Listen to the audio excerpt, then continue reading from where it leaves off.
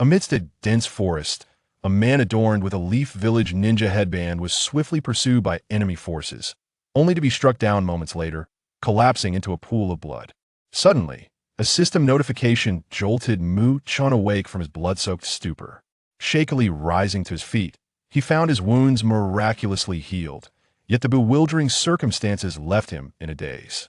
An overwhelming influx of memories surged through his mind, revealing that he had traversed into another realm. And to his astonishment, it was the world of Naruto. Congratulations, host, on acquiring a novice gift package. Would you like to use it now? System? Mu-chan scratched his head in confusion, but instinctively nodded, declaring use it. Congratulations, host, you have obtained Manjiki Sharingan Byakugan, Sage Mode. What? Dumbfounded by the system's rewards, Mu-chan barely had time to examine the specific details when a voice echoed from not far ahead. Indeed, there's a straggler. Fortunately, I decided to return for a moment, otherwise, you might have deceived us all. Mu-chan lifted his gaze towards the source of the voice, his body trembling in fear. Before him stood a fierce-looking man clad in a ninja uniform, his head adorned with a headband symbolizing a rogue ninja from the Hidden Mist Village. Recently, rogue ninja activities have been reported near the Leaf Village, prompting Mu-chan, a mere Chunin, to be dispatched for a suppression mission. Little did he know, the opposition comprised not just one, but a team of 5 Chunin-level rogue ninjas, resulting in the demise of 2 mission participants. One of whom was the original Mu-chan. The current Mu-chan had now inhabited this body. 3 shurikens flew toward him, and in a moment of desperation, Mu-chan had no time to ponder blood stream from his eye sockets. Manjiki Sharingan, activate. Byakugan, activate. Sage Mode, activate. With a blend of red and white, Mu-chan's Sharingan manifested, an unparalleled sight in the Naruto universe. The traces of Sage Mode appeared at the corners of his eyes, and the shurikens that had been hurtling toward him now seemed to move at a glacial pace. The sudden transformation caused the rogue ninja opposite him to furrow his brow. This peculiar, eye bore resemblance to both the Sharingan of the Leaf Village and the Byakugan. What on earth is this? What had initially seemed like an easy victory now appeared as though the opponent had hidden depths. With swift hand seals, a water dragon emerged from behind, lunging at Mu-chan. Boom! A crimson Susanoo skeleton abruptly materialized, enveloping Mu-chan and effortlessly blocking both the shurikens and the water dragon. What the hell is this monstrous thing? The rogue ninja, startled, retreated rapidly while hastily forming hand seals once more. Water release, great waterfall technique. A torrent resembling a waterfall surged toward Mu-chan. Ninjutsu options flashed through his mind, and ultimately, Mu-chan resolved to confront the adversary Hiden with Susanoo. Boom! The deluge engulfed Mu-chan, but before the rogue ninja could revel in victory, a blood-red radiance suddenly ignited from within the flood. In the next moment, the blood-red Susanoo manifested amidst the traitor ninja's crimson aura. Time Sharingan left eye, capable of tracing back the position and state of objects, including humans, without altering the chakra of the restored beings or materials. It can also reverse one's own state or position. Right eye. By expending an equivalent amount of chakra, it can pause time for ninjutsu, objects or living beings, sealing them within the right eye, with the option to release them at will. During the sealing period, chakra will continuously be consumed. Mu-chan's eyes emitted an eerie glow, and in the blink of an eye, the flood vanished, along with the chakra within him beginning to deplete. Boom! The flood surged forth, transforming from a technique used against him into a means of counterattack. Caught off guard by this sudden turn of events, the traitor ninja hastily erected a water wall to fend off the returning deluge. However, in the next moment, he felt his body stiffen unexpectedly. Mu-chan utilized the power of his Sharingan to seal the opponent within his eye. The chakra consumed per second amounted to a staggering 10 of his total. Knowing he could only sustain this for a maximum of 8 or 9 seconds, Mu-chan dared not waste time and released the traitor ninja, positioning him right before himself. The Susanoo, which had long been poised for action, descended with a thunderous crash the moment the man appeared, its long sword coalescing to pierce through his body. The traitor ninja stared in disbelief at the scene unfolding before him, unable to comprehend why he was meeting his demise at Mu-chan's hands. Was this truly a technique a Chunin could wield? As the Susanoo dissipated, Chen collapsed to his knees, gasping for breath. Using the Mangeki Sharingan at his current Chunin level exacted a tremendous toll, especially since it was his first time employing it, leaving his body in a state of profound disarray. In a mere 3 breaths, Chen could no longer endure and fell heavily to the ground, succumbing to unconsciousness. Fortunately, not long after he lost consciousness, reinforcements from Konoha arrived and brought him back to the village. This incident was deemed a result of erroneous intelligence leading to the death of a Chunin, and the intelligence department faced reprimand. As for Chen, everyone regarded him as merely fortunate to have counterattacked the pursuers. Reclining on the hospital bed, Chen gazed at the ceiling, feeling somewhat dazed. He had indeed traversed into the world of ninjas. This was no mere dream. Upon accessing the system panel, Chen quickly discerned the specific functions of his system through meticulous study. It was a sign-in system, rewarding him with enhancements to his chakra capacity daily upon check-in. A mere one might seem insignificant, yet over time, it would accumulate into something formidable. Furthermore, consecutive check-ins of 10 days, 30 days, and 100 days would yield additional special rewards. Though the nature of these special rewards remained a mystery, the initial gift pack suggested that this system was not one to be miserly. Knock, knock, knock. Suddenly, a knock sounded at the door, and instinctively, Chen looked up to find a girl standing at the entrance, gazing at him. Before her stands a girl of striking purity and charm, with skin as fair as porcelain and barely in her 20s, her luminous eyes resembling the tranquil waters of autumn, now filled with concern. Onma Kinya hails from the Onma clan, though not of the main lineage, but rather a collateral branch. Her cousin, Onma Yakumo, made an appearance in the anime Naruto, yet regrettably, the series did not mention the existence of Onma Kinya. Both she and Chen hold the rank of Chunin, with Kinya serving as a medical ninja. Having known each other since childhood, they share a bond akin to that of childhood sweethearts, now blossoming into a romantic relationship. Kinya, why are you lingering at the door? Please, come inside, Chen beckoned with a beaming smile. Little did he expect that not only had he traversed into another realm and acquired an extraordinary system, but he had also fortuitously gained such a beautiful girlfriend. With a light-hearted chuckle, Kinya, momentarily taken aback, hastily approached the bedside with a fruit basket in hand, her face etched with worry. I heard you were injured during a mission. How severe is your injury? Chapter 2. Am I here too early? It's nothing. I simply felt a bit drained while evading my pursuers, but I am unscathed. Chen gestured to reassure Chinya not to worry. Upon hearing that Chen was fine, Chinya visibly sighed in relief. Once he confirmed his recovery was sufficient, Chen discharged himself from the hospital, eager to finally behold the Leaf Village he had long yearned to see. As he stepped out of the hospital, Chinya followed closely by his side, her face etched with concern. From his memories, he gathered that the current Leaf Village was under the governance of the third Hokage, Sarutobi Hiruzen, affectionately referred to as the Old Monkey. It appeared that he had arrived during the early timeline of Naruto. Fortunately, it was the beginning, allowing for potential development. Had he arrived later, amidst the doom of village annihilation, as a mere Nin, he would have surely been reduced to a pile of cold ashes. Wandering through the streets, Chen began to compare the buildings of the Leaf Village with those in his recollections. Is that the child? Indeed, that's him. I've heard he is causing quite a ruckus in the village, creating chaos everywhere. I truly cannot fathom why the Hokage hasn't dealt with him yet. After all, he is the Ninetales. Shoo, remember, we cannot discuss this. The murmurs of the surrounding crowd reached Chen's ears. Following the source of the voices, he turned to see a yellow-haired boy, head bowed and seemingly lost in thought, meandering down the street. His eyes devoid of light, his expression numb. Who else could it be but Naruto? He appeared to be around 5 or 6 years old. Wait, 5 or 6 years old? Chen's eyes widened in disbelief. No way. Have I arrived too early? This is still 7 or 8 years before Orochimaru's invasion of the Leaf. While Chen pondered his premature arrival, he never anticipated just how early it would turn out to be.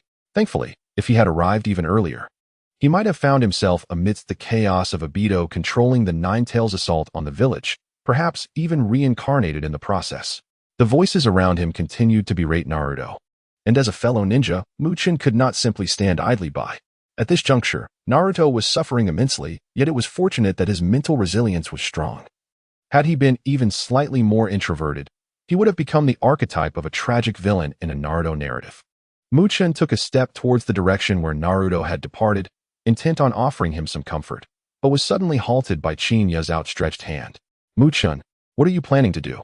I am going to console that little yellow-haired boy. So many people are speaking ill of him. He must be feeling quite miserable right now. But Chinya hesitated, her expression wavering. Chen placed a reassuring hand on her shoulder and replied, regardless. He is merely a child. Moreover, the third Hokage must have deemed it safe for him to remain in the village. Trust me. With that, Chen resumed his stride towards the direction Naruto had taken, while Chinya, initially dazed, quickly followed suit. Naruto wandered through the streets, his expression one of despondency and confusion. Just as he was about to return home to calm his mind, he was startled by the sudden sound of footsteps behind him, followed by a powerful hand striking his shoulder. You little yellow-haired boy, sulking over trifles? With such a mindset, how do you expect to become Hokage? The unfamiliar voice left Naruto momentarily stunned. Instinctively, he turned to see a young man's face before him. Sir, you thud. Without a moment's hesitation, Chen delivered a punch to Naruto's head. You brat. I'm only 20 this year. Don't call me sir. Do I really look that old? Ah, that hurts. Naruto cried out, clutching his head, but the gloom on his face vanished in that instant. Not far off, Chinya, who had just arrived, couldn't he help but chuckle upon hearing this, finally grasping the meaning behind Chen's words about him being merely a child. Naruto looked up at this unfamiliar older brother and asked, How did you know my dream is to become Hokage? Haha. Which man in Konoha does not harbor the dream of becoming Hokage? I do too, but I have greater faith in you, as you possess more talent than I. Chen ruffled Naruto's hair, causing him to freeze for a moment before breaking into a smile. Just you wait, brother. I will definitely become Hokage. Call me brother. Chen raised his hand for another punch. It became evident that Naruto's childhood experiences of being scolded were not without reason. In the land of soup, a series of murders had occurred, including the recent assassination of 5ch Nin. The hope was that the hidden leaf village of the Fire Country would dispatch a team to investigate and deal with the culprit. The land of soup was known as a nation that had forgotten war, rich in natural beauty and tourism resources. The destination for Team 9's mission was the hot spring village in the land of soup. This village, renowned for its hot springs, rarely witnessed conflict, as visitors flocked there primarily for relaxation and travel. However, due to the recent spate of homicides, tourism had significantly dwindled, prompting the hot spring village to request the swift arrival of ninjas from Konoha. Chen gazed at the mission details before him, recalling the scant information and plot points related to the land of soup. The narrative surrounding this land was minimal, with only one significant plotline, Haiden hailed from this nation. This mission was to be led by AJ Nin, accompanied by 2ch Nin, totaling 3 individuals, of which Chen was one. He pondered who the Nin in charge would be. Opening the system panel, Chen noted that 9 days had elapsed since his arrival in this world. Tomorrow marked the 10th day, and consecutive sign-ins for 10 days would yield extra rewards.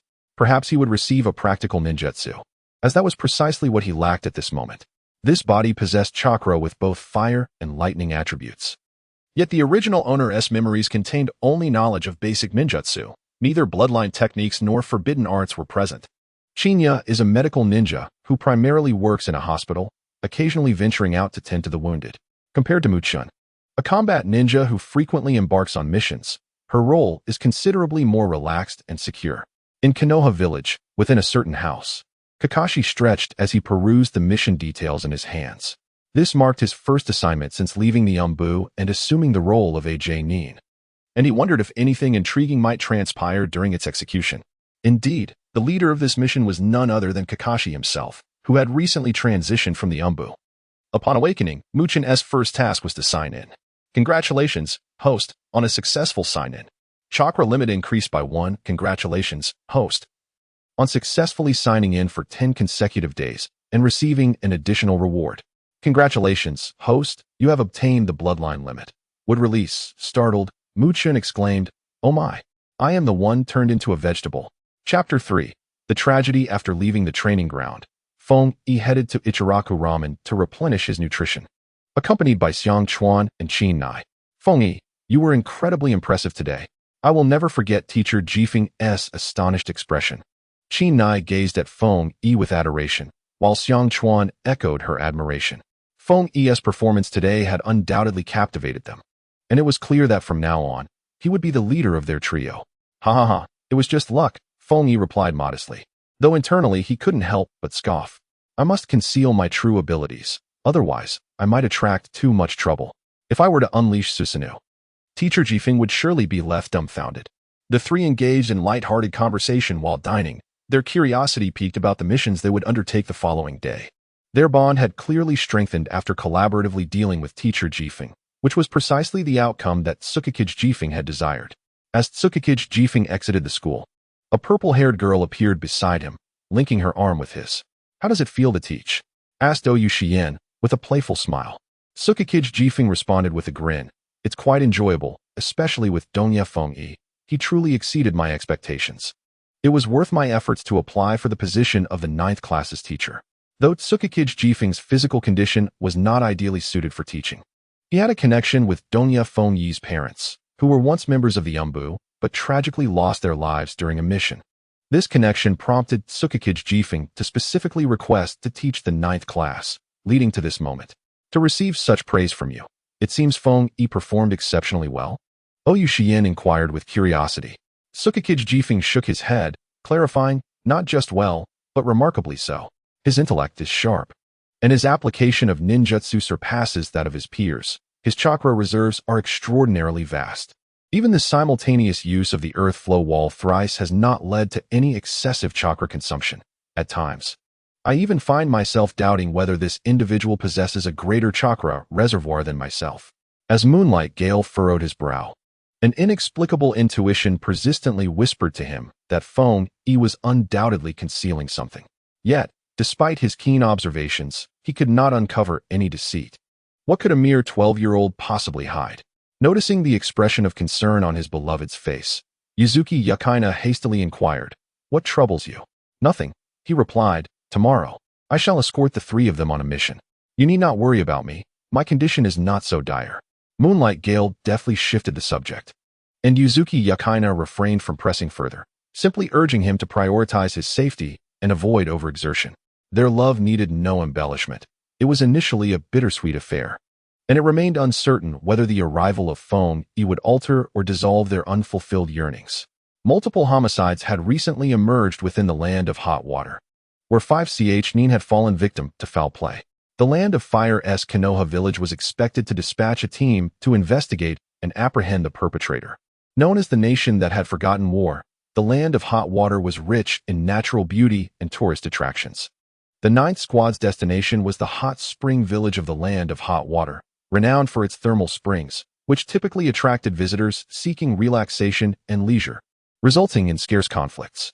However, with the recent spate of murders, tourism had significantly dwindled, prompting the hot spring village to urgently request Konoha's ninja assistance.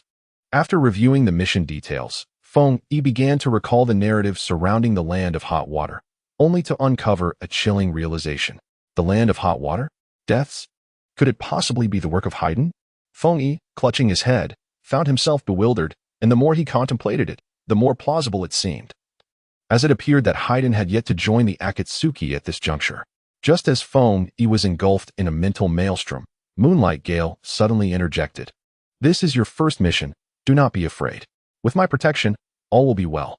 Indeed, both Xiang Chuan and Kodo Nan nodded earnestly, while Feng Yi, despite outwardly appearing convinced, internally berated the situation. If Haydn were indeed involved, concealing his true abilities would force Gale to prematurely conclude the mission. Once the 9th Squad was organized, they set forth towards the Land of Hot Water. Given the considerable distance from Konoha, the trio's journey would require some time. During this interval, Moonlight Gale commenced imparting geographical knowledge and historical insights about the ninja world to the three. Feng Yi, already well-versed in this information, paid little heed, as his mind was singularly preoccupied with one pressing question. Was the true mastermind behind their mission truly Haydn? Moonlight Gale, sensing Feng Yi's distraction, approached and inquired. "What is it? Are you troubled?" "Yes," Feng Yi replied. Upon witnessing Moonlight Gale standing beside him, Feng Yi felt no surprise. It was his first mission, and a tinge of nervousness was only natural. With experience, one becomes accustomed to such feelings. Moonlight Gale chuckled and patted Feng Yi on the shoulder, reflecting inwardly that he was still quite the child. As the melodious chirping of birds echoed throughout the forest, the 4 members of Team 9 unwittingly traversed the woods, arriving at a quaint town. According to their arrangement, Moonlight Gale was obliged to treat the trio to a sushi meal. Watching as they unreservedly ordered extravagant dishes, he felt a pang of remorse for his wallet. He resolved to bet less with these 3, lest he find himself truly impoverished in the future. This marked Feng Yi's first venture away from the Hidden Leaf Village, and sleep eluded him. Consequently, he decided to sneak out under the cover of night. Creeping quietly, he opened the door and slipped away while the others slept. At that moment, Moonlight Gale, who had been resting, opened his eyes. What was that little rascal up to at this hour? Curiosity piqued, Moonlight Gale employed a stealth technique to follow Feng Yi discreetly out of the inn. The town at night was far from desolate. Numerous establishments, such as casinos and bathhouses, were aglow with light. As Feng Yi strolled along the street, his eyes wandered in curiosity, and just as he contemplated seeking out a late-night food stall, a sudden commotion erupted from the casino ahead. With a resounding crash, the casino doors were flung open, and 2 men were hurled out, landing at Feng Yi's feet. You dare to cheat me after winning a dozen rounds? You really wish to court disaster. Chapter 4. The casino turmoil. Feng Yi's brow arched as the ruckus at the casino piqued his interest, prompting him to saunter closer. Just a few steps in, he spotted the 2 men sprawled on the ground, one groaning while clutching his stomach, and the other struggling to rise, cursing vehemently. How dare you accuse me of cheating? You must be tired of living. No sooner had he spoken than a group of 7 or 8 burly men surged from the casino, brandishing clubs and exuding an intimidating presence. They encircled the fallen duo menacingly. The leader, a bald man, spat on the ground, his expression twisted into a fierce grin. It is you who are tired of living. How dare you cause a ruckus in my establishment and win what you should not? With that, the burly man raised his club above his head, poised to strike. Nearby bystanders hastily retreated, fearful of being splattered by blood. Yet, just as the club was about to descend, Feng Yi sensed something amiss. The thugs, including the bald leader, momentarily froze, their bravado faltering, as if they harbored a secret fear that restrained their aggression. The force behind the bald man's swing notably diminished. In the shadows, the moonlight flickered disdainfully, as if mocking the audacity of the young lad who dared to meddle at such an ungodly hour. He did not rush to intervene. Rather, he was curious to observe how Feng Yi intended to conclude the matter. Stop. A voice resonated, though not loud, it was unmistakably heard by all. Feng Yi stepped forward, positioning himself squarely in front of the 2 unfortunate souls, calmly surveying the group of thugs. He was not one to meddle unnecessarily. However, the odd reactions of these casino enforcers hinted at something amiss. Perhaps he could unearth some clues regarding the recent peculiar occurrences in the land of soup. Who was this little brat? Trying to play the hero? The burly thug scrutinized him, dismissing him with a scoff, his expression one of contempt. Feng Yi paid no heed to the derision. Instead, he smiled. Gentlemen, in the spirit of business, harmony breeds prosperity. If your patrons leave victorious, how do you expect others to return? As he spoke, his hands moved swiftly beneath, crafting a few simple seals in rapid succession. Wind release, small wind cutter. A subtle yet precise stream of air surged forth, sweeping up the dust and pebbles from the ground, striking the wrists of the thugs wielding their clubs. The force was not overwhelming, yet it was sufficient to cause them discomfort, nearly making them lose their grip.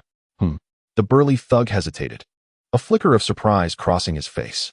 This kid, is he a ninja? Though his prowess appeared modest, the composure he exhibited was not typical of an ordinary youth.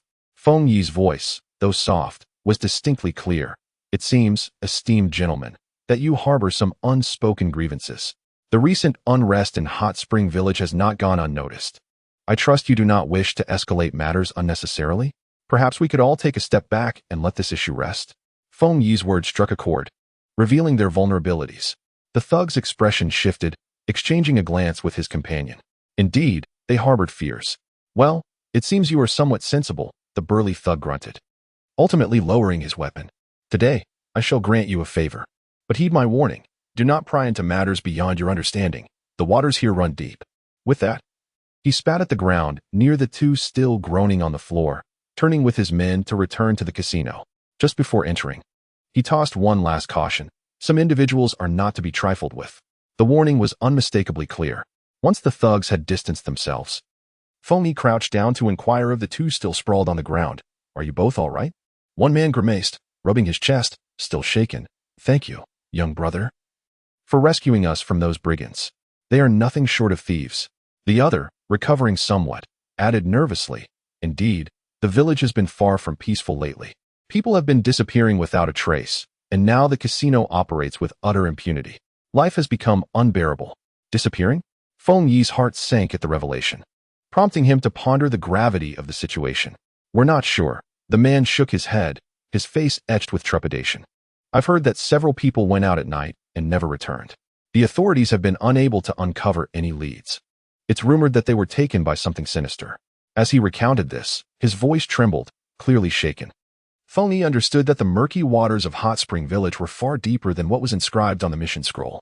At that moment, a familiar voice drifted from behind. Well, young lad, it seems this nocturnal adventure has yielded quite the bounty. Feng Yi turned around to find Moonlight Gale standing there, a playful smile curling at the corners of his mouth. Master, Feng Yi stood up, remarkably composed, showing no signs of embarrassment at being caught. Moonlight Gale approached him without reprimanding his late-night escapade. Instead, he patted Feng Yi on the shoulder and commended. Well done, your observations were quite astute. However, next time, do not wander about alone in the dead of night.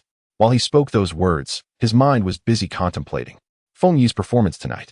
From his calm demeanor to his insightful remarks, far surpassed that of an ordinary genin. This lad harbored numerous secrets. The minor turbulence at the gambling den merely unveiled a fraction of the enigmatic facade of Hot Spring Village. The true peril was perhaps just beginning to surface. The following morning, as the fog in Hot Spring Village had yet to be fully dissipated by the sun, Team 9, under the guidance of Moonlight Gale, commenced their investigative mission. The previous night's incident at the gambling house merely scratched the surface of this murky predicament. The real trouble was only just commencing. Boss, may I inquire about something? Feng Yi wore a harmless smile as he approached a small shop selling steamed buns. Has anything unusual occurred in the village lately? I've heard whispers that have left me feeling uneasy. The elderly man making the buns paused, glanced up at Feng Yi, and then cautiously surveyed the surroundings. Lowering his voice to a whisper, young man, you're not from around here, are you? There are some matters best left unprobed. This village is currently quite malevolent. With that, the elder returned to his work, urging Feng Yi to purchase some buns, clearly reluctant to elaborate further. Similarly, Yu Inxiang Chuan and Ma Qin Nai experienced a comparable situation. Upon mentioning their inquiry into the missing persons, the villagers reacted as though they had seen a ghost, shaking their heads and clamming up. The surface of Hot Spring Village appeared tranquil, yet beneath it roiled a tempest of indescribable fear weighing heavily on everyone's hearts. Feng Yi, have you made any discoveries? Qin Nai returned to their meeting point, somewhat disheartened. Feng Yi shook the two warm steamed buns in his hand and offered one to Qin Nai. The findings are modest, but I can confirm that the missing individuals likely encountered trouble during the night, and many had some connection to the gambling house. His suspicions from the previous night had found some validation. I have something on my end. Yuan Xiangchuan's expression was grim. I instructed the insects to scour the outskirts of the village, and in several abandoned houses and secluded corners, they uncovered strange residual chakra. There was also an indescribable odor that was quite unsettling. Residual chakra? Can you discern any attributes or peculiarities? The Moonlight Gale interjected. Chapter 5. The Undercurrents of the Hot Spring Village. Xiangchuan shook his head. It's quite mixed and extremely faint, as if it has been deliberately cleansed. However, my insects are particularly averse to that scent. Arima Kinai bit her lip and softly remarked. I just attempted a subtle illusion on a villager who seemed to possess some knowledge. I wanted to coax him into speaking, but his mental state is quite unstable, rendering my illusion ineffective. Nevertheless, I can sense the overwhelming despair and fear simmering beneath the surface. The Moonlight Gale pondered for a moment. Xiangchuan, lead us to the location where you detected the most concentrated remnants of chakra. Xiangchuan took the lead, and soon the 9th squad arrived at the entrance of an abandoned mine outside the village. The cave entrance loomed dark and ominous, with gusts of chilly wind swirling out, carrying the faint, unpleasant odor Xiangchuan had described. Something feels amiss here. Feng Yi's Byakugan had quietly activated, revealing a faint flow of chakra deep within the cave, imbued with a sinister aura. Everyone, be cautious. The Moonlight Gale unsheathed his long blade, his expression grave, barely having stepped into the mine. Several shadowy figures suddenly lunged from the darkness, charging at the ninth squad. "They're here," Fengyi exclaimed, swiftly forming hand seals. Wind release. Great breakthrough. A fierce gale erupted, momentarily halting the onslaught of the shadows. With the scant light filtering in from the entrance, the group discerned that their assailants were three ragged figures. Their eyes glowing a menacing red, moving with an unnatural stiffness, unlike ordinary beings. Their attacks lacked any semblance of strategy, driven solely by sheer madness and savagery. "Shangchuan, use your insects to disrupt them. Kinai, look for an opportunity to employ your illusions." Fengyi commanded calmly, altering his hand seals. "Earth release. Earth flow wall." A wall of earth rose abruptly, absorbing the forceful strike of one of the creatures. The oil girl Shangchuan's parasitic insects buzzed ominously, transforming into a swirling black vortex, ensnaring the other two creatures in an attempt to decelerate their advance. Kinai focused intently, striving to find a moment to cast her illusion. These creatures are remarkably resilient. Fengyi executed a lightning release strike upon one of the creature's legs. The lightning burst forth, yet the creature merely swayed, emitting a beastly roar as it continued its relentless charge, seemingly impervious to pain. Clang! The Moonlight Gale swiftly appeared beside Kinai, his long blade drawn, deftly deflecting a creature's claw aimed at her. His swordsmanship was fierce and rapid, but these creatures, undeterred by death, howled even more fiercely when struck. There is something fundamentally wrong with their bodies. Fengyi's brow furrowed as he unleashed a series of wind, lightning, and earth release techniques for both containment and assault. Seizing a moment when one creature faltered under the influence of the swarm, Kinai cried out, "Illusion technique, illusionary mist." The creature froze momentarily, a flicker of confusion crossing its eyes. "Now's the time." Fengyi recognized the opportunity and formed his hand seals. Lightning release. Lightning ball. A highly compressed thunderball shot forth, striking the strange figure squarely in the chest, sending it hurtling against the stone wall with a muffled thud, finally silencing it. The other two peculiar beings were swiftly dealt with under the combined efforts of Moonlight Gale and Maple Drift. As the battle concluded, Moonlight Gale approached the fallen creature, his brow furrowing deeper with each passing moment.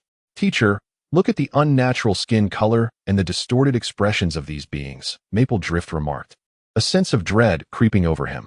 Upon inspecting one exposed arm of a creature, Moonlight Gale discovered an eerie symbol etched into the flesh, composed of circles and triangles. "This is not an ordinary case," he intoned solemnly. "It resembles some sort of malevolent ritual."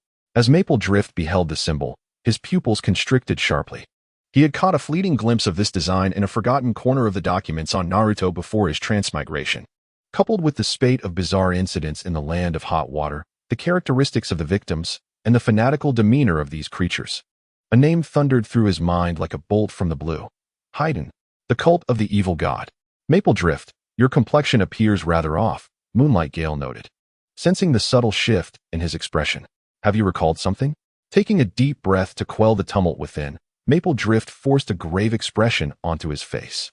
"Teacher, these adversaries are exceedingly strange, entirely unlike any ninja or common brigand I have encountered. Their resilience in that frenzied state suggests that our mission may be fraught with danger beyond our expectations." He deftly steered the conversation towards the peculiarities of their foes, refraining from directly mentioning Haiden and the cult. Now was not the opportune moment. Revealing too much knowledge without certainty would only invite unnecessary trouble and scrutiny. Moonlight Gale nodded, a glint of coldness flashing in his eyes. Beneath the apparent tranquility of the hot spring village lies a darkness far exceeding our anticipations. Our subsequent actions must be executed with utmost caution.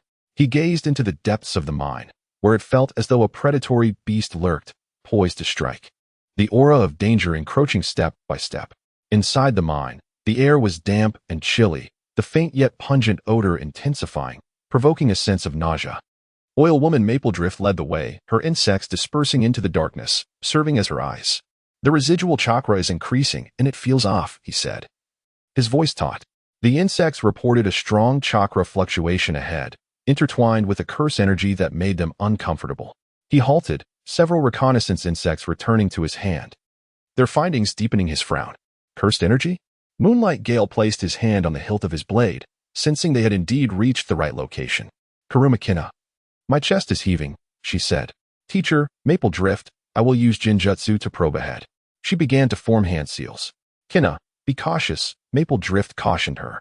The sinister aura ahead was suffocating, far more potent than those previous creatures. Kina nodded, closing her eyes as she extended her mental energy outward. Upon her mental energy grazing the chaotic chakra, a more ferocious and venomous force surged back violently. Ah! Chinai cried out in pain.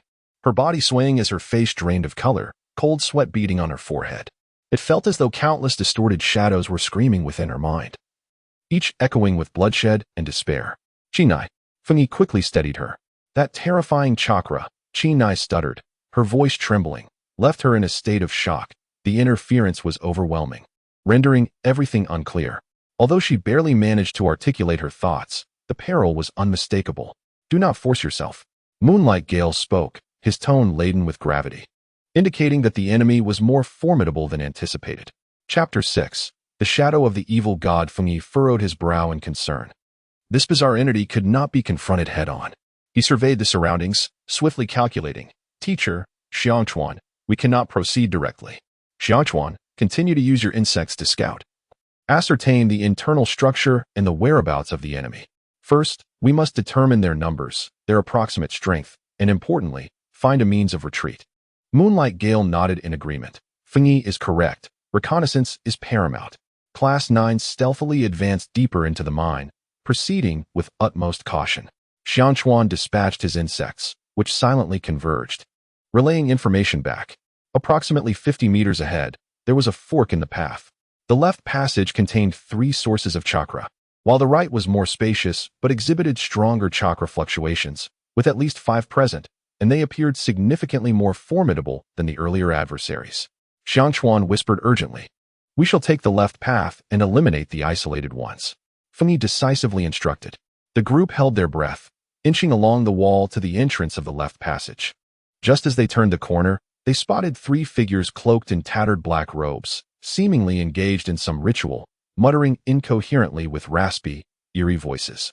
Etched upon their necks and wrists were sinister patterns composed of circles and triangles, identical to those on the earlier foes. The black-robed individuals appeared both deranged and soulless. Attack! Moonlight Gale commanded in a low voice, already springing into action. The 3 black-robed figures reacted swiftly, whirling around to confront Class 9, howling as they lunged forward. Their speed and strength surpassed that of the creatures at the cave's entrance. "You leaf scum! How dare you trespass upon the domain of the evil god?" One of the black-robed figures shrieked. Moonlight Gale's blade flashed as he activated his body flicker technique, instantly appearing beside one of the black-robed figures. Clash! His long blade struck against a bone spur protruding from the adversary's arm, sparks flying. These beings have undergone physical enhancements. Moonlight Gale's heart sank in realization. Fengyi swiftly formed hand seals, wind release, vacuum bullets. Several compressed air projectiles shot forth towards the other 2 black-robed figures. Surprisingly, they did not evade. One braced itself, absorbing Fengyi's vacuum bullet with its chest, staggering slightly as if struck against leather, yet sustaining no damage. The other extended its hands, revealing gaping cracks in its palms, from which a viscous black substance erupted, thwarting Fengyi's assault. The effects of ordinary ninjutsu proved to be rather insignificant. Fengyi immediately discerned that these individuals were not only tough-skinned and resilient, but also possessed an uncanny ability to recover. The swarm of insects summoned by Oil Girl Xiangchuan surged forward, a dense array of parasitic creatures seeking to infiltrate the enemy's bodies. Yet, the malevolent aura emanating from the cloaked figures thwarted the insects. Upon contact with that chakra, some of the creatures withered instantly. Kanai, still grappling with the discomfort from earlier mental shocks, sought an opportunity to employ Jinjutsu. However, the chaotic and frenzied state of the enemy's mind rendered her illusions ineffective. The battle reached a standstill. Moonlight Gale relied on his swordsmanship and body flicker technique to hold off one of the cloaked figures. But the reckless ferocity and bizarre movements of his opponent were a source of considerable frustration. Feel the agony. Become a sacrifice for the Lord of Evil. One of the cloaked figures cackled, slamming his hands onto the ground. Instantly, several dark red, ominous patterns erupted from the earth. "Watch your feet," Fengyi shouted, sensing the unsettling curse power emanating from those symbols. In the blink of an eye, one of the patterns beneath Kanai flared to life. A chilling force surged up her ankle, causing her body to stiffen and her chakra to stagnate. "This is bad," Kanai cried out, her body no longer responding to her commands. "Kanai?" Moonlight Gale attempted to rush to her aid, but he was ensnared by the enemy before him. In this dire moment, Feng Yi's chakra erupted with tremendous force. His hands moved so swiftly they were nearly imperceptible as he formed the seals. The sheer volume of chakra enabled him to unleash ninjutsu in an instant. Earth style, Yellow Springs Marsh. Lightning style, Earth Walk. Wind style, Great Breakthrough. The three techniques were executed almost simultaneously. The ground beneath the cloaked figures transformed into a quagmire, rendering them immobile. Following that, violent lightning surged through the wet terrain, leaving them paralyzed with electricity. Finally, a fierce whirlwind swept through, sending them tumbling, thereby interrupting their assault. Kanai seized the opportunity to catch her breath. "Well done, Feng Yi," Moonlight Gale exclaimed, taking advantage of the moment to push back his adversary. However, before Team 9 could regain their composure, a series of chilling claps echoed from deeper within the mine. Clap, clap, clap. A figure slowly emerged from the shadows, towering over the other cloaked figures. Adorned with even more intricate and terrifying symbols of evil, wielding a massive scythe that glimmered with ominous darkness. His tone dripped with mockery, his voice raspy like sandpaper. "Remarkable. Truly remarkable. The little brats from Konoha have managed to push my incompetent subordinates to this extent. However, this is where it ends." The malevolent chakra radiating from him was denser than that of all the other cloaked figures combined, suffocating them to the point of breathlessness. The oppressive aura felt like an invisible hand squeezing the life out of them. Moonlight Gale's face paled in an instant. "Feel despair, mortals." The cloaked leader's voice was a chilling rasp that sent shivers down their spines. With a tremendous scythe thrusting into the ground, a more intricate and larger sigil of an evil deity suddenly illuminated the space. This time, it was not directed at the ground. The pattern pulsated as if alive, swiftly spreading towards Class 9. Disaster. Moonlight Gale had no time to ponder. In an instant, he positioned himself before Feng Yi and the others. Curse technique, Evil Eye Severance. A distorted force enveloped Moonlight Gale in an instant. He stifled a groan, his body trembling violently, followed by a blurring of his vision, akin to being pricked by a multitude of fine needles, with excruciating pain surging from the depths of his eyes to his brain. "Teacher!" Xiang Chuan and Katona cried out, attempting to rush forward, but the three remaining black-clad figures, sensing blood like beasts, lunged at them, ensnaring them tightly. Xiang Chuan's insects were corrupted by the malevolent energy, dying in large swathes.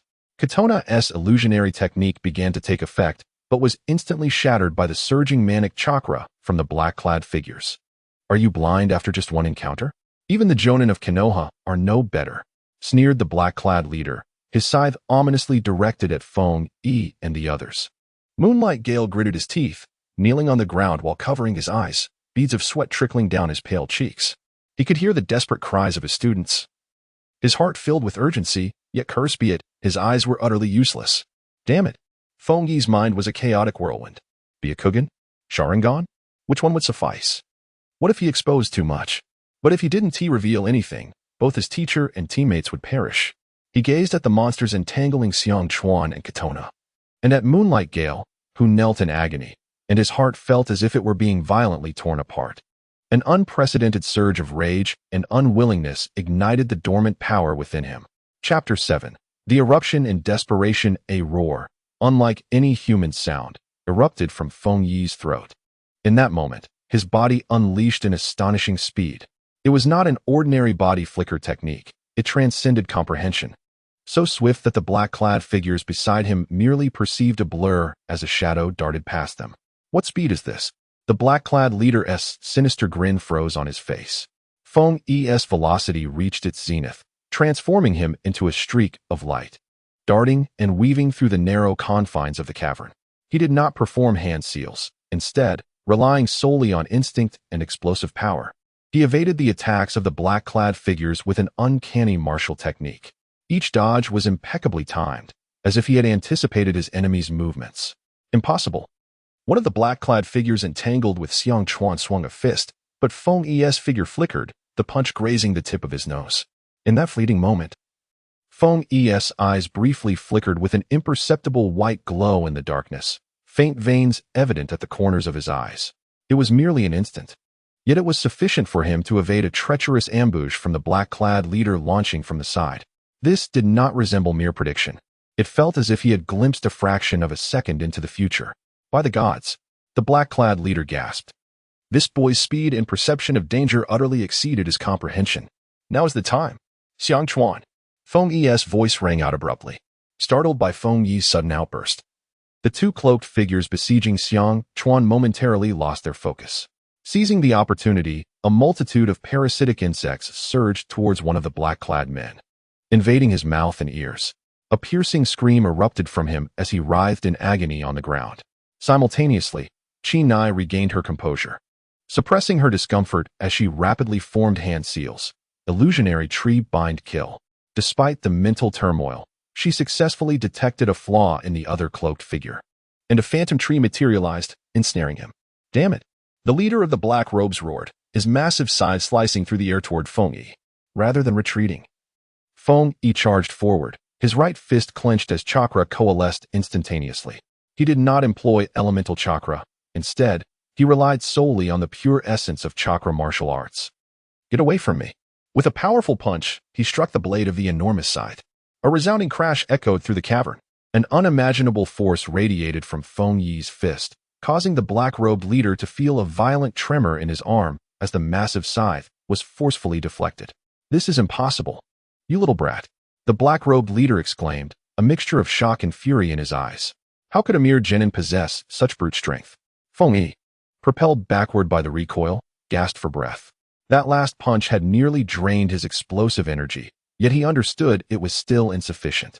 Yue Guang Jifeng, though his vision was blurred, could discern the commotion within the cavern. The student's eruption of power left him both astonished and gratified. Yet he recognized that such a state could not be sustained. They had to retreat. Quickly withdraw. Feng Yi, Xiang Chuan, Tsunade, Yue Guang Jifeng shouted sternly, forcing himself to stand and drawing his sword in alertness. The black-robed leader glanced at his companion, tormented by the insects, and at another ensnared by the illusion. Then at the seemingly exhausted boy and the resilient Jainin, still standing despite their injuries. His gaze flickered. Indeed, the ninjas from Konoha were troublesome.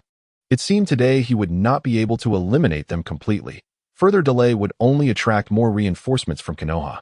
Humph, consider yourselves fortunate, he declared, retracting his scythe as his malevolent chakra receded. Next time, you shall not be so lucky. The Lord of Evil shall reap the souls of all who show disrespect. With no hesitation, he turned and vanished into the depths of the cavern. The two cloaked figures, still under the influence of insects and illusion, let out eerie howls as they broke free from their control, hastily following their leader into the darkness. The cavern fell silent once more, leaving only the hurried breaths of Yue Guang Jifeng, the rapid heartbeats of Xiang Chuan and Tsunade, and Feng Yi's exhaustion drenching him in sweat. Team 9 had narrowly survived, yet the cost of victory was exceedingly heavy. The echoes in the cavern had not yet faded when the black-robed leader and his companions vanished from sight, plunging the space into an oppressive silence, broken only by their labored breathing and the frantic beating of hearts. Old teacher, Xiang Chuan and Tsunade rushed forward, supporting the swaying Yue Guang Jifeng. He covered his eyes, blood seeping through his fingers, his face as pale as if coated in lime. The sound of moonlight gale was weak, as if it could dissipate with a mere breath of wind. Xiang Chuan and Tsunade were slumped on the ground, gasping for air, their faces etched with the terror of surviving a catastrophe. Their clothing was tattered, their bodies marked with bruises, as if they had just been ruthlessly trampled by some force. They glanced at Moonlight Gale, then at Maple E, who was leaning against the wall, drenched in sweat and utterly drained. Was that truly Maple E just moments ago? The speed and strength exhibited were far removed from the one they knew, who only played in the dirt and battled against the wind. Maple E, are you all right? Tsunade's voice trembled as she asked, her eyes filled with a complex mix of concern, lingering fear, and a profound bewilderment. Maple E struggled to stand straight, his legs quaking beneath him. The chakra depletion had been severe, leaving his insides feeling hollow.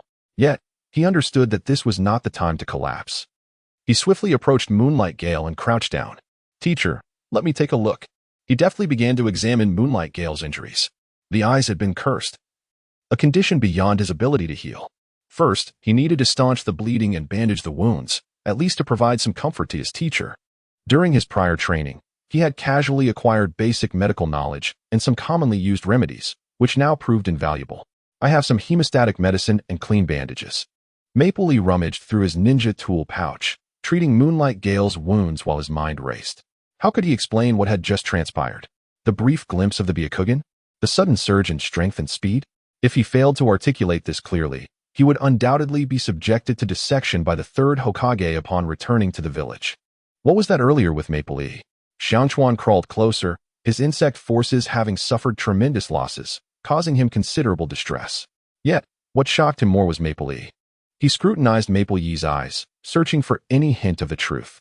Maple Lee paused momentarily, not lifting his gaze. He could sense two intense stares scanning him. That. He deliberated. It was probably an adrenaline surge. You see, in moments of extreme danger, one can unleash unexpected strength. He managed a bitter smile of a survivor. I was just as startled, feeling my body move of its own accord. Darting about might just be the awakening of latent potential. Perhaps I was simply fortunate. Like a blind cat stumbling upon a dead rat. Chapter 8. A fine line between life and death at this juncture. He hesitated, then added, as for my eyes. The dust in that cavern was considerable. During the fight, perhaps the wind blew into my eyes, causing a moment of disorientation. You must have misperceived it. Or it could be those peculiar beings. Their chakra is so bizarre that it affected your perception. This explanation was utterly absurd. Adrenaline? A blind cat stumbling upon a dead rat. Wind blowing into his eyes? Xiangchuan and Chinai exchanged glances, their eyes filled with disbelief, as if to say, are you kidding me? The level of his dismissal was nothing short of an affront to their intelligence. At this moment, observing the bewildered expression on Feng Yi's face, coupled with the harrowing situation at hand, they found themselves unable to delve deeper into the matter, relegating the immense question mark to the depths of their minds for the time being. However, the impression Feng Yi left in their hearts had irrevocably transformed. He had evolved from an ordinary classmate into a creature shrouded in profound secrets. Although the moonlight and the fierce winds obscured the view, Yueyang Jifeng's ears were keen. He overheard the conversation between Feng Yi and the students, stirring a tempest within him. Adrenaline? Potent potential? Nonsense. He had witnessed, albeit in a fleeting and blurred moment, Feng Yi's unparalleled speed and strength. Such feats could not merely be explained as spontaneous bursts of energy, particularly that moment when he deflected aside with astonishing force. And earlier at the training grounds, he had harbored suspicions about Feng Yi's chakra levels. What secrets was this boy concealing? Did his parents' affiliation with the Umbu have something to do with it? Yet, his immediate concern was returning to the village. The severity of his eye injury necessitated prompt treatment in Konoha. Furthermore, the strength of those cultists was far beyond what their low-ranking team could handle. This mission must be aborted, and they needed to report back to the village immediately. Leave me be. Yueyang Jifeng's voice regained some firmness. We must return to the village at once. This mission has surpassed our capacity to manage. We must inform Lord Hokage. He struggled to rise, but his body was exceedingly weak. Teacher, your injuries are too grave. Do not move yet. Feng Yi pressed him down. I will carry you. Xiangchuan, Chinai. Can we assist each other and stand? Xiangchuan and Chinai nodded, helping one another to their feet. The pain coursing through their bodies twisted their expressions. Yet the instinct for survival spurred them onward without hesitation. The journey back was arduous and protracted. Yueyang Jifeng leaned against Feng Yi's back, his body trembling intermittently. Xiangchuan and Chinai trailed closely behind, vigilantly scanning their surroundings, but the shadows in their hearts lingered. The scene within the mine was seared into their memories like a brand. The frenzied actions of the cultists, the formidable presence of the black-robed leader, and Feng Yi's chilling outburst haunted them. Feng Yi carried Yueyang Jifeng, each step taken with steadiness, yet turmoil roiled within him. The kaleidoscope Sharingan, Byakugan, immense chakra reserves, and various bloodline abilities were his greatest secrets. The recent events had nearly forced him to reveal everything. He was fortunate that the Sharingan had not been utilized, as it was too conspicuous and taxing. With the cultist Haiden not yet having joined the Akatsuki, did that imply he might still be active in this region? This mission could merely be the tip of the iceberg. The Land of Water, it seemed, had likely become one of the cult's strongholds. The road ahead promised to be increasingly perilous. Moreover, he couldn't shake the feeling that when the black-robed leader departed, his gaze bore an unsettling hint of intentional leniency. Was he testing something? Or conveying a message to someone? The more he pondered, the more his scalp prickled with trepidation. This world of shinobi was perilously dangerous. Had he known, he would have applied for a lower-ranked escort mission just to bide his time. The return journey felt akin to traversing through muck, both foul and interminable. Limping with injuries and bearing the weight of a half-blind teacher, Feng Yi felt as though his bones were on the verge of disintegration. Xiang Chuan and Qi Na were not in much better condition. The two leaned on each other, moving at a pace slower than that of a tortoise. The shadows left behind in the mine clung to their hearts like weeds, impossible to uproot. Feng Yi, was that really just adrenaline? Qi Na broke the silence, her voice barely above a whisper, akin to the hum of a mosquito. Her gaze upon Feng Yi was one of astonishment, laced with a hint of trepidation. Indeed, the shock had left her momentarily speechless. Feng Yi did not look back, continuing to plod forward, his burden trembling sporadically. As if still ensnared in the agony of the curse, he forced a smile that was more grotesque than a cry, reflecting on the sinister nature of that place. Who could encounter such ghastly entities without awakening latent abilities in the face of fear? Xiang Chuan remained silent, his head bowed, eyes darting over Feng Yi's tattered ninja attire. Clearly skeptical, he had lost so many cherished insects, and his heart was heavy with both grief and confusion. At long last, the gates of Konoha appeared in the distance. The trio, resembling desperate souls sighting salvation, could hardly contain their eagerness to rush forward. The gatekeeper ninja, upon witnessing their dismal state, hurried to notify others. As soon as Moonlight Gale returned to the village, he was swiftly carried away on a stretcher towards the medical unit. Ugetsu Uyaka rushed over, her eyes brimming with tears upon seeing Gale's condition, repeatedly murmuring, "How could this happen?" Gale weakly grasped her hand, uttering a few words that left her even paler. Feng Yi, Xiang Chuan, and Qi Na were then escorted to the Hokage's office. The third Hokage sat amidst swirling smoke from his pipe, nearly obscured by the haze. Several Umbu operatives shrouded in black stood in the background like specters. "Speak. Relate to me, in detail, the events you encountered," the third Hokage commanded. His voice deep and imbued with an undeniable authority. Feng Yi stepped forward, laying the mission scroll upon the desk as he commenced his report. He endeavored to maintain a straightforward tone while recounting the circumstances in the Hot Springs village, the missing persons case, their chance encounter at the casino, the harrowing experience in the mine, the peculiar individuals and cloaked figures, and Moonlight Gale's injuries. When he described the battle, he deliberately emphasized the enemy's strangeness and resilience, while downplaying his own role. The situation had been dire, their teacher was wounded, and both Xiang Chuan and Qi Na were ensnared. In that moment of crisis, he had acted impulsively, perhaps spurred by a near-death instinct, his speed and strength momentarily surging, allowing him to hold them off for a brief moment. After finishing, he discreetly glanced at Xiang Chuan and Qi Na, hoping they would corroborate his account. Although Xiang Chuan and Qi Na were internally rolling their eyes, they restrained themselves from undermining the narrative, their gazes fixed on the third Hokage's solemn visage. They supplemented the details, mentioning the ominous patterns, the madness of the strange figures, and the unsettling chakra presence. Xiang Chuan specifically highlighted the insect's reaction to that dark power. The Umbu operatives listening nearby furrowed their brows. This malevolent ritual and curse felt anything but legitimate. In one of the shadowy depths, a tall figure clad in a mask, with an earpiece dangling from his ears, directed his gaze towards Feng Yi, his voice steady as he inquired, "The near-death experience that awakened your potential, what precisely does that entail in terms of speed? Could you describe it? Or the strength? How much was unleashed?" Chapter 9. Aftershocks of returning to the village. Feng Yi's heart skipped a beat. The shadowy figure's inquiry was astoundingly meticulous. He scratched his head, feigning an inability to recall. It was quite rapid, almost like a blink of an eye. As for the strength, it was considerable enough to deflect their attacks. "I truly cannot say. I was so frightened that my hands trembled, feeling as if I were in a dream." He put on an act, attempting to evade the scrutiny. The third Hokage inhaled deeply from his cigarette, exhaling a dense cloud of smoke. After a moment's contemplation, he addressed the Umbu. "This peculiar enemy is unprecedented. Immediately bolster the village's defenses, particularly along the borders." The Umbu began to gather all intelligence regarding the cult of the evil god. Turning to Feng Yi and his companions, he remarked, "You executed this mission commendably. Though faced with setbacks, you have returned with vital intelligence. The village will make every effort to heal Jifeng's injuries. You three, go rest and recuperate." Upon exiting the Hokage's office, Xiang Chuan and Qi Na could no longer contain themselves. "Feng Yi, do you truly think us fools? Near-death awakening potential? Your speed rivals that of AJ Nin in Taijutsu, and your strength is simply monstrous," Xiang Chuan complained. "Indeed, and those eyes, though it was merely for an instant, I swear I saw something different," Qi Na chimed in. Feng Yi sighed, Realizing he could no longer conceal the truth from them, he halted, lowering his voice. Listen. This must remain confidential. Do not share it with your parents or teachers. This is my secret, aimed at safeguarding you and the village. He cast a glance into the distance, his expression laden with complexity. The more one knows, the greater the peril it may bring. Without elaborating, he conveyed a weighty warning through his gaze and tone.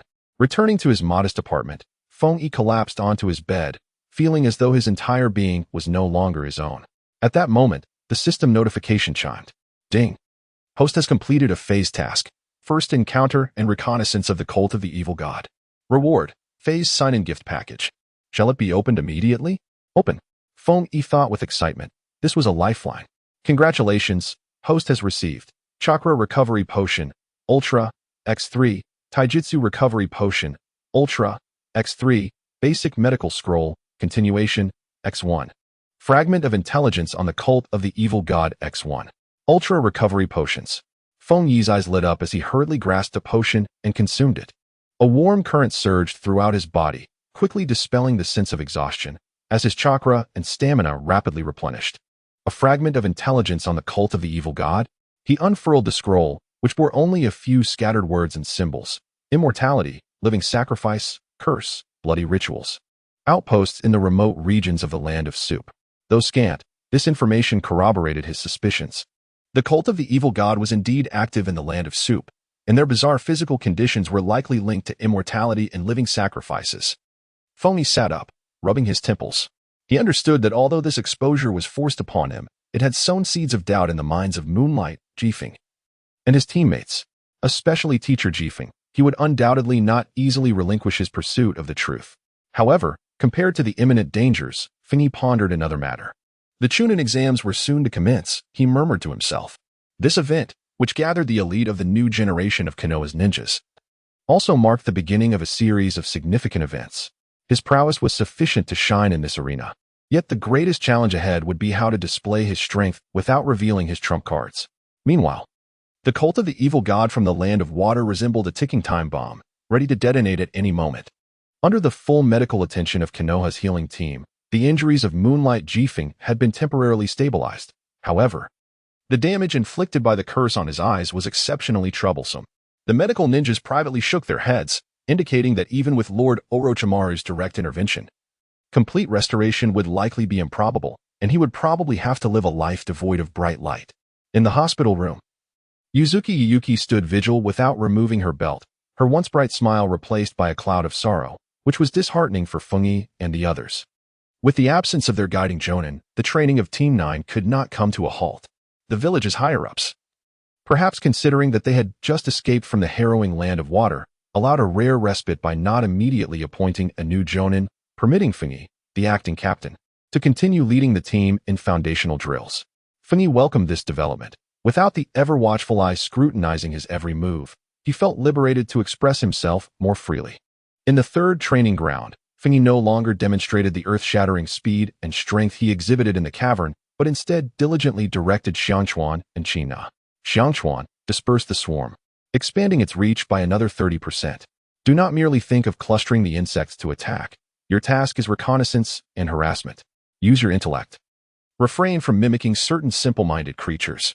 As Feng Yi effortlessly sidestepped a sidekick infused with wind from Qina, he calmly pointed out the deficiencies of oil girl Xiangquan. Xiangquan's face darkened. Realizing the identity of the certain simple-minded creatures was all too evident, yet he obediently adjusted the distribution of the swarm. Qina, your taijutsu remains unchanged, direct, and straightforward, with too many openings.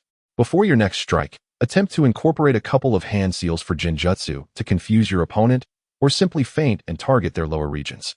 Fighting is not akin to hosting a banquet. Elegance will not resolve the issue.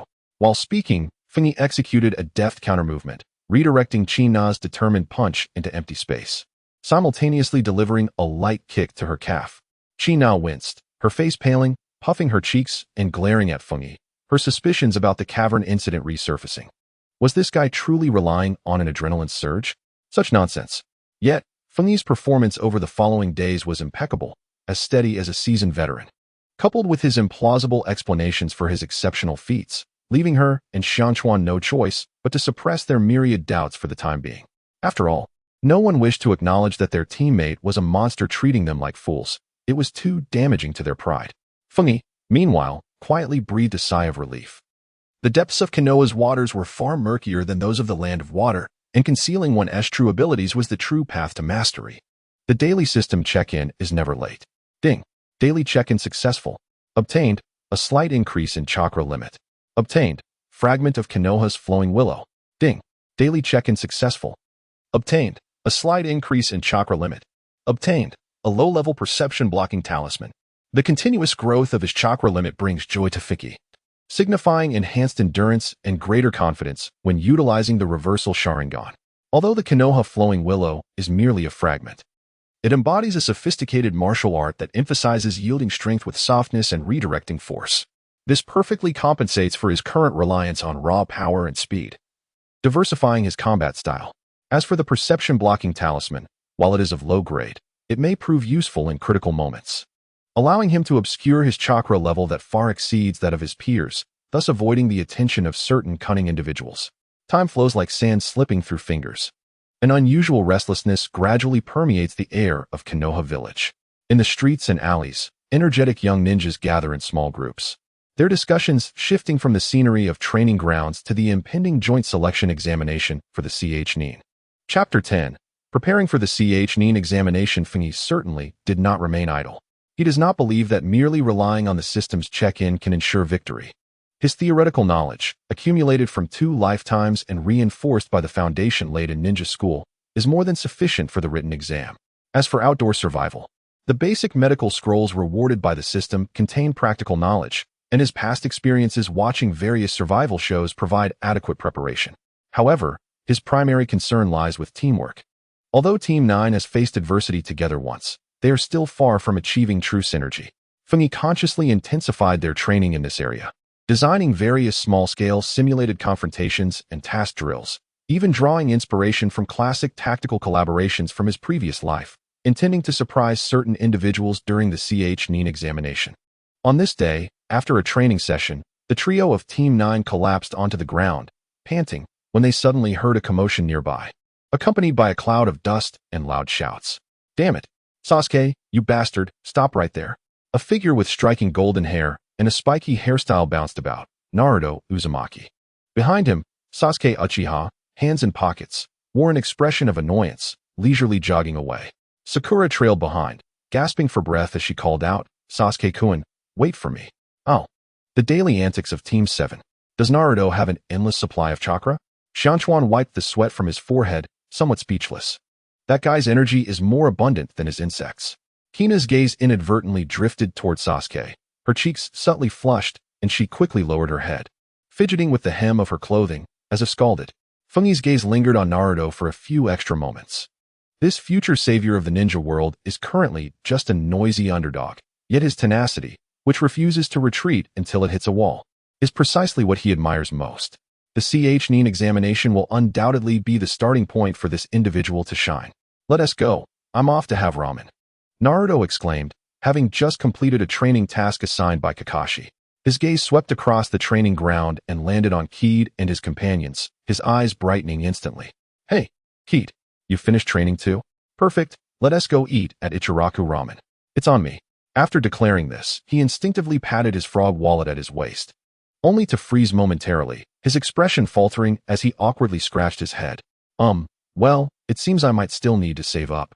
His withered wallet clearly could not withstand the extravagance of treating everyone. He couldn't help but chuckle at Naruto's antics. "Sure, let's go." Inside Ichiraku Ramen, steam wafted through the air. Naruto devoured the noodles like a starved spirit, garbling his grand aspirations, the Chunin exams. "I, Naruto Uzumaki, will definitely become a Chunin. I want everyone in the village to recognize me." His eyes sparkled with the light of dreams, as if he could already envision himself adorned with the Chunin headband, basking in the admiration of the entire village.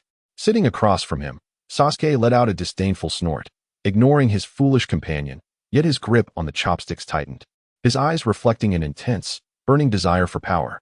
Sakura, meanwhile, transformed into a silent cheerleader beside him, silently rooting for Sasuke. He'd quietly savored his tonkatsu ramen, listening to Naruto's lofty declarations, his heart unperturbed. The Chunin exams represented a golden opportunity for Naruto, a chance to leap from the ordinary to the extraordinary, but for Keed, it was more a forewarning and rehearsal for the impending storm.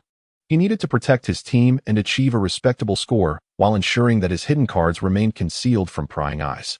Striking that balance would prove challenging. After finishing their meal and bidding farewell to the noisy Team 7, Keed walked home with Shokawa and Katona. Naruto is such a simple-minded fool, Shokawa remarked, clearly unimpressed by Naruto's exuberant energy. Yet, he is quite infectious, isn't Katona softly countered, evidently touched by Naruto's enthusiasm. Keed remained noncommittal, his attention more focused on the fleeting, chilling chakra that had passed through Sasuke moments before. The seed of vengeance had already taken root in his heart, awaiting the right opportunity to burst forth and grow wildly, breaking free of all constraints. Should he intervene? And if so, how? This dilemma was truly vexing. He certainly did not wish to alter the course of events and inadvertently invite more terrifying troubles. A few days later, at the edge of the third training ground, Keed and his companions stumbled upon Team 8, who were engaged in cooperative training. Kiba was playing a game of fetch with his ninja dog, Akamaru, while Shino stood quietly to the side, exuding an air that warned others to keep their distance. Hinata, as always, shyly hid behind her teammates, nervously twisting the hem of her shirt. When Keed's gaze inadvertently met Hinata's, he distinctly sensed the presence of the Byakugan, a bloodline ability that resonated with his own. Although her Byakugan appeared to be only partially developed, and the fluctuations in her ocular power were rather faint, the purity of her essence was undeniable. Hinata seemed to sense Feng Yi's gaze, her cheeks instantly blooming with a deep crimson hue, as she hurriedly lowered her head, nearly burying her face in her chest. Is that the eldest daughter of the Hyuga clan? What a shy and introverted young lady, Kanai murmured softly. Feng Yi felt a stir within him. The Byakugan of the Hyuga clan possesses unparalleled advantages in reconnaissance and insight, and its gentle fist technique is a unique form of martial arts. If there were an opportunity to engage in a profound discussion with Hinata about the application of the Byakugan, it might elevate his understanding of this ocular technique to new heights. However, given her timid demeanor, initiating a conversation might frighten her into a faint. A more cautious approach seems prudent. The atmosphere in the village grew increasingly vibrant yet stifling as each day passed. Various ninja clans were making their final preparations for their offspring, while the lower-ranking ninjas in every class were eager to showcase their skills.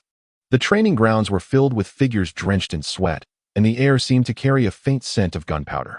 Late at night, Feng Yi lay in his modest apartment, tossing and turning. He retrieved several scrolls from the system space, including fragments of the Konoha flowing willow technique, shards of information regarding the evil god cult, and a newly acquired perception-blocking talisman. The techniques of the Konoha flowing willow replayed in his mind repeatedly.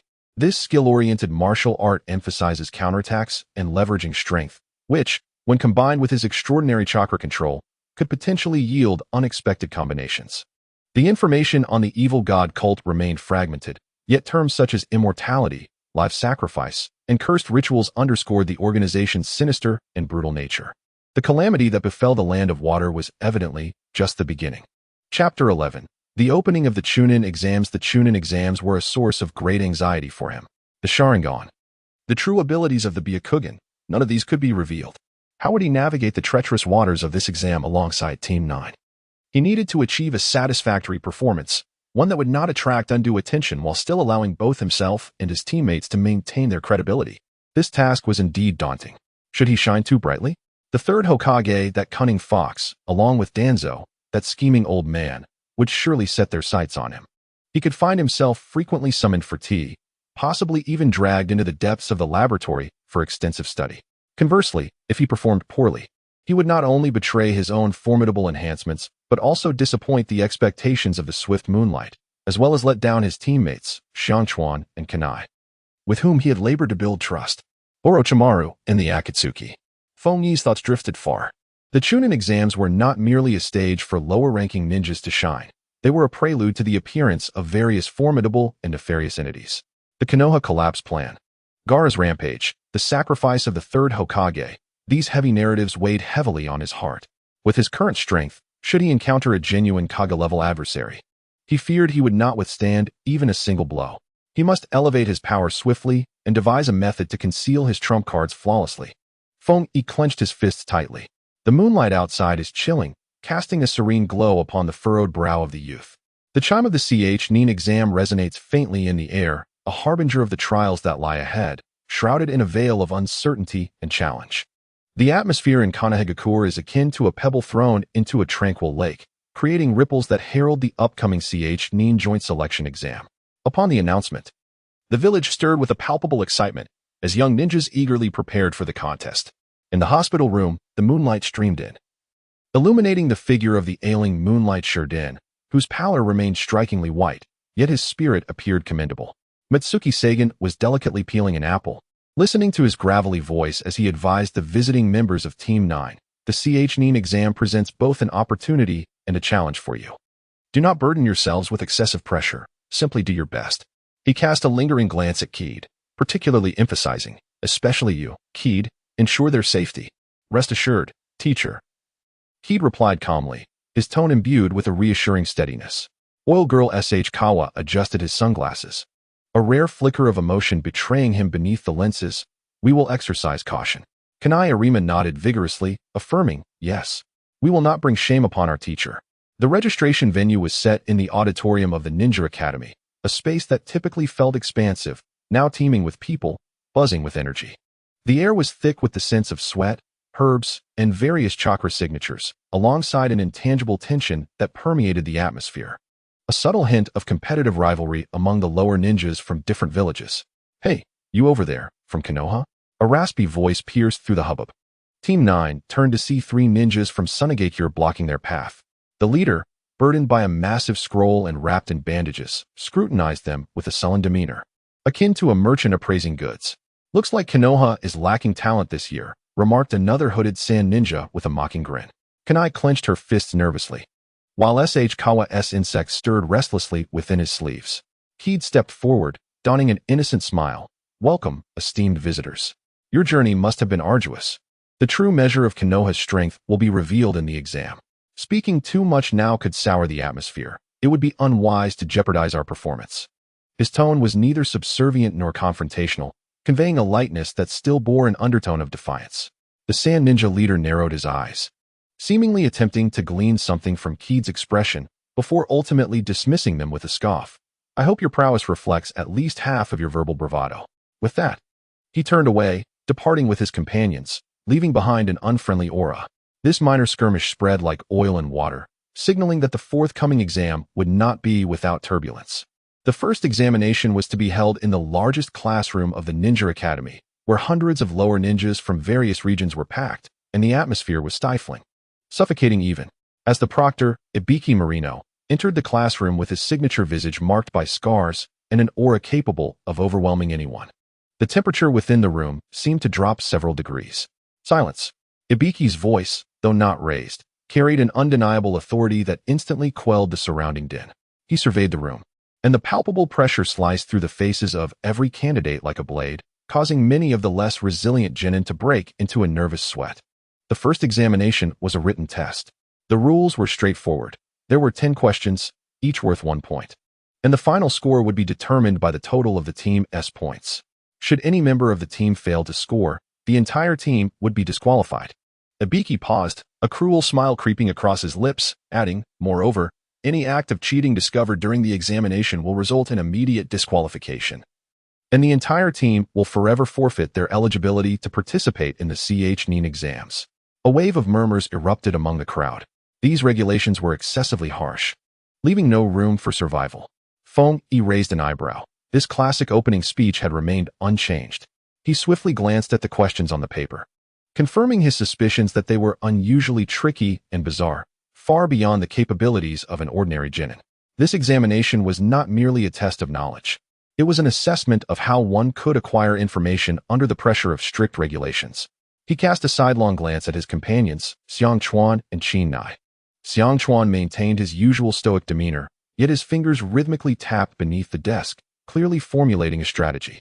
Qin Nai, on the other hand, had turned pale, beads of sweat trickling down her forehead, evidently intimidated by the gravity of the situation and the rules, her hand trembling slightly as it gripped her pen. Feng Yi remained composed.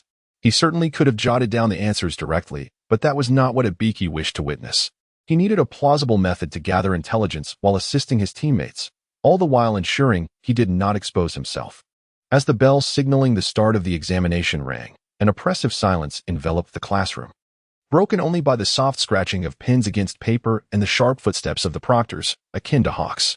Naruto, in a state of distress, scratched his head in frustration, staring at the inscrutable questions, nearly on the verge of tears.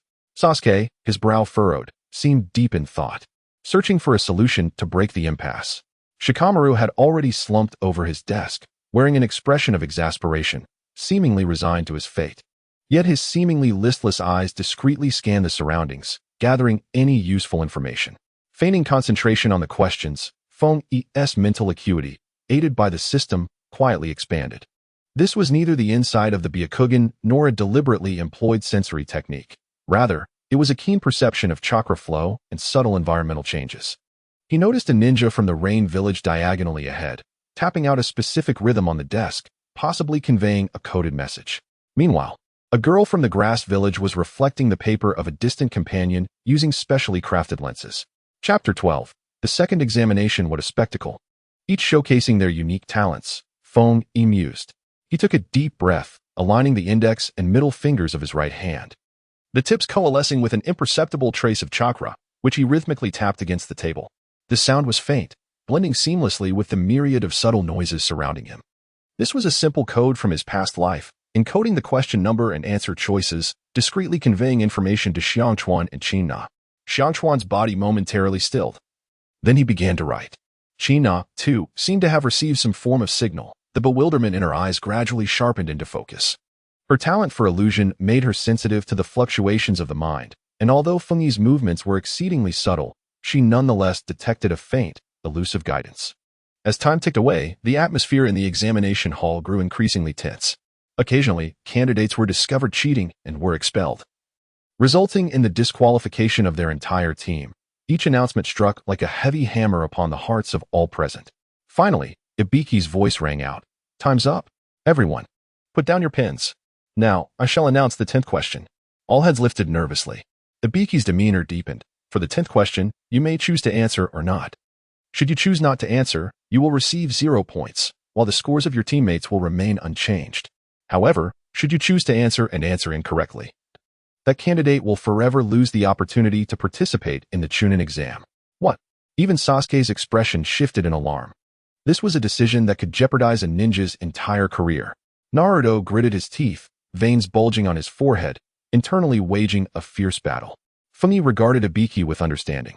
This was the true test, assessing one's resolve and unwavering spirit under dire pressure. He calmly raised his hand. Under the astonished gazes of his peers, Feng Yi spoke softly yet with a stabilizing power. We, the ninjas of Konoha, do not retreat without a fight. Naruto, stirred by this, slammed his hand on the table and shouted, Exactly. I, Naruto Uzumaki, will not give up in a place like this. I will become Hokage. Bring on the 10th question. Gradually, more and more candidates chose to remain. Ibiki observed the renewed determination in the eyes of these genin, and a barely perceptible approval flickered across his scarred face. Very well. For all those who choose to stay, he paused, as if gathering his thoughts. Congratulations, you all pass. The classroom fell into a momentary silence before erupting into thunderous cheers. Xiangchuan and Qina looked at Feng Yi, their eyes filled with admiration and a hint of curiosity. They had both sensed the subtle hint earlier. This seemingly ordinary teammate consistently exhibited remarkable composure and wisdom at critical moments. Feng Yi merely smiled faintly, choosing to keep his achievements concealed. However, the light-hearted atmosphere did not persist for long. The classroom's window was suddenly shattered, and a figure burst in like a whirlwind, accompanied by a boisterous yet slightly deranged laughter. The chief examiner for the second test, Akadu Matashii, has arrived. Boys, you are far too jubilant. The newcomer sported a shock of purple hair, clad in a form-fitting mesh outfit and a trench coat, a smirk laced with both mockery and danger curling at her lips. She surveyed the room, her gaze finally resting on Ibiki. Ibiki, you have quite a number of newcomers this time, 78, to be precise. It seems you've softened a bit. Ibiki merely snorted in response, choosing not to engage. Matashii playfully licked her lips, a gesture imbued with a wild allure that sent chills down one's spine. Now then, the second examination begins. The location is the 44th training ground, known as the Forest of Death. Behind her, a massive curtain was drawn back, revealing a terrifying scene of the Forest of Death. Towering trees obscured the sky, casting an eerie shadow, while venomous creatures and ferocious beasts lurked within, exuding an aura of lethal peril. Your mission is to engage in a fierce competition for the Book of Heaven and the Book of Earth within this forest.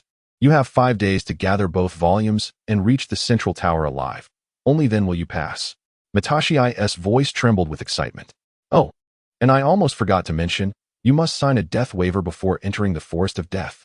After all, there are always a few unfortunate souls who never make it back. A chilling laughter echoed through the air, sending a shiver up the spine of every participant. The colossal iron gates of the forest slowly creaked open before them, resembling the gaping maw of an ancient beast, revealing an abyss of darkness and uncertainty. The true test of the Chunin exam is only just beginning. Hold on to the earth scroll. Matashi tossed a scroll, which Feng Yi caught deftly. She lightly tapped her fingers, marking each member of Team 9 with an intricate seal on their arms. A little insurance to prevent certain powers from surfacing at this stage. Good luck, little ones. Try not to perish too ungracefully. As the seal settled in, Feng Yi felt a subtle suppression of chakra flow in his arm. There was no direct conflict with his rewind Sharingan or the pure insight of his Byakugan. This seal was likely aimed at some formidable summoning beasts or one-time forbidden techniques. He steadied his thoughts, reassured that his greatest asset remained intact. The heavy iron gates slammed shut behind them, extinguishing the noise of the outside world. Inside the Forest of Death, the light dimmed significantly. The intertwining branches of the towering trees cast distorted shadows on the ground. The air was thick with the scent of decaying leaves and the foul odor of unknown beasts. Occasionally, eerie bird calls and beastly roars pierced the silence, sending tingles down one's spine. Don't rush in, Feng Yi cautioned, halting Xiang Chuan and Katona. Xiang Chuan was eager to charge ahead, while Katona appeared somewhat anxious. Let us find a place to hide and observe the situation. Instead of heading straight for the central tower, he chose to take a detour. Eventually, they stopped beside a shallow pit, concealed by a colossal tree root and dense underbrush. Xiang Chuan, I implore you, Feng Yi said. The oil woman Xiang Chuan nodded, her hands moving slightly. A dense swarm of insects silently spread from his sleeve, merging into the shadows and swiftly vanishing among the surrounding foliage. Within a radius of 500 meters, there were no other chakra signatures from small teams. The insects returned with information. Approximately 300 meters to the west, several energy fluctuations were anomalous, likely indicating a den of large beasts. To the east, there were traces of traps, crudely set, not indicative of seasoned hands. Excellent. Feng Yi pinched some humus from the ground. The wind comes from the southeast. We are downwind, making it difficult for our scent to be detected. Kinai, in the event of an unexpected situation, prioritize the use of illusions to create chaos and buy us time. Anma Kinai nodded vigorously. After the previous 2 missions, she had already come to trust Feng Yi's judgment. Class 9 cautiously traversed through the forest. Chapter 13. Strategies in the Death Forest. Feng Yi remained at the forefront. He did not deliberately seek combat. Instead, he resembled a seasoned hunter, analyzing the traces on the ground, the direction of the trees, and even the subtle changes in the scents in the air. They successfully avoided several potential ambush points and circumvented the presence of several powerful beasts. Halt. After approximately half an hour, Feng Yi raised his hand. The insects of Xiangchuan almost simultaneously relayed intelligence. 80 meters ahead, at the 3 o'clock direction of the treetops, there were 2 individuals. Their chakra levels were average, well concealed. At the 9 o'clock direction on the ground, there was also a chakra signature, presumed to be an accomplice. They wished to catch us off guard. Feng Yi smirked. They arrived before us and understood how to utilize the terrain, quite intriguing. Before he could finish his sentence, several shuriken, accompanied by the sound of slicing air, shot towards them from 3 directions in the shape of a character. Earth release, earth flow wall. Feng Yi struck the ground with one hand, and a sturdy earthen wall rose in response, blocking the majority of the attacks. With a flick of his wrist, several kunai followed an intricate trajectory, forcing the hidden enemies into a state of confusion. Engage. Having failed their surprise attack, 3 figures leaped from their hiding spots. Ninja from Kusagakur. Swift resolution. Feng Yi commanded in a low voice, his hands forming seals with such speed that they created afterimages. Wind release, vacuum wave. Several blades of wind howled, sealing the paths of the 2 Kusagakur ninjas in front. The swarm of insects from the oil woman Xiangchuan surged forth at the opportune moment, casting a dark cloud over the side-flanking enemies. Anma Kinai formed hand seals, softly chanting, Jinjutsu, Mist of the Illusionist. A faint pink mist rapidly spread through the forest. The area was small, yet sufficient to disrupt the enemy's vision and perception. The three Kusagakure ninjas did not anticipate the swift response and remarkable coordination of the Konoha genin. Their initial plan was to exhaust their opponents with illusion traps and wait for an opportune moment, but they unexpectedly found themselves at a disadvantage. Damn it, these Konoha wretches. The leading Kusagakure ninja cursed angrily, forming hand seals. Grass release, grass clone technique. Several clones woven from grass vines appeared, attempting to create confusion. A trivial trick. Fungi scoffed. His perception of chakra from 7 elemental attributes was exceptionally keen. The subtle differences in chakra fluctuations between the clones and the original could not escape his notice. Fungi disregarded his clone, his figure swaying as he approached a flustered grass ninja struggling to fend off a swarm of insects. Lightning release, false darkness. The radiant lightning emanating from Feng Yi's palm was not the true false darkness. Rather, it was a simulation crafted from lightning release chakra. Slightly less potent but swift and unexpected. The grass ninja was momentarily blinded by the burst of white light, his body paralyzed with numbness, rendering him immobile. The insects led by Xiang Chuan seized the opportunity, swiftly overwhelming him. Meanwhile, China's illusion, although not entirely ensnaring the other 2 grass ninjas, impeded their movements, rendering them sluggish and cumbersome. Feng Yi employed the same tactic, alternating between wind release and earth release, coordinating with Xiang Chuan's insects to exert pressure. The battle unfolded with remarkable efficiency, devoid of any delays. In less than 5 minutes, all 3 grass ninjas were subdued. The scrolls they possessed naturally belonged to Team 9. Yielding 1 heavenly scroll, fortune was on their side. Feng Yi secured the 2 scrolls, yet his expression bore no trace of joy. This was merely an appetizer. The horrors of the Death Forest had yet to unveil themselves. Team 9 took a brief respite, preparing to handle their spoils and relocate when an unexpected turn of events transpired. A kunai laced with deadly poison silently shot forth from an inconspicuous shrub behind them, aimed directly at China's heart, who was inspecting the grass ninja for other traps. Its speed was terrifying, and the angle was exceptionally cunning. Clearly premeditated to strike at the moment they let their guard down post-battle. China, watch out. Xiang Chuan was the first to notice, his voice strained. But he was too far away to intervene. China felt a chill creep down her spine as a malevolent wind rushed at her, draining the color from her face.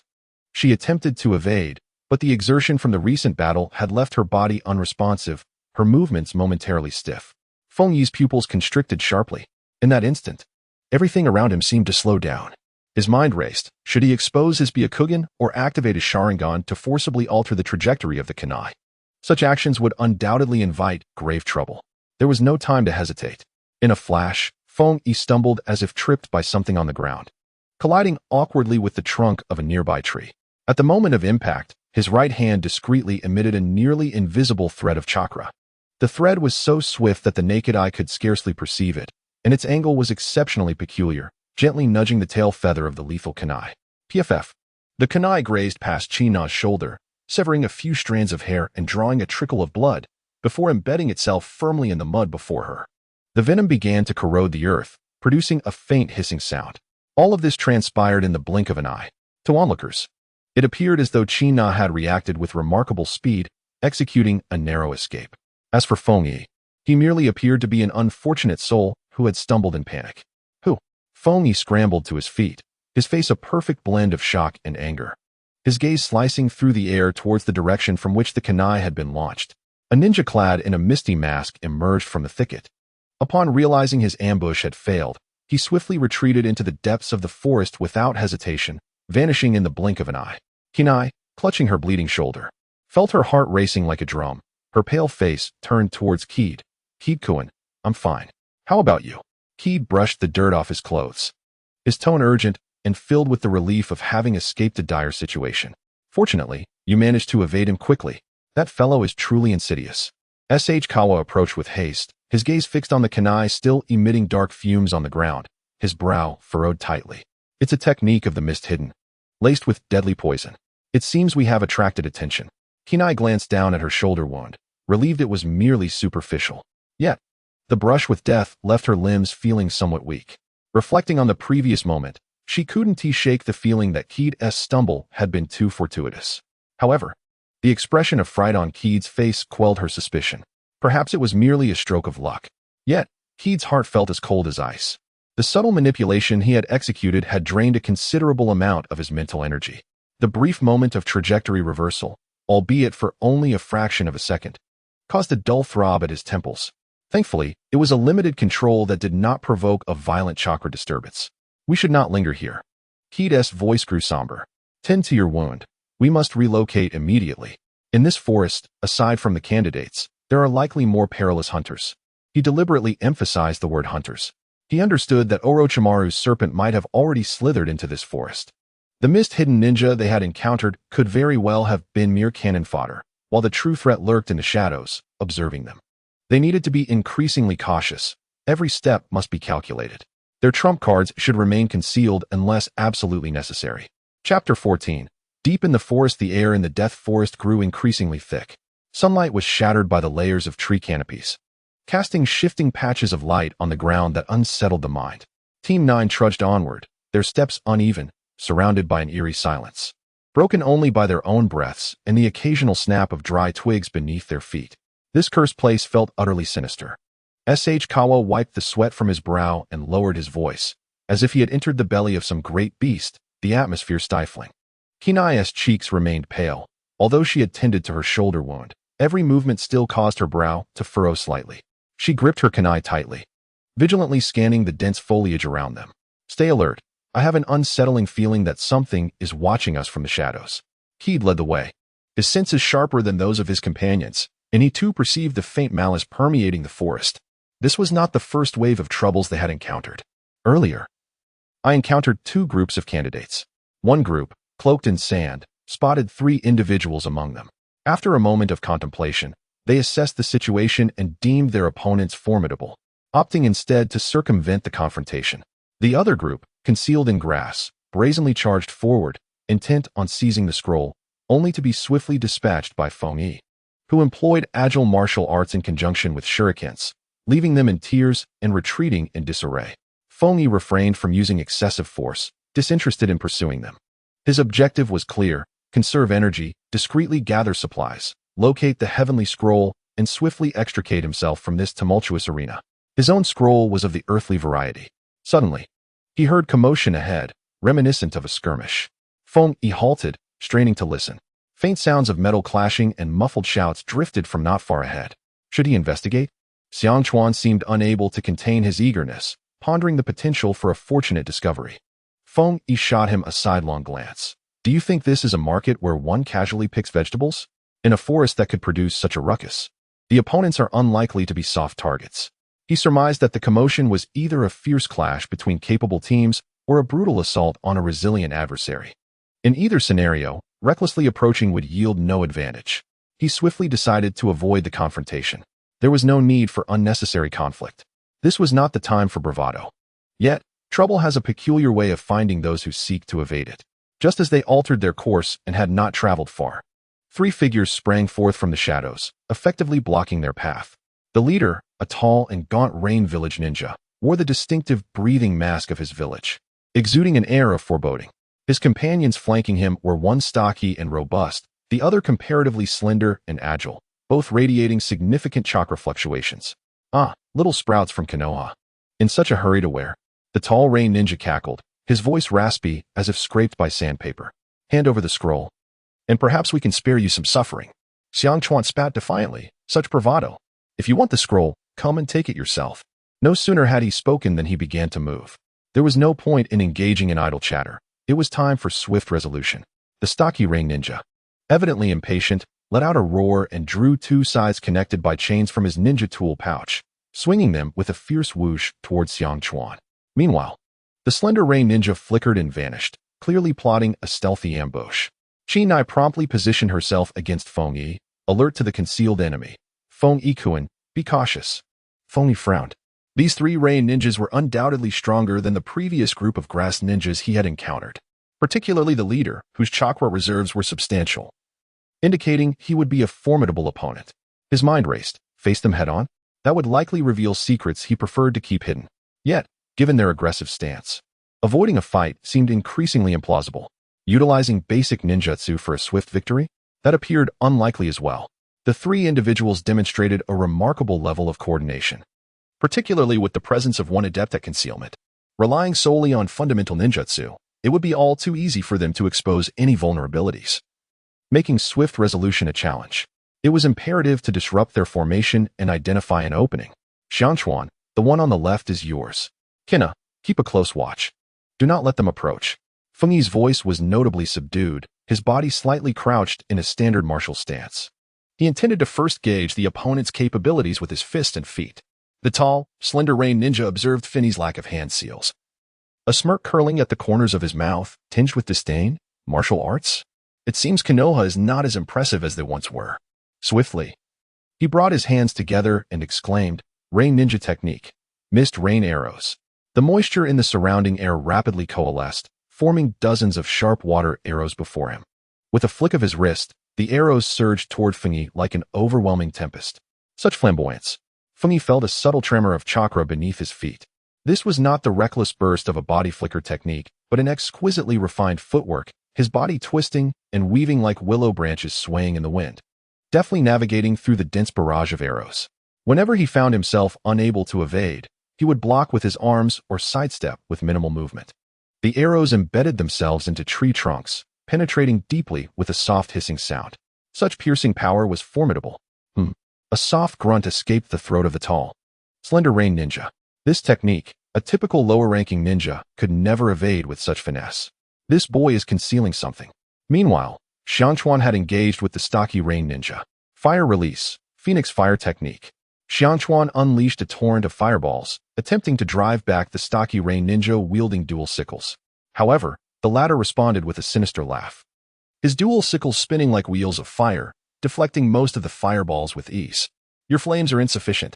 The stocky Rain ninja cackled, his sickles sweeping menacingly and forcing Xiangchuan into a precarious position. Kina remained utterly focused, attuned to every movement in her surroundings. Suddenly, her expression tightened. Feng Yi-kun, behind you. A shadow silently materialized behind Feng Yi, a glint of cold steel flashing from the short blade aimed directly at his back. The slender Rain ninja. How could this individual evade her perception and close the distance so stealthily? It was as though Feng Yi had eyes in the back of his head, without turning. He crouched sharply, angling himself with extreme precision, while his right leg lashed out like a steel whip, sweeping backward. Thud! The slender Rain ninja was struck squarely in the midsection, emitting a muffled groan as he was sent hurtling away, crashing into a large tree before tumbling down. A trickle of blood seeping from the corner of his mouth. Yet, he reacted swiftly, rolling to regain his footing, though his expression towards Feng Yi was filled with venomous rage. Well done, Feng Yi. Xiangchuan shouted amidst the chaos, but he was soon overwhelmed once more by the ferocious assault of the stocky Rain ninja. Kina too let out a slight sigh of relief. That last moment had been exceedingly precarious. Chapter 15. When the cursed death forest is fraught with pitfalls, where one can never predict what might emerge in the next moment. Was that peculiar sensation of chakra merely a figment of my imagination? His brow furrowed slightly as he tried to grasp the fleeting anomaly. Perhaps it was just the aftereffects of an intense battle weighing on his mind. Before long, Feng Yi opened his eyes, his body having regained its strength, nearly back to normal. On the other side, Xiangchuan had arrived at a conclusion. Brandishing a heavenly scroll with excitement. Feng Yi, Chinai. We have it. It's the heavenly scroll. We've done it. Chinai also smiled, relieved that the relentless fighting and tension could finally ease. Wonderful. Yet, Feng Yi's expression remained grave. He stood and approached the unconscious figure of the tall, slender Yuan. He halted beside the small stumps that had been broken when he had sent Yuan flying. On the muddy ground, alongside the signs of battle, lay some almost imperceptible, tiny, scale-like fragments. They were minuscule and thin, reminiscent of something shed by a serpent. The color, however, was unsettlingly dark purple. Feng Yi's pupils contracted sharply. He crouched down, picking up a shard, feeling its icy, slick texture beneath his fingertips. Then, he detected a faint, cloyingly sweet, yet slightly putrid odor. Something about this scent and sensation felt wrong. What is the matter, Feng Yi-kun? Chinai noticed his unusual demeanor and approached him. Feng Yi remained silent for a moment, closing his eyes as he concentrated on the residual chakra in the vicinity. Most of it belonged to Yuan, along with traces from Xiangchuan and Chinai. However, beyond these, there lingered an extremely faint yet bone-chilling chakra. It exuded a malevolent aura that sent shivers down his spine. It was reminiscent of the repulsive scent emanating from the failed experiment that the third Hokage had brought back last summer during their training in the western part of the village.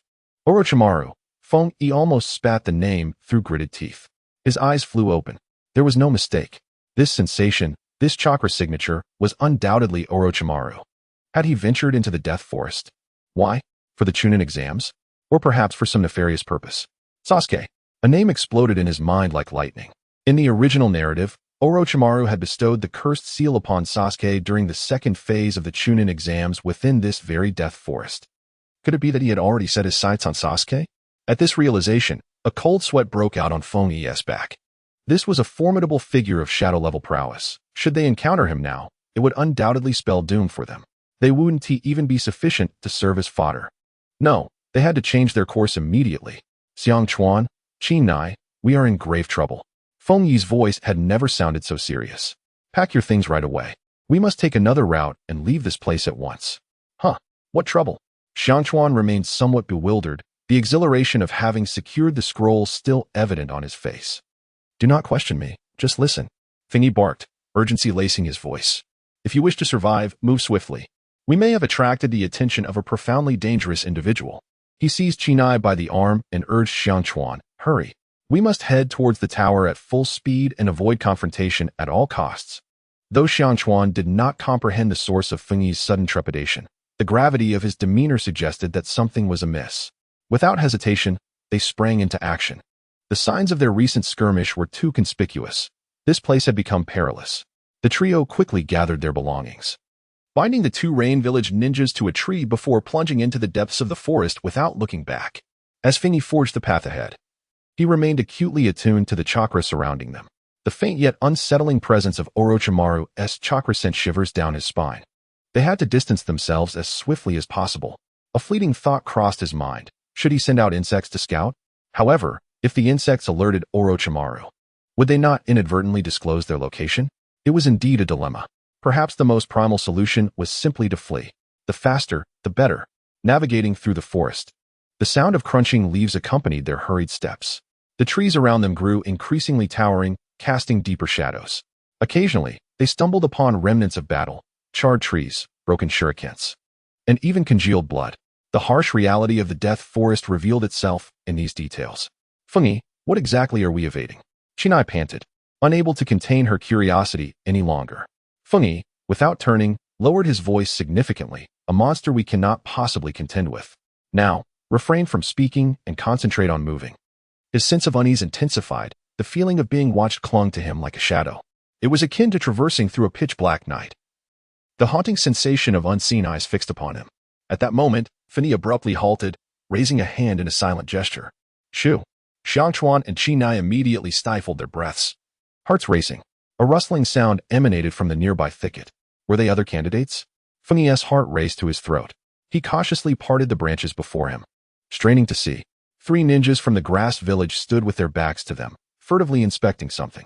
Their forehead protectors confirmed they were indeed participants in the Chunin exam. One of them held a scroll, the Earth Scroll. Thoughts raced through Feng Yi's mind. Their objective was the Heaven Scroll. If they could seize the Earth Scroll from these grass ninjas. No, now was not the time for such distractions. Orochimaru's threat loomed near. Any complications would heighten the risk. They must reach the tower with utmost haste. Just as he prepared to signal Xiang Chuan and Chinai to circumvent the area, his pupils dilated in alarm. At the necks of the 3 grass ninjas, an eerie purple-black mark was faintly discernible, a pattern of intertwined tomo. A cursed seal. They were subordinates of Orochimaru. Were these individuals searching for other candidates possessing scrolls, or were they clearing a path for Orochimaru? A cold sweat instantly broke out on Feng Yi. This was no longer merely a matter of avoiding Orochimaru himself. His minions had already infiltrated the forest. What is wrong? Xiang Chuan whispered, sensing something amiss. Feng Yi slowly shook his head, signaling them to retreat while silently forming the word snake with his lips. Both Xiang Chuan and Katona were astute, their expressions shifting as they immediately grasped Feng Yi's meaning. They cautiously withdrew, striving to maintain silence. Fortunately, the 3 grass ninjas seemed oblivious to their movements. Navigating around that area, the trio hastened towards the central tower. Feng Yi's mood grew increasingly heavy. The shadow of Orochimaru enveloped the entire Death Forest. They felt akin to rabbits trespassing into a giant python-esque lair, every step fraught with the unknown and lethal peril. As they drew nearer to the tower, one would normally feel excitement and relief. Yet, the unease within Feng Yi surged like a relentless tide. He had an ominous premonition that something far more dreadful was about to unfold ahead. The oppressive sensation, akin to an impending storm, made it difficult for him to breathe. Finally, after traversing a dense thicket of ferns, their vision cleared. A magnificent tower emerged at the forest's end. Victory was within reach. Fantastic. It's the tower. Xiang Chuan could not contain his exultation, his long-suppressed emotions finding release. Katona also breathed a sigh of relief, a long-lost smile gracing her face. However, at that very moment, boom. An indescribable wave of terrifying chakra erupted suddenly not far behind them. Accompanied by a deafening explosion and heart-wrenching screams, the ground trembled. Feng Yi whirled around, his face ashen. That direction was where they had just come from. It was Orochimaru. Had he finally made his move? Was the pivotal plot that would alter the entire trajectory of the shinobi world about to commence? In front of Team 7, Sasuke, the tower lay just ahead. Victory tantalizingly close. Yet, the familiar, nauseating chakra behind them, along with the heart-stopping sounds of battle, gripped Feng Yi's heart like an invisible hand. Should he press on to seize the scroll and complete the exam? Or should he turn back, drawn into a vortex capable of changing everything? In that instant, Feng Yi found himself engulfed in a profound struggle. Chapter 16. The serpent's shadow lurks this cursed place. The death forest was riddled with pitfalls. Who could predict what would leap forth in the next moment? The peculiar sensation of chakra he had just experienced, was it merely a figment of his imagination? He furrowed his brows slightly, attempting to grasp the fleeting strangeness. Perhaps it was merely the result of heightened tension following the skirmish. After a brief moment, Feng Yi opened his eyes, his body having regained most of its strength. On the other side, Xiang Chuan had come to a conclusion. He raised a heavenly scroll with excitement, exclaiming, "Feng Yi, Chinai, we've got it. It's the heavenly scroll. We're all set." Chinai smiled as well, relieved to finally relax after the relentless battles and taut nerves. How wonderful. However, Feng Yi's expression remained far from relaxed. He stood up and walked towards the unconscious lanky Yuan, coming to a halt beside the small tree stumps that had been broken when Yuan was sent flying. He noticed the mud, which bore not only the marks of their conflict but also some nearly invisible, tiny, scale-like remnants. They were minuscule and thin, resembling the shed skin of some serpent. Yet, their color was a rather unsettling dark purple. Feng Yi's pupils constricted sharply. He crouched down, picking up a fragment, his fingertips brushing against its cold, slick texture. Then, a faint yet sickeningly sweet and somewhat putrid odor wafted to his nostrils. This scent and sensation felt amiss. "Something is not right," Feng Yi murmured, his heartbeat quickening uncontrollably. "What is it, Feng Yi-kun?" Chinai approached, noticing his unusual demeanor. Feng Yi hesitated before closing his eyes, intently sensing the remnants of chakra lingering in the air. Most of it belonged to Yuan, alongside traces from himself and Xiang Chuan, Chinai. However, beyond those, there seemed to float an extremely faint yet chilling chakra that penetrated to the bone. It was a malevolence that sent shivers down one's spine, reminiscent of the nauseating aura emitted by the experimental failure that the third Hokage had brought back last summer from the training grounds west of the village. Orochimaru. Feng Yi nearly spat the name through clenched teeth. He opened his eyes with sudden clarity. It couldn't be mistaken. This sensation, this chakra signature, was unmistakably that of Orochimaru. Had he ventured into the forest of death? Why? For the Chunin exams? Or perhaps for some specific objective? Sasuke. The name exploded in his mind like a bolt of lightning. In the original storyline, Orochimaru had bestowed the cursed seal upon Sasuke during the second stage of the Chunin exams, right here in this very forest of death. Had he already set his sights on Sasuke? The thought sent a chill down Feng Yi's spine. After all, this was a formidable figure at the level of a Kage. Should they encounter him now, it would surely be tantamount to delivering themselves into his hands. They wouldn't even be worthy enough to serve as mere fodder. No. They had to change course immediately. "Xiang Chuan, Chinai, we are in grave trouble." Feng Yi's voice had never sounded so grave. "We need to pack up swiftly. We must take a different route and leave this place at once." "Huh? What trouble?" Xiang Chuan, still somewhat dazed, retained the thrill of having secured the scroll on his face. "Don't ask. Just trust me," Feng Yi growled, urging them to move swiftly if they wished to survive. "We might be targeted by an exceedingly dangerous individual." He hastily pulled Chinai along and called out to Xiang Chuan, "Quickly, head towards the tower. Let us advance at full speed and avoid confrontation as much as possible. Although Xiang Chuan and Qi Nai were perplexed by Feng Yi's sudden anxiety, his demeanor suggested an imminent threat, compelling them to act without delay.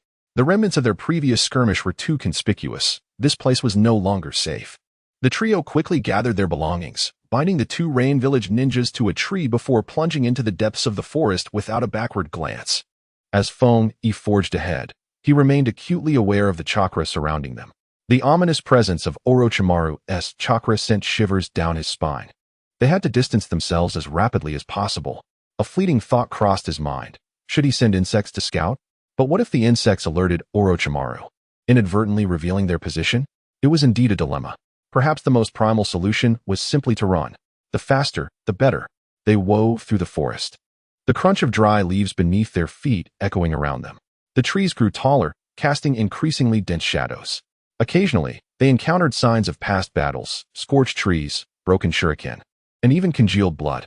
The brutality of the Death Forest was starkly revealed in these details. Feng Yi, what exactly are we hiding from? Qi Nai gasped, unable to suppress her curiosity any longer.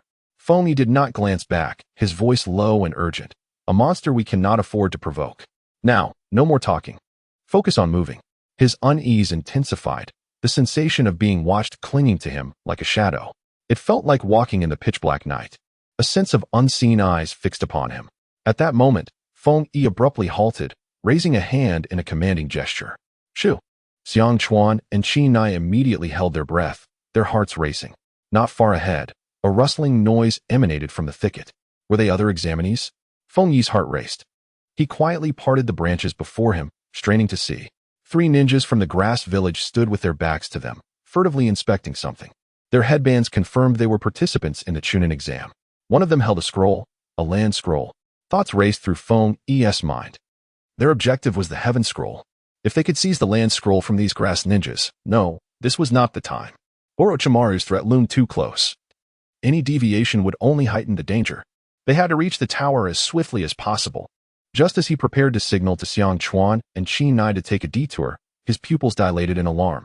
A strange purple-black mark was faintly visible on the necks of the 3 grass ninjas, a pattern of 3 intertwining tomo. A cursed seal. It is a subordinate of Orochimaru. Are these individuals searching for other candidates possessing scrolls, or are they clearing the path for Orochimaru? Feng Yi was instantly drenched in cold sweat. This was no longer a matter of simply avoiding Orochimaru himself. His minions had already infiltrated the forest. What is wrong? Xiang Chuan inquired in a hushed voice. Sensing that something was amiss, Feng Yi slowly shook his head, signaling them to retreat, while silently mouthing 2 words, snake. Both Xiang Chuan and Konoha, being astute individuals, immediately grasped Feng Yi's implication upon seeing the change in his expression. They carefully backed away, striving to make no sound. Fortunately, the 3 grass ninja seemed oblivious to their presence. Circumventing that area, the trio hastened towards the central tower. Feng Yi's spirits grew increasingly heavy. The shadow of Orochimaru loomed over the entire Death Forest. They were akin to rabbits intruding into the lair of a giant python, every step fraught with uncertainty and peril. As they drew nearer to the tower, one would expect to feel exhilaration and relief. Yet, unease surged within Feng Yi, akin to an encroaching tide. He had an ominous premonition that something even more terrifying loomed ahead. The oppressive sensation, reminiscent of an impending storm, rendered him nearly breathless. At last, after traversing a dense thicket of ferns, their vision cleared. A towering edifice emerged at the forest's edge. Victory was within reach. How splendid. It's the tower. Xiang Chuan could not contain his exhilaration, his long-suppressed emotions finally bursting forth. Konoha also exhaled in relief, a long-awaited smile gracing her face. Chapter 17. The choice at the edge of despair, however, at that moment, boom. An indescribable surge of terrifying chakra erupted not far behind them. Following that was a deafening explosion and harrowing cries. The ground trembled. Feng Yi abruptly turned around, his face ashen. That direction was where they had just circumvented. It was Orochimaru. He had made his move. Was the pivotal plot that would alter the entire timeline of the shinobi world finally about to commence? Team 7's Sasuke the tower was right before them, victory within grasp. Yet, the familiar, nauseating chakra behind them, coupled with the heart-wrenching sounds of battle, gripped Feng Yi's heart like an invisible hand. Should he press forward to seize the scroll and complete the exam? Or should he turn back? entangled in a vortex that could alter everything? In an instant, Feng Yi was engulfed in a profound struggle. The tower stood just a stone's throw away, its cold stone walls seemingly beckoning, promising safety. Yet, the malevolent chakra fluctuations behind him, almost palpable, mingled with a deafening explosion and a piercing scream that tore through the air, felt like countless invisible needles ruthlessly piercing Feng Yi's heart. To flee or not to flee? The rational voice in his mind screamed frantically, "Run. That is Orochimaru, an existence of shadow-level prowess that you must absolutely avoid at all costs. Completing the exam and ensuring the safety of your teammates is the only path to survival." He understood all too well that if he turned back, Team 9 would likely perish without exception. However, another voice, one that resonated from the depths of his soul, intertwined with memories from another world and the ties of this life, roared, "That is Sasuke. That is Naruto. That is Team 7. They are at a pivotal moment that could upheave the entire ninja world." If he were to shrink back now, would he awaken in terror night after night? Would his cowardice today push certain events into an even more desperate abyss? Could he truly find peace of mind after missing this opportunity? Beads of sweat trickled down Feng Yi's forehead, splattering onto the ground as he clenched his fists tightly, his nails digging into his palms, causing sharp pain. A tumult of intense emotions, tinged with a hint of reluctance and an underlying hope that even he could not fully comprehend, churned violently within his chest. He was no savior, but he could not simply turn away and watch a tragedy unfold before him. "We're going back."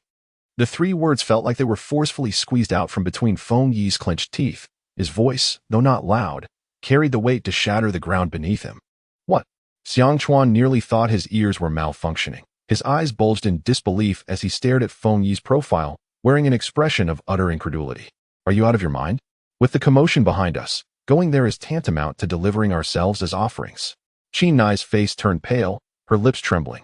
She could distinctly sense the terrifying aura behind them that invoked a desire to kneel and beg for mercy, something beyond the realm of imagination for mere genin. Feng Yi slowly turned around, his expression grave under the mottled shadows of the forest, an unprecedented resolve manifesting in him, rendering Xiang Chuan and Chinai speechless. "I know.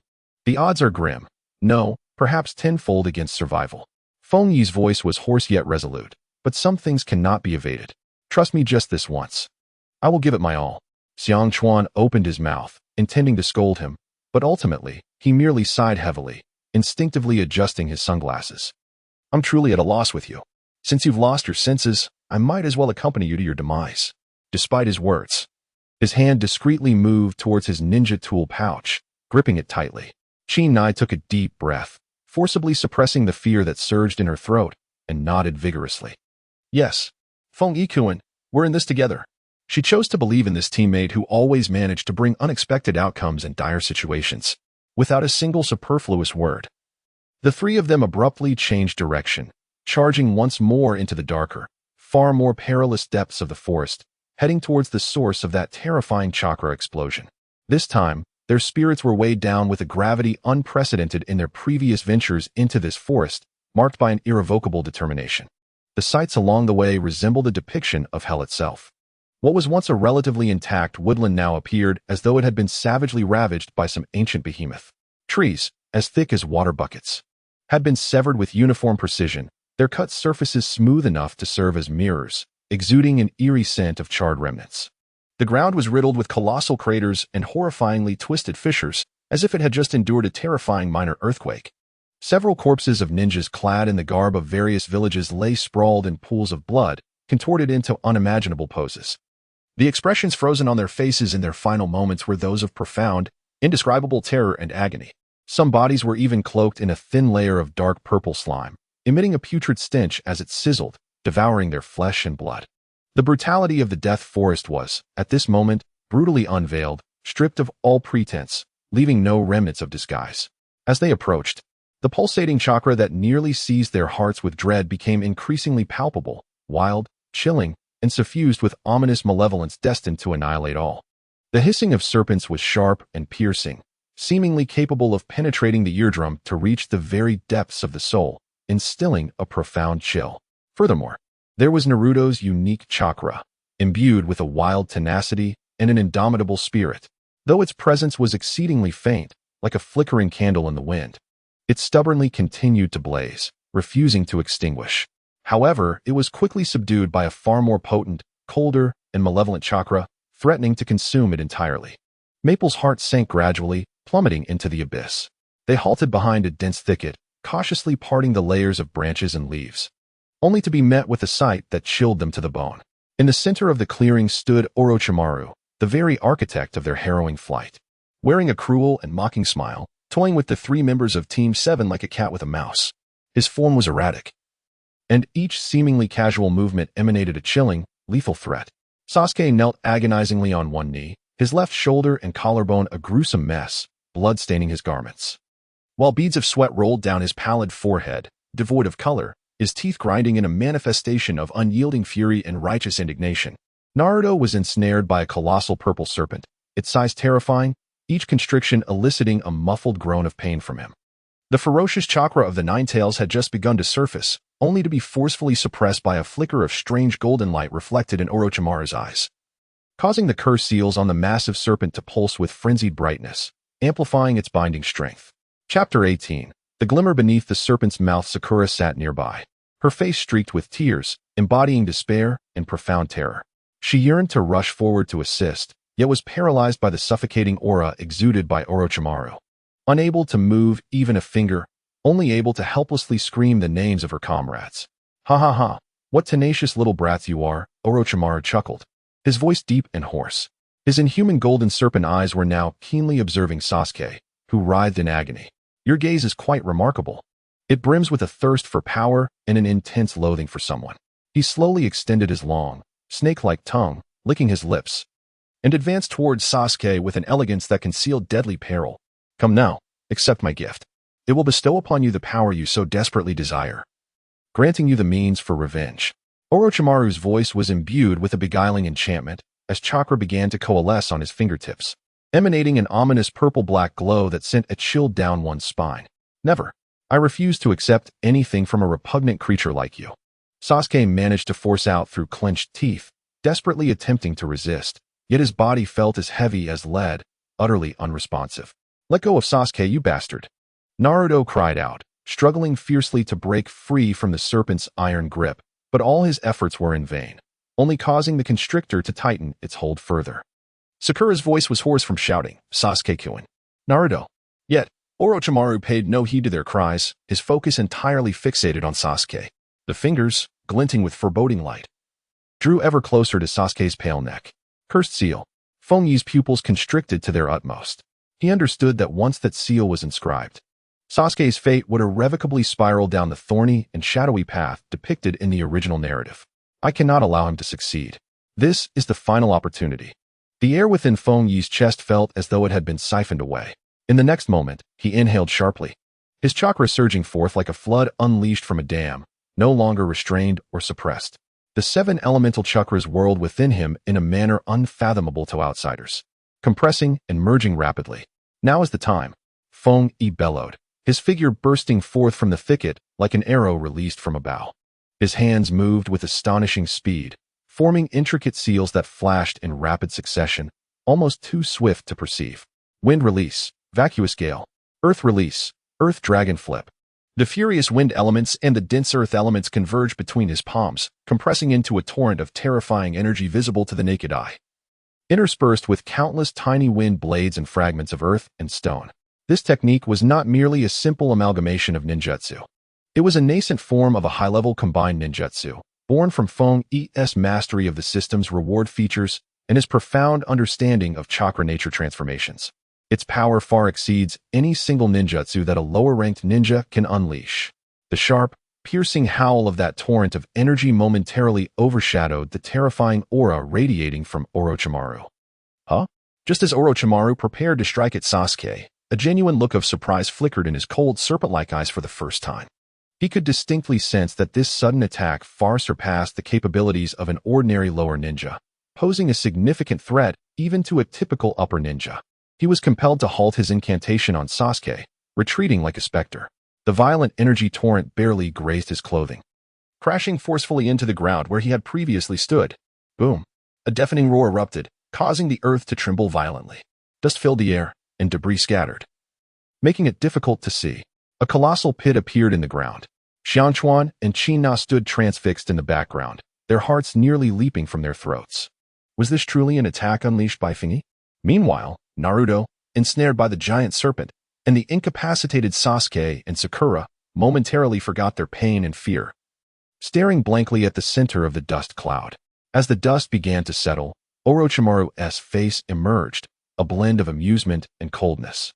He lightly brushed his sleeves, as if they were covered in invisible dust. An intriguing little brat, such a level of combined ninjutsu is indeed rare.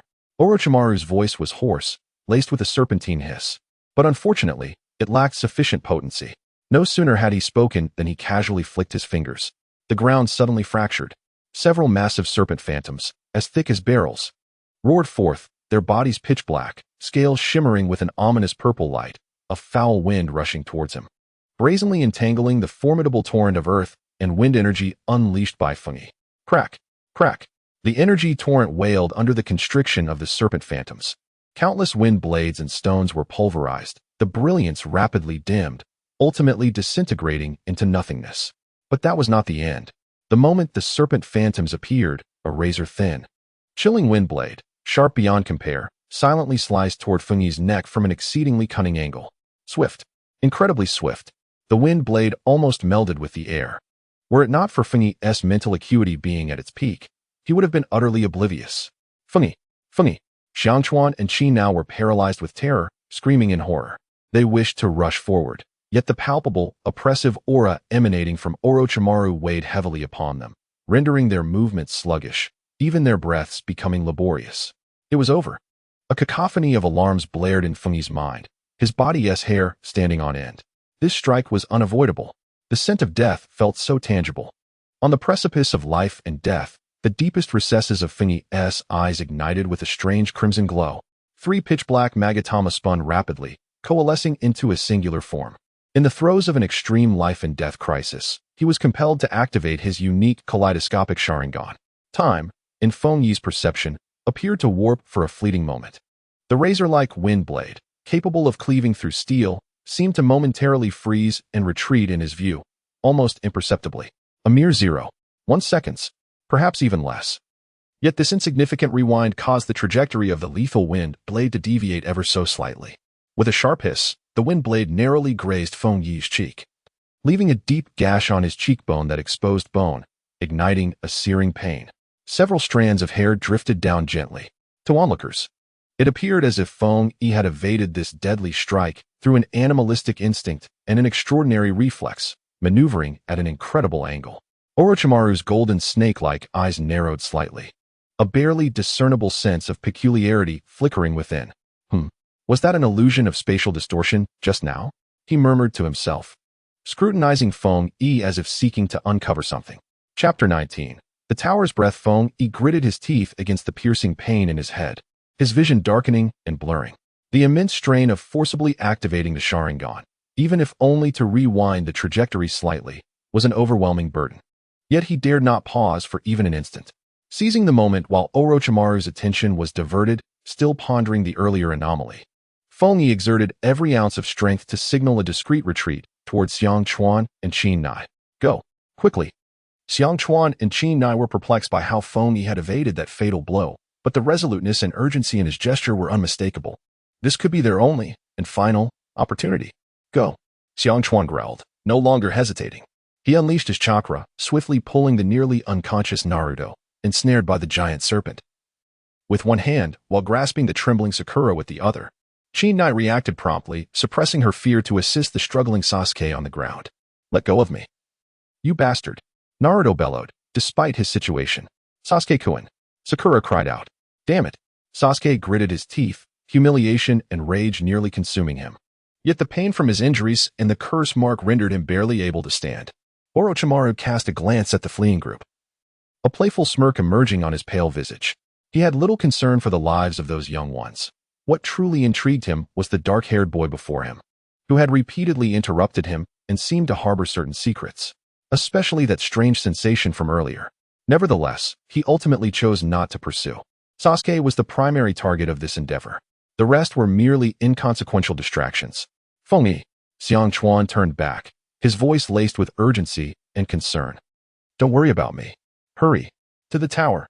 Feng Yi shouted, mustering the last remnants of clarity as he swiftly formed hand seals. Genjutsu. Night descends. A dense, inky mist quickly enveloped Feng Yi, its reach limited and far less oppressive than the true art of darkness, yet sufficient to momentarily obscure Orochimaru's vision, granting his comrades precious time to escape. Having accomplished this, Feng Yi was engulfed in darkness, his body swayed precariously, nearly collapsing.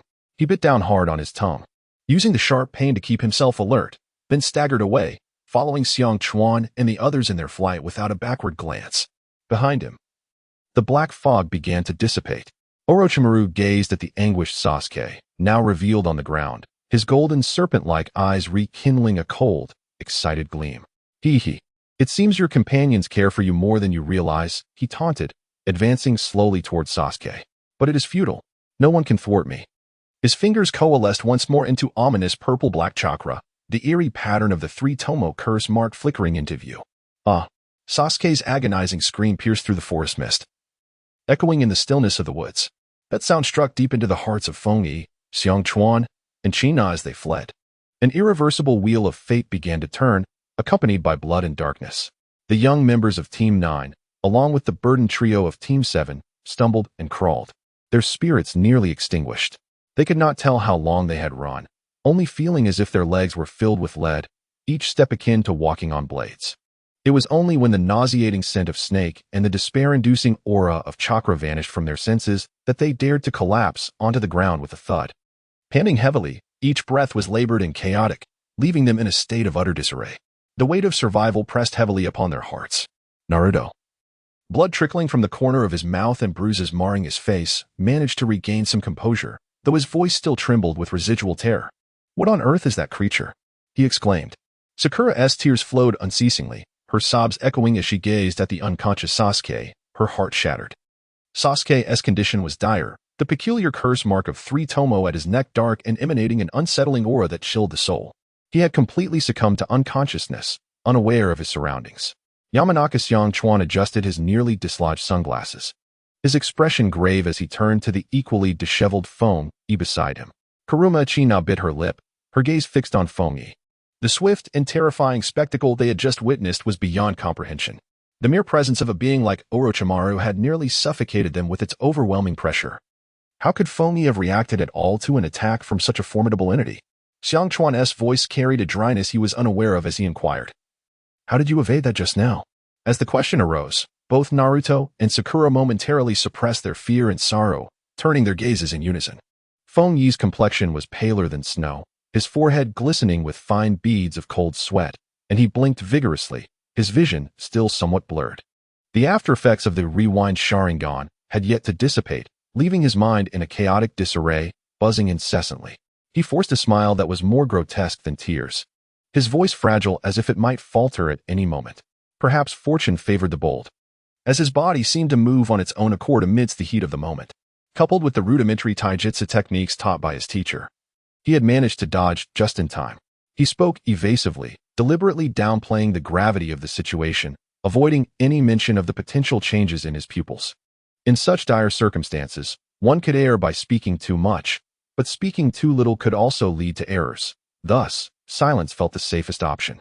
Xiang Chuan furrowed his brow, clearly skeptical of this explanation, yet given Feng Yi's precarious state, he could not press for further details. China, on the other hand, lowered her head, lost in thought. She always felt that Feng Yi harbored many secrets unknown to others. Let us not dwell on this for now. Feng Yi took a deep breath, summoning his strength, and quickly led Sasuke towards the tower. This place was undoubtedly unsafe. The group dared not linger any longer. Without hesitation, Xiang Chuan hoisted the unconscious Sasuke onto his back. Feng Yi and China each supported the still-dazed Sakura and Naruto. Together, they moved, step by step, towards the central tower, their progress laborious as if each footfall might shatter the brittle leaves beneath them. At last, just before their strength was entirely depleted, the tower, starkly out of place in the death forest, loomed ahead. Submitting the two crumpled scrolls of earth and sky, Team 9, along with the almost ornamental Team 7, finally passed the second stage of the Chunin exams, a challenge of near hellish difficulty. Inside the tower, several successful teams had already gathered. Upon seeing the disheveled and battered appearance of Teams 9 and 7, Many expressed surprise, sympathy, and even a hint of awe. After all, to emerge from the death forest in such a state was indicative of either extreme misfortune or a harrowing escape from some terrifying adversary. Chapter 20. The preliminary round soon. The medical ninjas of Konoha arrived at the scene. Quick! Over here, we have severely injured. The situation was dire. The mark on his neck exhibited a peculiar chakra response. Sasuke was promptly placed on a stretcher for urgent care. Naruto and Sakura also underwent examinations and received basic treatment. Leaning against the cold wall, Fongi, seizing the moment when attention was diverted, discreetly retrieved an inconspicuous recovery pill from his system backpack, swiftly crushing it and mixing it with a hydration supplement before handing it to Xiang Chuan and China. Drink this, take a moment to recover. Using the same method, he unobtrusively prepared a portion for Naruto and Sakura as well, though it is merely a basic recovery item produced by the system. Its efficacy in alleviating fatigue and hastening chakra recovery is immediate and profound.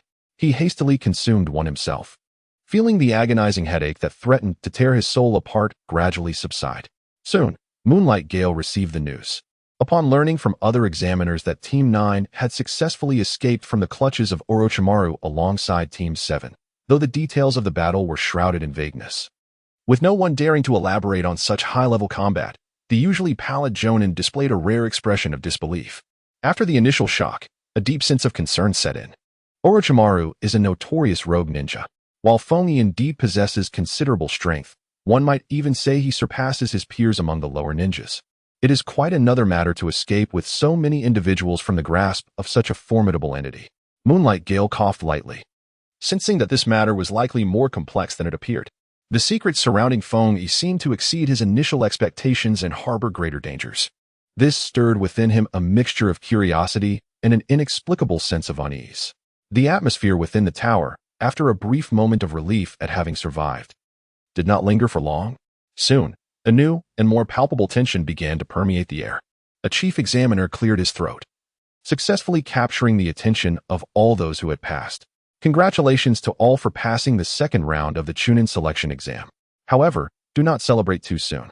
Due to the excessive number of candidates who have passed, we will immediately proceed with a preliminary round to filter the participants for the final competition. The rules of the preliminary round are straightforward, a one-on-one elimination match. The victor advances while the defeated are eliminated. The examiner's cold, emotionless voice echoed through the hall of the tower, tightening everyone's nerves once more. The drawing of lots commenced swiftly. Fongi sat in a corner, striving to restore his significantly depleted chakra and mental energy while his mind raced. The preliminary round presents both a challenge and an unmissable opportunity. He must demonstrate sufficient strength to ensure that both he and his teammates can advance smoothly. He cannot afford to be eliminated in the first round, as that would be a disgrace to the army of transmigrators. Yet, he must also refrain from revealing all of his trump cards. The reversal of the riding wheel eye is an absolute taboo. The cost of employing it is far too heavy, and now is not the time to expose it. The Byakugan must also be used judiciously, for excessive use would surely arouse suspicion. The versatility of ninjutsu can be showcased to a certain extent, allowing others to perceive him as merely an ordinary genius, nothing more. More importantly, the emergence of Orochimaru has sounded the most urgent alarm. The Konoha collapse plan looms over him like a sword, poised to fall at any moment. He must seize this opportunity presented by the preliminary rounds, an event that has drawn the keen attention of the Konoha elite, to showcase his worth as effectively as possible. Perhaps he could capture the interest of some influential figures, thereby securing a modicum of leverage for the impending, colossal crisis that threatens to engulf the entire village. Even the slightest advantage would be preferable to mere passivity. He glanced at the number he had drawn, then looked over at Xiangchuan and Kinna, whose expressions were a tapestry of emotions, as well as the members of Team 7, still engulfed in chaos and sorrow. This path is undeniably arduous. In Konoha, one finds themselves ensnared, and the ancients do not deceive me, as he broke free from the shadows of the forest of death and stepped into the tower's interior. The remaining candidates seemed to have their strength sapped, many collapsing to the ground, gasping for breath. The mingling of relief from surviving and the profound weariness was palpable, with the air thick with the scent of sweat, blood, and the earth. After a brief respite, the figure of the third Hokage, Sarutobi Hiruzen, appeared before them, flanked by several Konoha Jonin and the examiners for this Chunin selection test. Congratulations, everyone. You have successfully passed the second exam. Hiruzen's voice was steady, though tinged with an almost imperceptible fatigue. His gaze swept across each of the Chunin present, lingering for a few extra moments on Team 7, particularly on the unconscious Sasuke, as well as the somber expressions of Naruto and Sakura. However, the Chunin exam was not yet concluded. As his words hung in the air, Tsukiakuri Jifeng stepped forward, lightly coughing into his hand. Next, we shall proceed to the preliminary rounds of the third exam. Though Jifeng's complexion remained pale, his voice was clear. Due to the excessive number of participants who passed the second exam, we will need to conduct a series of one-on-one elimination matches to determine those who will advance to the final round. At this pronouncement, the previously easing atmosphere tightened sharply. One-on-one. This signified a lack of teammates to provide cover, relying solely on individual strength. Jifeng's gaze found Dongye Fengyi in the crowd, his eyes, often shadowed by illness, betraying a glimmer of encouragement mingled with deeper concern. He had shared a bond of camaraderie with Fengyi's parents and thus afforded the son of his old comrade a bit more care. The matchups for the preliminary rounds will be determined by a draw, Jifeng declared. An Umbu ninja stepped forward, holding a container of lots. The Chunin approached one by one to draw their numbers. Fengyi drew number 7. Yuji Xiangchuan drew number 13. Akimichi Kina drew number 2. Naruto, clutching his slip of paper, wore an eager expression. Shikamaru yawned, seemingly unenthused by the proceedings. Meanwhile, Sakura gazed anxiously in Sasuke's direction. Soon, the list of the first matchups flashed onto the large screen. The venue for the preliminary rounds was a spacious training hall within the tower, surrounded by tiered seating, which was now filled with numerous ninjas from various villages, as well as prominent figures from Konoha. The battle bell tolls, signaling the commencement of the first match. The confrontation between Sak and Inuzuka Kiba unfolds rapidly. The fierce clash of martial arts, the assistance of the ninja dog Akamaru, and Sak's enigmatic void slash create an electrifying atmosphere. Ultimately, Kiba secures a narrow victory, bolstered by his superior explosive power and harmonious synergy with Akamaru. The ensuing matches are a whirlwind of exchanges, both thrilling and brutally intense. Victors rejoice while the vanquished depart in sorrow, with some even being carried away by medical ninjas due to severe injuries. This is the stark reality of the ninja world. Chapter 21. Pressing down in the next bout, number 7, Higashi Akid, faces off against number 25, the Misty Ninja, Oboro. At last, it is Kid's turn. He strides calmly into the arena. Opposite him stands a ninja of average stature, adorned with the distinctive breathing mask of the Hidden Rain village, exuding an air of confidence that borders on arrogance. I hope you won't disappoint me. Little Leaf Ninja, Oboro's voice, muffled by the mask, resonates with a low hum. Kid disregards the provocation, merely flexing his wrist. With a swift announcement from Tsukake's, the match begins. Oboro swiftly crosses his hands, unleashing a barrage of glistening shuriken that rain down upon Kid. Unfazed, Kid dances lightly on his feet, evading the onslaught with subtle movements, akin to a butterfly flitting through flowers, dodging the majority of projectiles. Those that come at awkward angles are deftly deflected with precision kunai. Is mere evasion all you can do? Oboro scoffs, forming hand seals. Water style, water chaos wave. A torrent of surging water erupts from his mouth, hurtling towards Kid. Sidestepping the direct impact of the deluge, Kid flicks his wrist, launching 3 shuriken in a formation aimed at Oboro's lower half.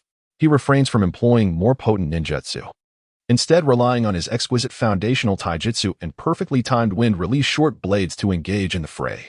Each dodge, block, and counterattack he executes appears effortless, devoid of any superfluous movements, as if meticulously calculated. In the audience, several jonin, including Kakashi and Asuma, regard Kid's performance with keen interest. His composed and seasoned fighting style belies his status as a mere genin. As Oboro intensifies his assault, he finds himself unable to truly ensnare Kid. The latter's unflappable demeanor becomes a thorn in Oboro's side, inciting his ire. Damn it! Oboro, utterly provoked by Kid's lethargic tactics, declares, if you fancy yourself a turtle, then allow me to introduce you to this. He abruptly retreats several paces, hands flying to form seals, his chakras surging violently. Hidden Rain technique, oil downpour. A vast expanse of viscous liquid spews forth from his mouth, saturating a significant portion of the arena with a pungent aroma. He then generates sparks at his fingertips, hurling them towards the ground. Kid's pupils constrict. This is intended to ignite the oil with fire release, unleashing a sweeping conflagration. Once engulfed by flames, evasion becomes an arduous task. Just as the embers were about to touch the ground, Feng Yi sprang into action. He chose not to retreat. Instead, he surged forward toward Rong with remarkable speed. A surge of chakra erupted beneath his feet, propelling him faster than before. Seeking death, Rong sneered, under the impression that Feng Yi was merely acting recklessly. However, Feng Yi's true aim was not Rong himself, but rather the fleeting moment when he had just completed a secret technique, still adjusting his breath. With a flash of lightning, Feng Yi thrust his right hand. Fingers poised like a sword, condensing a brilliant spark of lightning at his fingertips, compressed without any unnecessary flourish yet imbued with unparalleled penetrating power. This technique was not a profound lightning release. Instead, it was a manifestation of his meticulous study of the nature transformation of lightning chakra, focusing on extreme speed and penetration. In an instant, the lightning flickered and vanished. Rong's sinister grin faltered as his body jolted, and he looked down to see a small hole torn in his chest. Wisps of blue smoke escaping. A sharp pain pierced his heart, and he felt his entire body go numb. The flow of chakra abruptly interrupted. The spark he had prepared to ignite flickered weakly before extinguishing in midair. Feng Yi had already appeared behind him, kunai pressed against the back of his neck. The outcome was evident. The victor is Donya Feng Yi, echoed the voice of the moonlight gale. The arena fell into a brief silence before erupting into a moderate murmur of discussion. Feng Yi sheathed his kunai, casting not a single glance at the fallen Rong, and walked off the stage. Moonlight Gale regarded him with a satisfied smile and nodded in approval. Yet, Feng Yi sensed several scrutinizing gazes upon him, some seemingly from the higher tiers of the audience, emanating a calm and steady presence, members of the Konoha elite. He understood that his recent display of lightning release had likely drawn attention. Upon returning to the resting area of Team 9, both Xiangchuan and Kidna exhaled in relief. Feng Yi-kun, you were amazing. Kidna's eyes sparkled with admiration. It was all right. That guy was simply too careless, Feng Yi replied nonchalantly. The ensuing matches remained fiercely contested. Naruto faced off against Inuzuka Kiba, and after a chaotic yet spirited battle, Naruto triumphed through his shadow clones, a stroke of luck, and an unexpected fart. The clash between Lee and Gaara escalated the atmosphere of the preliminaries to a crescendo. Lee's extraordinary 8 gates technique clashed with Gaara's impenetrable sand armor, leaving the audience in awe and trepidation. Ultimately, despite demonstrating remarkable tenacity, Lee fell victim to Gaara's merciless sandstorm, sustaining severe injuries. Feng Yi observed silently, particularly focused on the battles of the pivotal characters. Sasuke remained unconscious in the medical unit, still receiving treatment. Niji Hinata overwhelmed Hinata with absolute strength, and his discourse on fate caused Feng Yi to frown slightly. As the name of his adversary was called, the pharmacist, Do, raised his hand. I beg your pardon. Lord Hokage, esteemed judges, he said, a gentle smile gracing his face, though his tone revealed a hint of frailty. I have sustained grave injuries in the second round of the examination and, regrettably, I must withdraw from the ensuing matches. Sarutobi Hiruzen regarded him with a penetrating gaze before nodding in acquiescence. Granted. Do calmly exited the arena.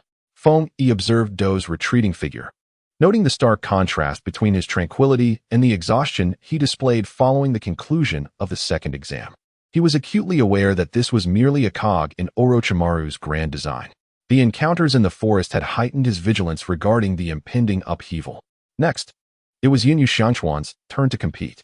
His opponent was a kunoichi from the Sound Village, named Kanetsuki. She wielded several shuriken adorned with bells, a cryptic smile playing upon her lips. Feng Yi's brow instinctively furrowed. The voice of the announcer echoed through the training hall, clear yet not overly loud. In the fourth round of the preliminary matches, Yunyu Xiangchuan faces off against the Mist Village's Faima.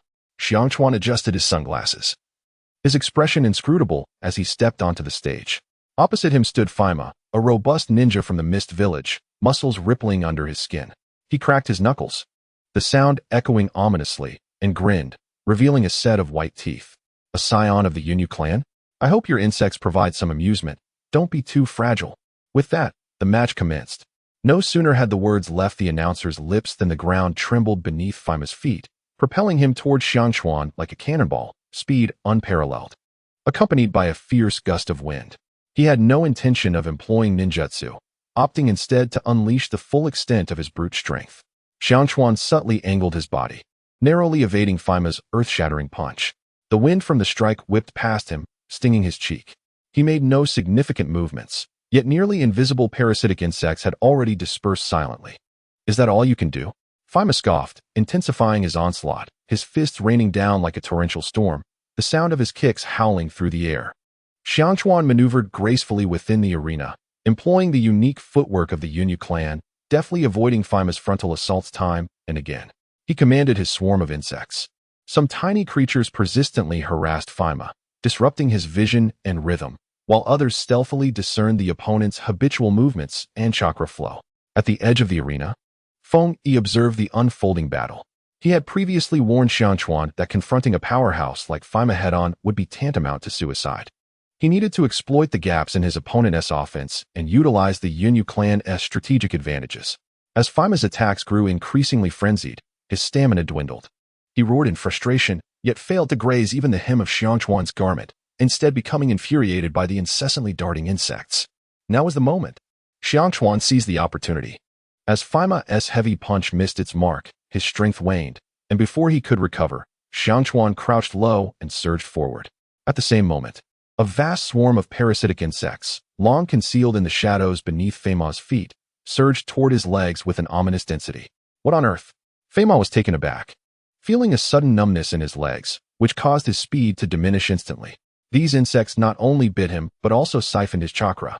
Seizing the fleeting opportunity, Xiangquan rapidly performed a series of hand seals, secret technique, insect sphere. Countless insects erupted from his sleeves, enveloping the immobilized Faima in a dense shroud, forming a writhing mass of black insects. Faima's struggles and cries emanated from the insect sphere, his voice gradually fading until silence enveloped the scene. After a while, the swarm dispersed. Faima lay collapsed on the ground, covered in countless bite marks, his chakra in disarray. Moonlight Gale stepped forward to inspect, declaring, "The victor is Yamanaka Xiangquan." Feng Yi's lips twitched. Xiangquan performed even better than he had anticipated. Kinai also breathed a sigh of relief, pleased for Xiangquan. After a brief respite, Kinai's name illuminated the big screen. In the fifth match, Kinai Onma faced off against the Sound Village's Xiang Kai. Kinai inhaled deeply and stepped onto the stage. Her opponent was a sound ninja with a long, drawn face, holding several oddly shaped metallic pieces between his fingers. Onma clan, I've heard your jinjutsu is quite commendable. Xiang Kai's voice was dry and laced with contempt. As the whistle blew to signal the start of the match, Xiang Kai flung the metallic pieces into the air. They emitted a sharp, piercing sound as they sliced through the atmosphere, creating a bizarre sound wave that surged directly toward Kinai's head. Anticipating this, Kinai promptly closed her eyes, relying on the Onma clan's resistance to jinjutsu to withstand the onslaught. However, the opponent's jinjutsu not only affected her vision. The sound waves pricked at her ears like countless tiny needles, leaving her dizzy and disoriented, causing her surroundings to sway. This is bad. Kinai felt a jolt of anxiety, sensing she had fallen into the opponent's jinjutsu. The scenery around her became chaotic, the ground soft and pliable, as if it were attempting to swallow her whole. Feng Yi furrowed his brow from the sidelines. This sound ninja's jinjutsu, utilizing sound as a medium, was indeed more challenging to defend against. Kinai's experience encountering jinjutsu was still somewhat lacking. Observing her, he subtly released a faint chakra pulse, almost imperceptible to anyone, gently brushing against Kinai's mental edge. It was not a direct aid, but rather a nudge to help her identify the most awkward point within the jinjutsu. Kinai struggled within the illusion, suddenly sensing a refreshing thought that felt like a glimmer of light in the darkness. She bit her tongue sharply, the pain jolting her senses awake. Bolstered by her Onma lineage's inherent resistance to jinjutsu, combined with Feng Yi's discreet suggestion, she finally grasped the flaw in the illusion. Jinjutsu flower mirror. Kinai formed hand seals, and the chakra of the Onma clan surged forth. Xiang Kai was reveling in the success of his illusion when suddenly the scene before him transformed.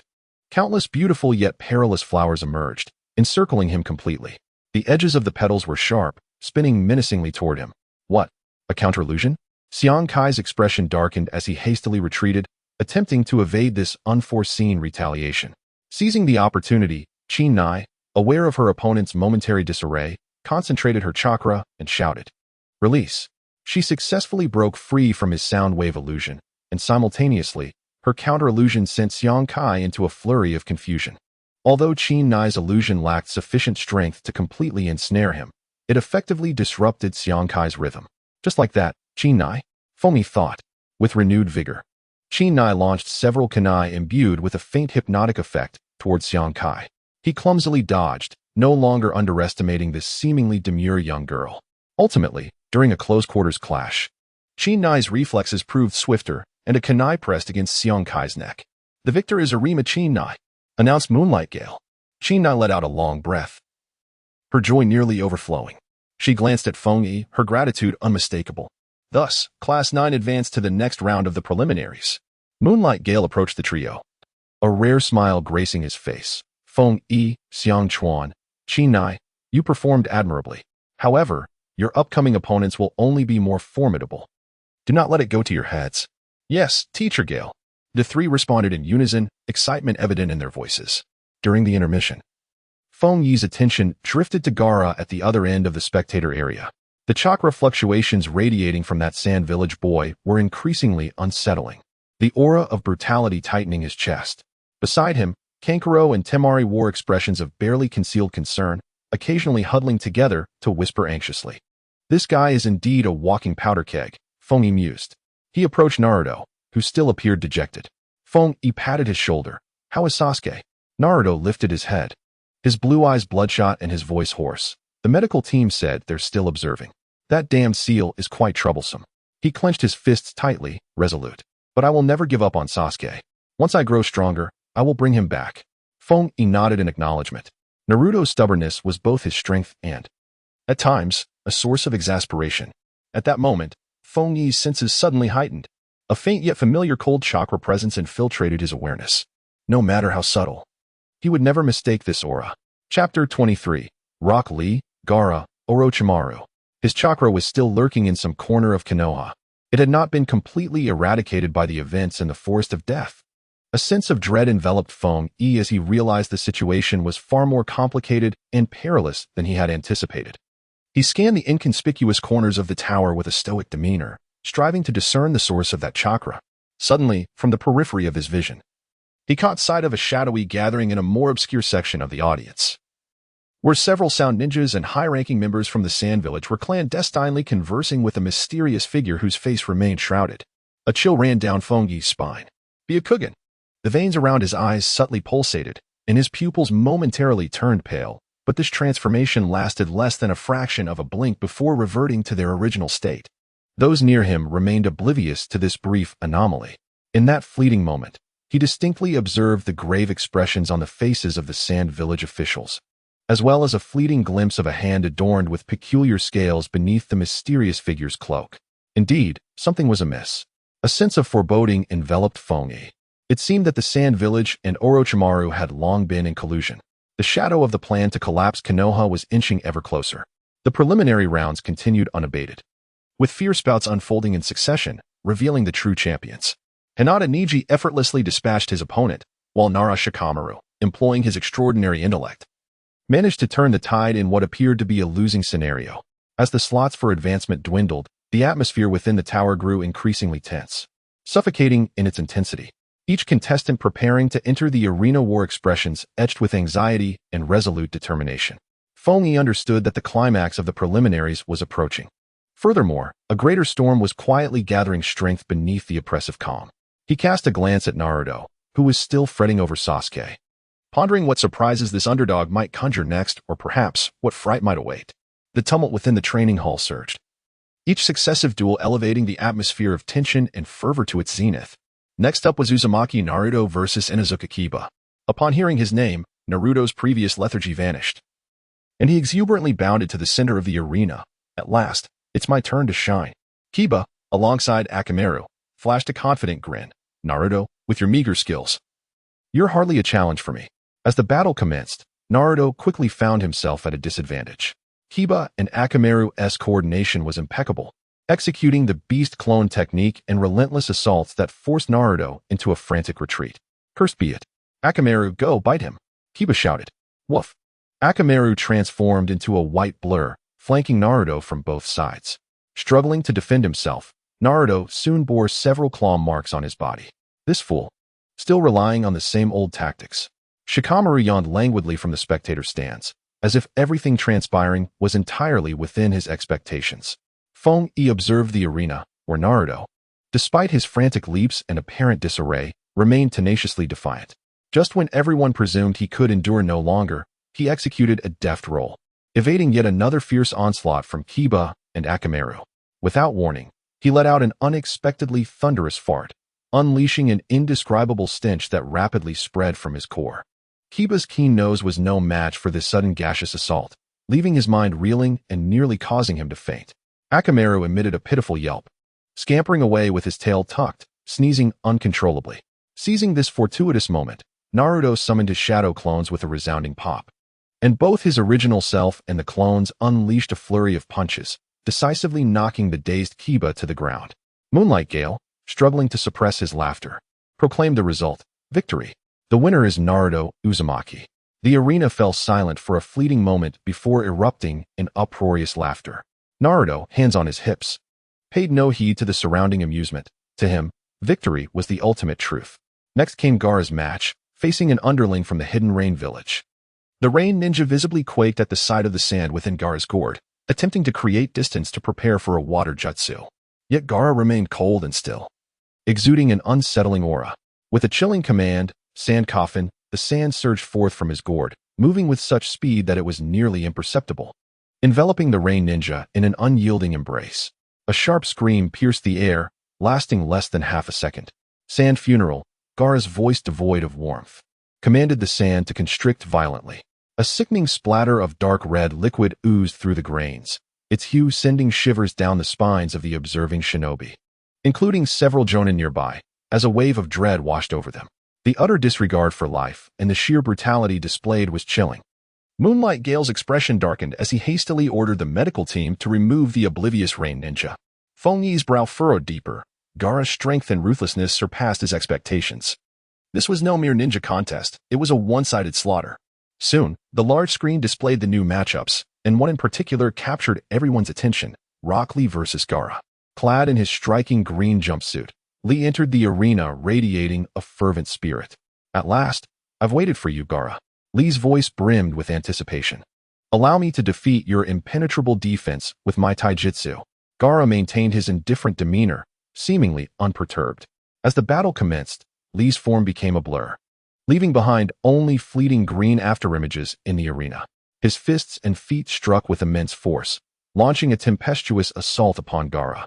Yet, no matter how swift his attacks or how cunning their angles, they were invariably intercepted by the sands that instinctively shielded their master. The sands formed a formidable barrier, dissipating all of Lee's offensive maneuvers into nothingness. "Futile." Gaara's voice was cold and biting. "Your attacks cannot touch me. It is not over yet," Lee shouted, his spirit soaring to new heights. "The lotus of Konoha shall bloom once more." He began to dismantle the weights strapped to his wrists, when the heavy weights thudded heavily onto the ground, creating two shallow craters. Everyone present stood in stunned silence. Chapter 24. The Calm Before the Storm. Lotus Bloom. Lee's speed surged to an extraordinary level, so rapid that many struggled to keep up with his movement. He truly broke through the defenses of the sand, lifting the unsuspecting Gaara into the air, binding him tightly with bandages, and then slammed him headfirst into the ground. Boom. A massive cloud of dust erupted into the sky, obscuring everyone's vision. However, as the dust settled, Gaara stood unwavering, encased in a thin layer of sand armor, unscathed. Despite Lee's all-out assault, he had failed to inflict any harm. "Is this your full strength?" Gaara's tone dripped with mockery. Lee panted heavily, sweat soaking through his tight-fitting attire. He gazed at the unharmed Gaara, a fleeting sense of despair creeping into his heart, yet that unwillingness quickly transformed into a fiercer determination. "Teacher Guy," Lee murmured softly. In the audience, Mike Guy's eyes glistened with emotion as he gave Lee a resolute thumbs up. "Lee, you can do it." Encouraged by his teacher, Lee's aura surged once more. Chakra surged within him in a nearly frenzied manner. The 8 gates. Open the first, the second, the third, the fourth, and the fifth. Open. Boom. A terrifying wave of energy erupted from Lee, enveloping him in a tangible green chakra steam. Due to the violent boiling of his chakra, his skin took on an abnormal crimson hue. Inner Lotus. This time, Lee's figure vanished entirely from the sight of the spectators. The sand surrounding Gaara, for the first time, exhibited a momentary lag, struggling to keep up with the green flash of lightning. Bang, bang, bang. The resounding thuds melded into a singular rhythm as Lee's fists and feet struck with utmost speed against the surface of Gaara's sand armor. Crack! The seemingly indestructible sand armor shattered inch by inch. For the first time, a look of pain flickered across Gaara's eternally stoic face. Just when everyone believed Lee was destined to defy the odds and create a miracle, a sudden turn of events unfolded. The enormous gourd behind Gaara erupted unexpectedly, releasing an even greater flood of sand, surging forth like a breaching dam, instantly coalescing into a monstrous arm of sand, aimed directly at Lee's head. At this moment, Xiao Li was utterly exhausted, with no strength left to evade. The colossal sandy arm struck him soundly. With a woeful thud, Xiao Li was launched like a leaf caught in a tempest, crashing heavily onto the unforgiving ground, raising a cloud of dust. Before he could catch his breath, more sand surged forth like a pack of sharks sensing blood, ensnaring his left arm and leg with relentless ferocity. Sand-binding coffin. Gaara's voice resonated devoid of any human emotion. Stop! Mate Guy's anguished roar erupted from the audience as he desperately attempted to rush into the arena. Yet, it was all too late. The sandstorm funeral commenced. Accompanied by Gaara's chilling proclamation, the clumps of sand binding Xiao Li's limbs suddenly constricted. A heart-wrenching, almost grotesque scream echoed throughout the dojo. Xiao Li's left arm and leg were mercilessly pulverized by the frenzied sand. Vivid crimson blood instantaneously stained the ground beneath him. Mate Guy finally reached Xiao Li's side, and upon witnessing his disciple's harrowing state, this man, typically characterized by his resolute demeanor, could not restrain his tears of anguish. Feng Yi stood frozen in place. Everything transpired too swiftly and brutally. He had observed Xiao Li's perseverance, his indomitable spirit of never giving up. Yet, reality was starkly cold. Utterly devoid of reason. A fervent desire for greater power surged within him, an intense yearning to seize the throat of this damned fate, churning in his chest with unprecedented fervor. He had to grow stronger, strong enough to protect those he cherished, strong enough to alter the tragedies that were meant to unfold. The medical team hurriedly carried Xiao Li away for emergency treatment. Meanwhile, in a ward of the Konoha hospital, Sasuke Uchiha slowly opened his eyes. The burning sensation from the sinister curse mark on his neck, infused with malevolent chakra, caused his body to convulse. Sasuke, you're awake. Kakashi appeared at the bedside, his expression graver than ever. This is Orochimaru's doing, Sasuke thought, his teeth gritting with resentment and fury threatening to erupt from his chest. I understand, Kakashi sighed. I will find a way to help suppress it. But remember, this curse mark is extremely dangerous if you attempt to harness its power. You may be utterly consumed by it. Previously, when Feng Yi had asked Sakura to deliver medicine, he had discreetly instructed the medical ninjas to mix a more effective essence-replenishing pill into Sasuke's daily medication. This contributed to Sasuke's swift awakening and relative clarity of mind. The preliminaries continued amidst an atmosphere laden with oppressive tension. As the final confrontation drew to a close, Moonlight Gale cleared his slightly irritated throat and stepped forward to announce the names of those who had successfully advanced to the finals. Fengidongya, Shokawa Yunu, Kina Arima, Naruto Uzumaki, Gaara, Kankuro, Temari, Shikamaru Nara, Niji Hyuga, and Sakan of the Sound Ninja Village. The finals would take place in a month's time, a period designated for rest and final enhancement. The figure of the third Hokage, Sarutobi Hiruzen, appeared at an opportune moment, offering words of encouragement to the qualifiers while briefly outlining the rules of the finals and their significance to the village. The crowd of spectators gradually dispersed, each person absorbing the impact of the day as preliminaries. Feng Yi sought out Moonlight Gale. Teacher, he began, I have something to discuss regarding Orochimaru, the Sound Village, and the Sand Village. His voice was low and his words chosen with great caution. In the Forest of Death, I distinctly sensed Orochimaru's chakra. Moreover, I can't shake the feeling that there is an unusual connection between the Sound and Sand Ninja. Moonlight Gale's expression sharpened abruptly, and he instinctively coughed lightly into his hand. I understand, Feng Yi. I will keep an eye on this matter. You must also exercise caution. Feng Yi nodded gently, aware that given his current status and the power he could exhibit, there was little more he could do. Upon returning to the temporary lounge assigned to Team 9, Feng Yi wore an unusually solemn expression. In this month, we must explore every possible avenue to enhance ourselves.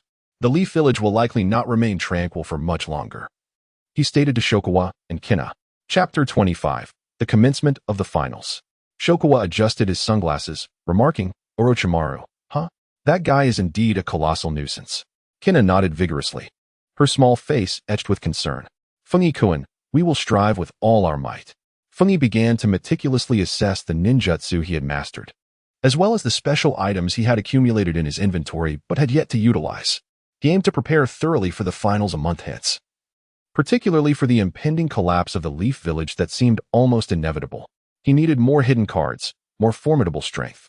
The night was dense as ink, and the Leaf Village lay enveloped in a profound silence, occasionally interrupted by patrolling ninjas traversing the streets. Fengyi sat cross-legged on the floor of his room, honing his sensory perception to its utmost limits. Soon, he detected a powerful yet subtle fluctuation of sealing chakra emanating from a certain direction in the village. Within that aura, he could discern Sasuke's muffled groans of pain, along with Kakashi's distinctive chakra presence. Is it Kakashi-sensei's sealing technique? Fengyi pondered silently. Yet, even under the overwhelming power of the sealing force, the chilling will of Orochimaru embedded within the cursed seal seemed far from eradicated. Instead, it lay dormant, akin to a malignant tumor buried deep within flesh, biding its time for the opportune moment to erupt with ferocity once more.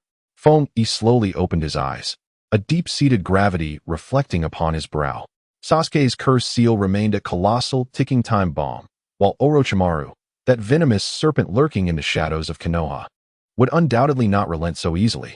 A month, for a ninja, is neither excessively long nor alarmingly brief. It passes almost in the blink of an eye. The day of the final round of the Chunin selection exams arrived as anticipated. The venue in the village of Konoha was now a sea of humanity. Lords, nobles, wealthy merchants, and representatives from various villages, alongside common folk, had gathered to witness the pinnacle clash of the young ninjas vying for glory. The sun shone brightly. Colorful flags fluttered around the venue, and the exuberant atmosphere threatened to ignite the very skies above Konoha. However, standing at the entrance of the contestants' passageway, Fengyi perceptibly sensed an overwhelming, nauseating aura of conspiracy lurking beneath the surface of this vibrant celebration and the deafening cheers. An invisible undercurrent quietly permeating every corner of the arena. The true storm was on the cusp of arrival. In the grand arena of Konoha, the crowd was a thrumming mass, the roar of the spectators nearly breaching the heavens. At the elevated stands, lords from various nations, affluent nobles, and representatives from different ninja villages had taken their seats. The sun blazed down upon the expansive ground at the center of the arena, while the surrounding banners rustled in the wind. Sarutobi Hiruzen sat serenely at the center of the podium, his gaze fixed upon the arena below. Beside him was the Kazekage from Tsunade, his face obscured by a signature straw hat that concealed much of his features, revealing only a slightly effeminate chin. Fengyi, shrouded in the shadows of the entrance, cast a discreet glance at the Kazekage. Despite the latter's attempts at concealment, the faint yet persistent chill of his chakra set off alarm bells within Fengyi's mind. It was finally about to commence. Xiang Chuan, beside him, instinctively adjusted his sunglasses, barely able to contain his excitement. Tsunade appeared somewhat anxious, her small hands tightly gripping the hem of her clothing. Esteemed guests, fellow ninja colleagues. The voice of the chief examiner resonated through the amplification jutsu, clearly reaching every corner of the venue. The final round of the Chunin selection exams begins now. No sooner had the words left his lips than the audience erupted into a cacophony of cheers and applause. The first match, Uzumaki Naruto versus Hyuga Neji. With the chief examiner's declaration, Naruto, with his striking yellow hair and clad in an orange training outfit, exuberantly leaped into the arena. His face adorned with that trademark confident smile. I'm here. This time, I will definitely win, I promise. On the other side, Hyuga Neji, dressed in white, strode in with a cold demeanor, exuding an air of indifference. His pure white eyes gazed calmly at Naruto, a natural superiority resonating in his voice. Fate has been predetermined from the very beginning. No matter how fervently you struggle, you cannot alter the outcome of failure. I do not believe in fate. Naruto clenched his fists, retorting loudly, I will shatter your twisted logic in my own way. The match commenced. Neji swiftly adopted the stance of the gentle fist, veins bulging around his Byakugan. Byakugan. He shifted his form, closing in on Naruto. 8 trigrams 60 for palms. 2 palms. For palms. 8 palms. Neji's rapid strikes dazzled the spectators, precisely targeting Naruto's chakra points, sealing his chakra flow. Naruto felt excruciating pain coursing through his body, his chakra becoming erratic as he was forced to retreat repeatedly, unable to find an opportunity to counterattack. 16 palms. 32 palms. Naruto. Sakura and Hinata in the audience stood up anxiously, Hinata clasping her hands together with a face full of concern. Give up. Niji's voice remained icy. I have sealed most of your chakra. You have lost. Naruto lay on the ground, blood trickling from his mouth, his body bruised and battered. He struggled to rise but collapsed weakly once more. Damn it. Naruto pounded the ground in frustration, just when everyone believed the outcome was settled. A faint yet ferocious red chakra began to surge from Naruto. I will not concede here. Naruto roared, his eyes turning an unnatural crimson with the surge of chakra. He leaped up from the ground, his hands swiftly forming seals. Shadow clone jutsu. Bang, bang, bang. Dozens of Narutos instantly filled the arena. Niji frowned slightly. The same technique 1T work against me. He spun, expanding the defensive radius of his gentle fist, dispersing the approaching shadow clones one by one. However, while Niji focused on dealing with the shadow clones before him, one Naruto silently emerged from beneath the ground, delivering a powerful punch to his chin. What? Niji was taken by surprise, his body uncontrollably tilting backward. Not yet. The real Naruto seized the opportunity, channeling the last remnants of his chakra, combined with the newly emerged power, to conjure several more shadow clones that charged at the off-balance Niji from all directions. After a flurry of punches and kicks, Niji crashed to the ground, unable to rise again. The victor is Uzumaki Naruto, the proctor announced loudly. The arena fell silent for a few seconds before erupting into even more fervent cheers than before. Incredible! Naruto! Sakura exclaimed excitedly, bouncing in joy. Hinata covered her mouth, tears streaming down her cheeks, tears of happiness.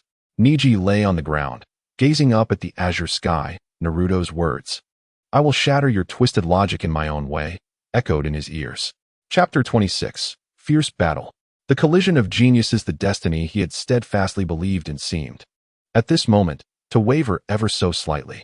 Feng-yi stood in the competitors' area, observing the exuberant Naruto in the arena, a faint smile curling at the corners of his mouth.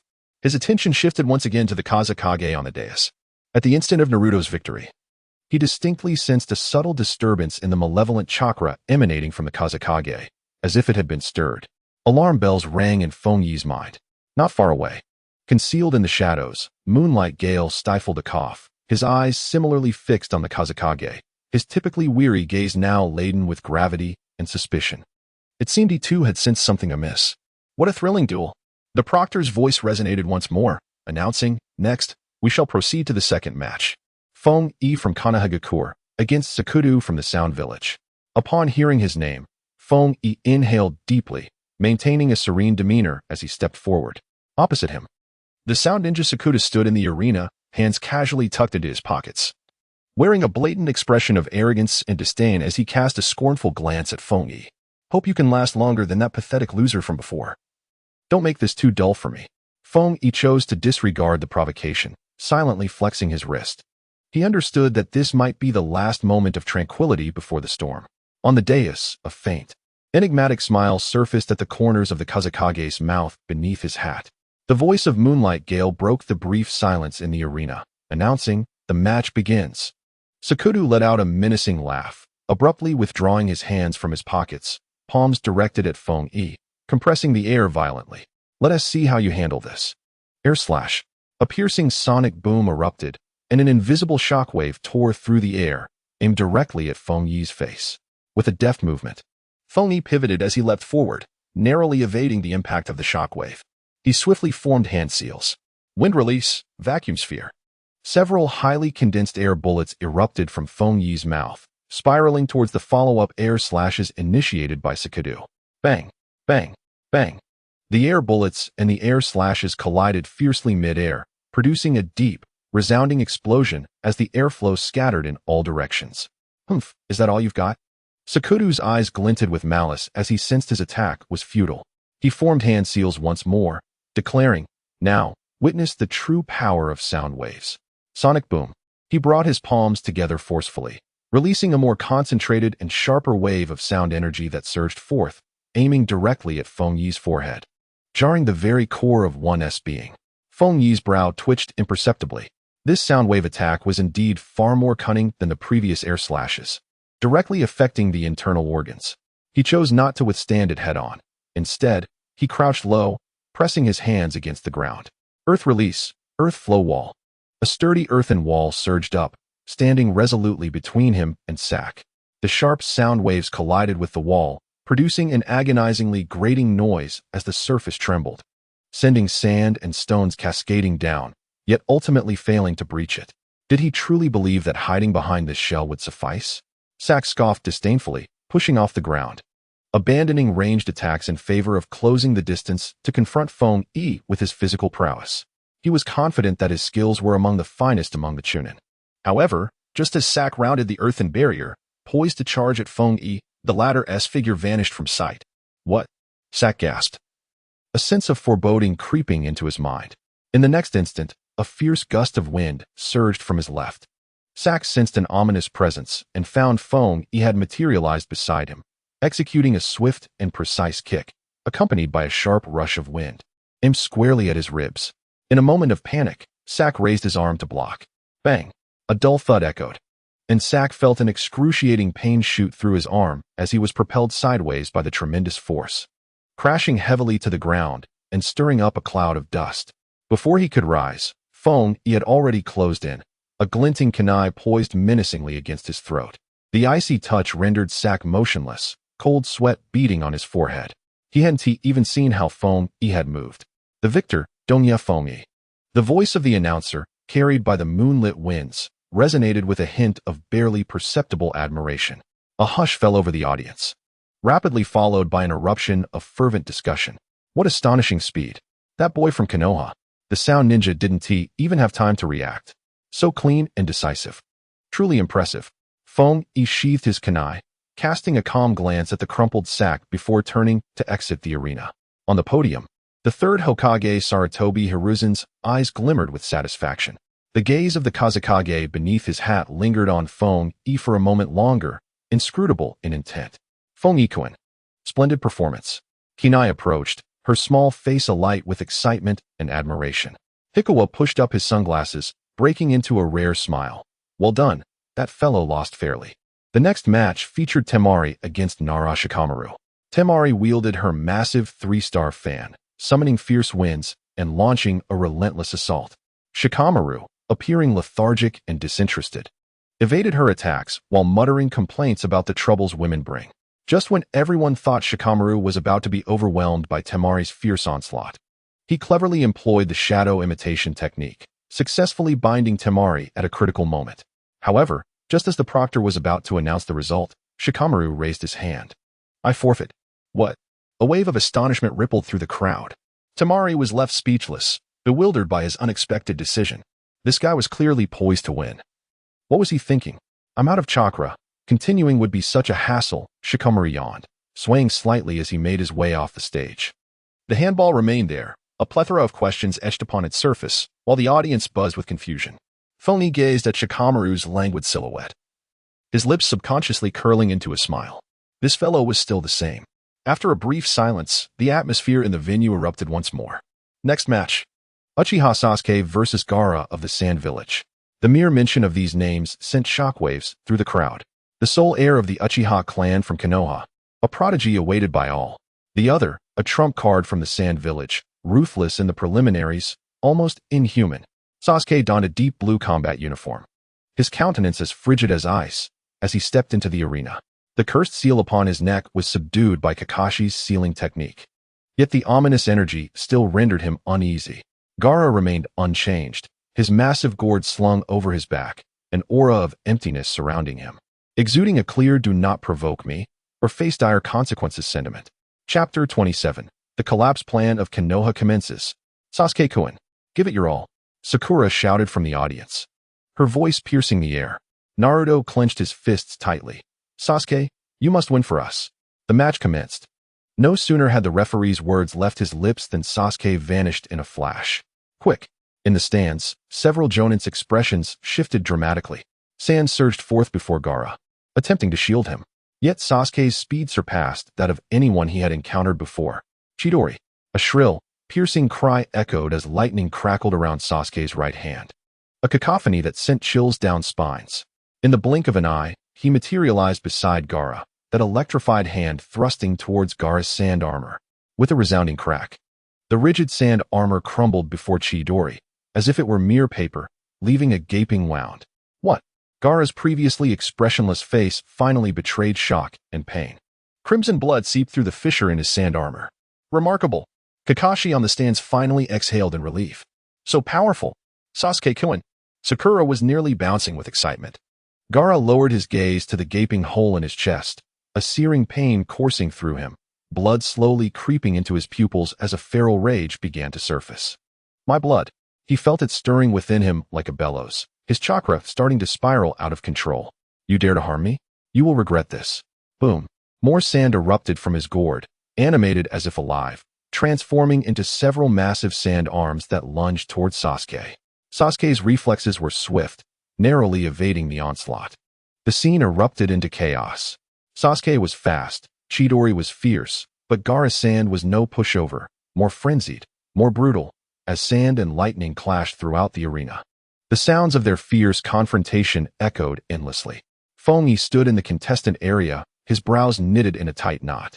The chakra emanating from Gaara was increasingly unsettling, a ferocity that reminded Feng of Naruto's loss of control in the Forest of Death. Yet, this malevolence was colder, more lethal. Shikaku. He sensed the chakra around him begin to spiral chaotically, the sky darkening, a heavy, ominous foreboding weighing upon his heart. In the arena, Sasuke seized an opportunity. Accelerating with the Chidori, striking Gaara with a resounding impact. Gaara let out a pained cry, as a portion of his body began to transform into sand.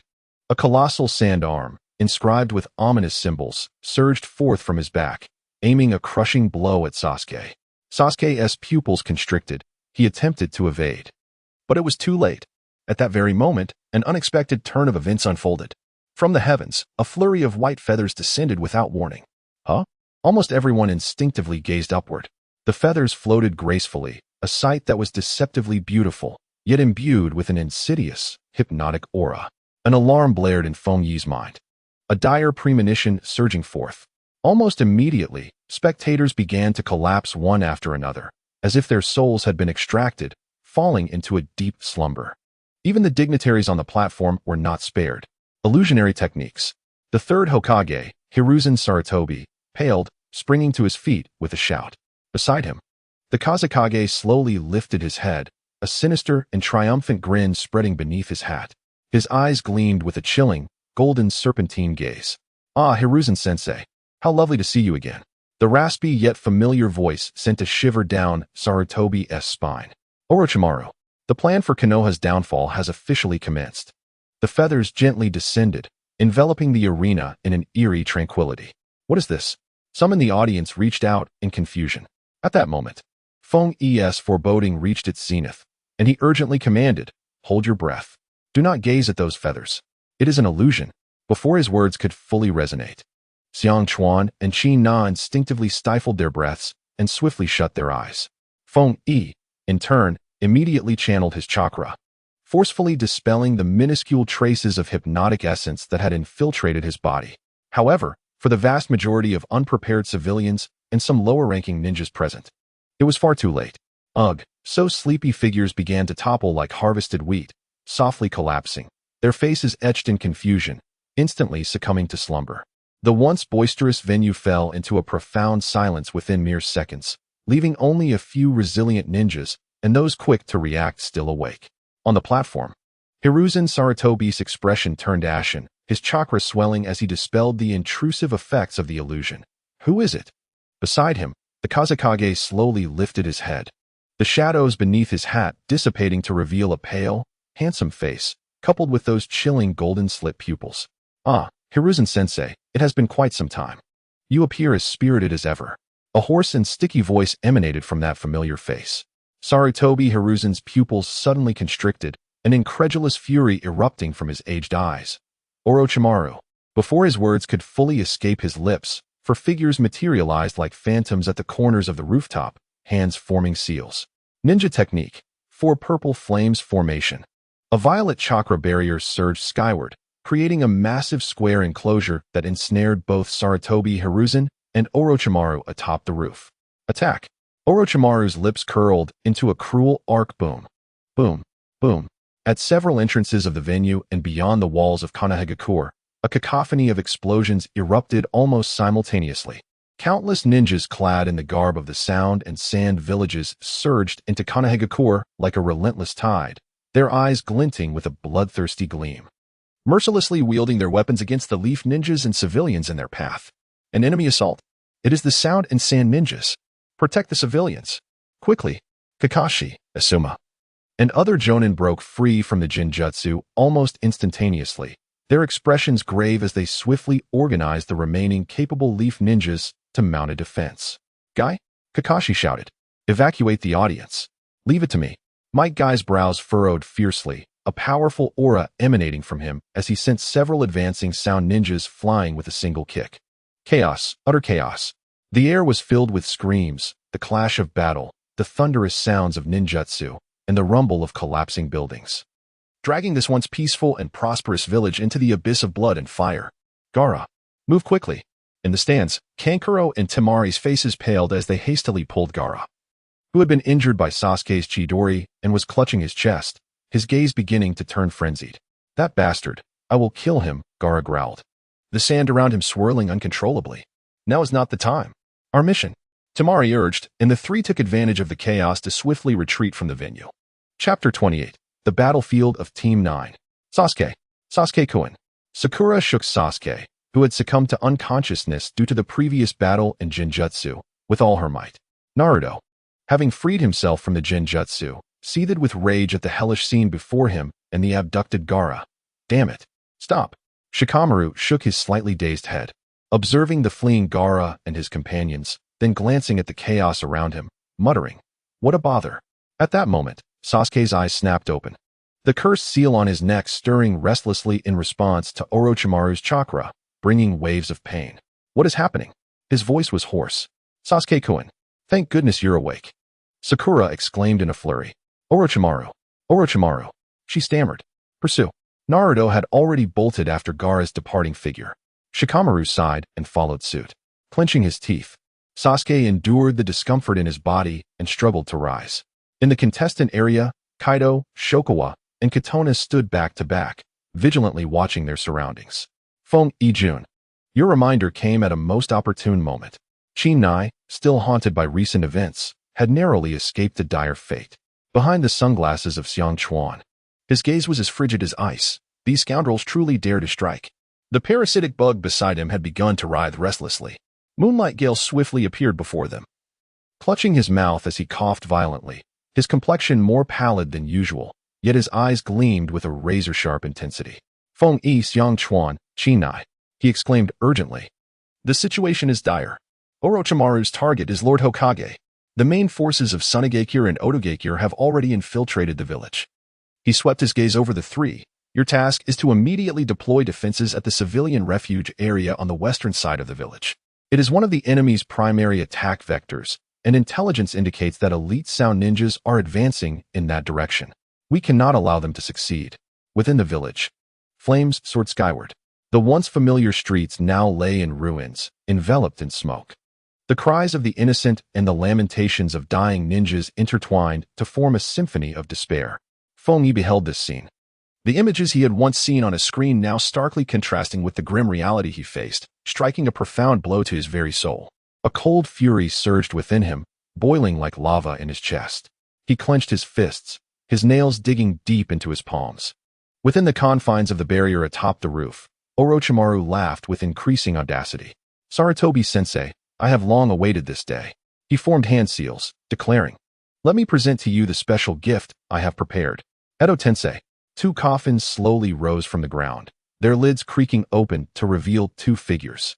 One clad in deep blue armor, exuding an air of authority, the other, with flowing white hair and a carefree smile.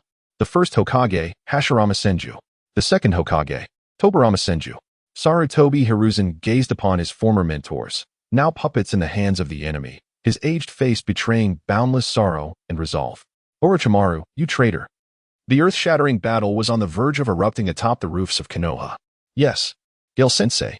Feng Yi and the others responded in unison, their voices heavy with gravity and martial spirit. Protect yourselves and safeguard the village.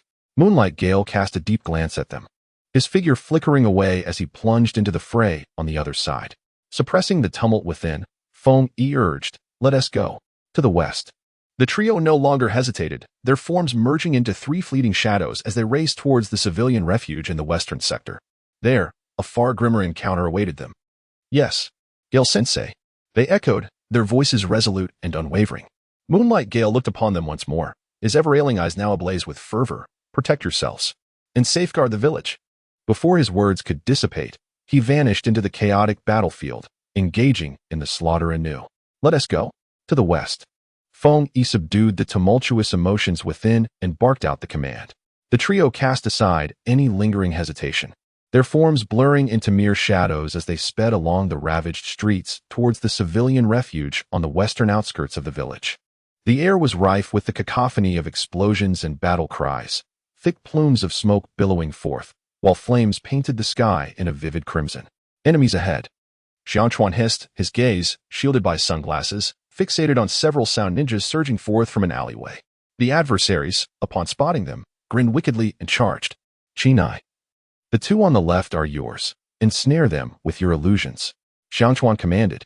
"I'll handle the right side, coordinating with the insects." Feng Yi spoke swiftly, his orders succinct and clear. "Understood. All right." Chinai swiftly formed hand seals, her delicate chakra weaving intricate illusions that quietly unfurled.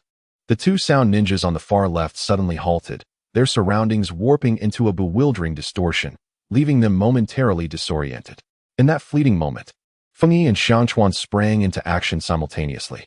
Feng Yi hurled a kunai, aiming straight for the vital points of one sound ninja.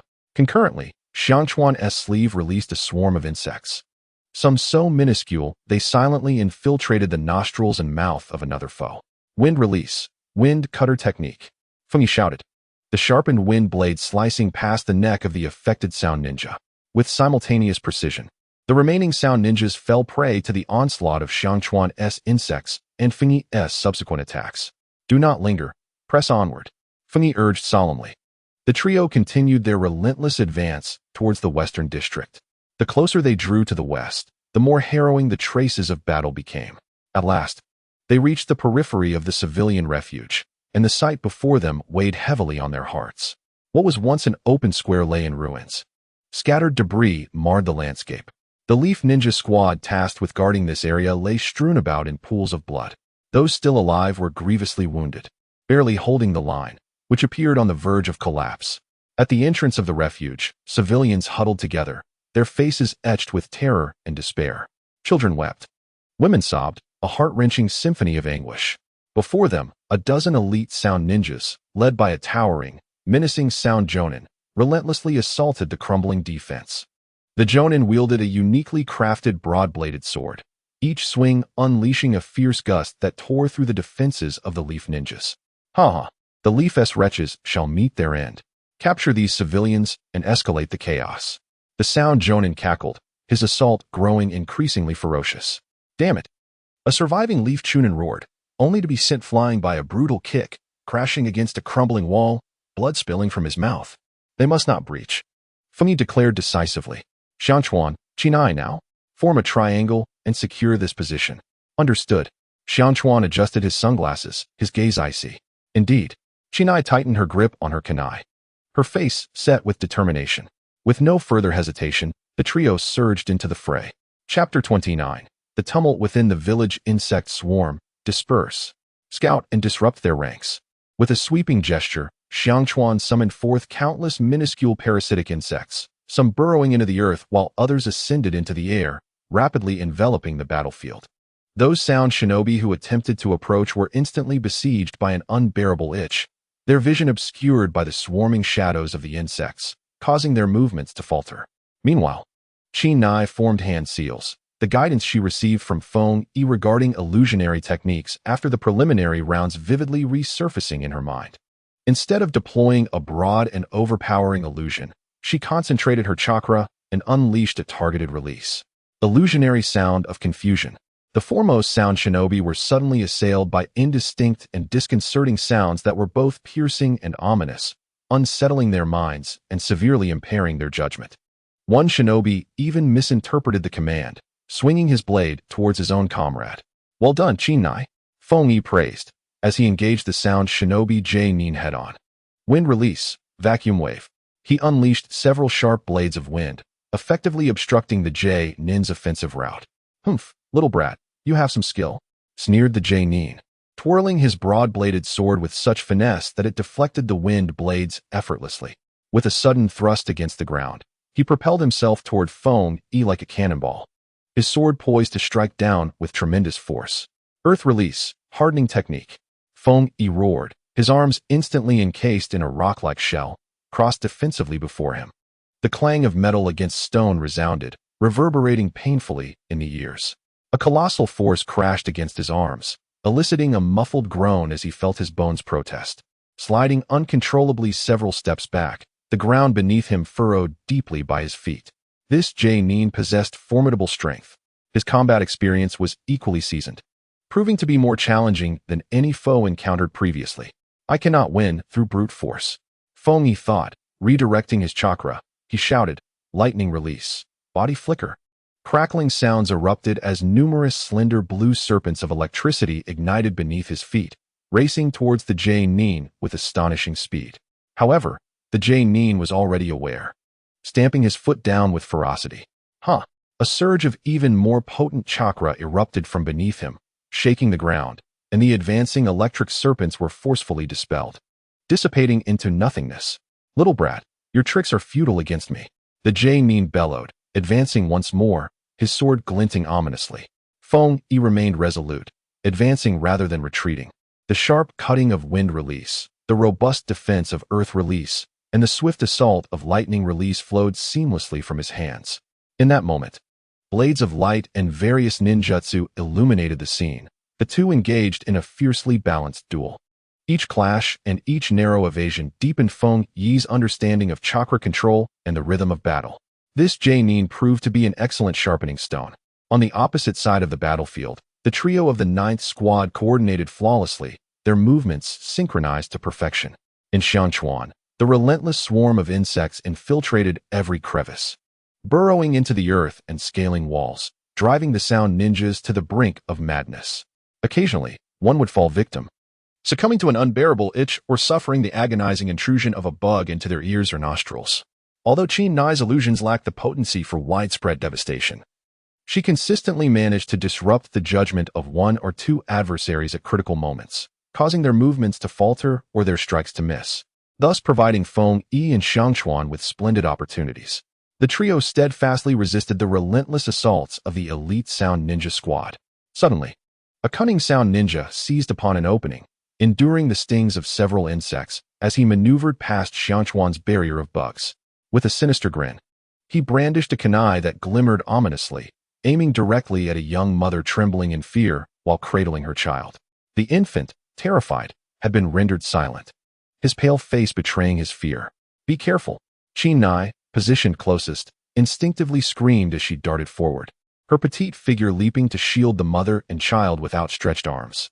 The kunai flashed menacingly, poised to pierce Chinai's frail shoulder, seeking death. Meanwhile, Feng Yi, engaged in a fierce battle with the Sound Ninja Jonin, caught sight of this perilous moment from the corner of his eye, his heart racing. Without a moment's hesitation, he gritted his teeth and braced himself. With a sickening sound, he absorbed the Jonin's powerful strike with his left shoulder. Pain surged through him. Yet he harnessed the force of the blow to execute an extraordinary twist in midair, his right hand whipping out to launch a kunai that sliced through the air with a piercing sound, striking true. The kunai, moving with such swiftness that it left only an afterimage, precisely pierced the throat of the ambushing Sound Ninja from behind. The assailant froze in disbelief, clutching his neck as blood gushed between his fingers before he crumpled to the ground. Meanwhile, Feng Yi's left shoulder bore a gruesome, deep gash, blood pouring forth and staining a significant portion of his clothing. Feng Yi, Chinai, terrified, rushed to support the staggering Feng Yi, her voice tinged with panic. "I'm fine," he groaned, his complexion paling from blood loss and excruciating pain, a sheen of cold sweat forming on his brow. "I can still fight. We must not let them break through." His left arm, rendered immobile, bore the torment of searing pain as he quickly formed hand seals with his right hand, conjuring several wind blades to launch at the advancing enemies. The opposing Sound Ninja Jonin, taken aback by Feng Yi's ability to retaliate despite his injury. Felt his killing intent intensify. These pests are indeed troublesome. He sneered, believing their struggle would soon crumble. Yet, to his astonishment, the trio's synergy, tactical diversity, and indomitable spirit had anchored them firmly in the fight, stalling his elite squad. The Sound Ninja team launched relentless assaults. Yet they could not breach the seemingly fragile defenses of Team 9. Just as the battle reached a stalemate, a thunderous roar erupted from the direction of the village center. The sound was followed by a terrifying, inhuman howl, imbued with insatiable brutality and a desire for destruction, echoing ominously towards them. The roar pierced through the chaos of the battlefield, causing a shiver in the hearts of all who heard it. Feng Yi's heart sank. That noise was from Gaara's side. Was Shikaku about to go completely berserk? The Sound Ninja Jonin, upon recognizing the familiar roar, momentarily paused, then a maniacal fervor erupted on his face. Ha ha ha. It worked. It is the power of Lord Gaara. The plan has finally reached this stage. His expression twisted into something more sinister and frenzied as he gazed at Feng Yi and his companions. Now that Lord Gaara has intervened. You pesky leaf, brats have no reason to live. Die. The Sound Ninja Jonin held nothing back, his chakra surging dramatically, his skin revealing grotesque veins. Chapter 30. A Desperate Situation. The Roar of the Behemoth. Secret Technique. Sound Burst Charge. He transformed into a blur. His speed and strength amplified as he charged towards Team 9 with a reckless fervor, a fervor that suggested failure was not an option. The Sound Ninjas around him, fueled by a frenzied zeal, charged forward heedlessly, their eyes bloodshot, utterly disregarding their own safety. Madness. These Sound Ninjas had all gone insane. The pressure on Team 9 escalated instantly. Feng Yi gritted his teeth until they nearly bled. The wound on his left shoulder throbbed with fiery pain, and every movement of his right arm sent waves of agony coursing through him, threatening to overwhelm him. But he could not retreat. Not a single step. Behind him were the terrified, helpless civilians. Xiang Chuan's swarm of insects bravely surged against the mad Sound Ninjas, yet they were systematically obliterated under the relentless onslaught, suffering grievous losses. Qin Nai's illusionary techniques faltered increasingly, her chakra depleted, her face pale and devoid of color, her body swaying precariously. The defense was on the brink of collapse, just as Team 9 teetered on the edge of annihilation. An overwhelming surge of chakra from the village center ascended to an unimaginable peak, sending shivers through the very souls of those present. An indescribable, terrifying pressure instantaneously enveloped the entirety of Konoha. The sky seemed to darken. Then, amidst a colossal sandstorm that blotted out the sun, a gigantic and grotesque figure slowly emerged from the central area of the village. It was a creature entirely composed of yellow sand, its size so immense that it appeared capable of trampling half of Konoha beneath its feet. Its entire body was adorned with bizarre violet inscriptions, and a colossal single eye gleamed with a malevolent light that promised destruction. It let out a deafening roar that echoed through the skies. A tailed beast, fully manifested. Konoha is doomed. The Sound Ninjas elite, upon hearing that familiar roar, froze momentarily. Soon after, a twisted, morbid fervor surged across his face. Ha ha ha. It has succeeded. This is the power of Lord Gaara. The plan has finally reached this pivotal moment. He turned sharply, fixating on Keed and his companions with a countenance more ghastly than that of a demon.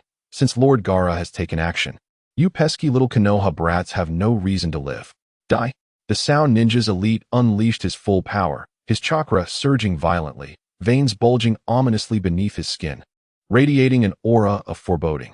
Secret technique, sonic boom.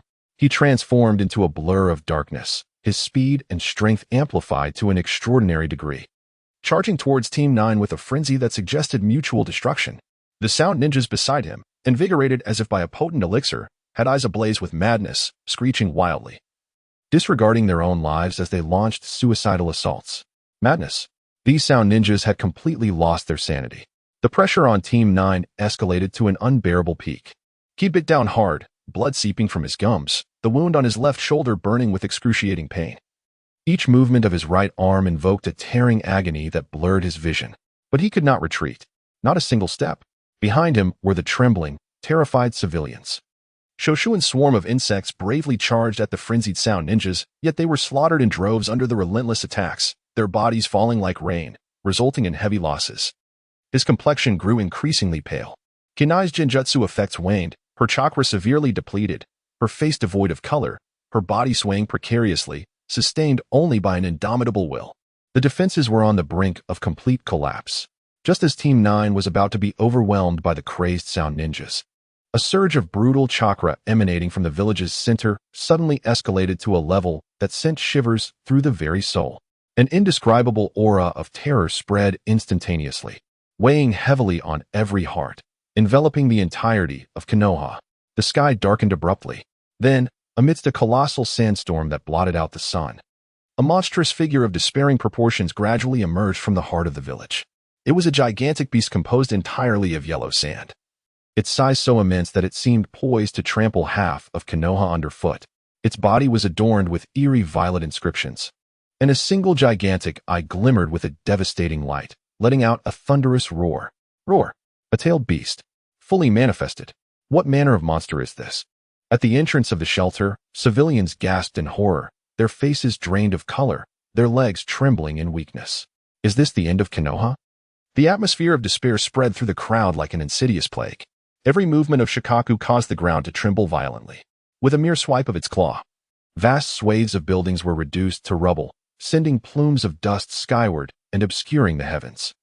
The central area of the hidden leaf village had transformed into a hellish nightmare. The piercing screams, the thunderous crashes of collapsing structures, and the distant roars of another colossal beast, the summoning creature of Orochimaru, Manda, engaged in a cataclysmic battle with Jiraiya's toad, Gamabunta. On the far side of the village, shook the very foundations of the place with each clash.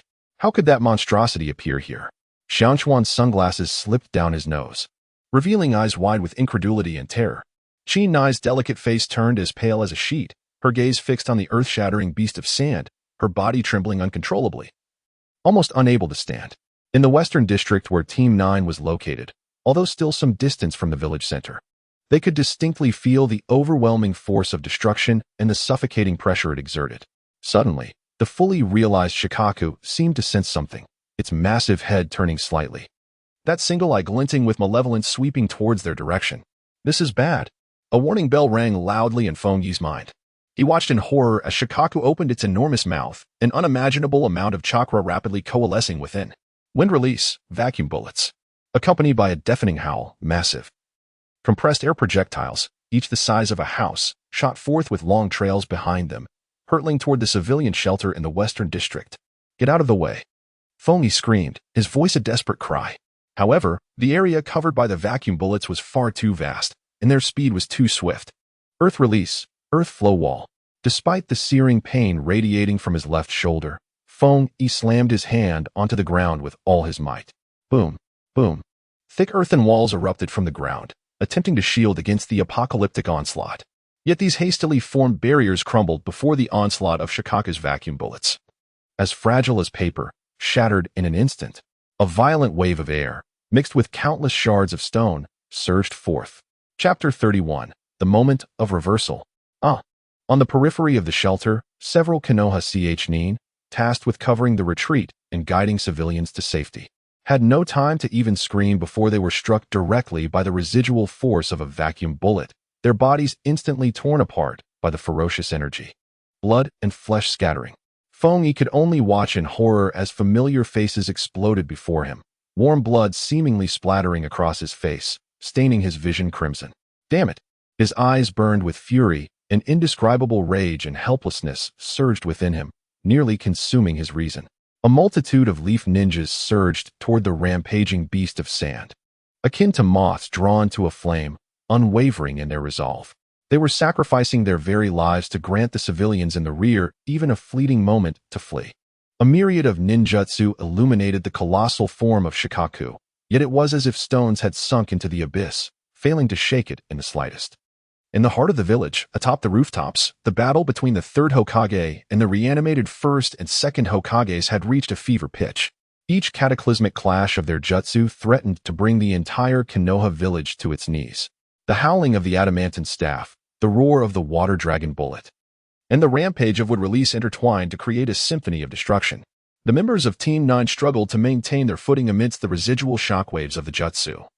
Their refuge's entrance, though spared direct assault, teetered precariously, with debris raining down from above. Cough, cough. "Fengyi, how are you holding up?" asked Tsunade, leaning against the crumbling wall, coughing violently, a trickle of blood escaping from her lips. Xiangchuan fared little better. Most of his insects had perished in the earlier onslaught, leaving him breathless and pale. "I can still hold on." Fengyi gritted his teeth, his gaze locked onto the terrifying sand beast at the village's center. Suddenly, his pupils constricted.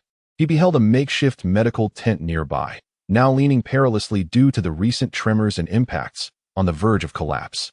Shikaku, in yet another fit of destruction, was bringing down a colossal sandy palm, imbued with the essence of annihilation, toward the precarious medical tent.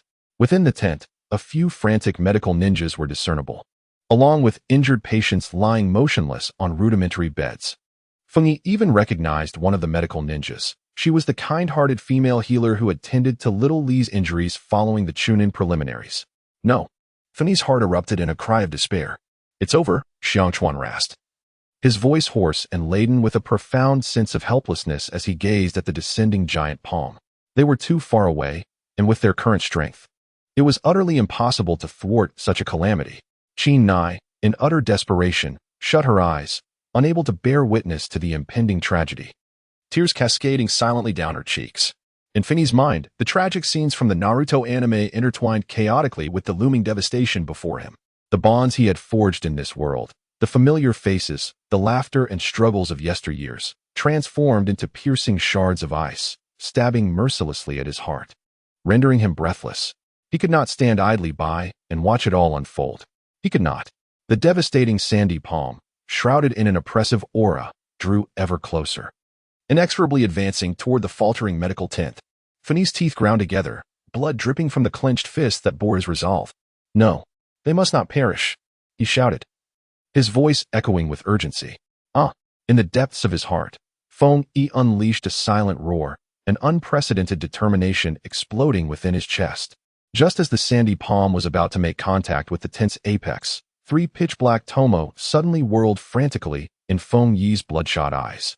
The speed escalated, rendering the tomo's outlines indistinct until they appeared to dissolve, merging into an intricate and bizarre new pattern. "Kaleidoscope Sharingan, reversal," he declared. The cacophony of explosions, the billowing smoke, and the colossal figure of Shoha stirring up a maelstrom of dust provided the perfect cover for his momentous transformation. "Gather all the chakra from the system's sign-in."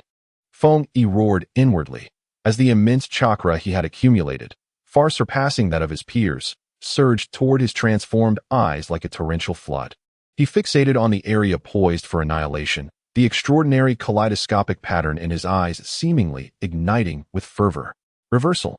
An indescribable, peculiar force silently radiated from Fengyi's eyes, accurately enveloping the space where the medical tent stood. A miracle unfolded on the battlefield steeped in despair. The tent's support beams, which had been on the verge of collapse, bizarrely righted themselves. The shattered debris that had erupted from the vibrations seemed to be rewound, flying back along their original path, re-embedding themselves into the walls. Inside the tent, a medical ninja, injured by falling debris with blood streaming from her forehead, witnessed her horrific wound visibly lighten, constrict, and vanish. Boom. Shoha's colossal sandy palm finally descended mightily. Yet, contrary to expectations of the tent being crushed and bloodshed ensuing, the scene was not one of carnage. The palm struck what appeared to be an illusion of emptiness. Aside from stirring up more dust, it encountered nothing. The medical tent, along with all its occupants, stood unscathed, as if the cataclysmic blow had merely been a surreal nightmare. What on earth is happening? Is it an illusion? Which powerful figure intervened? Such formidable defensive ninjutsu. Nearby, some Leaf Village ninjas and a handful of lucid civilians who had narrowly escaped the aftermath of the practice shot stood in stunned silence, their faces etched with bewilderment and shock, unable to comprehend what had just transpired. At the moment the tent restored itself and the sandy palm met nothingness, Fengyi could not suppress a groan of pain. An excruciating agony, as if it were ripping apart his very brain, surged upon him, turning his world a vivid crimson, followed by waves of confusion. His chakra was suddenly siphoned away by an invisible black hole, each cell crying out under the unbearable strain. His body trembled violently, teetering on the brink of collapse.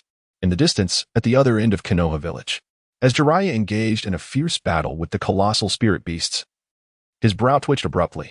His sage mode heightened his senses, capturing a faint yet distinctive fluctuation in space-time. At that moment, Kakashi, amidst the chaos, lifted his gaze toward the direction of the western refuge after narrowly evading a lethal ambush from an enemy Nin. A flicker of suspicion crossing his mind, this chakra bore a resemblance to that earlier sensation. Mighty guy, with his furrowed brows and formidable stance, paused momentarily while launching several sound ninja away with a powerful kick, his primal instincts alerting him to something amiss. Even from a more distant and concealed location, a pair of crimson Sharingans seemed to glance toward that direction, imbued with a subtle curiosity. Feng Yijun, Feng Yi, S.H. Kawa, and Konoha, closest to him, were the first to notice something was wrong with Feng Yi, seeing his face as pale as a sheet, with two streams of crimson tears trailing from the corners of his eyes. Their souls nearly fled in terror. Your eyes. Konoha's voice trembled, laced with a sob, as she hurriedly reached out to steady the faltering Feng Yi. In a swift motion, S.H. Kawa rushed to his side, supporting Feng Yi's other arm, feeling an alarming chill and an overwhelming sense of weakness emanating from him. With his final reserves of strength, Feng Yi managed to utter two words, as the world around him dissolved into a swirling abyss of darkness. The side effects of the reversal Sharingan surpassed any of his previous anticipations. Before he could finish his sentence, his head tilted, and he succumbed to unconsciousness, collapsing into the arms of S.H. Kawa and Konoha. The immediate threat within the medical tent had been averted, thanks to Feng Yi's sacrifice. Yet above, the colossal beast formed of sand continued its frenzied roar, casting a shadow of destruction over the entirety of Konoha. Had Feng Yi's strange state and the sudden surge of power drawn the attention of some keen observers? What fate awaited Team 9? Feng Yijun, your eyes, Konoha cried out, supporting Feng Yi's teetering form, her heart gripped by the sight of his bloodied tears. S.H. Kawa rushed to his side, feeling an ice-cold grip and an alarming frailty in Feng Yi's body, his life signs alarmingly faint. Hide. Feng Yi managed to squeeze out those two words with his last ounce of strength before slipping into unconsciousness, collapsing against them. Feng Yi, S.H. Kawa growled, and together with Konoha, they dragged the unconscious Feng Yi behind a relatively intact wall, temporarily escaping the gaze of the battlefield. Konoha trembled as she attempted to wipe the blood from the corners of his eyes, but the crimson stains remained stubbornly vivid. What has happened to him? S.H. Kawa-kun. What has happened to Feng Yi? S.H. Kawa's face turned pale as he swiftly checked Feng Yi's breathing and pulse. He was still alive, though barely. What had he done? The miraculous events that unfolded in the medical tent had not stirred significant commotion on the chaotic battlefield, as the rampage of Shikaku had captivated the majority of attention. However, some medical ninjas present, along with a few astute observers from afar, such as Kakashi, etched that incredible scene deep into their memories. Was that direction where Kid was? Kakashi, while deftly evading a lethal wind blade amidst the fierce battle, cast a glance toward the western district, his brow furrowed, as an inexplicable sensation washed over him. At that moment, the thunderous roars of the colossal beast from the village center and the violent tremors of the earth significantly subsided. The raging sandstorm gradually calmed, and a glimmer of light seemed to break through the sky. Has Shikaku ceased its movements? Xiangchuan warily gazed toward the village center. On the other end of the battlefield, Naruto Uzumaki stood atop the massive toad Gamabunta, panting yet brimming with vigor. Below him, the half-sandified Gaara lay on the ground, gazing at Naruto with a complex expression, the tyrannical aura around him dissipating. Gaara, you rascal, Naruto grinned. The threat of Shikaku was temporarily alleviated. Yet the onslaught from the sound and sand shinobi showed no signs of abating. Rather, it intensified in ferocity and focus in the absence of the tailed beast's cover. As battles raged across the Leaf Village, casualties continuing to rise. In another sector of the battlefield, Tsuki no Kaze fought fiercely, accumulating even more wounds. His cough growing increasingly severe. Anxiety gnawed at him. Why had there been no signal from Kid and their team? What was happening in the Western District? He attempted to contact them through the team channel multiple times, but only silence greeted him.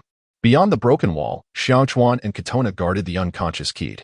Enemies are approaching, Xiangchuan hissed, as several sound shinobi, having discovered their hiding spot, grinned menacingly and charged forward. I'll handle this. Katona gritted her teeth, forcing herself to remain calm. Given Kid's current condition, she and Xiangchuan had to hold their ground, with hands forming a series of seals, despite her immense chakra depletion. It became exceptionally concentrated, Jinjutsu, Mirage Technique. The two leading sound shinobi were momentarily bewildered as multiple indistinct figures surged toward them from various directions, causing their movements to falter. Insect Sphere. Seizing the opportunity, Xiangchuan conjured a mass of destructive insects from his sleeve and hurled them forcefully at one sound shinobi's face. Simultaneously, he darted forward, his kunai piercing the throat of another. With each encounter, their combat experience surged rapidly in the face of life and death. Katona's Jinjutsu ceased to seek broad effects, becoming more precise in its interference, while Xiangchuan's attacks grew increasingly decisive and ruthless. Together, they managed to fend off this small group of adversaries with great difficulty. Exhausted, Katona leaned against the wall, panting, while Xiangchuan, too, felt the strain. "We must quickly relocate Ki to a safe place," Katona said, casting a worried glance at Ki's pale face. Just then, several Leaf Chunin and civilians, previously saved by Ki, rushed toward them from the rubble, armed. "You were the team guarding the entrance to the shelter, right? How is that child?" An injured Chunin urgently inquired, recognizing Ki. "He sustained serious injuries while saving others and is now unconscious," Xiangchuan replied grimly. "Damn these invaders." In the eyes of the middle ninja flashed a mixture of indignation and gratitude, declaring, "We shall assist you. Here, we shall guard together." More individuals gathered, ninja as well as brave civilians, who spontaneously formed a new, albeit rudimentary, yet resolute defense line around the area protected by Team 9. Kunai watched this scene, her eyes growing warm with emotion, as a wave of warmth surged within her heart. At the center of the village, atop the rooftops, the battle between Orochimaru and the third Hokage was nearing its climax. Sarutobi Hiruzen, drenched in blood and nearly depleted of chakra, bore the weight of exhaustion upon his aged face. However, within his murky eyes burned an unwavering flame of defiance. Sensei Sarutobi, it appears you have reached your limit." Orochimaru taunted, his lips curling with cruelty. Breathing heavily, Sarutobi straightened himself, declaring, "Even if I perish today, the will of fire of Konoha shall never be extinguished." On the fringes of the battlefield, several figures donned in blank masks moved stealthily through the shadows. Their actions were cold, occasionally sweeping across the battlefield, seemingly gathering intelligence or searching for a specific target. One figure lingered briefly in the vicinity of Team 9 before shifting away. Beneath the tightly closed eyelids of Ki, his eyeballs quivered slightly. Deep within his consciousness, the system panel flickered with faint light, a subtle energy slowly mending his damaged body and spirit. Yet, prominently displayed on the panel, a line of crimson text stood out ominously. Warning, overuse of the Sharingan has led to severe depletion of ocular power, significant decline in vision, with risks of permanent damage. Mental strength is on the brink of collapse. Restoration is expected to require considerable time and special resources. Upon the rooftop, Sarutobi inhaled deeply, casting a glance at the chaotic village below and the Konoha ninjas still engaged in fierce combat, his determination shining through. His hands began to form seals slowly, creating a complex and forbidden technique. "For the sake of Konoha, I have no choice but to proceed." A vast and tragic chakra erupted from his frail body, embodying the last glimmers of his life force. He prepared to unleash a jutsu capable of altering the tide of battle, albeit at a grievous cost. Chapter 33. The twilight of the Hokage. The gnarled hands of Sarutobi moved in a sequence incomprehensible to ordinary minds. A seal, intricate in its complexity, was gradually taking shape in his grasp. Each minute adjustment tightened the already stagnant air within the four purple flames formation. Orochimaru's raspy voice betrayed a hint of instability for the first time. A chill raced from the base of his spine to the crown of his head. How could he fail to recognize this seal? It was a technique capable of overturning everything, yet demanded the life of its caster. "For the sake of Konoha, I have no choice but to proceed." Sarutobi's voice was hoarse, each word laden with gravity. Behind him, a vague and colossal shadow gradually took shape. With white hair and fangs, clutching a short blade in its mouth, exuding a chilling aura that seemed capable of freezing one's very soul. The Grim Reaper. The dead were sealed away. In the aged eyes of the third Hokage, the last glimmer of light ignited. He abruptly extended his hand. The Grim Reaper's pale, withered arm pierced through his chest, reaching for Orochimaru and the two manipulated figures of the first and second Hokages. "No, teacher, have you lost your mind?" For the first time, Orochimaru's voice took on a shrill and distorted tone. He sought to retreat but found himself pinned in place by invisible nails. Within the hollow pupils of Senju Hashirama and Senju Tobarama, something flickered momentarily.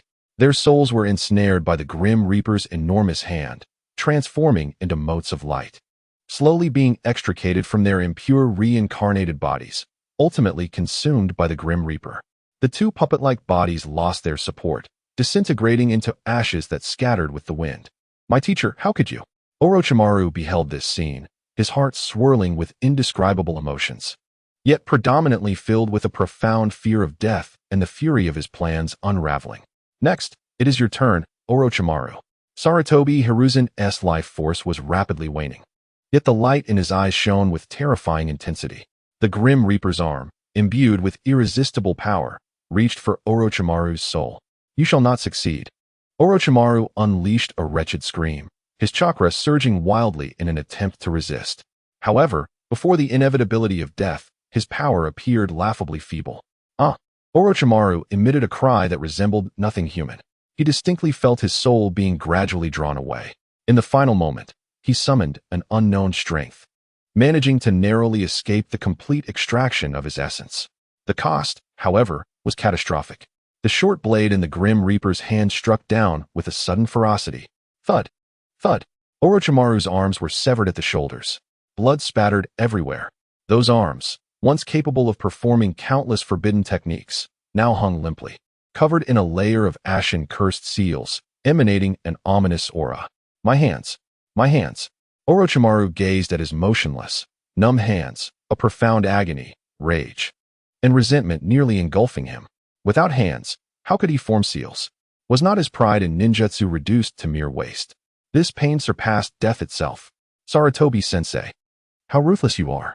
At that moment, four figures surged like phantoms, breaking through the crumbling four purple flames formation. They were the Sound Ninja Quartet. Upon witnessing Orochimaru's dire state, their faces drained of color. "Lord Orochimaru, quickly, we must take Lord Orochimaru away." Jiraiya and the others hastily lifted the gravely injured and dying Orochimaru, fleeing towards the outskirts of the village in utter panic. Sarutobi Hiruzen gazed at the retreating figure of Orochimaru, a trace of regret flickering across his face, yet predominantly, a sense of relief enveloped him. He had exerted every effort. The breath of life swiftly dissipated from his being as he gently collapsed, casting his gaze towards the village, towards the towering Hokage rock, where his visage, once radiant in the glow of the setting sun, now appeared devoid of its former brilliance. "The future of Konoha rests in your hands," he murmured. The third Hokage, who had safeguarded the village for decades, departed from this world unexpectedly. With Orochimaru's disheveled retreat, the disappearance of the Kazekage, and the resolution of the Edo Tensei Hokage, the command structure of Tsunade was thrown into utter disarray. The Kazekage is missing. Orochimaru has retreated. What shall we do? The Sand Shinobi, now devoid of leadership, began to falter, with many turning tail and fleeing towards the outskirts of the village. "Lord Hokage, for the sake of Lord Hokage's vengeance." The ninjas of Konoha, witnessing the sacrifice of their third Hokage, transformed their grief into an inexhaustible force. They roared, the flames of revenge igniting fiercely within their chests. With the timely arrival of Jiraiya and other elite forces, they launched a comprehensive counterattack against the remnants of the Sound Shinobi and the Sand Shinobi, who still resisted. Jiraiya, mounted on the Toad Gamabunta, single-handedly blocked a vast array of foes. Great fireball technique. Lion's main technique. He unleashed with ease, causing the invaders to wail in despair. "You scoundrels of Konoha, get out of my way." One Sound Jonin, attempting to engage in a desperate struggle, was met with a furious kick from Might Guy, who executed a leaf hurricane, shattering bones and sending him hurtling away like a cannonball. The tide of battle decisively shifted in favor of Konoha. The Sound Shinobi and the remaining Sand Shinobi were systematically dismantled and eradicated. The plan to obliterate Konoha was irrevocably thwarted. The last rays of the setting sun painted the western sky crimson, casting a somber reflection upon the scarred village of Konoha. The battle had finally drawn to a close. Once vibrant streets now lay in ruins, marked by shattered walls and lingering smoke. The air was thick with the acrid scent of blood mingled with the stench of gunpowder. Sorrow and silence enveloped the entire village. Exhausted ninjas began to search for survivors, clear the battleground, and and gather the remains of their fallen comrades. The sounds of weeping and calls echoed through the ruins. Heat, Shochuan, Katona, Sukiakuri Kase, bloodied and weary, leaned on his blade, staggering near the Western District shelter in search of the whereabouts of Team 9. Upon discovering Keed, unconscious and guarded by Shochuan and Katona behind a crumbled wall, he froze in shock. Keed lay still, eyes tightly shut, with 2 trails of blood tears staining his cheeks. His breath was faint, almost imperceptible. What has happened? Sukiakari's voice was hoarse, laden with uncontainable astonishment. He sensed a profound depletion of chakra within Keed, alongside an inexplicable, eerie frailty. Both Shochuan and Katona had long since exhausted their strength. Upon seeing Teacher Jifeng, the taut nerves finally relaxed. Chin-Nai let out a cry, pointing at Fengyi. Her voice choked with sobs. Teacher Jifeng, Fengyi-kun, he sacrificed his eyesight to save others. A hoarse sound escaped Dong Yefengyi's dry throat as he struggled to lift his eyelids. The light pierced his vision, causing him to squint, while a sharp pain throbbed in his head. Everything in his sight was shrouded in a heavy veil, colors blending chaotically, and the outlines of objects appeared distorted. Chapter 34, Rebirth Amidst Ruins? Fengyi-kun, you're awake. A female voice, filled with joy yet trembling, reached his ears. It was Chin-Nai. Following her, another voice, slightly somber, yet brimming with restrained emotion, inquired, Fengyi, how are you now? It was Shanchuan. Fengyi attempted to turn his head, but found his body limp and unresponsive, even the slightest movement proving cumbersome. He blinked, yearning to discern the figure before him, yet the shadow remained stubbornly indistinct. My eyes, he began, his voice raspy and faint. The sound of Chin-Nai's sobs was distinctly audible as she cautiously approached, her words fragmented. The doctor said your eyes are severely injured. Your vision might. Shanchuan interjected, his tone heavy. You've been asleep for 5 whole days. The doctor examined you. Your chakra and mental energy have been completely depleted, and your physical condition is dire. 5 days. A weight dropped in Fengyi's heart. The cataclysmic scene before he lost consciousness, alongside the image of him desperately activating the rewind Sharingan, surged in his mind. The power that pulled everything back to its origins still sent chills down his spine upon reflection. The cost was glaringly evident, nearly blind eyes and an uncooperative body. What about the battle afterward? Fengyi inquired, each word squeezed out with difficulty. Shanchuan and Chin-Nai exchanged glances, succinctly summarizing the subsequent events. The threat of Shoha had vanished. Orochimaru had fled, severely injured. The 3rd Hokage had perished, leaving Konoha with a Pyrrhic victory. The 3rd Hokage. A lump formed in Fengyi's chest, making it difficult to discern whether it was sorrow or something else entirely. Chin-Nai pressed her lips together but couldn't restrain herself. Fengyi-kun, what really happened that day at the shelter, near the medical tents? Those tents still had wounded. They were about to. Shanchuan looked at him, his sunglasses obscuring his expression, yet the confusion in his tone was unmistakable. They both had witnessed that incredible scene clearly, yet it eluded their comprehension. Fengyi remained silent. How could he articulate this? Should he confess that he had turned back time using a cursed ocular technique? Such words, once uttered, would likely brand him as a monster. Even he felt a lingering fear, not merely from the exhaustion following the use of the rewind Sharingan, but from the very essence of that power itself. It was overwhelmingly potent, capable of reversing life and death, yet it hung over him like a blade poised to strike. Every time one engages, there exists the peril of becoming ensnared oneself. Yet, he could not help but ponder, should he reach the brink of despair, this would almost be his sole glimmer of hope. I, too, am rather unclear, Keith spoke ambiguously. The chaos of that moment muddled my recollections. I distinctly remember the urgency, as if something within me had detonated, leaving me unable to recall anything that followed. This explanation was evidently met with skepticism from S.H. Kawa and K-Na, but upon witnessing Keed's pallid visage and his dim, lifeless eyes, they refrained from further inquiry. The door to the hospital room creaked open, and Moonlight Gale entered. His wounds had yet to fully heal, yet his presence exuded a more refined aura than ever before. Noticing Keed's open eyes, the tension in his demeanor visibly eased. Keed, you have finally awakened, he remarked, approaching the bedside and scrutinizing Keed's appearance, his brow furrowing. How is your health? Master Gale, Keed struggled to rise. Rest, do not move recklessly, Moonlight Gale urged, placing a hand on him. I have heard of your condition. It is quite dire. He paused, his gaze settling on Keed's unfocused pupils, lowering his voice. The incident at the medical tent in the West District has been reported, embellished in a rather fantastical manner. Do you possess any leads from your end? Keed's heart skipped a beat, and he resorted to his previous evasive response. Moonlight Gale scrutinized him for a considerable time, choosing not to delve deeper into the matter, instead advising him to recuperate thoroughly before departing. Keed was concealing something. He could sense it, but the moment was clearly not opportune for probing. The reconstruction of Konoha was tentatively spearheaded by advisors Mido Gate-in and T-Rin Kobu, progressing with great difficulty.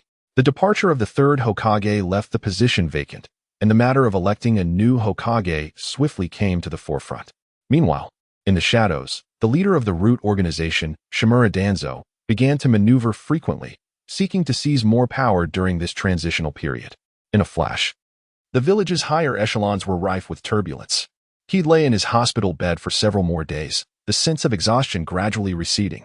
He dutifully signed in each day, and the rewards from the system began to tilt towards recovery and rehabilitation. Ding. Sign-in successful. Awarded a vial of clear spirit eye solution, mild effect. Ding. Sign-in successful. Awarded a basic essence cultivation pill. Ding. Sign-in successful. Awarded a fragment of mental guidance technique. These items, while not yielding immediate results, were certainly better than having none at all. Relying on these, along with the treatments from the medical team, Keed's health slowly began to improve. He attempted to channel his chakra. The meridians were unobstructed, yet the chakra was alarmingly scarce, and his mental fortitude was exceedingly weak. Any slight concentration resulted in a throbbing headache. Closing his eyes, he endeavored to sense his Sharingan, which lay dormant as if in a deep slumber, with only a faint connection remaining. He was acutely aware that things had spiraled out of control this time. Recovery would not be a simple endeavor. He began to ponder the medical knowledge rewarded by the system, as well as the remnants of that mental guidance technique, gradually seeking to restore both his body and spirit. He needed to regain his strength swiftly, for the overwhelming fatigue and blindness upon opening his eyes was utterly stifling. Outside the ward, the occasional murmur of fellow ninjas could be heard. That rascal Sasuke, during the recent battle, had experienced disturbances from the curse seal on his neck multiple times. Although it had been subdued, the sinister power and the thrill of combat had intensified his yearning for strength. He had grown more withdrawn, training relentlessly, and the camaraderie with Naruto and Sakura seemed to have diminished significantly. In the village, whispers about the astonishing events on the battlefield circulated quietly among small circles. Some speculated that a mysterious figure had lent covert assistance, while others suggested it was a formidable defensive barrier. The theories were varied, yet all pointed to an unfathomable power beyond the comprehension of ordinary ninjas. Feng Yi lay in bed. Although his eyes were of little use, his ears remained keen. He sensed that even though the battle had concluded, the glances, both intentional and inadvertent, cast toward his hospital room had not diminished. Instead, they had grown more furtive, more cautious, akin to shadows lurking in the dark. Teacher Jifeng, will Feng Yi truly recover? The voice of Qin Na was soft, laced with unease. Chapter 35. The shadow of awakening moonlight. Jifeng stood by the bedside. Feng Yi's eyes still lacked vitality, and his brows were furrowed slightly. He understood Qin Na's worries all too well. This child had sustained severe injuries, particularly to his eyes. Teacher Jifeng, will Feng Yi truly recover? Qin Na's voice was barely a whisper, trembling with suppressed anxiety. Moonlight Jifeng remained silent for a moment, gently patting Qin Na's shoulder. The medical ninjas were doing their utmost. This young man, Feng Yi, had always possessed remarkable willpower. He would be fine. Though he spoke those words, he himself harbored doubts. Konoha village struggled to function amidst an atmosphere of solemnity and sorrow. In the conference room of the Hokage building, the mood was stifling, nearly suffocating. Mido Gatehan knocked on the table, his voice hoarse. The unfortunate passing of the third Hokage leaves the position in urgent need of a successor. Is there anyone who wishes to propose a candidate? Nara Shikamaru adjusted his glasses. Lord Jiraiya possesses both strength and prestige. He is a suitable choice. However, his whereabouts are uncertain. And Lady Tsunade, another Jonin, interjected. One of the legendary three. Granddaughter of the first Hokage, her medical ninjutsu is unparalleled in the ninja world. If we could persuade her to return. A cold huff emanated from the shadows of the corner, not loud, but instantly silencing all discussion. Shimura Danzo partially opened his solitary eye. In these extraordinary times, we must employ decisive measures. Rather than relying on those who have long been absent from the village, it is wiser to first consolidate our internal strength. His voice was soft yet imbued with an unmistakable chill that brooked no dissent. The recent collapse of Konoha had unveiled numerous issues. The village's surveillance needed to be significantly bolstered, and the latent destabilizing elements required thorough eradication. Mito Gateflame and T.G. Koharu exchanged a glance, refraining from immediate retort. Though Toanzo's words were harsh, they underscored undeniable realities they were compelled to confront. The root ninjas, akin to phantoms, began traversing the ruins and shadowy alleys of Konoha. Their inquiries extended beyond mere remnants of the invaders. Every anomalous occurrence during the war fell within their purview. The miraculous event that transpired before the medical tent at the West District Refuge was certainly under their scrutiny as well. In recent days, Moonlight Gale had been summoned by the two advisors multiple times. Gale, recount in detail the battle of Team 9 at the civilian shelter in the West District. T.G. Koharu stated with an unvarnished tone, though the scrutiny in her gaze was unmistakable. Understood, Moonlight Gale replied, bowing slightly as he recounted his prepared narrative with measured calm. He emphasized how Team 9 had engaged with the elite sound ninjas, valiantly defending the civilians. The specifics surrounding Keed's injuries were deftly obscured. He merely mentioned that in a dire situation, Keed had forced a chakra surge to protect his comrades and shield the civilians, resulting in severe injuries and unconsciousness. Forced chakra surge? Mito Gateflame lightly tapped his fingers against the table. According to survivor accounts, several of Shikaku's empty shells had targeted that area, one even aimed directly at a medical tent.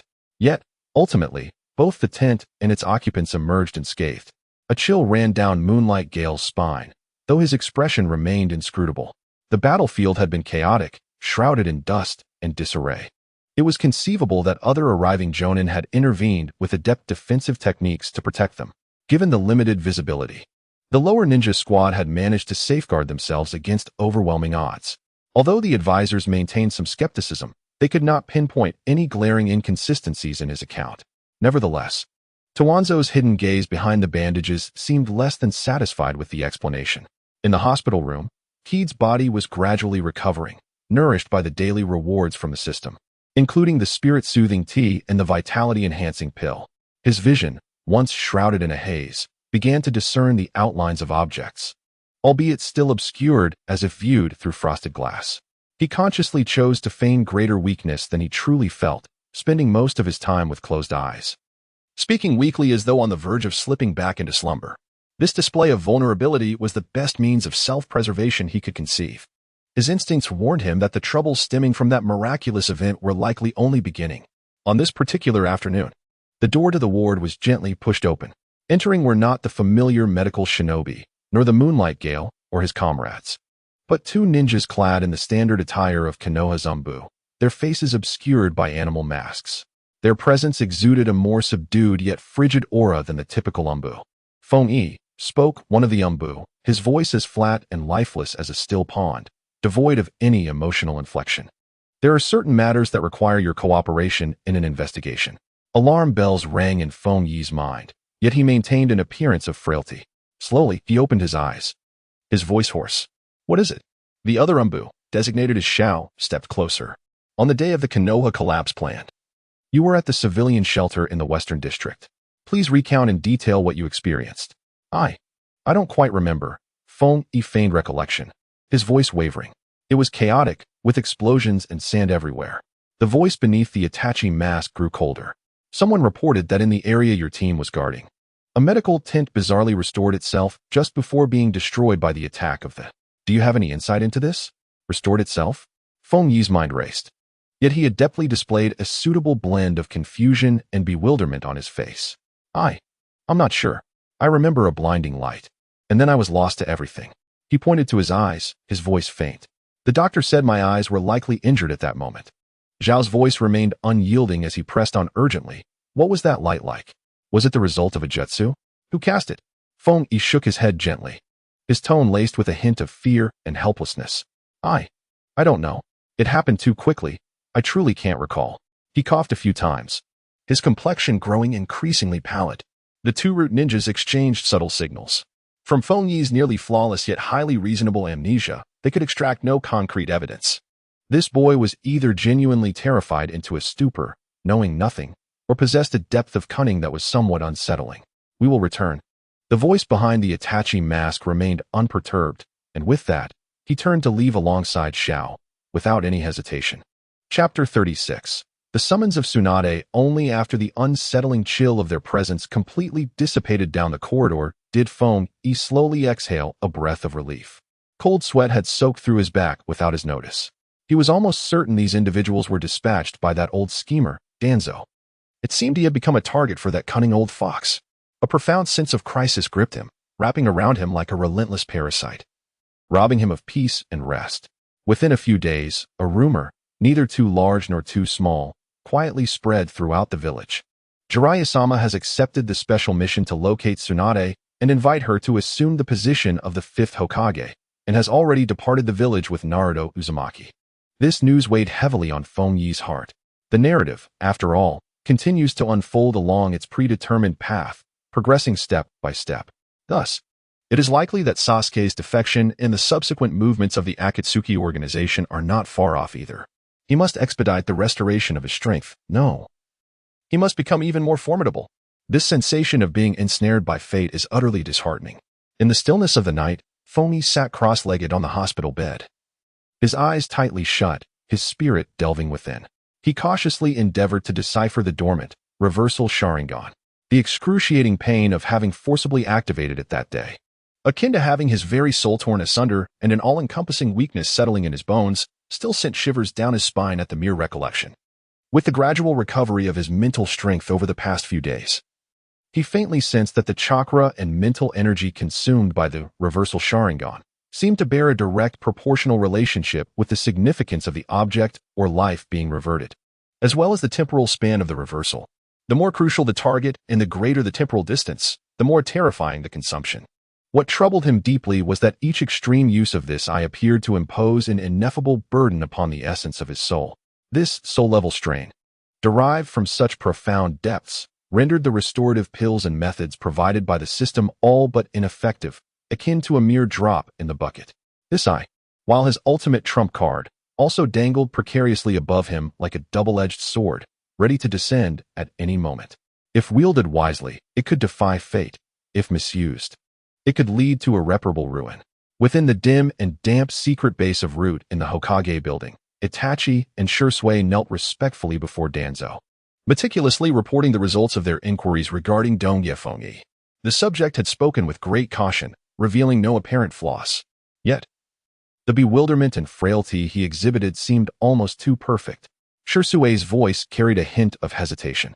Danzo's solitary eye, concealed beneath layers of bandages, shimmered with a dark and inscrutable light. He leisurely toyed with a blank scroll in his hand, his voice low and hoarse. Akin to the rasp of sandpaper, a perfect disguise is, in itself, the greatest flaw. Pausing momentarily, a chilling aura permeated his tone. Since the routine inquiry has failed to uncover the hidden truth, a more direct approach will be required to ascertain the matter. The word ascertain escaped his lips lightly, yet bore an ominous weight. The antiseptic scent in the hospital room remained pungent. Feng Yi could now barely manage to support himself against the wall for a few steps. His eyesight was recovering excruciatingly slowly, rendering the world before him, as if viewed through frosted glass, hazy and indistinct. Hey, have you heard? Jiraiya-sama has found Tsunade-sama. Is that true? The legendary Sannin, the granddaughter of the first Hokage? Outside, two passing young nurses whispered excitedly, their enthusiasm unmistakably seeping through the door. Feng Yi leaned against the wall, inching toward the window. Outside, Konoha was undergoing reconstruction, bustling with scaffolding and busy figures. Tsunade was returning? This news was undoubtedly the much-needed shot of adrenaline for the currently lifeless village. The word spread quickly, solidifying like a nail in wood. Lord Jiraiya had worked tirelessly to persuade Tsunade, and she had agreed to come back to the village to assume the position of the 5th Hokage. For a moment, it felt as if the entire Konoha had come back to life. Everyone rushed to share the news, smiles brightening faces that had long been devoid of joy. The somber cloud cast by the 3rd Hokage's sacrifice seemed to dissipate somewhat with this sudden good news. Within the Hokage building, advisors Mido Gate and T-Ka Shinju publicly expressed their warm welcome for Tsunade's return, promising their full support. Yet beneath this flourishing facade, darker currents surged more fiercely. The members of the Root, rather than settling down with the new Hokage's impending appointment, became more active and clandestine. Feng Yi could keenly sense that the prying eyes on his small, shabby hospital room had increased in number and caution. Those gazes were icy and devoid of any warmth, akin to venomous snakes lurking in inconspicuous corners. It seemed that Danzo had singled him out as a key subject of interest. A cold smile crept into Feng Yi's mind. He maintained an impassive demeanor, continuing his daily sign-ins without fail. Ding. Sign-in successful. Received 3 one-time anti-detection barrier talismans. Ding. Sign-in successful. Received 1 bottle of basic concealment elixir. These system rewards would prove invaluable. Under the cover of night, he stealthily affixed the anti-detection barrier talismans at several key locations within his hospital room. Though the coverage was limited, it provided an additional layer of protection while he rested or contemplated his secret remedies. Feng Yi, how has your condition been lately? Mizuki Kakashi entered the room. His injuries had healed significantly, but the fatigue in his eyes remained evident. Kakashi-sensei, Feng Yi turned, striving to appear natural. I'm feeling much better. The doctor says I should be discharged in a few days. Mizuki Kakashi approached, lowering his voice. Have you sensed anything unusual lately? A jolt of apprehension shot through Feng Yi. It seemed Kakashi had noticed something as well. He nodded, his voice barely above a whisper. Yes. I felt some uncomfortable gazes. A flicker of understanding and concern crossed Kakashi's eyes. It's the Roots people. With Lady Tsunade's imminent return, their activities have escalated significantly. Though the events of that day in the West District have ostensibly passed, he likely has not yet relinquished his hopes. He paused momentarily before continuing. I have entrusted a few reliable colleagues with the task of keeping an eye out for you. However, you must exercise utmost caution and avoid revealing any signs of vulnerability. I understand. Thank you, Master Jifeng. A warm sensation surged within Feng Yi's heart. In these perilous times, Master Jifeng's concern felt particularly invaluable. A few days later, Feng Yi was granted permission to leave the hospital and temporarily resided in a makeshift shelter allocated to disaster-stricken ninjas in the village. Chapter 37. The Legend of the Three Ninjas. That evening, adhering to the doctor's advice, he strolled through a relatively tranquil grove nearby, engaging in restorative activities. Suddenly, a faint sound of slicing air emerged from behind him. Feng Yi instinctively pivoted sharply. Whoosh, whoosh, whoosh. 3 shurikens, imbued with a ghostly blue poison, whizzed past his clothing, embedding themselves deeply into a nearby tree trunk, emitting a hissing sound of corrosion. Who? Feng Yi feigned surprise, cautiously turning his gaze towards the direction from which the shurikens had been launched. The shadows of the trees swayed, and 2 figures darted forth like phantoms. Their speed astonishing and their coordination impeccable. One attacked him from above, while the other swept low, their short blades glinting menacingly. It was a formidable opponent. Their skill was impressive, at least exceptional among the Chunin, possibly even a special jonin. Feng Yi's gaze sharpened as he retreated in a seemingly haphazard manner. Yet each step was carefully placed upon the most delicate of ground. His current physical condition was far from peak, and his chakra was alarmingly low. A direct confrontation was out of the question. Utilizing the chaotic terrain of the grove, he evaded their advances, appearing quite disheveled, narrowly escaping several attacks. This little demon is surprisingly quick. One of the shadows growled, intensifying their assault. Feng Yi yelped as he stumbled over a protruding tree root, teetering dangerously close to being struck by the opponent's blade. In that critical moment, as he fell, his right hand instinctively thrust downwards, propelling a few inconspicuous pebbles towards the ground with deft precision. Thud, thud. The stones struck true, hitting the wrist joints of the 2 shadows. They winced in pain, momentarily halting their movements. It was in this brief interlude that Feng Yi executed a roll, slipping between the 2 figures and scrambling towards the more populated area beyond the grove. Help! Assassins! He shouted desperately. The 2 shadows, evidently caught off guard by his stroke of fortune, exchanged bewildered glances before swiftly vanishing into the forest. Feng Yi ran recklessly until he reached a street patrolled by ninjas. Finally halting, breathless and shaken, the patrolling ninjas of Konoha, upon witnessing the situation, hurriedly approached to inquire about the matter. He'd recounted the incident of his attack, embellishing the tale while emphasizing the formidable strength of his assailant, claiming that he had narrowly escaped by sheer luck. This incident did not stir significant commotion within the village. Given the extraordinary times, the occasional emergence of foolish troublemakers was deemed normal.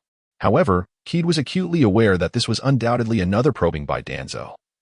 More insidious than the previous interrogation in the hospital, and far more perilous.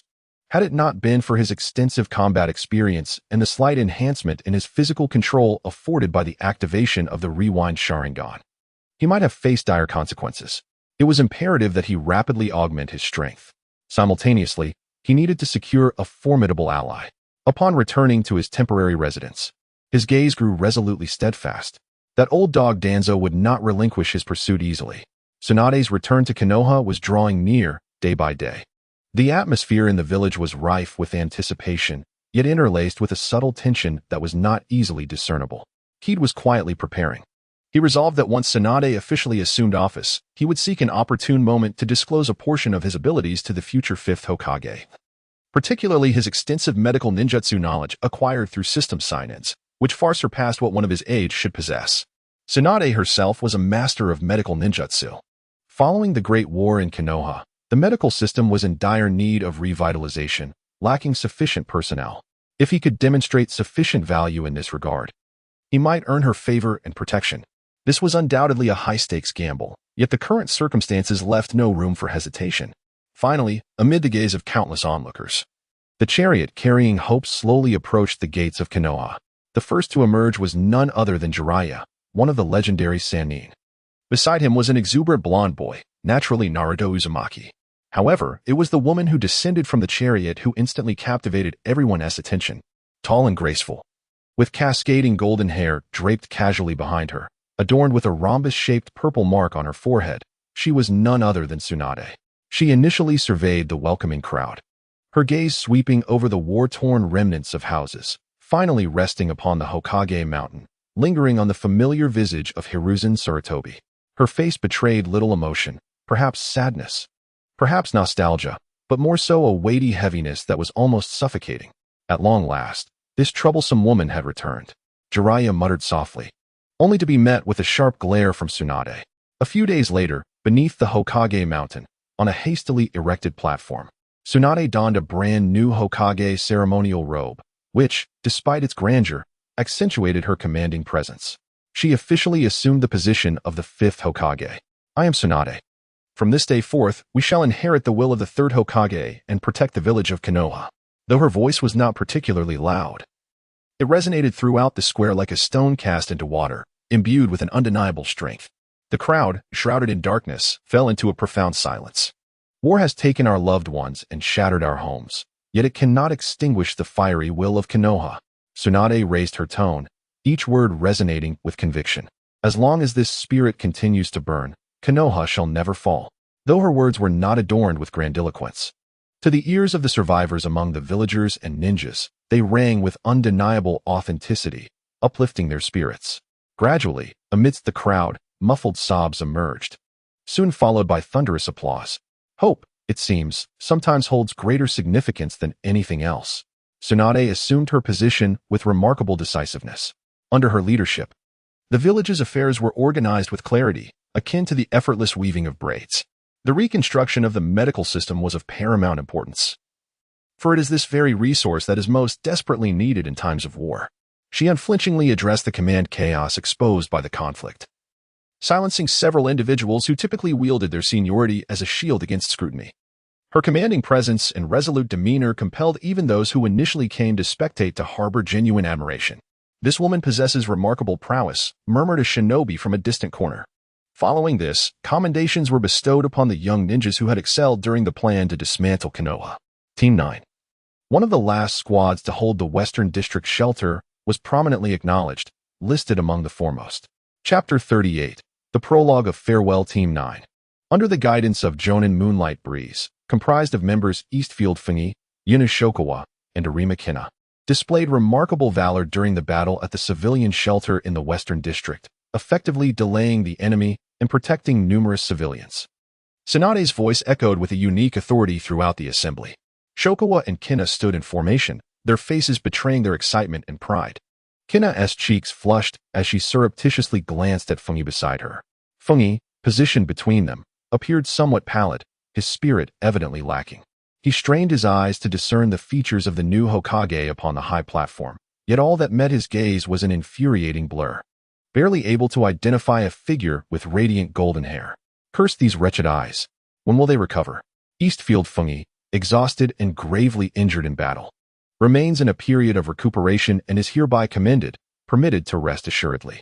Tsunade's voice momentarily paused, deliberately mentioning his name, her gaze lingering on him for a brief moment, a profound scrutiny that eluded comprehension. Fungi slightly bowed, yet within, he wrestled with a sense of discomfort. To be treated as a priority patient for care felt utterly stifling. I did not come here to play the role of a mascot. He could even sense the malevolent gazes from certain corners of the audience, descending upon him like flies drawn to blood. That old wretch, Danzo, surely harbored ill intentions. Once the ceremony concluded, life seemingly returned to its so-called normalcy. Yet for some, this tranquility was merely a facade before the impending tempest. In the training ground of Team 7, Sasuke gasped for breath, his clothes nearly drenched. Before him stood a wretched tree trunk, marked with an array of kunai and shuiken scars, some even deep enough to reveal bone. The foolish grin of Naruto, along with the astonishing power he exhibited in battle, lingered in his mind like an unshakable curse. Damn it! Why? Why am I still so weak? He struck the rough bark with a fierce punch, blood seeping from his knuckles, yet the pain felt distant. It was the cold, merciless gaze of Itachi's Sharingan, that haunting phrase, "My foolish little brother," and the searing sensation of the cursed seal on his neck that relentlessly gnawed at his psyche. He yearned for power, an unprecedented craving, a force potent enough to crush all, sufficient to exact vengeance upon that man. This mounting frustration darkened his demeanor, causing the bond of camaraderie with Naruto and Sakura to feel as if it were encased in ice, growing ever fainter.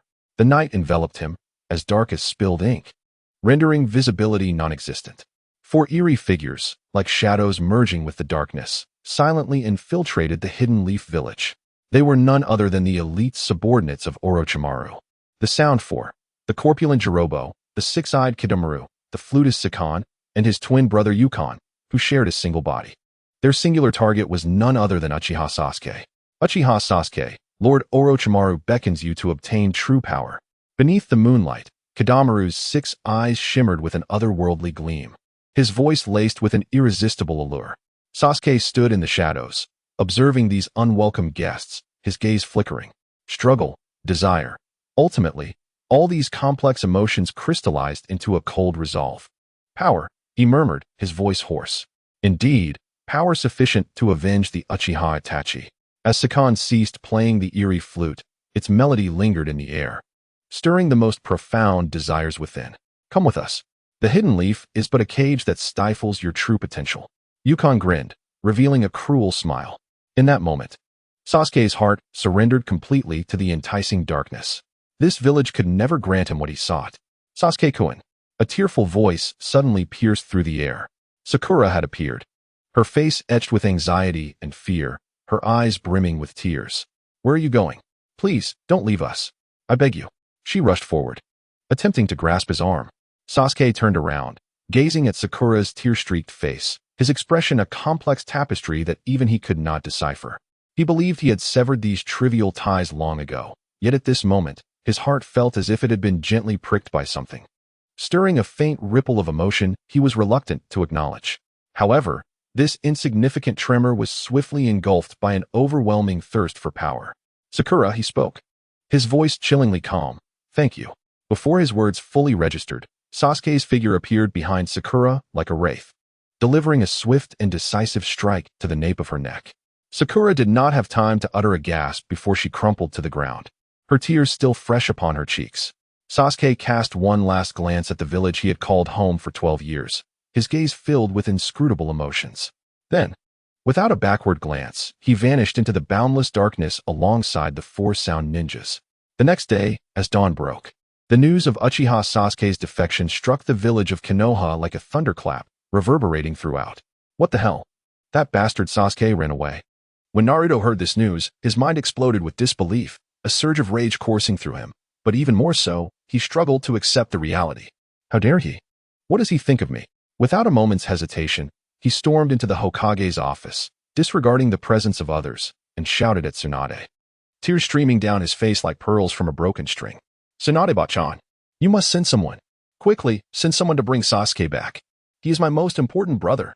How can you let him escape like this? Tsunade, observing the weeping Naruto, felt a wave of concern wash over her. She was acutely aware of Sasuke's significance to both the village and this earnest young man. Such an incident at this crucial juncture was nothing short of pouring gasoline on a fire. Shikamaru Nara. Tsunade called out, her voice steady. Here. Shikamaru emerged from the crowd. Still groggy and mumbling about the hassle of the situation, yet his posture remained unexpectedly straight. You are now the leader. Assemble a team immediately to retrieve Uchiha Sasuke. Tsunade slammed her hand on the table. If he dares to disobey, she added, her tone shifting to icy resolve. Do whatever it takes. His fate is of no concern. Understood.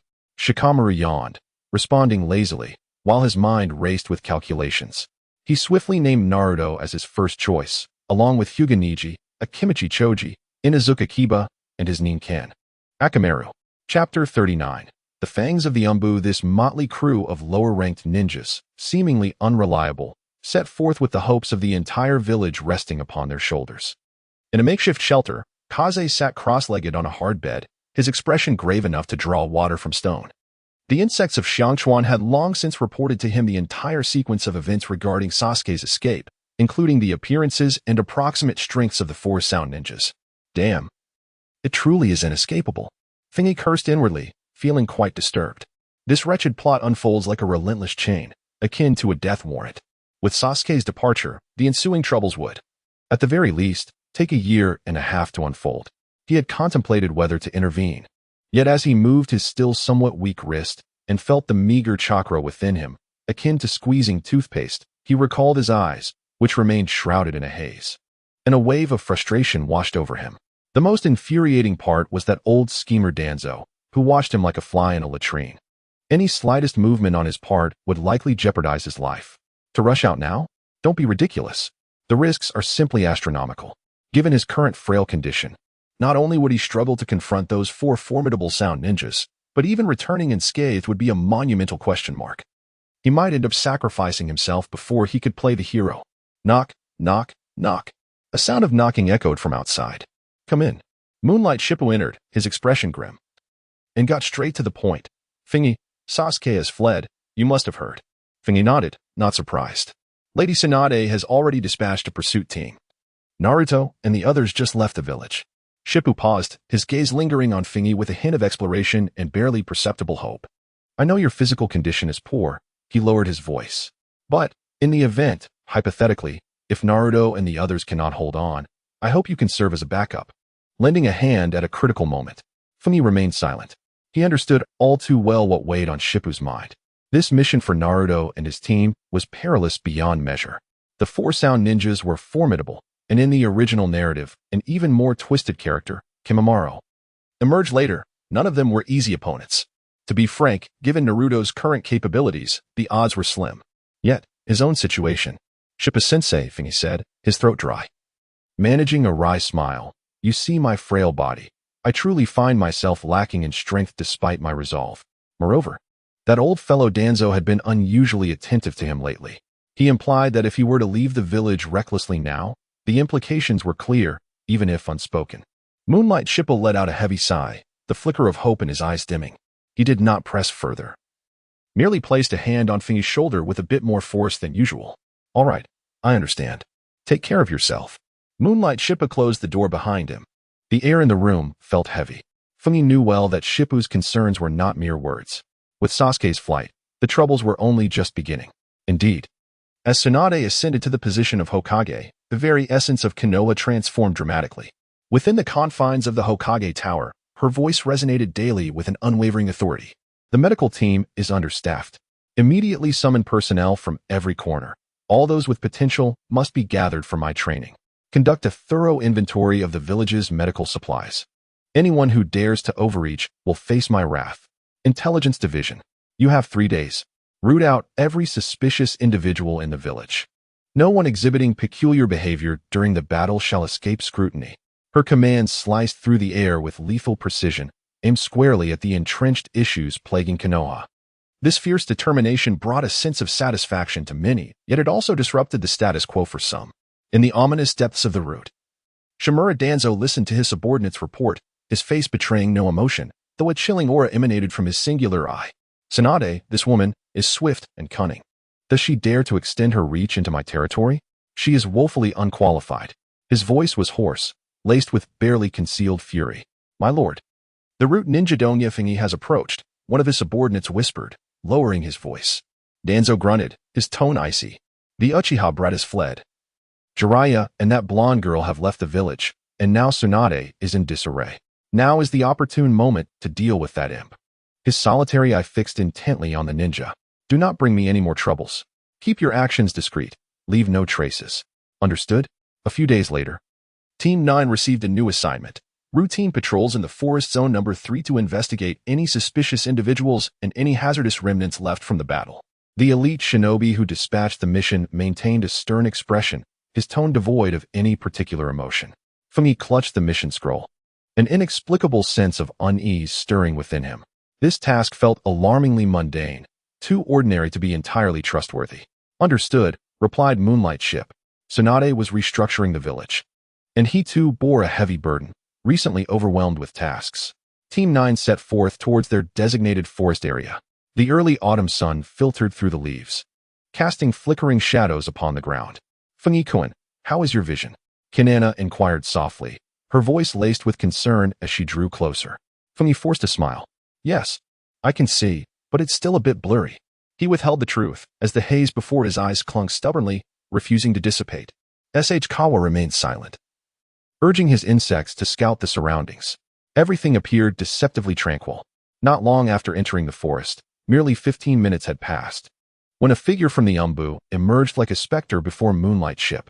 Ship Senpai, the Hokage urgently summons you. There is an important matter that requires your immediate return. The Umbu spoke in a hurried, urgent tone. Moonlight Ship furrowed his brow. What matter is so pressing? The details remain unclear, so please expedite your actions. Moonlight Gale glanced at Feng Yi and the others, still feeling uneasy. He cautioned, stay alert, don't venture too deep, and return promptly after your patrol. Understood, Teacher Gale. The three responded in unison. With a nod, Moonlight Gale swayed and vanished alongside the shadowy figure. Once Teacher Gale departed, the unsettling feeling in Feng Yi's heart intensified. Xiang Chuan, is there any movement around? Feng Yi asked in a hushed tone. Xiang Chuan shook his head, though the brows beneath his sunglasses furrowed slightly. Chapter 40. Escape from danger. The insects reported that everything was normal, yet the silence was eerie. Indeed, it was unnaturally quiet, with scarcely a chirp from birds or insects. An unsettling anomaly. Kunai also grew tense, gripping the kunai tightly. Feng Yi-kun, we haven't finished our conversation, and suddenly, a sudden upheaval occurred. Swish, swish, swish, swish. Dozens of shadowy figures emerged as if from the very ground, leaping out from the trees and brush. The weapons in their hands gleamed with a chilling light, charging directly at the trio of the 9th Squad. Each masked with white porcelain, they exuded an aura of death, cold and piercing. Enemies. Feng Yi's pupils constricted as he shouted, scatter. These foes moved with an unholy speed, their coordination seamless. The first attack was lethal, leaving no room for them to breathe. Wind style, great breakthrough. Earth style, earth flow wall. Feng Yi formed hand seals at an astonishing pace. A fierce wind swept through, deflecting some of the incoming kunai and shuriken. A sturdy earthen wall erupted from the ground, shielding the three. Boom.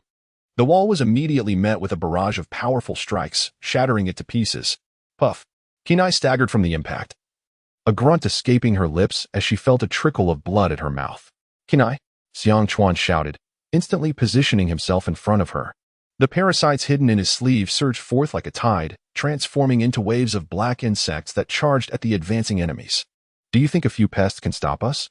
One root ninja sneered, swiftly slicing through the swarm with his short blade, aiming straight for Xiang Chuan's forehead. Feng Yi was seething with rage. These bastards were intent on taking lives. This was no mere test. They sought their demise. Danzo, you vile dog, how ruthless you are. Feng Yi roared, no longer holding back. The chakra within him surged with unprecedented speed. His hands formed seals so swiftly that they seemed to cast shadows. Lightning style, body flicker technique. Fire style, grand fireball jutsu. The wild lightning danced chaotically along the ground.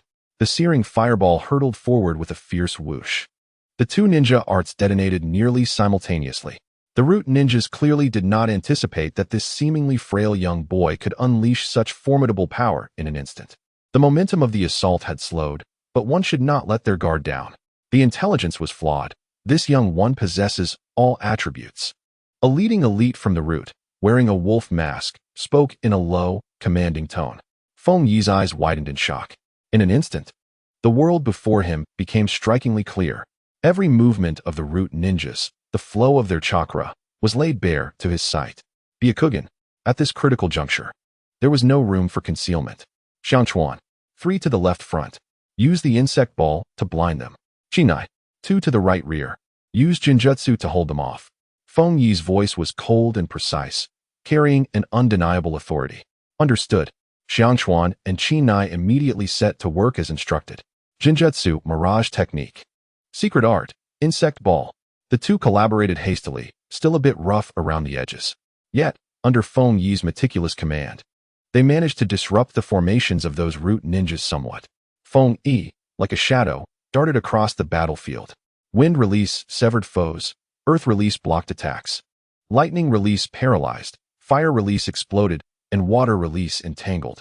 In his hands, these ninjutsu flowed effortlessly, executed with unparalleled finesse.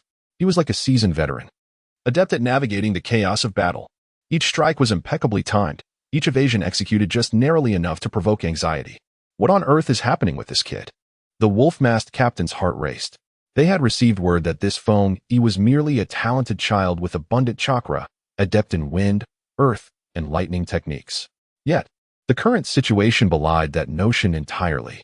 Although Feng Yi's team fought with much more ferocity than anticipated, the sheer number of root ninjas was overwhelming. Furthermore, each one was a reckless elite. To protect Chinai, Xiangchuan was slashed across the back by a root ninja, a deep gash exposing bone. Blood immediately stained his clothing crimson. Xiangchuan. Chinai screamed, tears nearly spilling. I'm fine. Xiangchuan gritted his teeth, his voice wavering. Feng Yi, there are too many of them. Feng Yi's heart raced with urgency. His chakra was depleting rapidly.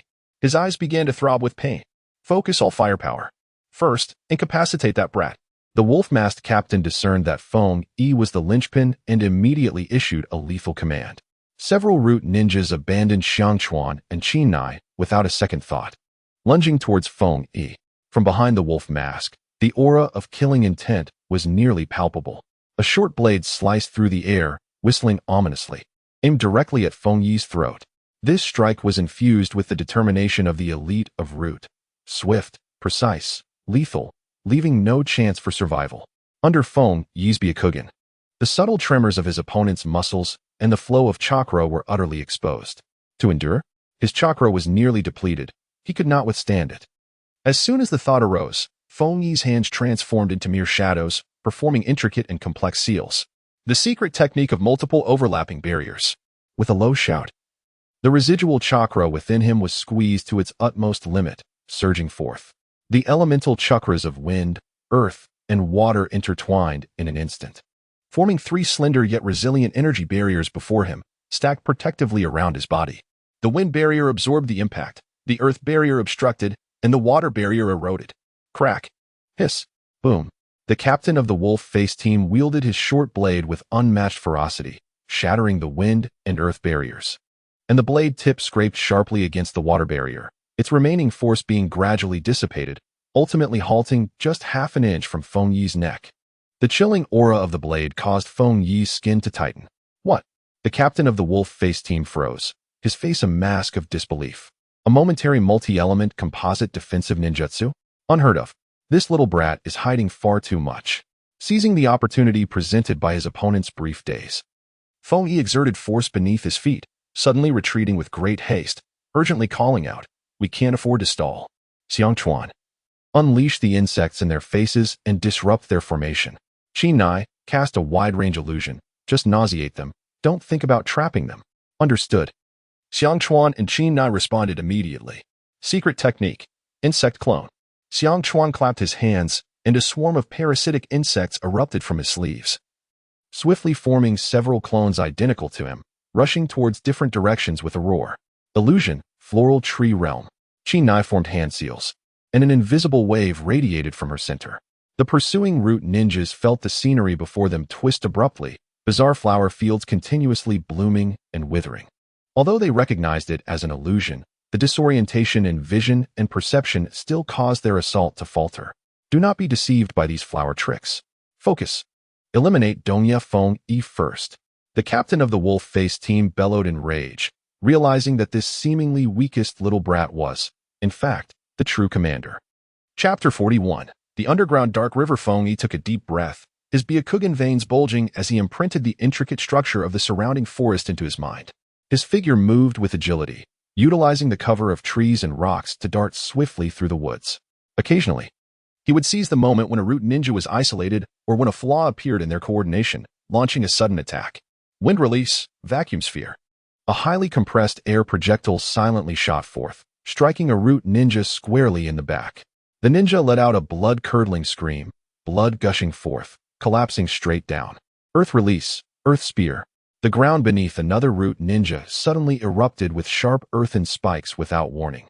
Though he narrowly avoided a fatal blow, he emerged covered in dirt. Exposing himself to attack, Feng Yi transformed into a harbinger of death on the battlefield, each strike precise and ruthless, continuously diminishing the ranks of the root ninjas. The captain of the wolf-faced team held in frustration, yet was helpless against Feng Yi's elusive movements. Several attempts to encircle him were deftly thwarted by his various exquisite ninjutsu. "Captain, this little brat is too sinister," one root ninja exclaimed. Feng Yi glanced at Xiang Chuan and Qin Nai, who were struggling against two root ninjas not far away. They were already showing signs of fatigue. And Qin Nai's illusion range was continuously shrinking. It could not be delayed any longer. With a resolute heart, he deliberately revealed a minuscule flaw in a fleeting moment as he turned, his movements seemingly slowed by a lack of chakra. What an opportunity! The seasoned captain of the wolf-faced team seized this moment, lunging forward like a ravenous wolf, his short blade transforming into a glimmering arc of cold light. Aimed directly at Feng Yi's back. "Feng Yi, be careful!" Hinata exclaimed in alarm. Yet, a barely perceptible smile played at the corners of Feng Yi's lips. Just as the blade was about to make contact with his body, Feng Yi abruptly halted. Boom! The ground beneath the captain of the wolf-faced team suddenly collapsed, and several pre-placed explosive tags detonated in an instant. The deafening explosion reverberated, sending shockwaves through the air, as flames soared and debris rained down. The captain had not anticipated such a maneuver. Although he narrowly evaded the center of the blast using a body flicker technique, he was still hurled away by the shockwave. Crashing violently against a large tree with a muffled grunt, blood seeping from the corner of his mouth. His black combat attire lay in tatters, clearly sustaining severe injuries. "Damn it! You tricked me," the captain rasped, clutching his chest. "Likewise," Feng Yi retorted with a cold snort, seizing the opportunity to swiftly return to Xiang Chuan and Kinai's side. "Now is the time. Xiang Chuan, cover with the swarm. Kinai, assist me in controlling the chakra." Feng Yi spoke rapidly. Wind release, beast wave palm. Secret technique, insect tornado. Earth release, earth shatter. The trio simultaneously unleashed their powers. Xiang Chuan's parasitic insects formed a massive black tornado, sweeping across the landscape, howling as it charged toward the pursuing root ninjas, temporarily obscuring their vision and halting their chase. Feng Yi gathered wind attribute chakra in his hands and thrust it forward with great force, transforming the ferocious gale into the claws of a colossal beast that tore through the air. Kinai, with her dwindling chakra, cautiously funneled her remaining energy to Feng Yi while using her keen perception of chakra to aid him in stabilizing his ninjutsu output. Together, they forcefully tore a gap in the encirclement of the root ninjas. "Go," Feng Yi urged, pulling Kinai along, with Xiang Chuan closely following. As the trio desperately fled toward the edge of the forest. "Pursue. Don't let them escape," the captain of the wolf-faced team bellowed, leading the remaining root ninjas in relentless pursuit. In that moment, the forest became a treacherous battleground. A few shuriken grazed Feng Yi's cheek, leaving fiery streaks of blood. To provide cover, Xiang Chuan sustained a deep, bone-exposing wound from a wind blade on his arm. Kinai's complexion turned pale, devoid of color, as she ran on sheer willpower. Feng Yi's chakra was nearly depleted, and his Byakugan began to blur, each breath heavy with the scent of blood. "Damn it. We can't shake them off." Feng Yi gritted his teeth, feeling as though these root ninjas were like stubborn leeches, impossible to discard. Just as they were on the verge of being surrounded again, Feng Es Byakugan suddenly detected a concealed opening beneath a cliff, hidden by dense foliage not far ahead. There, his spirits lifted. Follow me. The three individuals summoned their last reserves of strength and surged toward the cliff face. Feng Yi kicked aside the vines obstructing the cave entrance, and a wave of cold, damp air met them head-on. The interior of the cave was shrouded in darkness, with the faint sound of rushing water echoing within. It was an underground river. A spark of joy ignited within Feng Yi. Quickly, let us enter. Without hesitation, the trio dove into the cave. At the cave's mouth, the wolf-faced captain and his men arrived. Gazing into the abyssal darkness and listening to the tumultuous sound of water within, his expression darkened, as if he could wring water from it. Captain, shall we pursue? The underground river was a labyrinthine network. Entering it could spell disaster. The captain hesitated for a moment, then, with a fierce punch to the rock beside him, declared, First, we must report to Lord Danzo. Deep within the cave, Feng Yi and his companions drifted along the frigid waters for an indeterminate distance, finally emerging at a bank where the current was relatively gentle. Collapsing onto the ground, they gasped for breath, drenched to the bone. The cave was both cold and damp, the persistent sound of rushing water barely muffling their heavy breaths. Coughing violently, Tsunade sputtered out several mouthfuls of water, her face pale and her lips tinged with blue. Xiangchuan fared little better. The cold river water exacerbated the pain from the wound on his back, causing him to gasp in discomfort. Despite his suffering, he remained vigilant, scanning their surroundings.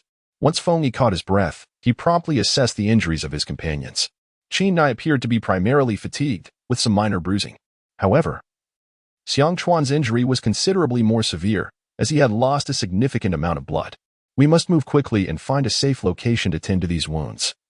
Feng Yi rasped, his vision slightly clearer, yet still plagued by the lingering ache from overexertion. He rummaged through his ninja gear, retrieving the last roll of bandages and some standard medicinal powder, swiftly applying them to Xiangchuan's wound. Feng Yi-kun, have we truly escaped? Tsunade's voice trembled, imbued with a sense of relief as if she had just returned from the brink of death. Feng Yi acknowledged her with a grunt, his brow furrowing deeper. For now, we are safe. However, that old dog Danzo will not let this go so easily. Steadying himself against the slick rock wall, he opened his eyes wide once more, scrutinizing the direction of the underground river. This river should lead us outside the village. Let us follow the current and distance ourselves from that location. Supporting one another, the three cautiously advanced through the pitch-black river passage, their steps uneven and uncertain. Time slipped away unmeasured until, in the distance, a faint light began to emerge. Chapter 42. The Dawn's Perspective and Exit. Feng Yi's spirits soared. They treaded lightly toward the light, discovering an entrance partially obscured by vines and rubble. Pushing aside the foliage, they found that darkness had fallen outside, surrounded by dense woods. Judging by their surroundings, they had likely ventured beyond the direct jurisdiction of Konoha. Let us rest here for a moment, Feng Yi suggested, finding a relatively concealed nook for Xiangchuan and Tsunade to sit. He deftly set up several rudimentary warning traps around him. The night deepened, yet Feng Yi felt no drowsiness. He needed to report the ambush by the root organization swiftly. Directly seeking out Tsunade, that was out of the question. Given his current state and secretive movements, it would be a recipe for trouble. The name of his teacher, Kakashi, surfaced in his mind. Early the next morning, Feng Yi donned inconspicuous attire, evading everyone's notice, and quietly slipped back to Konoha. He bypassed the makeshift shelter and made his way directly to Kakashi's doorstep. Knock, knock. Who is it? Kakashi's voice emerged from within, tinged with the fatigue of sleep. Upon opening the door and seeing Feng Yi's disheveled appearance, Kakashi was taken aback. Feng Yi? What happened? Kakashi-sensei. There's an urgent matter that requires immediate reporting to the Hokage. Feng Yi lowered his voice, his expression grave enough to draw concern. Kakashi observed the bloodshot eyes and the unmistakable weariness emanating from Feng Yi, along with the aura of someone who had just emerged from battle, causing his heart to race with the realization that something was amiss. Follow me. In the Hokage's office, Tsunade listened intently as Kakashi recounted the detailed report provided by Feng Yi regarding the ambush by the root. Her strikingly fierce visage turned icy enough to freeze the air. Danzo. She slammed her fist onto the desk, the sturdy wooden surface groaning under the force, on the verge of splintering. He has become increasingly audacious. Kakashi bowed slightly. Feng Yi and his companions fought desperately to escape. Both Xiangchuan and Konoha are gravely injured. Feng Yi specifically mentioned that their assailants had a clear target, him, and they were intent on eliminating him without leaving any survivors. Tsunade's gaze turned frigidly piercing. That young boy, Feng Yi, must have concealed considerable details in his report. With his current level of strength, it is improbable that he could have escaped the encirclement of those elite from the route, especially while escorting two injured individuals. Mere luck could not account for such an outcome. Kakashi fell silent for a moment before responding. Feng Yi stated that in a life-or-death situation, he awakened the Byakugan. The Byakugan? Tsunade raised an eyebrow slightly. The bloodline of the Hyuga clan? The surname Donya, if I recall correctly, has no ties with the Hyuga family. Kakashi hesitated. Feng Yi seems uncertain about the specifics. He merely mentioned it happened all of a sudden. Kakashi proceeded cautiously. He also displayed an ability to utilize multiple chakra natures far beyond what one would expect at his age, along with an unnaturally calm battlefield judgment. Tsunade's fingers tapped rhythmically on the desk, producing a soft yet ominous sound, her gaze sharp enough to penetrate one's very soul. I understand now. That old fool, Danzo, wishes to target him, yet he currently lacks the most direct leverage. Moreover, his influence within the village is deeply entrenched. Should he take action, it would create a significant upheaval. She gazed at the moonlight, addressing Shikaz. Shikaz, I will ensure that the members of the Umbu keep a close watch on Feng Yi's safety. However, we must not show any overt favoritism, lest we alert the snake in the grass. Inform him to keep a low profile and focus on his recovery. He must refrain from leaving the village carelessly. Yes, Lord Hokage. Inside the dark, secret base of Root, shadows loomed. An elite member, masked with a wolf's visage, knelt on one knee, his voice laced with suppressed fury and a hint of fear. My lord, that Donya Feng Yi is as slippery as an eel. My incompetence allowed him to escape. He paused, then added, moreover, that boy is quite peculiar. Not only does he possess the 3 nature transformations indicated in the intel, but he also wields other elemental jutsu and suddenly activated Byakugan during combat. His intellect is remarkably swift. Tsunade's face, wrapped in bandages, revealed no discernible emotion, save for the glint of his solitary eye, which flashed ominously. Byakugan? He grunted, his voice rasping like sandpaper against wood. How intriguing. This is becoming increasingly fascinating. It seems I have underestimated him. Tsunade is currently incensed, her fury palpable. For now, let us set aside our focus on Donya Feng Yi's movements. Ten's voice was low, yet carried an undeniable command. However, this matter is not concluded. Keep a relentless watch on him. At the first opportunity, ensure he vanishes completely. Yes. The wolf-masked ninja bowed his head even lower. Meanwhile, at the edge of the forest where Team 9 battled fiercely against Root, an ordinary-looking tree unnaturally twisted. A pale entity, with a single eye and the spiral pattern on its face, sluggishly emerged from the trunk. It was a clone of White Zetsu. Ha ha ha. This trip was not in vain. I stumbled upon an amusing little specimen. The White Zetsu clone emitted its signature, spine-chilling laughter. Within its solitary, I lingered images of Feng Yi's recent battle, particularly the sudden manifestation of Byakugan and the multitude of elemental jutsu he unleashed. The chakra he possessed was astonishing, effortlessly wielding at least 5 elemental natures: wind, earth, lightning, fire, and water. Moreover, the mere presence of Byakugan on a child not of the Hyuga clan was strikingly rare. What was even more alarming was his uncanny tactical acumen and rapid development, qualities that were far beyond what one would expect from a mere 12-year-old. The White Zetsu clone smacked its lips, despite lacking actual lips. This anomaly must be documented promptly. Lord Payne, along with that esteemed individual, would undoubtedly find such a valuable observation captivating. As soon as the thought crossed its mind, the White Zetsu clone blended seamlessly back into the tree, leaving no trace behind. Feng Yi returned to the makeshift quarters arranged in the village, the dawn nearly breaking. He had entrusted Shikaz with finding trustworthy personnel to secure a more concealed safe house for Xiangchuan and Konoha. Exhausted, he collapsed onto the bed. Although the environment felt somewhat safer now, an inexplicable sense of unease still gnawed at him. There exists an unsettling sensation, as if a pair of unseen, malevolent eyes lurk in the shadows, fixated upon him. This feeling is utterly infuriating. Feng Yi irritably raked his fingers through his hair, attempting to dispel the ominous thoughts that plagued him. This encounter with the rabid dogs of the roots nearly cost him his life. Yet he felt the ordeal was not in vain. The fragile bonds of revolutionary camaraderie he shared with Xiang Chuan and Qin Nai had been irrevocably solidified. Such a friendship, forged in the face of death, proved far more valuable than any training he could endure. Chapter 43. A temporary respite. Ding. Successful sign-in. Acquired a drop of soul-nourishing liquid, trace. Ding. Successful sign-in. Acquired a high-level concealment talisman, 3 days. The system's voice echoed in his mind like a death knell. Soul-nourishing liquid? The very name suggested it was a treasure, possibly capable of alleviating the soul-rending torment inflicted by those infernal Sharingan eyes. Without a moment's hesitation, he consumed it. An indescribable coolness surged deep within his soul. And while the effect was minimal, the taut nerves that felt as though they might snap finally experienced a slight loosening. A high-level concealment talisman, eh? The system seemed to recognize that he was currently a focal point of attention. Feng Yi chuckled to himself, stowing the talisman close to his person. Damn it. He needed to grow stronger and swiftly. Whether it was that old dog Danzo or the insidious gaze that seemed to lurk in the shadows. Both felt like a blade poised to sever his life at any moment. He must devote time to analyzing the reversal Sharingan. The key was to harness its extraordinary abilities while minimizing the side effects.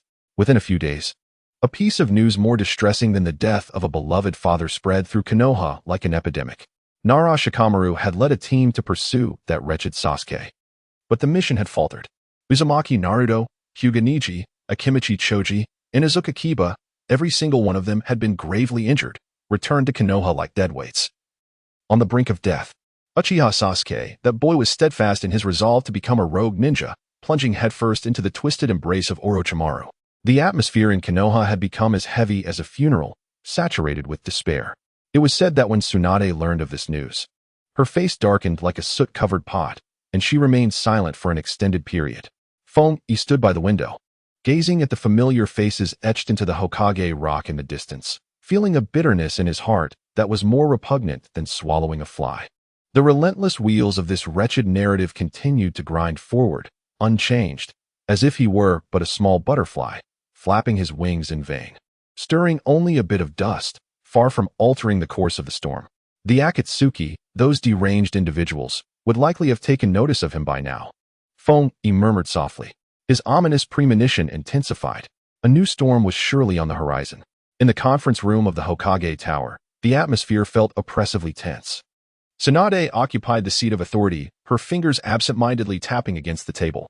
She surveyed the gathered advisors and department heads, her piercing gaze subtly lingering on Danzo's weathered face. The village had been quite lively of late. Tsunade's voice was flat, yet suffocating. If any further disturbances arise internally while we are still grappling with external troubles, and if our own betray us, the days of peace in Konoha will be irrevocably shattered. Lifting her teacup, she gently blew away the steam rising from the surface.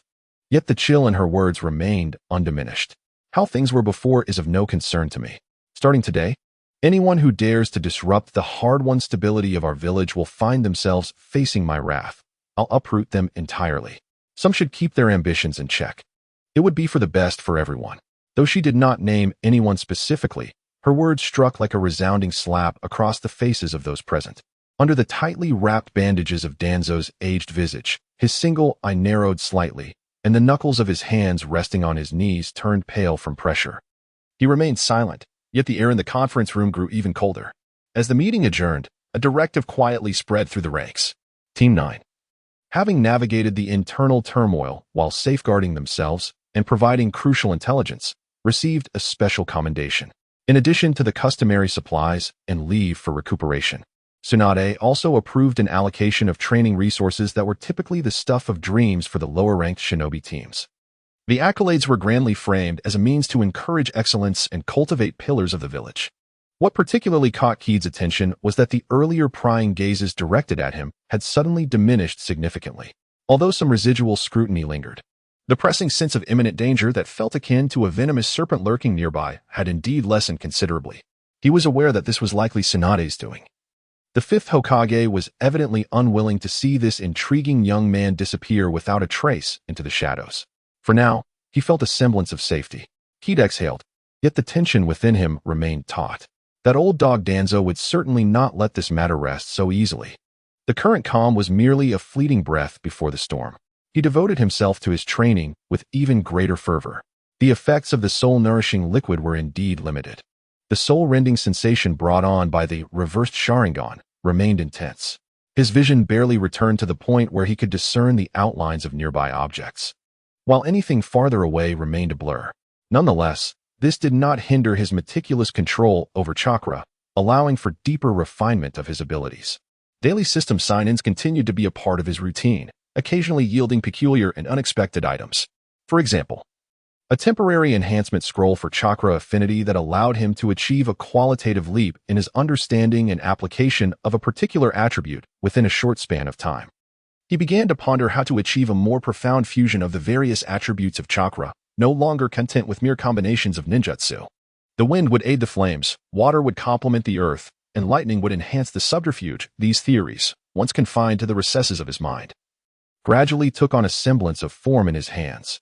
The training of Team 9 did not fall by the wayside.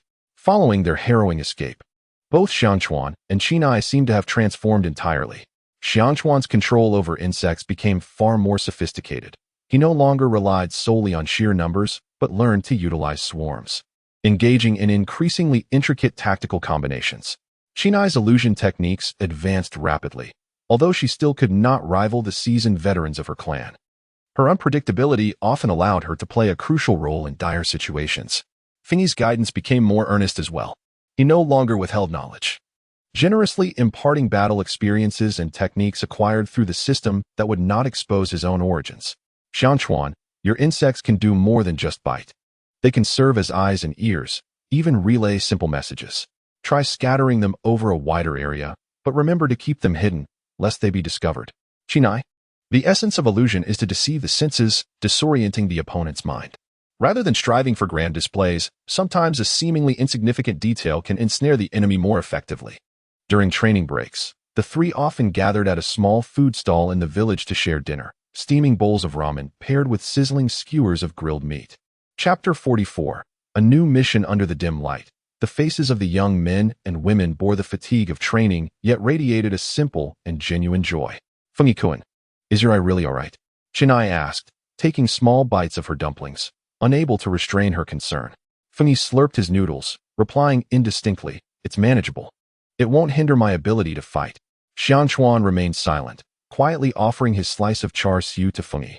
Thanks, Xianquan, you really understand me, Fengyi replied with a grin, not hesitating to accept the gesture. This simple yet heartwarming atmosphere allowed the tension that had long been coiled within him to ease just a little. The significance of the word companions gradually became clearer in his heart. Occasionally, Fengyi would bring some fruit to the hospital to visit Naruto, who was still recuperating. That lad appeared utterly dejected over Sasuke's departure, resembling a defeated rooster. Come on, is it really that serious? Fengyi said, placing a bright red apple into Naruto's hand. It's just that one idiot ran off. The sky isn't falling. Naruto's eyes were red-rimmed, his voice tinged with tears. You don't understand. Sasuke is my most important traitor? Fengyi raised an eyebrow. Enough of this sobbing. Instead of wallowing in despair, you should focus on how to become stronger. If you surpass him, would you not expect him to obediently return? He casually imparted a few tips on the Rasengan to Naruto. Mere nuances derived from the basic ninjutsu proficiency rewards within the system. To his surprise, Naruto appeared enlightened, eagerly grappling with the orb once more. Observing Naruto's indomitable spirit, Fengyi felt a stirring within. This world, after all, is not a solitary performance. Relying solely on the system and concealed trump cards will not lead far. He must genuinely integrate into this world, cultivating his own strength and influence. The system seemed to sense his thoughts, and the phase tasks began to emphasize certain aspects. Phase task, reputation of Konoha, beginner, task objective, achieve a degree of positive reputation within Konoha village. This can be accomplished by completing challenging missions, showcasing unique talents, such as medical ninjutsu, or making significant contributions to the village. Task rewards, depending on reputation level. Rewards may include advanced chakra refinement techniques, fragments of special summoning scrolls, influence points, and more. Influence points? Fengyi pondered, intrigued by the notion. The body of the Moonlight Gale had improved considerably under Tsunade, the medical sage's meticulous care. Although the persistent cough had not been entirely eradicated, his complexion was notably healthier. While guiding Team 9 in their training, he exhibited a renewed vigor. The Moonlight Gale observed Fengyi complete a set of combined ninjutsu and spoke up. Fengyi, your progress in chakra control is astonishing. However, your practical experience still requires refinement. He paused thoughtfully. Those powerful techniques should not be overly relied upon. Sometimes, the simplest moves, executed at the right moment, yield superior results. Gale would occasionally share tales of the village's past with Fengyi, dissecting the combat styles of certain ninjas for him. The implicit trust and expectations within his words were unmistakable, warming Fengyi's heart with a sense of elder care. Days passed in this manner. Under Tsunade's decisive leadership, order gradually returned to Konoha village. Reconstruction efforts were methodically underway, and the ninjas began to exhibit a renewed vitality. Yet, the unsettling sensation of being watched lingered in Fengyi's mind, akin to a venomous serpent lurking in the darkest corners. Though it had not struck yet, its chilling presence continued to envelop him. The Akatsuki. These 3 syllables weighed heavily upon him, rendering him breathless. He surmised that such tranquil days would not last long. One afternoon, after Team 9 had completed an intense round of physical training, they lay exhausted like lifeless dogs, panting on the training ground's edge. Suddenly, a shadowy figure wearing an animal mask emerged like a specter. Approaching Moonlight Gale, he whispered a few words. The expression on Moonlight Gale's face shifted. He turned to Fengyi and the other 2, stating that Lady Tsunade summoned them to the Hokage's office immediately. A jolt of apprehension coursed through Fengyi. He thought to himself that their tranquil days were likely coming to an end. In the Hokage's office, Lady Tsunade sat resolutely, holding a scroll in her grasp. Without raising her head, she addressed the trio from Team 9, her words carrying a weighty significance that ultimately focused on Fengyi. There is a task for you. She tossed the scroll toward them. It was an S-rank mission, to escort a vital shipment to Tsunade while simultaneously investigating the recent disappearances of merchant caravans near the border. Both Xiangchuan and Qina gasped in shock at the gravity of this assignment. How could their small genin team be entrusted with an S-rank mission? It felt like a perilous leap beyond their capabilities. Tsunade's lips curled into a smile that sent a chill down their spines. What? Are you afraid? Fengyi stepped forward, catching the scroll with a composed expression. Lady Hokage, we accept this mission. Yet, beneath the surface, he sensed an ominous undertone. This was not merely a simple escort and investigation. It was likely a test orchestrated by Tsunade, perhaps even concealing dangers that eluded his current understanding. As he grasped the scroll, its unusual weight suggested significance. Tsunade's voice remained steady, yet the pressure in the room was palpable. Her scrutinizing gaze swept over the trio before settling firmly on Fengyi. You are to escort a defector from the Land of Crafts back to Konoha safely. The Land of Crafts? Xiangchuan inhaled sharply, exchanging a glance with Qina, both recognizing the profound shock reflected in each other's expressions. For them, fresh from a near brush with death, this mission loomed like an insurmountable mountain. Qina's face paled, her palms slick with sweat. This craftsman possesses a critical medical technique.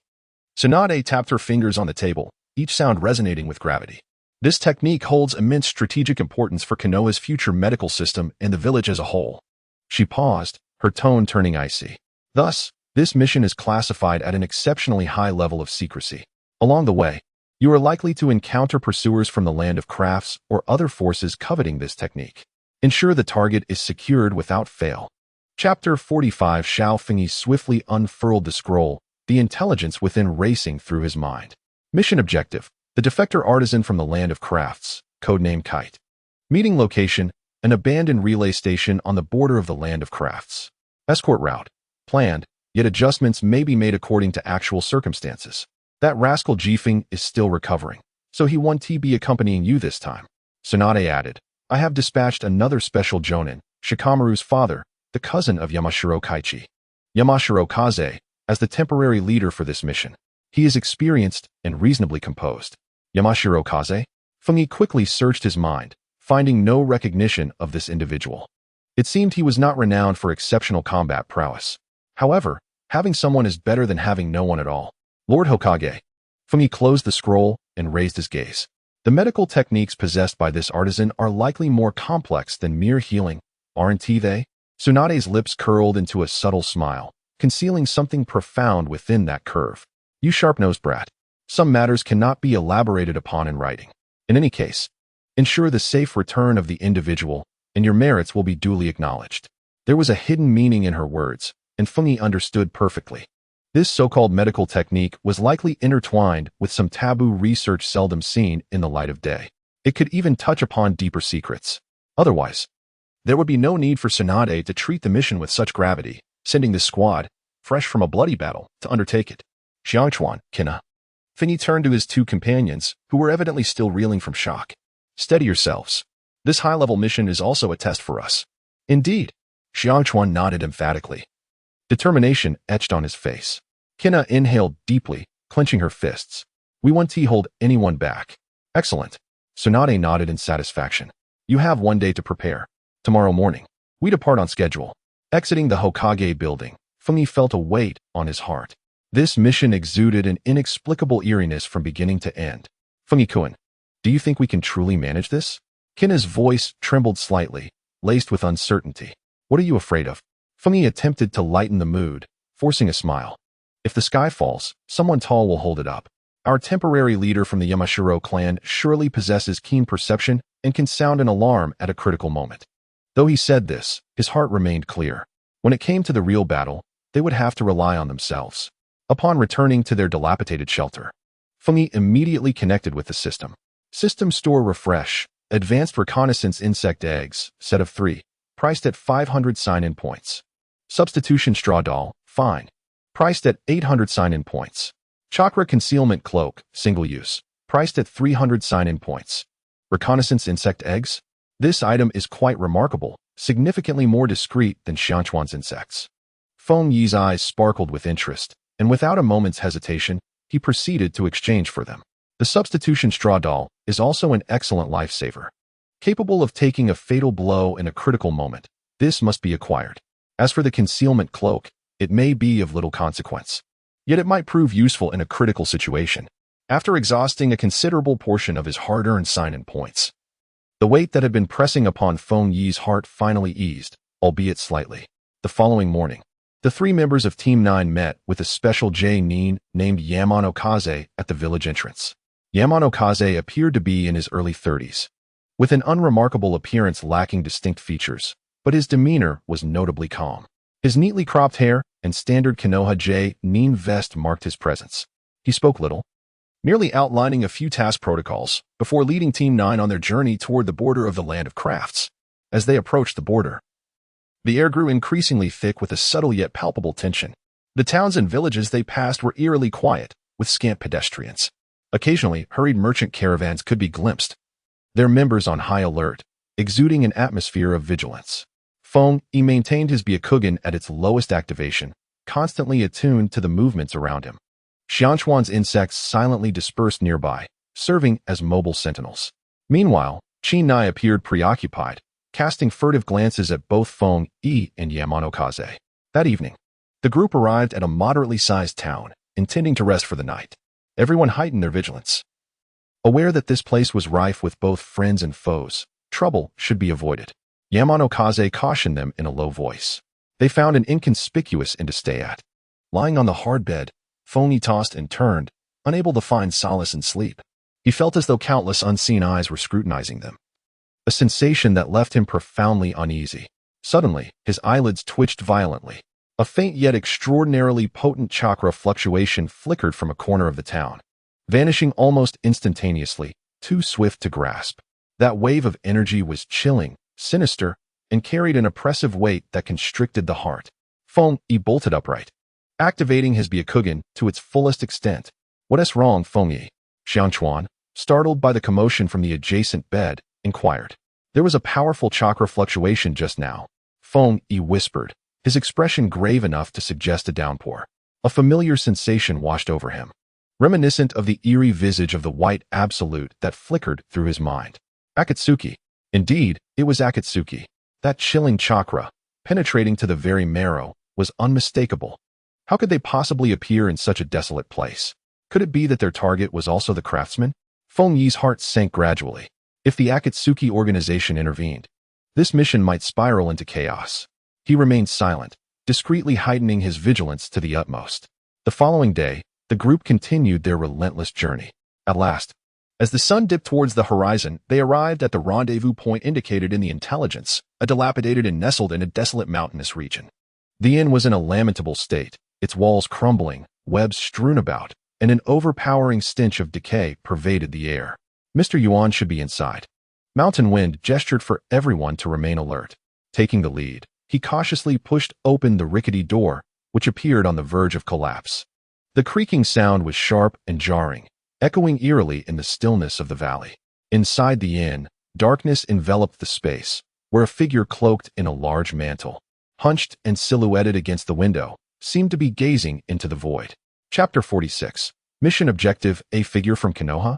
The shadow slowly turned, its voice gravelly and hoarse, akin to two stones grinding together.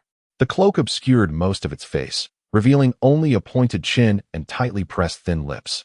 An unmistakable air of unapproachability emanated from it, perceptible even from a distance. "We are here to escort you, Mr. Yuan," Mountain Wind stated firmly. "Please come with us." The craftsman, known as Yuan, scrutinized the three members of Team 9, his gaze rife with skepticism and distrust, utterly unmasked. "You think a bunch of mere children, accompanied by a seemingly ineffectual Chen, can protect me back to Konoha?" Yuan scoffed, his words laced with disdain. "Do not tell me you intend to use me as bait for those pursuing me?" At this proclamation, the expressions of Xiang Chuan and Chen Nai shifted dramatically. Feng Yi furrowed his brow. This craftsman proved to be more troublesome than he had anticipated. "Mr. Yuan, we have been dispatched by the 5th Hokage." Feng Yi stepped forward, his tone steady and assertive. "You should be well aware of Konoha's sincerity. As for our capabilities, you shall witness them along the way." Yuan fixated his gaze on Feng Yi, his eyes, concealed beneath the shadow of his cloak, glinting with an indescribable intensity. "Humph, you'd best not let me down," he muttered begrudgingly, conceding with a reluctant grunt. At that critical moment, Feng Yi's peripheral vision suddenly twitched. "Be careful," he shouted, launching himself backward in a swift motion. Whoosh, whoosh, whoosh. At nearly the same moment, dozens of shimmering kunai and shuriken erupted from the shadows surrounding the post station like a hailstorm. Their target was none other than everyone inside, particularly the craftsman, Yuan.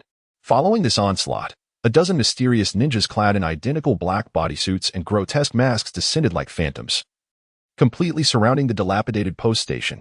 The attire of these ninjas, coupled with the palpable chakra emanating from them, failed to match any known faction in Feng Yi's mind.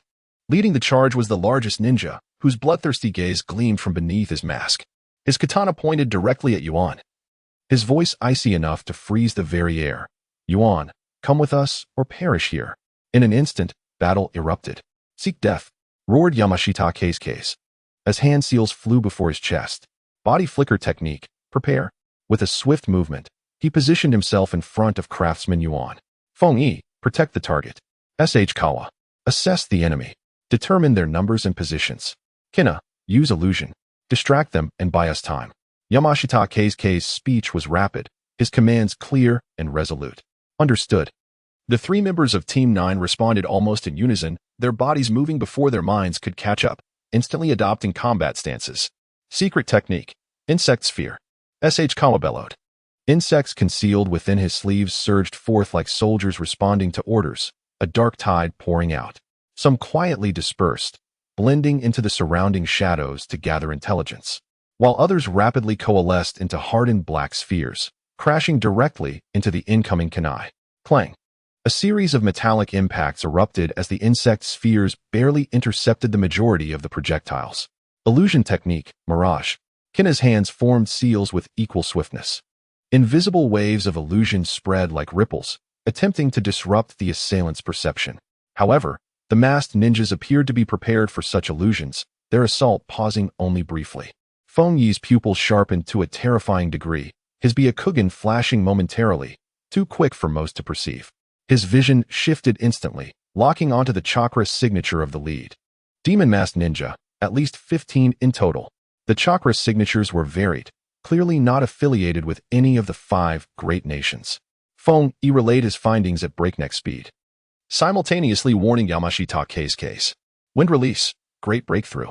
He slammed his hands together, unleashing a fierce gust of wind that skewed the trajectory of the incoming shuriken, granting Yamashita Keisuke a fleeting moment of respite. "Humph, quick on the draw," the lead demon-masked ninja sneered, his katana swinging with renewed vigor. A fierce and unmatched blade of wind sliced through the air, aiming directly at the mountain wind's visage. Unflinching, the mountain wind altered his hand seals and suddenly clasped his hands together. Earth escape. Earth flow wall. With a resounding boom, a solid earthen wall surged from the ground, precariously standing before the menacing blade of wind. Fragments of stone scattered like hail. These fiends are targeting me. The voice of the craftsman Yuan remained hoarse and dry. Yet, Feng Yi perceptibly detected a hint of unusual calm, perhaps even a barely discernible mockery, in his otherwise placid tone. The eyes, deeply shrouded in the shadow of his cloak, now glimmered with an inexplicable light. This old rascal is certainly up to something. The alarm bells in Feng Yi's mind rang to their utmost intensity. They shall not succeed. With a low bark, the mountain wind shifted his hand seals once more, invoking the secret technique of heart disarray and body manipulation. He fixed his gaze on a ghost-faced ninja attempting to flank him. The ninja's movements abruptly stiffened, as if an invisible hand had seized his throat, causing his assault to collapse instantaneously. A mere parlor trick. The leading ghost-faced ninja, however, regarded this with disdain, his form darting like a specter towards the teetering earthen wall. The katana in his hand emanated an eerie metallic sheen. Clang! The blade struck the earthen wall, producing a piercing clash of metal against stone. The formidable wall shattered in response. Beware! His blade is peculiar. Feng Yi warned loudly, his heart racing to his throat.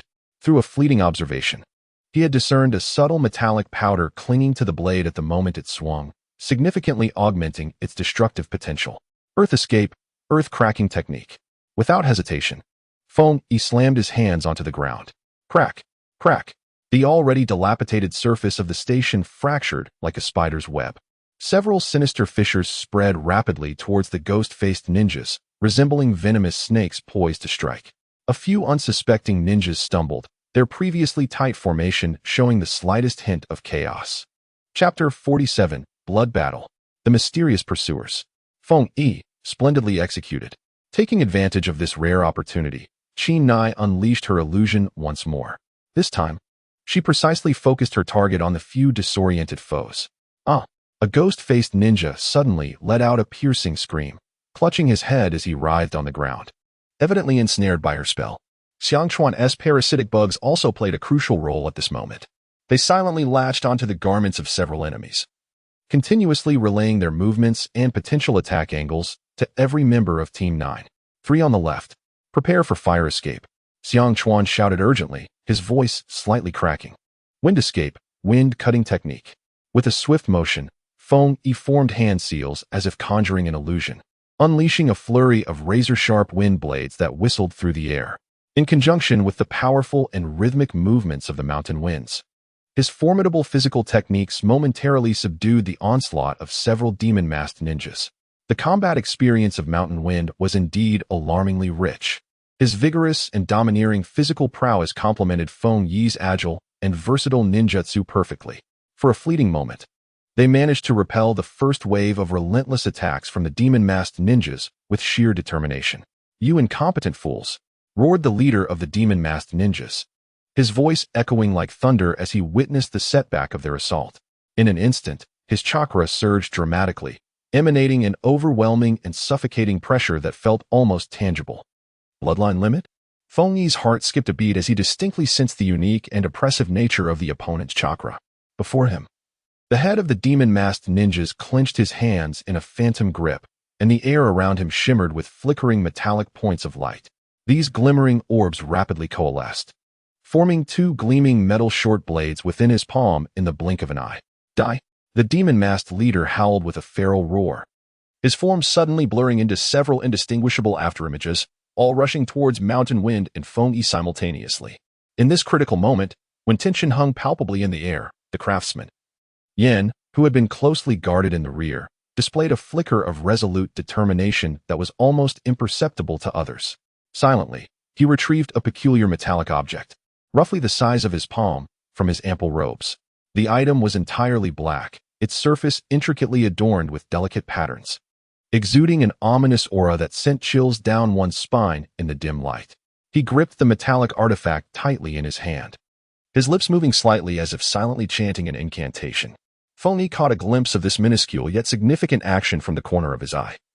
and an overwhelming sense of unease surged within him at that moment. This old man was indeed harboring a colossal secret. "Block him," shouted Mountain Wind with a voice strained from exertion. He had discerned the formidable strength of the demon-masked leader and dared not let his guard down for a moment. Once more, he swiftly formed hand seals, preparing to unleash a more potent defensive ninjutsu. Wind release, vacuum great sphere. Without hesitation, Feng Yi invoked his most powerful ninjutsu at his disposal. A highly compressed sphere of air, shrieking as it tore through the atmosphere, hurtled towards the demon-masked leader's true form. Boom! The air sphere collided fiercely with the two eerie metal short blades, producing a thunderous explosion that resonated through the surroundings. A violent shockwave surged outward, sweeping through the dilapidated relay station, sending dust swirling into the air and nearly blinding those within. The figure of the demon-faced leader momentarily faltered under the shockwave of the explosion. Clearly, he had not anticipated that the seemingly youthful Feng Yi could unleash such formidable ninjutsu power. Nevertheless, he merely swayed slightly before firmly stabilizing his stance. The malevolence in his eyes, hidden beneath the mask, intensified. A cacophony of piercing shrieks erupted from the demon-faced leader, a sound that sent chills down the spine. Suddenly, from the shadowy woods surrounding the post, more black silhouettes surged forth like a flood unleashed. A rough count revealed at least 20 more demon-faced ninjas, all clad in similar garb. Their movements were swift and agile as they quickly spread out, encircling the dilapidated post and completely severing any avenue of retreat and hope for Team 9. "This is dire." A hint of unmistakable despair crept into Xiang Chuan's voice. His complexion paling. Kinai's face was even more ghostly, her body beginning to tremble slightly. The usually composed Shanzhong Feng furrowed his brow tightly, his expression turning grave. He had never imagined that the enemy had concealed such a multitude of reinforcements. In that moment, Team 9 found themselves ensnared in an unprecedented, truly desperate situation. Outside the post, shadows loomed ominously.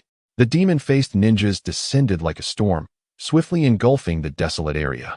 "Damn it, this is never-ending." Shanzhong Feng's face turned ashen. He abruptly yanked Kinai behind him, quickly launching two shurikens that flew toward Kinai's face. In the blink of an eye, the demon-faced leader seized the opportunity. A metallic short blade glinted menacingly in his hand, aimed directly at Kinai. "Kinai?" Shanzhong Feng gasped in alarm, retreating too late. He hastily sidestepped, bracing his left arm to absorb the vicious blow. The blade pierced flesh, a sound that sent shivers through the air. A few strange metallic particles infiltrated the wound. Shanzhong Feng groaned in pain as his left arm immediately became numb and rigid, his movements slowed. "Captain Shanzhong!" Kinai screamed, tears streaming down her face. "I'm fine." Shanzhong Feng gritted his teeth, cold sweat beading on his forehead. "Take care of yourself." "Xiang Chuan. Insect. Scatter them for me. The louder the better." Feng Yi's voice was frigid, leaving no room for hesitation. His hands moved with blinding speed, causing subtle tremors in the ground beneath him. "Understood." Xiang Chuan's eyes reddened. The cursed insects surged forth from his sleeves like a tempest, quickly forming a dense cloud of darkened creatures. The swarm collided recklessly with the newly arrived demon-faced ninjas, momentarily obscuring their sight and halting their advance. Seizing this critical moment, Feng Yi darted forward with the swiftness of a shadow. He weaved through the crumbling walls and broken pillars, stealthily affixing several glowing explosive tags onto vital support points. Earth-style, earth flow collapse. He struck the ground once more with both hands. The already loose earth instantly transformed into a quagmire. "Ah, what on earth?"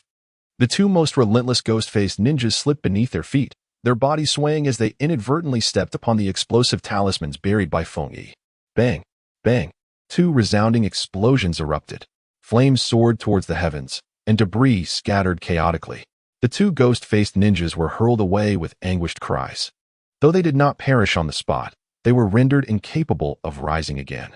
Chapter 48. The Artisan's Flight. "Feng Yi, you are remarkable," Xiang Chuan shouted hoarsely.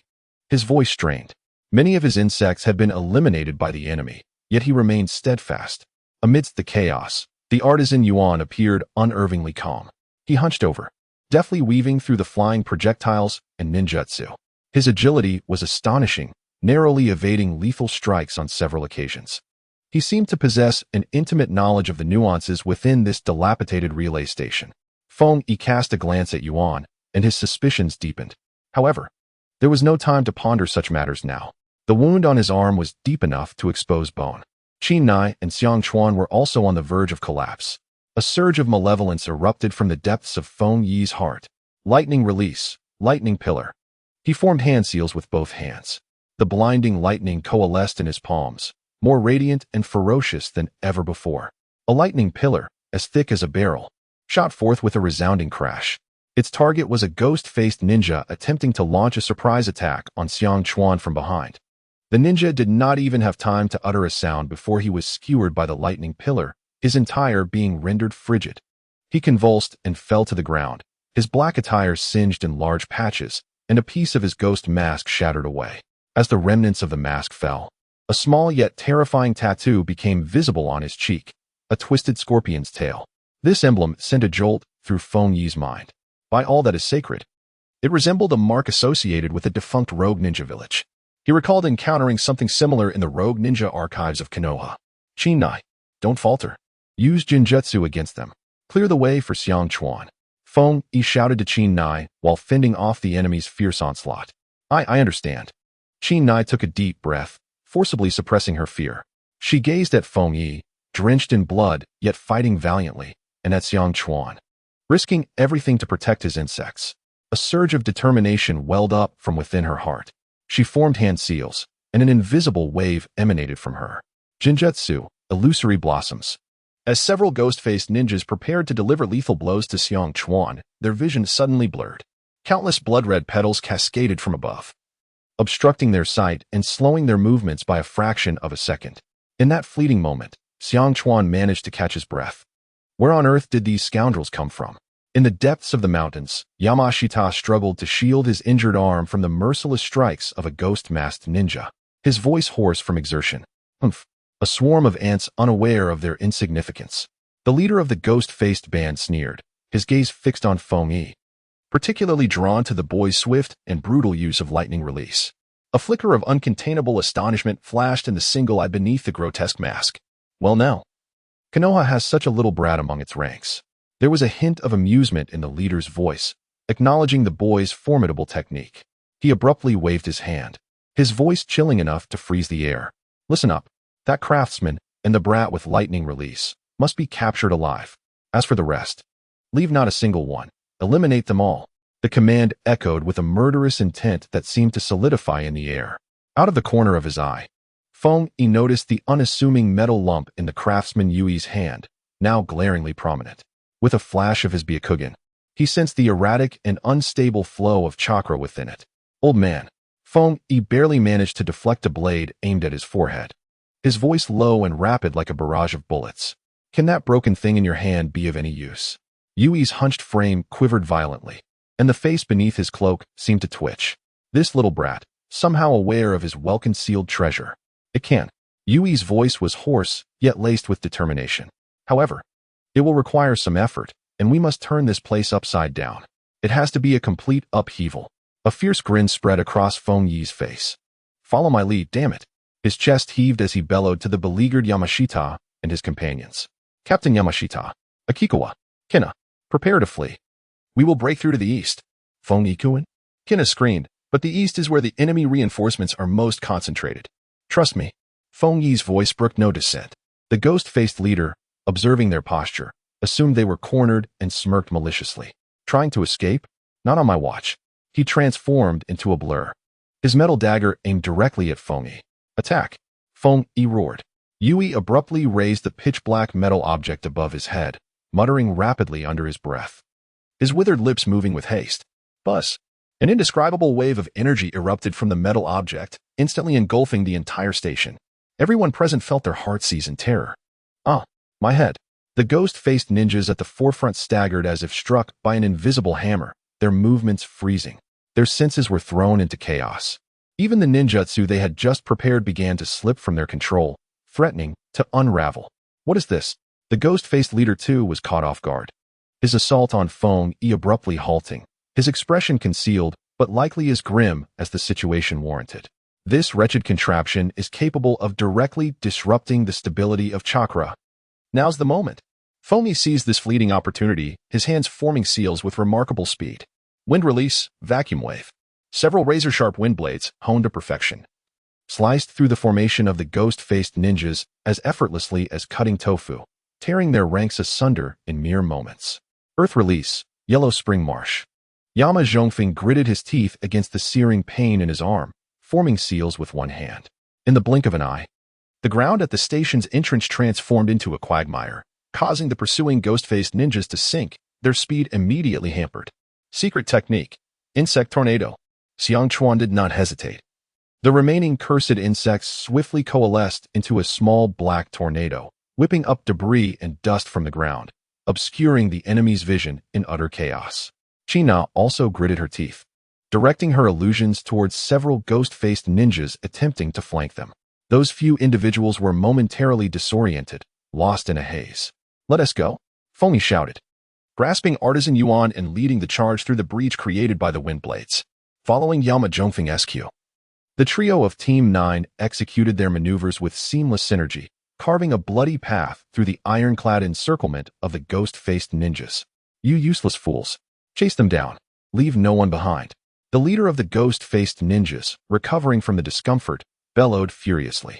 Several individuals sprinted for their lives, the shouts and the whistling shuriken behind them echoing like death's summons, relentless in their pursuit. "Old man, what exactly is that cursed box of yours?" As they fled, Fengyi gasped for breath, still managing to inquire. Chapter 49, Despair. The arrival of the Akatsuki. "Humph, my lifelong effort, the box of chaotic spirits." Artisan Yuan's voice carried a hint of complexity. It can cause the flow of chakra in a given area to become disrupted within a short span of time, rendering ninjutsu unusable. He took a breath and continued. "The pursuers are the rebel forces of the Iron Country, known as the Black Scorpion Brigade. They covet a certain enchanted ability of mine, which can significantly enhance the power of ordinary iron weapons and bestow them with peculiar attributes." Iron Country rebels? Enchantment techniques? Fengyi contemplated this, realizing why the weapons wielded by those ghost-faced ninjas exuded an aura of malevolence. "Xiang Chuan, are your insects all right?" Fengyi noticed something amiss in Xiang Chuan's expression. Xiang Chuan cautiously revealed a trembling cursed insect from his bosom, his voice barely above a whisper. "Fengyi-kun, look. This insect was previously exposed to those metallic powders, and it seems to have developed some resistance to their corrosive effects." Fengyi's heart leaped. This was indeed an unexpected boon. After this bloody battle, China's demeanor had become significantly steadier. Her timing and precision with illusions had improved by leaps and bounds. "They're closing in," Yama Zhongfeng suddenly roared. The ghastly leader, accompanied by his remaining minions, clung to their targets with an unnerving tenacity, their pace frighteningly swift. As Fengyi burst forth, he had unknowingly released a high-grade reconnaissance egg from the system.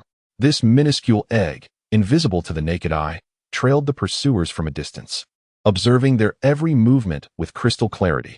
There was no evading them. These rascals were intimately familiar with this forest. Fengyi's voice turned grave. If he did not devise a way to hinder them, it was only a matter of time before they were caught. The group, fraught with anxiety, pondered their escape. Suddenly, from the depths of the darkened woods ahead, two terrifying waves of chakra erupted, sending shivers down their spines. This chakra was both frigid and potent, imbued with an indescribable malevolence that chilled the hearts of all present. Fengyi's pupils constricted sharply, his feet seemingly nailed to the ground as he came to an abrupt halt. Two figures emerged leisurely from the shadows of the forest, clad in black cloaks adorned with ominous red clouds.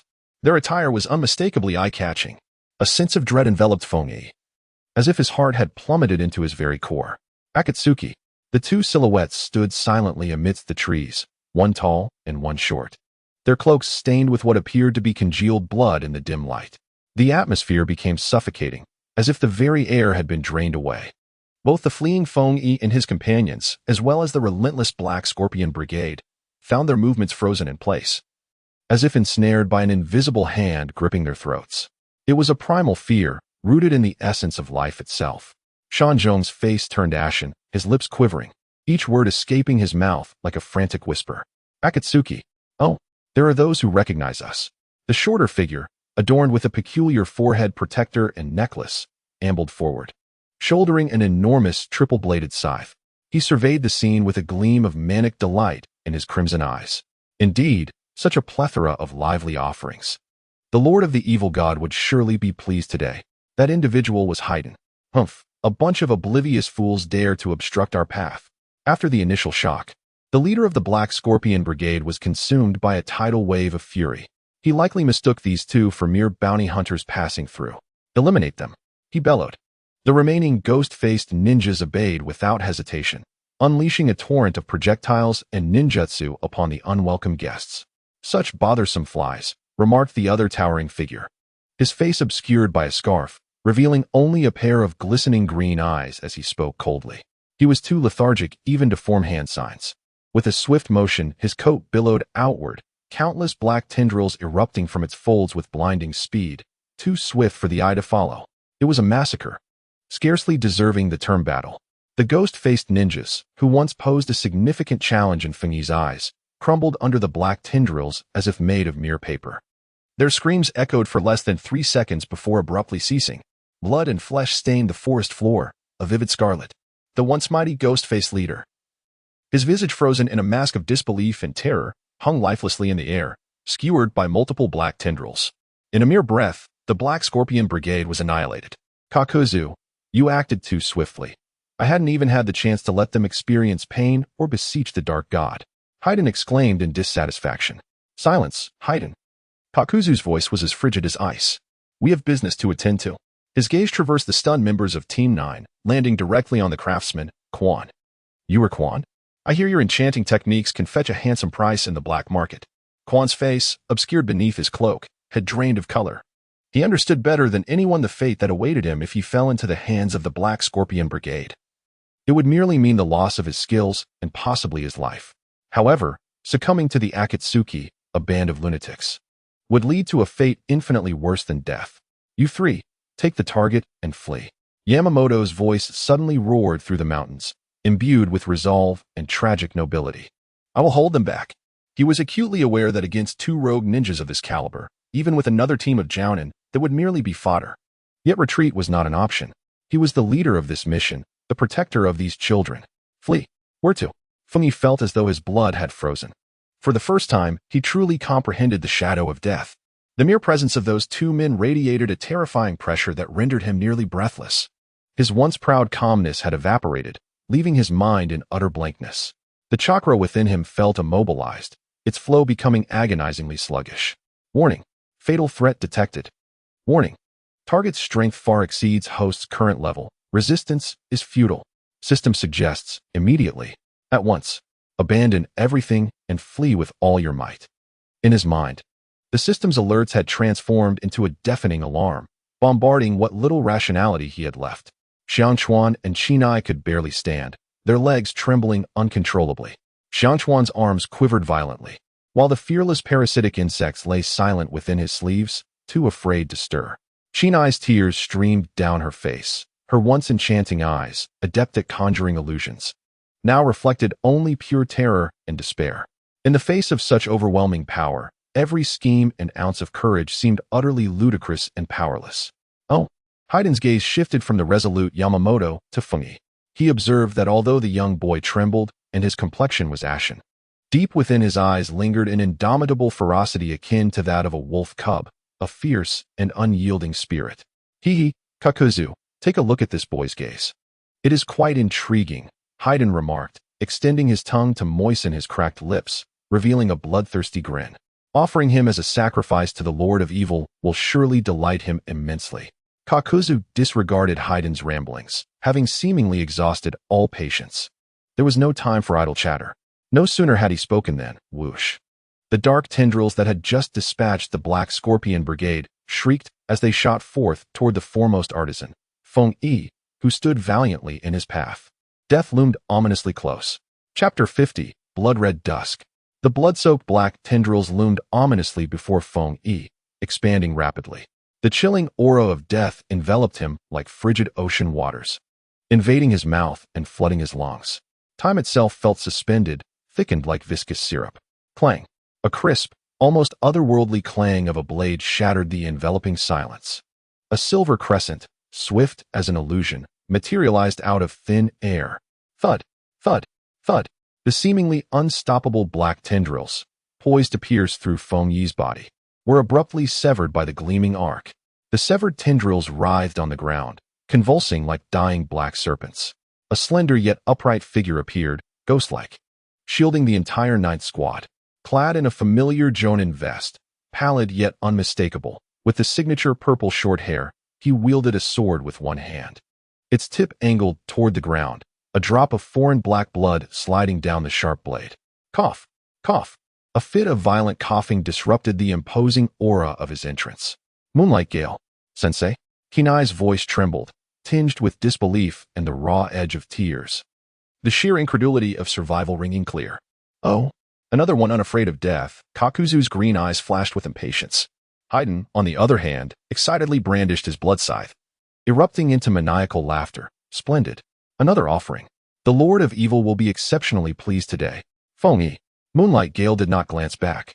Yet his voice bore an unprecedented severity and resolve. Take them and run.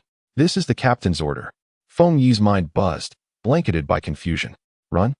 He gazed at Moonlight Gale's not-so-broad back, which trembled slightly from coughing, and felt as though his throat was clogged with a mass of scalding cotton. How could he flee? Yet, sensei, you too must hurry. Silence. Execute the order. Moonlight Gale's voice, though strained, was imbued with an unassailable will. He suddenly turned his head. His eyes, which always bore a hint of fatigue, now sharp as a blade, fixated intently upon Fengyi. The message conveyed was one of urgency, of entrustment, and even of farewell. Fengyi's heart felt as though it had been pierced by this invisible will. He understood. From the very beginning, Moonlight Swiftwind had no intention of leaving this place alive. Go. Fengyi mustered all his strength to squeeze out a single word through clenched teeth. Grabbing the arm of the stunned craftsman Yuan, he pushed against Chinai's back. Hurry. Thinking of fleeing?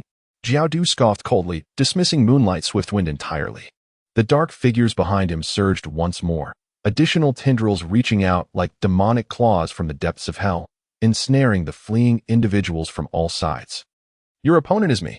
The figure of Moonlight Swiftwind suddenly vanished from sight. With leaf flow sword technique, crescent moon dance, he transformed into a whirling silver tempest. The blade's light pouring forth like liquid mercury, carving several crescent-like trajectories in the air. In this moment, both his body-flickering technique and swordsmanship reached an unimaginable pinnacle. Clang, clang. The cacophony of metal clashing erupted as those grotesque black tendrils were single-handedly halted by him. Feidu let out a chilling scream. Charging from the side with his massive, three-bladed blood scythe, the crimson blade sliced through the air with a piercing shriek, aimed directly at Moonlight Swiftwind's neck. Moonlight Swiftwind pivoted, twisting his body at an extraordinary angle, narrowly evading this lethal strike. His katana swung upward, piercing towards Feidu's exposed chest. Feidu did not flinch. Instead, a more sickly ecstasy spread across his face. This was precisely what he desired. With a sickening sound, the blade pierced flesh. However, Moonlight Swiftwind's expression suddenly shifted. Feidu had taken the blow with his body, yet the blade of the three-bladed scythe grazed his cheek, leaving a faint line of blood. A drop of crimson splattered onto the scythe. Hee. Feidu emitted a spine-chilling laugh, utterly unconcerned about the wound on his chest, extending his long tongue to greedily lick the drop of Moonlight Swiftwind's blood clean from the blade. A successful strike. In the next instant, Feidu's body underwent a bizarre transformation. His skin morphed into an ominous black and white, resembling a skull-esque grotesque visage. He stepped aside, swiftly drawing a sinister pattern on the ground, composed of a circle and a triangle, using the blood beneath his feet. Not good. Craftsman Yuan exclaimed in horror. Recognizing the curse of immortality, dragged by Fengyi in a frantic escape, he turned to witness this scene, and for the first time, the face hidden beneath his cloak revealed pure terror. Moonlight Swiftwind's heart plummeted to the depths.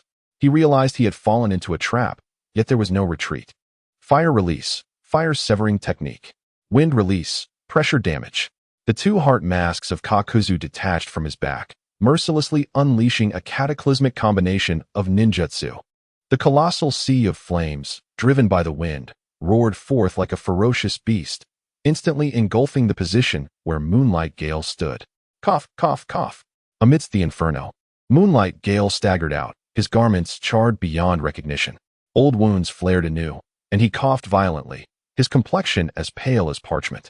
This is the end, Kakuzu coldly pronounced. Standing within the cursed formation, Haydn grinned malevolently as he raised the black spear in his hand. Now, Let us together embrace the pinnacle of suffering. He cackled, driving the obsidian spear fiercely into his own heart. Thud. From a distance, Moonlight Gale felt a jolt akin to a thunderstrike. In disbelief, he glanced down. At the same spot on his chest, a gaping wound appeared as blood gushed forth like a fountain. Excruciating pain instantaneously coursed through his entire being. His knees buckled as he sank to the ground, his knife plunging heavily into the earth, supporting his faltering form. Teacher Gale. The heart-wrenching scream of Kinna pierced the air. Xiaochuan's eyes widened in horror, his body trembling uncontrollably. Finny abruptly halted, gazing at the figure that had fought valiantly for their sake. A tempest of uncontrollable madness and fury erupting from the depths of his soul like a volcano. But this is not over yet. Kakuzu appeared to have lost his patience. A black tendril shooting forth like an arrow, silently aiming for the vulnerable spot on Moonlight Gale's back. This final blow, however, even after suffering such a fatal injury, Moonlight Gale, astonishingly, moved once more. Summoning the last remnants of his strength, he roared, driven solely by sheer will. He turned around and raised the blade that had accompanied him throughout his life before him. He must block it. He would serve as the final, desperate shield for these children. With a sickening sound, the black tendril effortlessly pierced the already cracked katana. Then, it penetrated Moonlight Gale's chest. His body froze, the light in his eyes rapidly fading.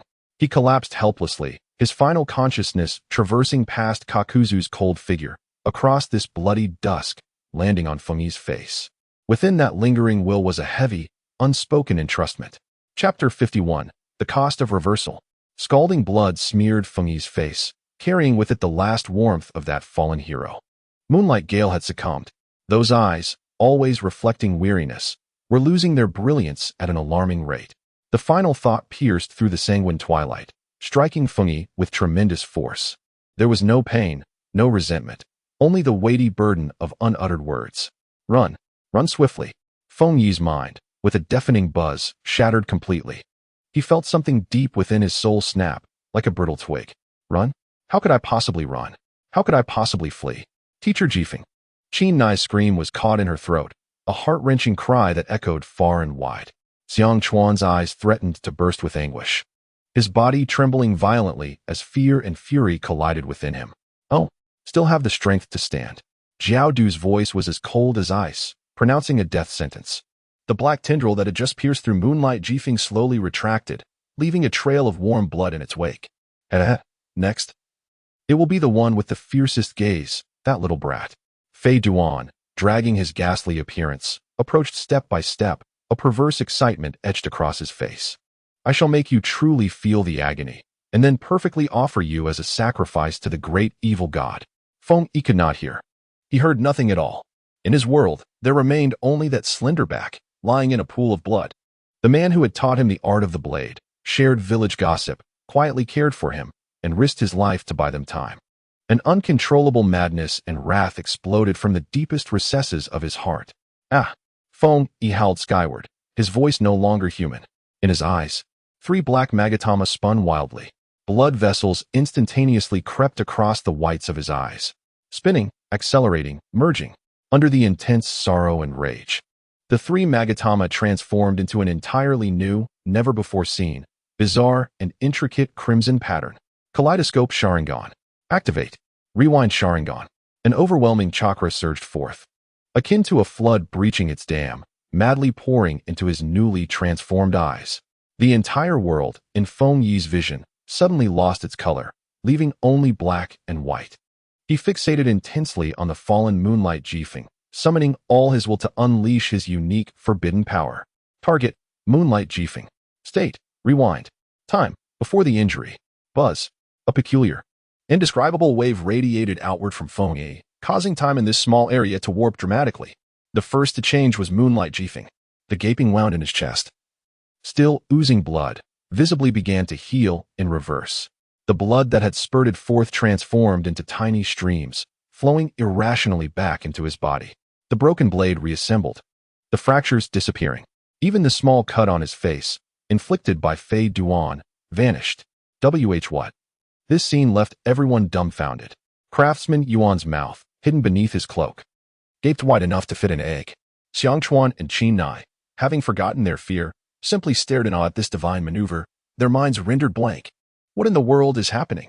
Phaeton's cries were the most piercing and frantic. He suddenly lowered his head to inspect the wound on his chest. The injury inflicted by the curse still lingered, yet the sinister connection between him and the Moonlight Gale had been severed by an overwhelming force. His curse was rendered ineffective. Impossible. My ritual. How could the power of the dark god be nullified? Phaeton was utterly thrown into disarray, a tempest of rage and anxiety swirling within him. Kakuzu's green eyes narrowed slightly.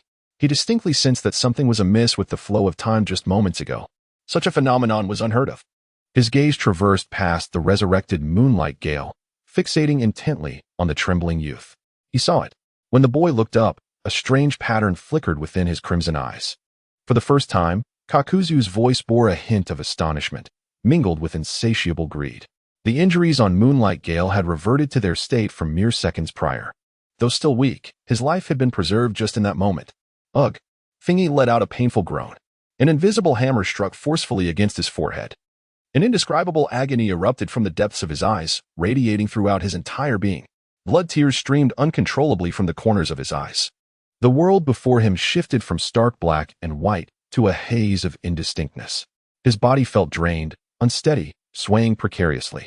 Fingy, Xiangchuan, and Kana simultaneously reacted, each grasping the faltering Fingy tightly, one on the left and one on the right.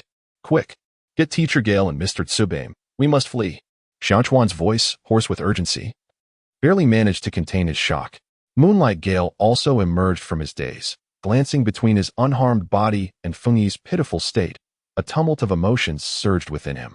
What have you done to my offering, you wretched beings? Phaeton roared, his voice echoing like thunder. Seize that brat.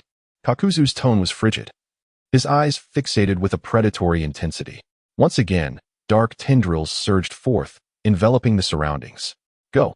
Moonlight Gale, disregarding his weakness, tightened his grip on the blade, positioning himself at the forefront. Xiangchuan and Kana supported the nearly unconscious Fingy as they dragged Tsubaim, not daring to glance back as they rushed deeper into the forest. Yet, escape was futile. The Akatsuki's monstrous speed was overwhelming. The specter of death loomed once more, just as those terrifying black tendrils were about to ensnare them again. Boom, boom, boom. Several massive shadows plummeted from the sky, crashing heavily to the ground, sending plumes of dust spiraling into the air. It was 3 gigantic toads, each distinct in size and appearance. They positioned themselves precisely between Team 9 and the Akatsuki, effectively blocking their path. A bold and confident voice resonated from atop the largest toad, echoing throughout the blood-red twilight. Hey, little brats, are you all right? The toad sage, Lord Jiraiya, has arrived. A toad? What a massive toad. On the back of the toad, there stood a figure, with white hair and a commanding presence. It was none other than Jiraiya, one of the legendary 3 ninjas. The wind in the mountains brushed against his arms, blood seeping through, and he could hardly believe his eyes. Jiraiya-sama? What brings this esteemed deity to such a desolate place? Ah, isn't that the temporary leader sent by Tsunade? Jiraiya grinned widely, surveying the scattered limbs and severed arms strewn about, but his playful demeanor quickly vanished upon seeing the 2 cloaked figures before him. What a mess. Those Akatsuki pests. Damn it. I can't escape you flies no matter where I go. Hee. Another fool who fears not death. Hayden's ghastly visage twisted with excitement as he swung his 3-bladed scythe, the sound slicing through the air. Chapter 52. The Arrival of Jiraiya. Splendid. The Dark God revels in tough challenges. Old man, state your name. When the time comes to offer you as a sacrifice, I shall make sure to mention it to the Dark God. Kakuzu's gaze fixated on the toad beneath Jiraiya's feet, his tone deepening. The legendary 3 ninja. The Sage of Toads, Jiraiya. This situation has escalated. Realizing the trouble, why not retreat quickly? Jiraiya's voice thundered, his hands moving so swiftly they were but a blur. Jiraiya? There is no point in dallying with these miscreants. Toad Winda, pipe and mouth, rumbled. The scent emanating from these 2 is quite peculiar. Fire release. Toad oil flame bullet. Jiraiya expelled a thick, glistening toad oil. Following suit, Toad Winda unleashed a torrent of flames. The oil ignited, the flames consuming it. Boom. A sea of fire erupted, blotting out the sky, surging towards Kakuzu and Hayden. The heat was so intense it felt as though even stone would melt. Mere tricks. Kakuzu dismissed it entirely. Wind release, pressure damage. Water release, water curtain. The 2 masked figures behind him acted in unison. A fierce gale. A colossal wave. They tore a massive hole through the wall of flames. In that fleeting moment, Jiraiya had already closed the distance to Kakuzu, as swift as a shadow. Sage art. Hair needle thousand strikes. His white locks suddenly elongated and hardened. Like a torrential downpour, they shot forth towards Kakuzu and Haiden. Each strand of hair whistled through the air. Clang, clang. Kakuzu, as solid as stone, deflected many of the hair needles, but was still forced to retreat several paces. Haiden swung his scythe, batting away the needles aimed at him, cursing profusely. The other two giant toads, Toad Gaku and Toad Ken, had long been protecting the members of Team 9 and the craftsman, Yen, with utmost vigilance. One wielded a shield, and the other a fork, ever watchful. Feng Yijuan. Hang in there, Feng Yijuan. The moment Jiraiya arrived, the taut string was suddenly released with a snap. Feng Yi's vision darkened, and the world spun around him. The blood-red, cavernous eyes that had just opened in his mind resembled two bottomless pits, threatening to swallow his entire being. Pain. A piercing, excruciating agony. His body went limp, and he collapsed, losing consciousness. Feng Yi, Xiangchuan, and Chinai hurriedly supported him. The heat radiating from his body startled them both. Lord Jiraiya, Yuelyang Jifeng, struggling to stand, was filled with turmoil upon seeing Feng Yi's condition. What on earth is happening to this child? Enough with the trivialities. Without looking back, Jiraiya delivered a powerful kick, sending the howling Fadewan flying a considerable distance. He had already prepared a gleaming pill in his hand. Everyone stepped back. This is my domain. Kakuzu clashed head-on with Jiraiya, feeling a wave of oppression in his chest. This old man with white hair grows more formidable with each strike. He cast a glance towards the artisan and the small boy protected by the toad, one of the legendary Sannin, whose strength was inscrutable. That peculiar-eyed little boy was exceedingly unsettling. The intelligence was flawed. Continuing the fight would result in a loss. Fadewan, we are retreating. Kakuzu immediately issued the command. What nonsense is this? Retreat? Fadewan, in the midst of a fervent assault, erupted with fury upon hearing this. Kakuzu, you old fossil. I have yet to offer this old man as head to the Lord of the Abyss. Shut your mouth. Do you wish to die here? Kakuzu's voice was chilling. The situation regarding the target and the little boy was questionable, and the intelligence was inaccurate. We will discuss this later. No sooner had he spoken than Kakuzu vanished into the woods with a few swift movements. Damn, you old wretch, just wait for me.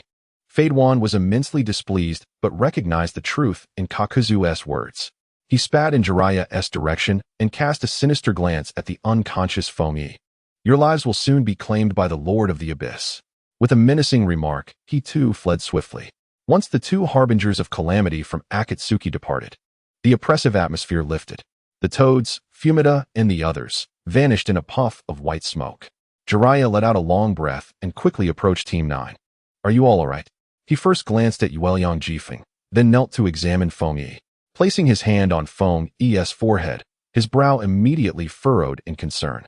This chakra depletion is alarming. His body feels as if it has been completely drained. He gently lifted Feng Yi's eyelid. The blood had yet to dry, and within the pupil remained a bizarre, blood-red pattern. Jiraiya, well-versed in the arcane, could not help but gasp in astonishment. The residual chakra fluctuations within the eye were exceedingly strange, unfathomable. It emanated an energy he had never encountered before, one capable of piercing through the very heavens. The artisan, Yuan, had witnessed everything unfold, from the brink of death to bewilderment, and now to utter confusion. He glanced at the unconscious Feng Yi and then at the inscrutable white-haired toad sage before him. Without uttering a single word, Jiraiya rose to his feet, his expression more solemn than ever before. He fixed his gaze on the insensible Feng Yi, his mind swirling with questions. What manner of being is this child? That power is undoubtedly of a formidable nature. He immediately made a decision. Everyone, return to Konoha with me at once. This matter must be thoroughly investigated. The journey home was enveloped in an oppressive silence. Jiraiya walked at the forefront, his usually comical attire now resembling an immovable mountain, shielding them from all prying eyes. The children of Team 9 trailed behind, each lost in their own thoughts. Kinai's eyes were already swollen and red, while Xiangchuan kept his head bowed, obscuring his expression. The craftsman, Yenji, huddled deeper into his cloak, as if seeking to isolate himself from the world. The moonlight gale, temporarily treated by Jiraiya with a scroll, appeared pale as snow, weakly leaning against Xiangchuan, each movement seemingly accompanied by excruciating pain. All attention involuntarily gravitated towards the youth being carried by Jiraiya. Donya Fengyi lay in a state of oblivion. The gates of Konoha loomed in the distance, but the familiar sense of tranquility was now suffocating, making it hard to breathe. Inside Konoha Hospital, the acrid scent of disinfectant filled the air, causing nausea to rise. Tsunade's palm glowed with a soft green light as it rested against the chest of Moonlight Gale. Her brow furrowed deeply, almost pinching a mosquito to death. Life had been salvaged, but as she withdrew her hand, her voice betrayed an overwhelming fatigue and simmering anger. Yet your constitution was already perilous. And with such severe injuries this time, numerous meridians bear irreversible damage. Do you understand? On the hospital bed, Moonlight Gale managed a smile that was more painful than tears, coughing violently. To be alive is already a miracle, Lady Tsunade. A miracle? Tsunade shot him a cold glance, her emotions a tangled web. That is not a miracle. It is someone paying a tremendous price for you.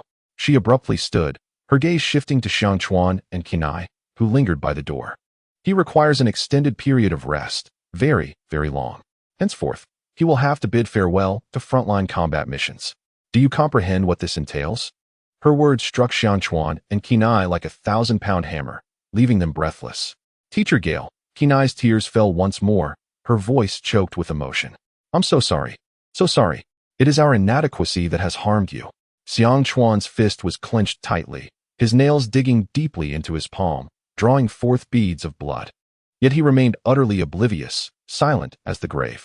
However, his bloodshot eyes brimmed with an agonizing regret and an almost incendiary unwillingness to accept his fate. This is none of your concern. Moonlight Gale observed his two pupils, longing to extend a hand of comfort, only to discover that even this modest effort eluded him. You have performed admirably, exceptionally well. Fengyi awoke amidst a swirling haze, the contours of the ceiling wavering before him, shrouded in countless shadows that rendered clarity impossible. He blinked laboriously, his vision obscured by a thick veil of frosted glass, gray and chaotic. A profound sense of weakness, as if every cell in his body had been completely drained, surged through him relentlessly. His head throbbed with a piercing pain, each wave more unbearable than the last. Warning: overuse of the Sharingan has resulted in severe side effects for the host.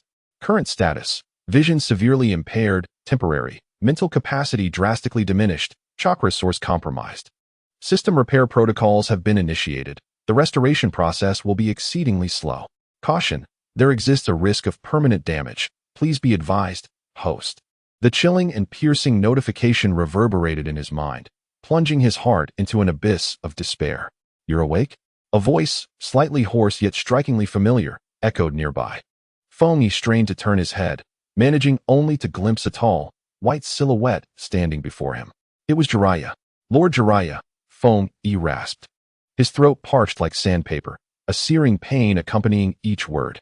Jiraiya pulled a chair beside his bed, his usual jovial demeanor replaced by a solemn expression, one so piercing it seemed capable of unraveling the most guarded secrets of the heart.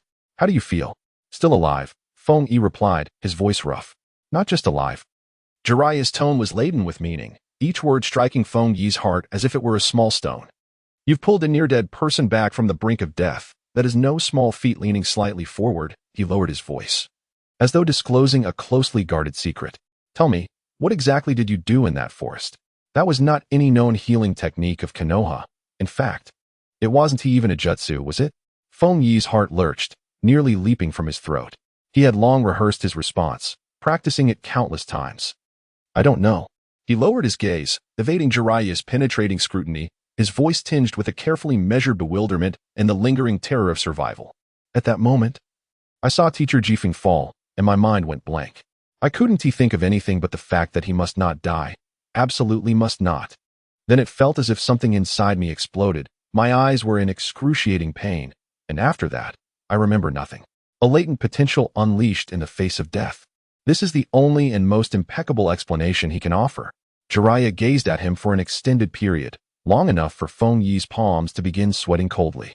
His shirt clinging to his back, nearly drenched. Is that so? Jiraiya eventually uttered these two words lightly, refraining from further inquiry. Yet his tone left Fengyi's heart in a state of heightened anxiety. In the Hokage's office, Tsunade slammed her fist onto the table, causing the documents atop to scatter chaotically, creating a disarray. Are you saying that this brat, armed only with a pair of eyes, made the fatal wound of Shippuden vanish into thin air? Her voice rose, brimming with incredulity.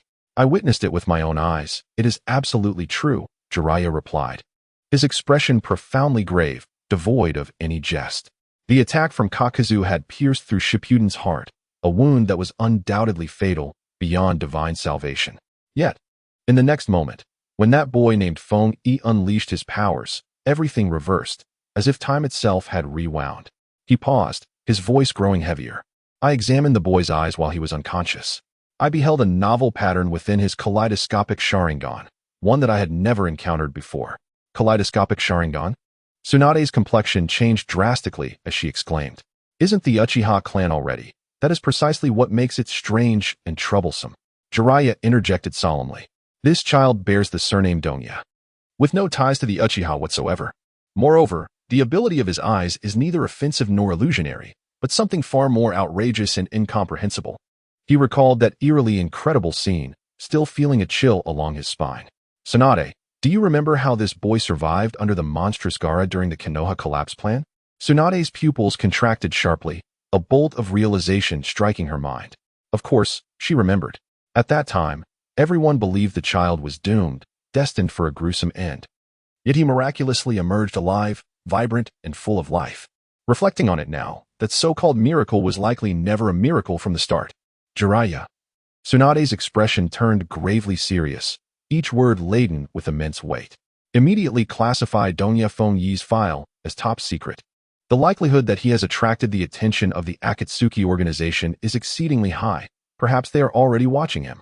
Meanwhile, in a highly guarded interrogation room within Konoha, the craftsman Ung removed his cloak, revealing a weathered face etched with deep lines of experience. He meticulously recorded everything he knew about the Akatsuki and the so-called enchanted techniques, leaving no detail concealed. In conclusion, he earnestly addressed the Umbu ninja responsible for the handover.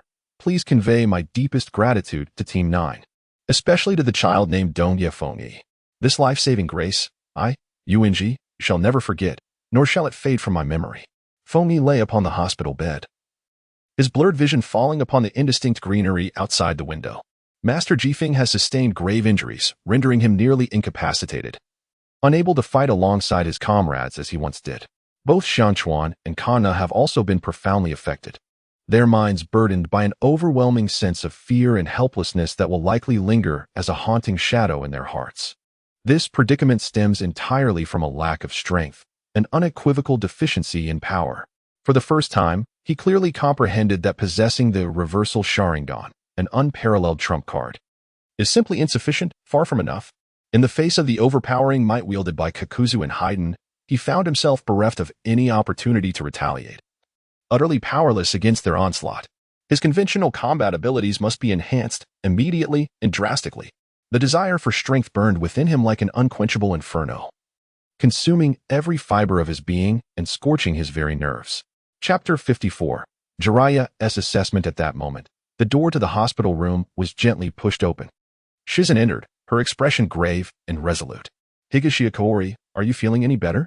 "Shizen-senpai." Kaori struggled to sit up, only to realize his body was weak and limp. "Do not move." Shizen quickly approached him and pressed him back down.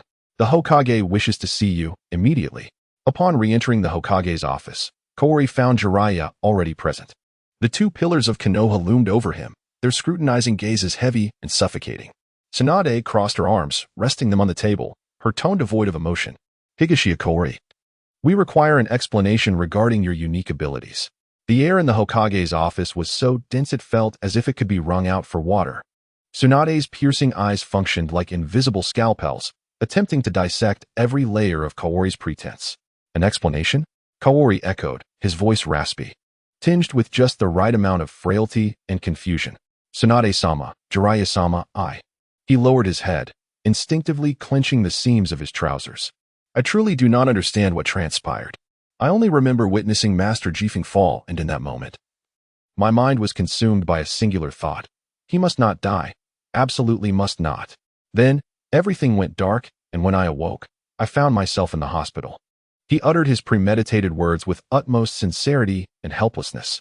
This narrative, a blend of truth and deception, was the most convincing. Tsunade scrutinized him intently, searching for even the slightest crack in his facade. Enough, Tsunade, Jiraiya suddenly interjected, shattering the oppressive silence. He sauntered over to Kaori, placing a large hand upon his shoulder. Interrogating him here will yield no results. Whether it's a horse or a mule, we'll know once we take it for a walk. He winked at Tsunade before turning back to Kaori, his mischievous grin re-emerging. Young one, follow me to a location, the 7th training ground of Konoha. This is one of the most secluded training sites in the village, enveloped by dense forests and steep cliffs, seldom visited by anyone. Jiraiya, arms crossed, languidly leaned against a towering tree. All right, young one, there's no one else around, he said, his demeanor shifting to seriousness. Do not hold back. Reveal your ultimate skills to me. Show me how you managed to rescue someone from those 2 monsters of Akatsuki. Yes, Lord Jiraiya. Feng-yi inhaled deeply, forcefully suppressing the dizziness brought on by the residual pain. He understood that this was a pivotal moment that would determine his future. Without the slightest hesitation, he swiftly formed hand seals. Wind release. Great breakthrough. A tempest roared forth, scattering the fallen leaves into a swirling maelstrom. Almost immediately, his hand seals shifted. Earth release. Earth flow wall. A formidable earthen wall erupted from the ground, perfectly shielding him. Lightning release. Electromagnetic murder. Blinding arcs of electricity surged along the ground, instantly scorching a nearby rock to a charred black. Wind, earth, lightning. He seamlessly transitioned between 3 elemental ninjutsu with fluidity and grace, showing no signs of hesitation. Jiraiya's eyebrows slightly raised, a hint of approval gracing his features. Impressive. Your mastery over these 3 chakra types at such a young age surpasses that of the majority of prodigies. Feng-yi did not falter. Byakugan, he exclaimed, the veins at his temples bulging as his somewhat blurred pupils transformed into a striking clarity of pure white. The expansive 360-degree vision unfolded before him, penetrating all barriers. Oh! The smile on Jiraiya's face vanished, replaced by an unmistakable shock. The Byakugan of the Hyuga clan? But your surname is Donya. This is not all. Feng-yi's voice deepened as he assumed the starting stance of gentle fist, his aura shifting to one of formidable strength intertwined with grace. Jiraiya's expression transitioned from shock to ecstatic delight. 7 elemental types. The Byakugan of the Hyuga, along with a solid foundation in martial arts and battle intelligence. Jiraiya leaped from the tree, rushing to Feng-yi's side, his hands grasping the young man's shoulders with fervent enthusiasm. Ha! What a treasure I have found! I have truly discovered a gem. His eyes sparkled as if he had unearthed a rare artifact, examining Feng-yi from head to toe. Young one, tell me, where did these skills come from? Do not attempt to deceive me with tales of bloodline awakening. Your Byakugan and multiple attributes defy explanation.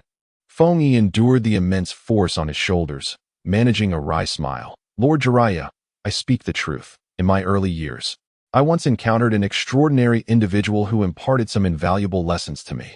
As for the peculiar white eyes, I cannot quite fathom their origin. They mysteriously appeared after a near-fatal mission. He attributed everything to a vague serendipity. Jiraiya gazed at him, his eyes shimmering with intrigue. Of course, he did not wholly believe him. This lad harbored monumental secrets, particularly those enigmatic crimson eyes capable of defying life and death. Yet what of it? Jiraiya perceived a young sprout from Konoha, brimming with untapped potential and unwavering spirit, willing to risk his very life to protect his comrades. Such a promising seedling must be firmly grasped and guided in the most righteous manner. Splendid. What a stroke of fortune. Jiraiya released his grip and erupted into hearty laughter. Regardless of your peculiar encounters, from this day forth, your fortune shall be me, the sage of the toads, Jiraiya. However, his smile faded, and his expression grew exceedingly grave. My boy, your conventional strength remains woefully inadequate. In the face of foes of the Akatsuki's caliber, you would be incapable of mounting even a decent resistance. To possess the ability to safeguard yourself and protect your companions, you have a long way to go. I have made my decision. Jiraiya thumped his thigh. I shall teach you a skill that will truly ensure your survival. Before he finished speaking, he bit into his fingertip, formed hand seals, and struck the ground with great force. Summoning technique. Boom. A massive cloud of white smoke erupted, revealing an ancient, colossal scroll that exuded the essence of time itself before the 2 of them. This is the summoning contract of our Toad clan from Mount Mayaboku, Jiraiya declared, pride evident in his tone. By signing it, you shall be able to summon the Toads of Mount Mayaboku to aid you in battle. They are among the most elite summoning beasts. With them, your chances of survival shall be significantly enhanced. Feng Yi's heart raced with anticipation. Without hesitation, he mimicked Jiraiya, biting his finger and solemnly inscribing his name on the enormous scroll. Dongya Feng Yi. Excellent. Jiraiya nodded approvingly. Now, attempt to gather your chakra and summon it forth using your own strength. Feng Yi inhaled deeply, drawing upon the scant chakra remaining within him, formed hand seals, and struck the ground with conviction. Summoning technique. Boom. A meager puff of white smoke dissipated, revealing a minuscule tadpole no larger than the palm of his hand. Its tail wagging incessantly, gazing at Feng Yi with a bewildered expression. The air fell into a sudden silence. Ha ha ha ha ha. Jiraiya was momentarily taken aback, then erupted into thunderous laughter, nearly in tears. My boy, it appears your body has truly been drained. Feng Yi's face turned a deep shade of red. Wishing he could find a crevice to hide within, Jiraiya, having indulged in enough laughter, approached and patted the boy's back. His gaze imbued with anticipation and a hint of profundity. Do not be disheartened, young one. Summoning techniques are merely the beginning. My Bokuzen has far more intriguing wonders awaiting you. However, that depends on whether you possess the tenacity to master them. Chapter 55. The invitation of my Bokuzen, the seventh training ground, had become almost a personal domain for Keed. Jiraiya lounged lazily on a large rock, his leg crossed nonchalantly. A blade of grass clamped between his teeth, his eyes never straying from the boy in the arena, drenched in sweat. I must say, your chakra control is utterly abysmal. Jiraiya exclaimed, spitting out the grass. To summon a formidable toad, you must concentrate your chakra into a single point and unleash it in one powerful burst. Not like this. All limp, akin to squeezing toothpaste. Keed remained silent, gritting his teeth as he repeated the hand seals once more. The lingering aftereffects of his blurred vision remained, rendering the world before him as if viewed through frosted glass. The debilitating sense of weakness, akin to having one's essence drained, tormented him incessantly. The slightest attempt to channel more chakra sent sharp pains through his skull, yet he dared not halt. He could not afford to pause. The shadows of death cast by Kakuzu and Haiden seared into his heart like a branding iron. Summoning technique. Bang. Another insignificant puff of white smoke erupted. A diminutive toad, the size of a fist, appeared on the ground, bewildered, croaking once before vanishing in a wisp of smoke. Not good enough, kid. Jiraiya shook his head disapprovingly. With your current level, the toad you summon wouldn't even suffice to fill the gaps in Orochimaru's snake's teeth. Wiping the sweat from his brow, Keed gasped for air, gathering the meager remnants of chakra within him. The image of Tsukage's fallen figure flashed in his mind, alongside the terrified and despairing faces of Shochuan and Katona. It was not enough. He needed to concentrate further, to condense even more. This time, he did not hastily slam his hands down onto the ground.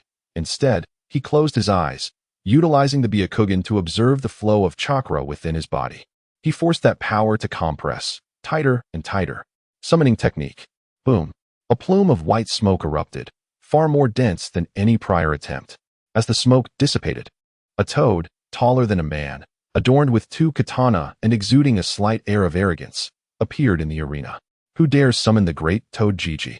The toad spoke, glancing around before fixing its gaze on the panting Keed. Hey, is it you, kid?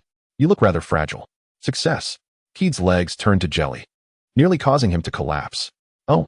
Jiraiya leaped down from the rock, circling around Toad Gigi with a satisfied smile gracing his face. Well done, young man. You finally exhibit some promise. This is Fukasaku's son, Gamakichi. Though his temperament may be rather unpleasant, his abilities are commendable. Upon seeing Jiraiya, Gamakichi instantly adopted a more respectful demeanor. Jiraiya gestured towards Fuyuki, stating, from this day forth, he shall be your new partner. You two should take the time to harmonize. After speaking, he turned to Fuyuki with a broad grin. Young one, attempt to coordinate with him and launch an attack on me. In the days that followed, Fuyuki practically resided in the seventh training ground. His collaboration with Gamakichi evolved from awkward beginnings to a seamless partnership. Despite Gamakichi's constant verbal disdain for Fuyuki, he executed each of Fuyuki's commands with precision in battle. Water release, water cannon. Fuyuki formed seals, and Gamakichi opened his mouth wide, unleashing a high-pressure jet of water that shattered a massive boulder. Combination ninjutsu, once more. Wind release, great breakthrough. The violent winds released by Fuyuki swirled around the water spat by Gamakichi, creating a more expansive and potent water vortex. Not bad. This is becoming intriguing. Jiraiya nodded in satisfaction. During a training break, Shochuan and Katona arrived. The brutal battle had left indelible scars on them, forging resilience from the ashes of trauma. Shochuan had become increasingly taciturn, devoting all his time to cultivating a unique parasitic insect and developing new strategies. The insect he held, resistant to metallic powder, was his prized possession, as he believed it would become his ultimate weapon in the future. Katona, shedding her previous timidity, honed her illusion techniques to be more incisive and lethal. She no longer settled for mere chaos. She began to explore how to use her illusions to directly dismantle her enemy's wills. Fuyuki-kun, don't overexert yourself. Katona offered a bottle of water. Concern etched on her face as she noticed Fuyuki's pallor. Indeed, Fuyuki, Shochuan added, his voice low. The matter with Master Hade is not your fault. We all bear responsibility. Fuyuki accepted the water and shook his head, gazing at them. No, it is precisely because we are too weak. Thus, we must grow stronger, strong enough to protect ourselves, to safeguard our comrades, strong enough that there will never be another Master Hade. The hands of the three involuntarily clasped together. At the moment when Fuyuki's chakra control surged, enabling him to summon Gamakichi reliably, a long-forgotten system notification echoed in his mind. Ding! Host has mastered advanced summoning techniques, establishing a preliminary connection with Mount Myaboku. A phase task has been triggered. Initial Sage connection. Gained deep recognition from Mount Myaboku. Task reward. Sage chakra perception. Beginner. Slight enhancement of natural energy affinity. Sage art. Fuyuki's heart raced. This was the legendary power system. Jiraiya seemed to sense something amiss. His gaze upon Fingy grew increasingly profound. Youngster, do you know what lies beyond the art of summoning? After their training concluded that day, Jiraiya suddenly inquired. What is it? Fingy promptly pressed, revealing his intense curiosity. It is natural energy. Jiraiya's demeanor turned grave. An essence that exists between heaven and earth, omnipresent. It is more potent and perilous than chakra. Those who can wield it are known as sages. Sage mode can precipitate monumental changes in one's strength, speed, and perception. However, Jiraiya's tone shifted to one of utmost seriousness. The risks associated with absorbing natural energy are immense. Should one fail, their body cannot endure it, resulting in assimilation by the natural energy, transforming them into a statue of a frog, eternally immobile. Fungi felt a profound shock resonate within him. His thirst for power reached its zenith at that moment. Just then, a puff of white smoke erupted in front of them. Boom. This time, it was not the familiar Gamakichi, but rather an ancient frog, supported by a wooden staff, its eyes brimming with wisdom. Elder? Jiraiya paused, taken aback by the sight of the frog, his demeanor shifting to one of respect. The elder frog disregarded Jiraiya, its murky yet penetrating gaze fixated on Fungi. It circled around him twice, nodding and then shaking its head, an expression of complexity etched upon its face.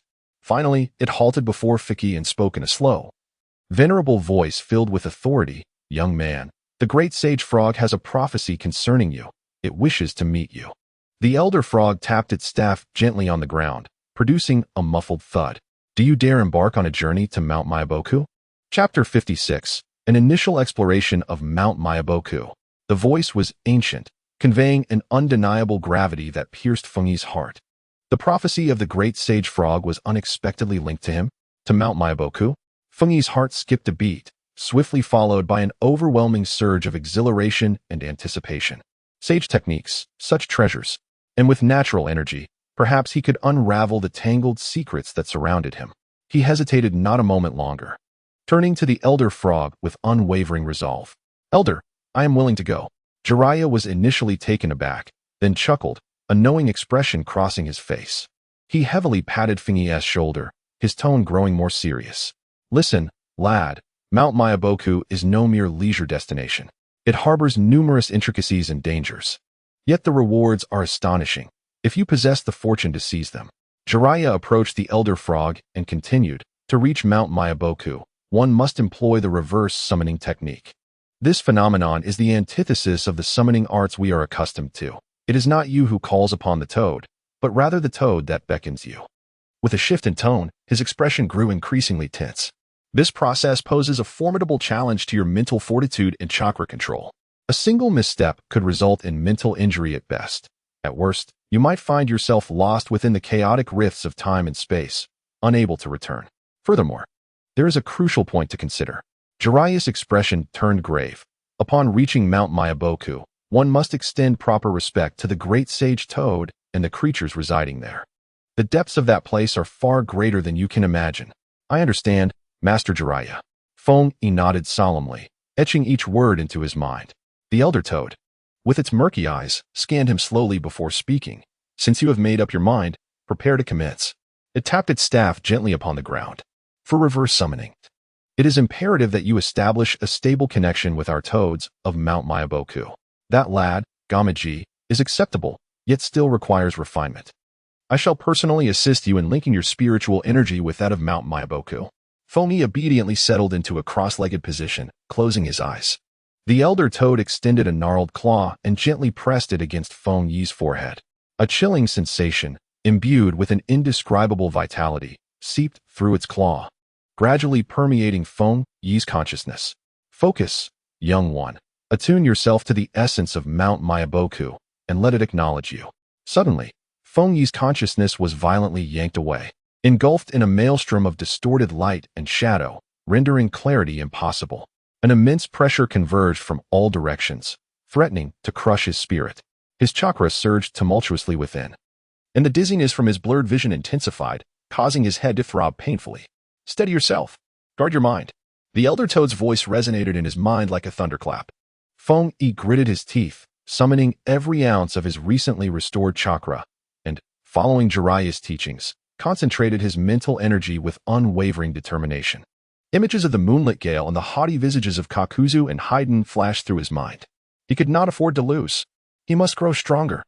Just as his consciousness teetered on the brink of being torn apart by that overwhelming pressure, the unique chakra of the reversed Sharingan seemingly activated involuntarily, enveloping him in a subtle yet remarkably resilient force, safeguarding the core of his spirit.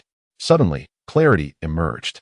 A torrent of natural energy, thick enough to seem almost tangible, surged toward him. Feng Yi inhaled deeply, feeling a wave of comfort wash over him. The fatigue and weakness brought on by previous side effects seemed to be significantly cleansed by this pure energy. As he opened his eyes, the sight that greeted him took his breath away. Enormous, fantastical plants erupted from the ground, radiating a gentle glow. In the distance, the mountains rise in a layered fashion, adorned with variously shaped toad statues scattered throughout, exuding an ineffable aura of antiquity and mystery. The air is thick with the palpable flow of chakra, vibrant and colorful, resembling meandering streams that flow around him, far denser than in the village hidden in the leaves. This is my Bokuzen. Come with me, young one. The voice of the elder toad jolted him from his astonishment. Feng Yi followed closely behind the elder toad, traversing a grove filled with peculiar mushrooms.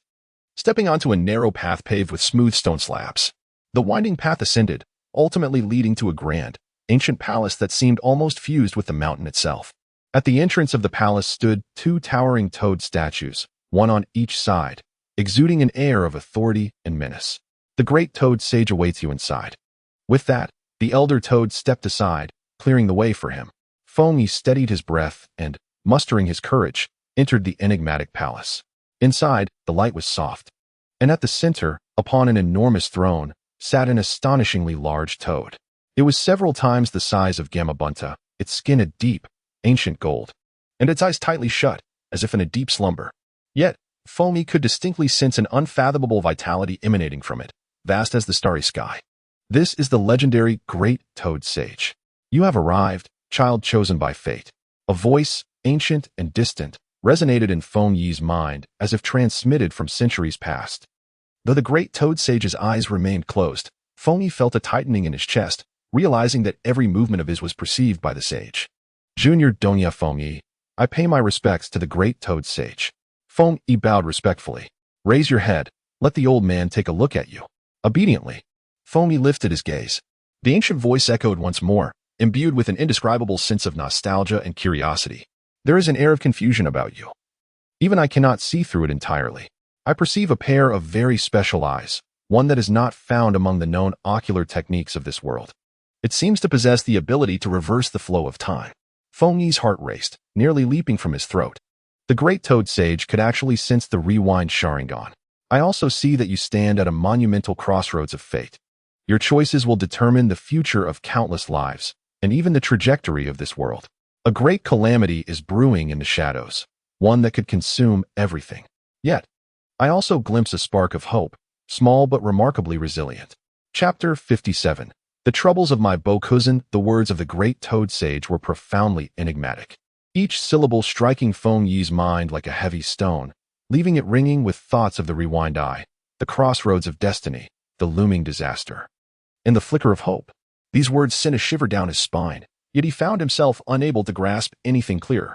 The great toad sage refrained from unveiling the secrets of his systematic knowledge, nor did he inquire about the specific capabilities of the Sharingan, which afforded him a slight sense of relief. Young man, within your soul lies extraordinary potential. The great toad sage's tone softened. You possess the foundation for learning the art of immortality. The techniques of Mount Mayaboka can empower you to withstand the impending calamities of the future. However, the path of cultivation is fraught with peril, often leading to a fate worse than death. Are you prepared to endure such hardships? I am ready. Feng Yi responded without a moment's hesitation, his tone brimming with determination. At that instant, two toads emerged from the shadows of the palace. Slightly larger than ordinary toads, yet exuding an air of remarkable vigor. One boasted deep green skin and a grave expression, carrying a scroll upon its back. The other, with light purple skin and sharp eyes, bore a hint of skepticism. Child's father, this lad seems rather frail. Can he truly manage? The purple-skinned toad spoke first, its voice crisp and laced with doubt. Jima, refrain from such remarks, the green-skinned toad admonished in a low voice, though it regarded Feng Yi with a contemplative gaze. These two must be the legendary Chunin of Shimizu and Jima. Child's father, is this young man truly Dongya Feng Yi? Jima's sentence-piercing voice pierced the air as her keen gaze swept over Feng Yi, reflecting a scrutinizing curiosity.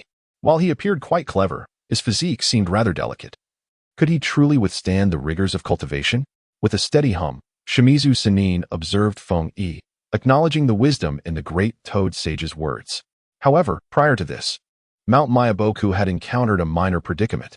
Perhaps it would allow us to ascertain the true mettle of this young man. Feng Yi understood intuitively that this was both a test and an opportunity. He immediately bowed, saying, "Esteemed Chunin, should there be any tasks where a junior can lend assistance, please command me without hesitation. It is not a matter of life and death," Shimizu Chunin replied leisurely. Recently, at a vital training ground in Mount Mayaboku, the frog-croaking gorge, unwelcome intruders have made their presence known. Jima Chunin interjected, her tone brimming with barely restrained fury. A horde of mutated venomous insects known as energy-devouring leeches. These wretched creatures not only proliferate in numbers but also voraciously consume the surrounding natural energy. They have turned that once pristine location into a toxic wasteland, making it impossible for the young toads to cultivate in peace. It infuriates me. Feng Yi comprehended the gravity of the situation. Energy-devouring leeches were evidently no trifling matter. My partner and I have led the toads in several purges, Shimizu Chunin sighed, a hint of exasperation evident. Yet these venomous insects are exceedingly slippery, always leaving behind remnants, and with a mere gust of wind, they re-emerge. Moreover, after absorbing the natural energy, their shells have become exceedingly tough, rendering typical attacks utterly ineffective. May I, the younger generation, request permission from the esteemed elders to venture to the Frog-Croak Gorge? Feng Yi proactively offered himself for the task. The venerable Xianren Xingzu exchanged a glance with Xianren Jima and subsequently nodded. Very well, let this young lad broaden his horizons. However, exercise utmost caution. Those energy-devouring creatures are no trifling matter. Upon entering the Frog-Croak Gorge, a damp mist enveloped him, and an unpleasant, almost imperceptible stench lingered in the air, causing discomfort. As Feng Yi stepped into this realm, he immediately sensed a significant depletion of natural energy around him, accompanied by a palpable restlessness. Wide-eye? He uttered softly, with faint veins protruding at the corners of his eyes. The world before him became startlingly clear. He beheld the so-called energy-devouring creatures, jet black in hue. Adorned with countless delicate legs, densely clustered upon the humid rock faces and peculiar flora. Their intricate mouthparts incessantly siphoned something. What sent a chill down Feng Yi's spine was the realization that these venomous insects harbored a chaotic yet faint flow of natural energy within their bodies. Indeed, they could absorb natural energy. His brow furrowed in contemplation. "Hey, lad, have you discerned anything of significance?" The frog, Hamaji, had appeared unbeknownst to him, nimbly leaping onto Feng Yi's shoulder, craning its neck to curiously survey the surroundings. Feng Yi concentrated, employing his white eye to scrutinize the anatomical structure of the energy-devouring creatures with precision. These insects exhibited a vulnerability in their abdomens, where their shells were thinnest. Furthermore, they seemed to despise the scent of the wormwood that grew by the gorge's edge. Almost simultaneously, images of the energy-devouring creatures flashed rapidly through his mind, perfectly corroborating his observations. "Oh, wormwood?" Hamaji tilted its head in confusion. "And that's not all." Feng Yi pointed towards a concealed cave obscured by vines. "That is most likely their lair. I can sense a stronger energy fluctuation emanating from within. We have a plan." A smile graced his lips. He swiftly turned to the accompanying frog warriors from Miaomu Mountain, detailing his findings and initial strategy. "We can use wormwood to smoke them out, then concentrate our attacks on their abdomens." A seasoned-looking, dark-skinned frog warrior, Hamali, questioned with a tone of skepticism, clearly harboring doubts about the capabilities of this youthful human boy. "Indeed," Feng Yi responded with unwavering conviction. "We can split into two groups. One group will be responsible for gathering wormwood to create thick smoke and drive them from their lair and hiding spots. The other group will lie in ambush along their likely escape routes. When they are flustered and expose their vulnerabilities, we will unleash our concentrated firepower on their abdomens." He turned to the frog on his shoulder, Hamaji. "Frog G, your water iron cannon possesses considerable power. When the time comes, you shall be responsible for the precise long-range strikes, particularly targeting those large energy-devouring centipedes." "No problem. Leave it to me." Upon hearing that there would be a battle, Frog G immediately pounded his chest and exclaimed with excitement. The plan was swiftly set in motion. In no time, thick smoke billowed within the frog chirping gorge, the acrid scent of wormwood permeating the air. Those energy-devouring centipedes, once comfortably feeding on the natural energy, indeed stirred restlessly as Feng Yi had predicted, emerging from their hiding spots in a dark, overwhelming mass, sending shivers down one's spine. "They are coming," Feng Yi whispered sharply. The ambushed frog warriors sprang into action, employing ninja techniques and their unique frog-based attacks, precisely targeting the soft underbellies of the energy-devouring centipedes. Water-style, water iron cannon. Frog G aimed at an exceptionally large centipede, unleashing a high-pressure water column that struck the target's abdomen. The creature let out a horrific scream as its black bodily fluid splattered. Feng Yi was not idle either. He swiftly formed hand seals, wind-style, great breakthrough. A fierce wind swept up the fragments of wormwood, creating small whirlwinds that not only sent the poisonous creatures tumbling, but also exposed more of their vulnerabilities. Although the battle was intense, under Feng Yi's precise command and the assistance of the Byakugan, the extermination operation proceeded in an orderly fashion. The numbers of energy-devouring centipedes dwindled rapidly. "Now is the time. Attack their lair." Feng Yi seized the opportunity, pointing towards a concealed cave. Several frog warriors skilled in earth techniques immediately cast their jutsu, enlarging the entrance of the cave, allowing more frog warriors to surge inside. Moments later, the commotion within the frog-chirping gorge gradually subsided.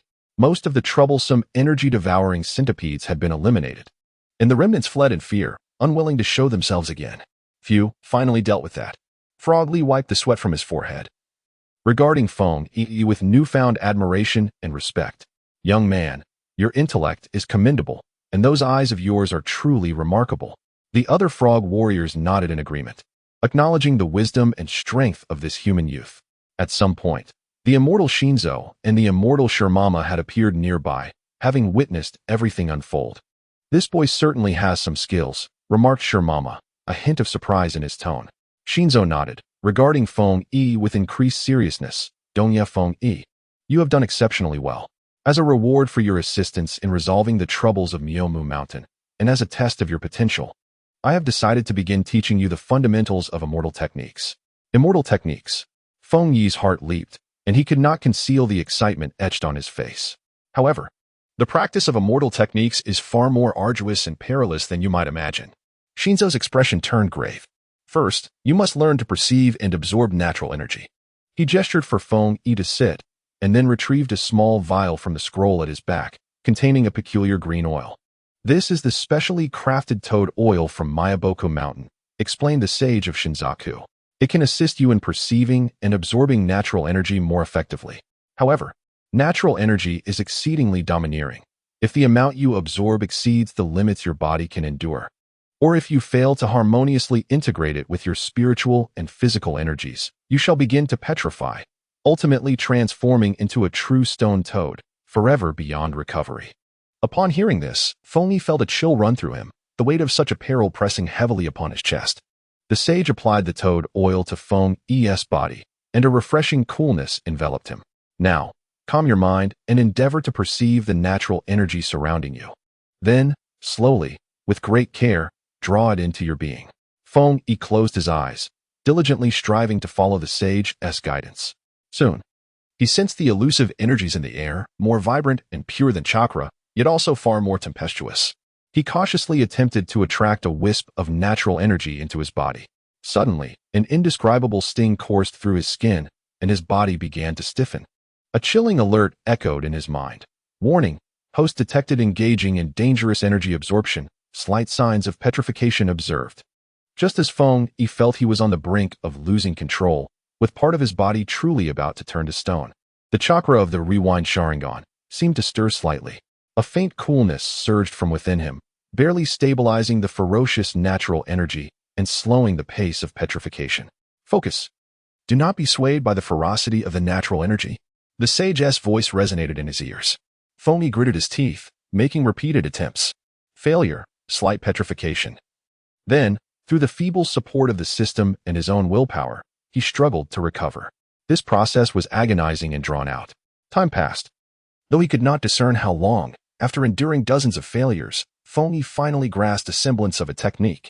He felt a faint thread of natural energy, gently merging with his being. Though minuscule, nearly imperceptible, this was undeniably a monumental breakthrough.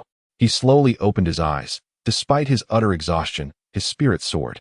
Did you feel it? Inquired the sage.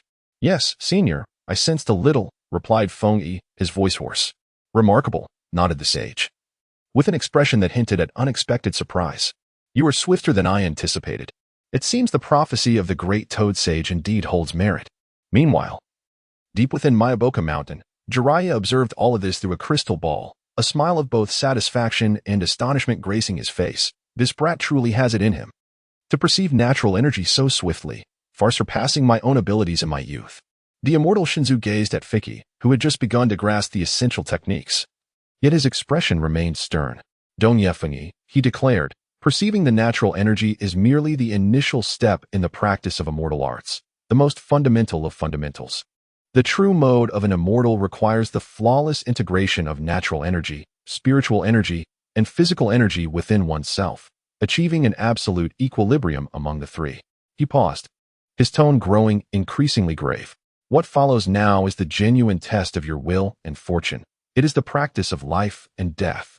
The weight of Shinzu's words. The practice of life and death struck Feng Yi's heart with a tightening sensation.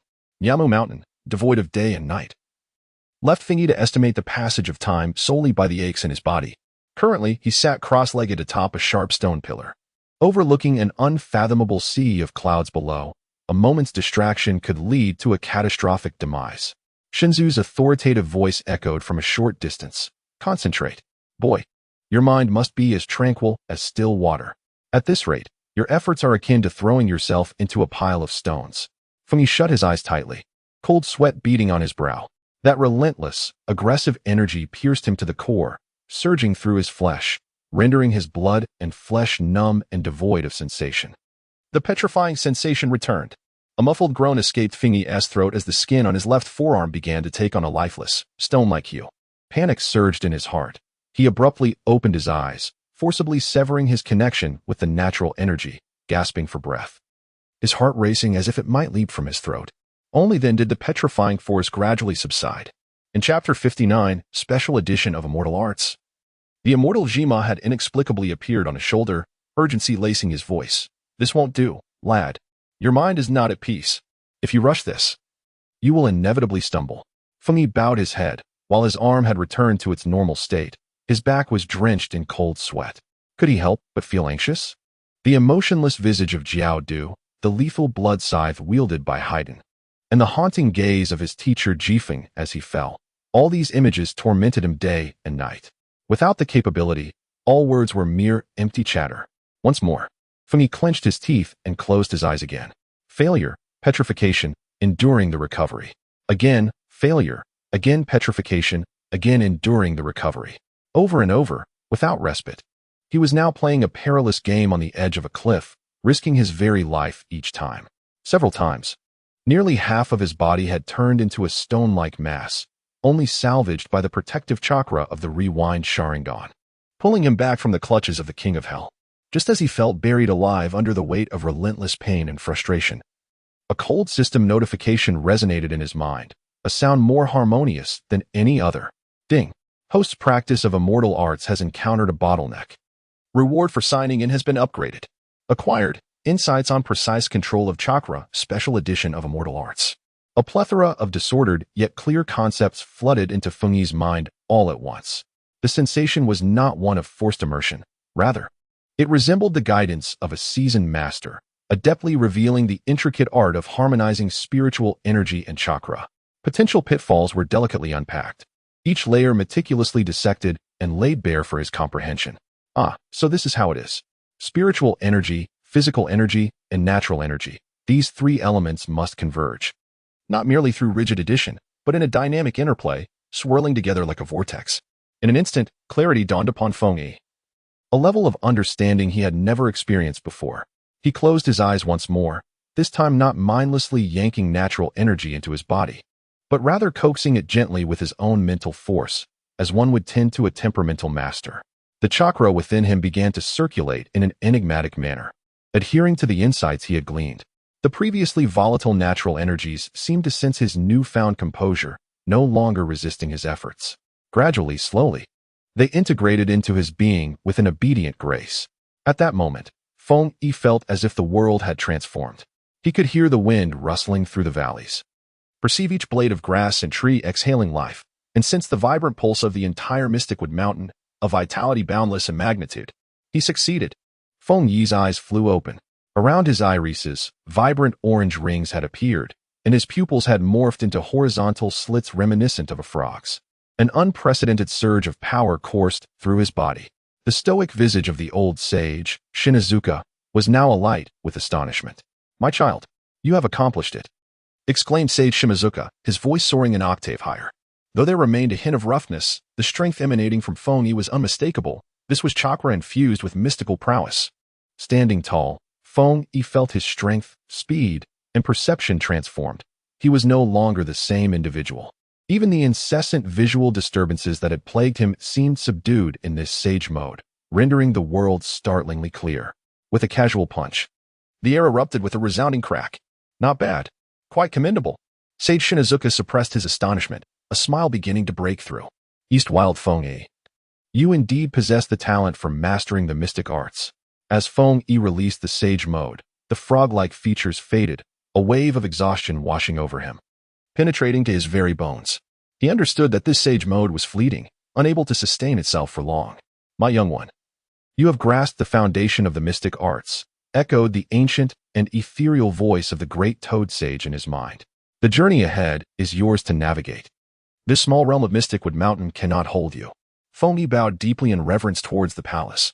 Before departing, he listened to Jiraiya, alongside the toad Gamakichi, and two other toad warriors, one adept in defense and the other skilled in stealth, namely Toad Ken and Toad Hero. They forged a more robust partnership contract. Once everything was settled, Feng Yi contemplated requesting the Elder Toad to perform a reverse summoning to return him to Konoha. At that moment, a sudden explosion of white smoke erupted before him, and a scroll toad hurriedly rolled out. "Feng Yi, urgent intelligence." The scroll unfurled itself, in Jiraiya's voice, familiar yet filled with a heavy gravity, emerged from within. "The Akatsuki has made significant moves. It appears they have taken over the Rain Village, all under the guise of some absurd peace initiative concealing a dire scheme. Their actions to capture Tail Beast have suddenly accelerated." Feng Yi's heart sank. Jiraiya's voice grew more intense. "Tsunade has issued an urgent decree. All Nin and capable individuals outside must return to the village immediately. A conflict could erupt at any moment. The voice from the scroll faded, leaving a silence so profound one could hear a pin drop. Standing at the edge of Maiboku Mountain, Fengyi gazed into the distance. Towards home, a suffocating dread emanated from the distant rain village, sweeping across the entire shinobi world. Who would the Akatsuki target next? He clenched his fists. The newfound warmth and vigor coursing through him bolstered his resolve. The abilities he had just acquired were about to be tested on the battlefield, where they would reveal their true worth. The ancient, formidable energy of Maiboku Mountain lingered in his senses. In the next instant, he felt the world spin, and the scenery before him distorted abruptly. With a thud, a cloud of white smoke dispersed in training ground number 7, and Fengyi landed firmly on his feet. The familiar yet slightly thin air of Konoha filled his lungs, evoking a sense of returning from another realm. He was back. Jiraiya's languid voice drifted over, revealing that he had been leaning against an old tree, his tone imbued with a scrutinizing undertone. You feel different. Fengyi flexed his limbs. The fatigue from his sage training still lingered in his bones, yet an unprecedented sense of fulfillment radiated from every corner of his being. He nodded slightly towards Jiraiya. I've learned some life-saving techniques. Chapter 60, Gaara of the Wind. At that moment, a thunderous clash of ninjutsu echoed nearby. Shochuan and Katona were engaged in a spar. Insect sphere. Shochuan called out, summoning countless insects to coalesce into a dark sphere, hurtling towards Katona with a rush of wind. Illusionary flower tree realm. Katona formed hand seals. Her previous timidity, now a distant memory, replaced entirely by an air of composure. The surroundings of Xiangchuan transformed abruptly, with countless thorny vines springing forth from the earth, ensnaring him tightly. Fengyi, Lord Fengyi. The two companions nearly simultaneously withdrew their hands, gazing in astonishment at their returning ally. They hurried over, encircling Fengyi. A torrent of words poised on the tip of their tongues, yet at that moment, they found themselves at a loss for how to begin. Lord Fengyi, Kanai remarked, her perceptive nature evident as she tilted her head slightly, uncertainty lacing her voice. You seem to have grown closer to the surrounding flora, the winds, more attuned. Xiangchuan was more forthright, his brow furrowed as he scrutinized Fengyi closely. Your chakra feels entirely different now, denser, steadier, possessing a weight akin to that of a mountain. Fengyi smiled, about to speak, when a sudden appearance of an Umbu ninja interrupted them, his voice devoid of any inflection. Donya Fengyi, Yunushi Xiangchuan, Arima Kanai. The Hokage urgently summons you. Proceed to the Hokage's office at once. The air in the Hokage's office was thick with tension, almost palpable. Tsunade sat behind her desk, her countenance stern as if she could wring water from the atmosphere. Before her stood Kakashi, Naruto, and Sakura, each bearing a grave expression. As Fengyi and his companions entered the office, the oppressive sense of impending storm tightened their hearts. Everyone had arrived. Tsunade interlaced her fingers upon the desk, her gaze lingering on each individual momentarily. The Sand Village had sent an urgent plea for the highest level of assistance. She pushed a scroll to the center of the table. Akatsuki has already made their move against the Land of Wind. Their target is the 5th Kazekage Gaara. What? Naruto could no longer contain himself, his fist crashing onto the table, his face a canvas of anxiety and fury. Those bastards. They dare to capture Gaara. Fui's heart sank suddenly. What was destined to come could not be evaded. Gaara of the Sand. The solitary yet somewhat deranged youth he had once faced during the Chunin exams had now ascended to the position of Kazekage. Tsunade's voice rang out again, cold and resolute. According to the intelligence from Tsunade and the reports returned by Jiraiya, Akatsuki has successfully captured multiple tailed beasts. They are accelerating their plans, and Gaara is highly likely to be their next target. I have decided to dispatch an elite team to provide support to Tsunade. Kakashi, you will lead the team. Yes. Hokage-sama, Kakashi replied promptly. Hokage-sama. Fengyi stepped forward, his voice measured yet resolute. Please allow me to join this support team. All eyes turned towards him. Fengyi met Tsunade's scrutinizing gaze with calm determination, asserting, during the Chunin exams, I faced Gaara and gained some understanding of him.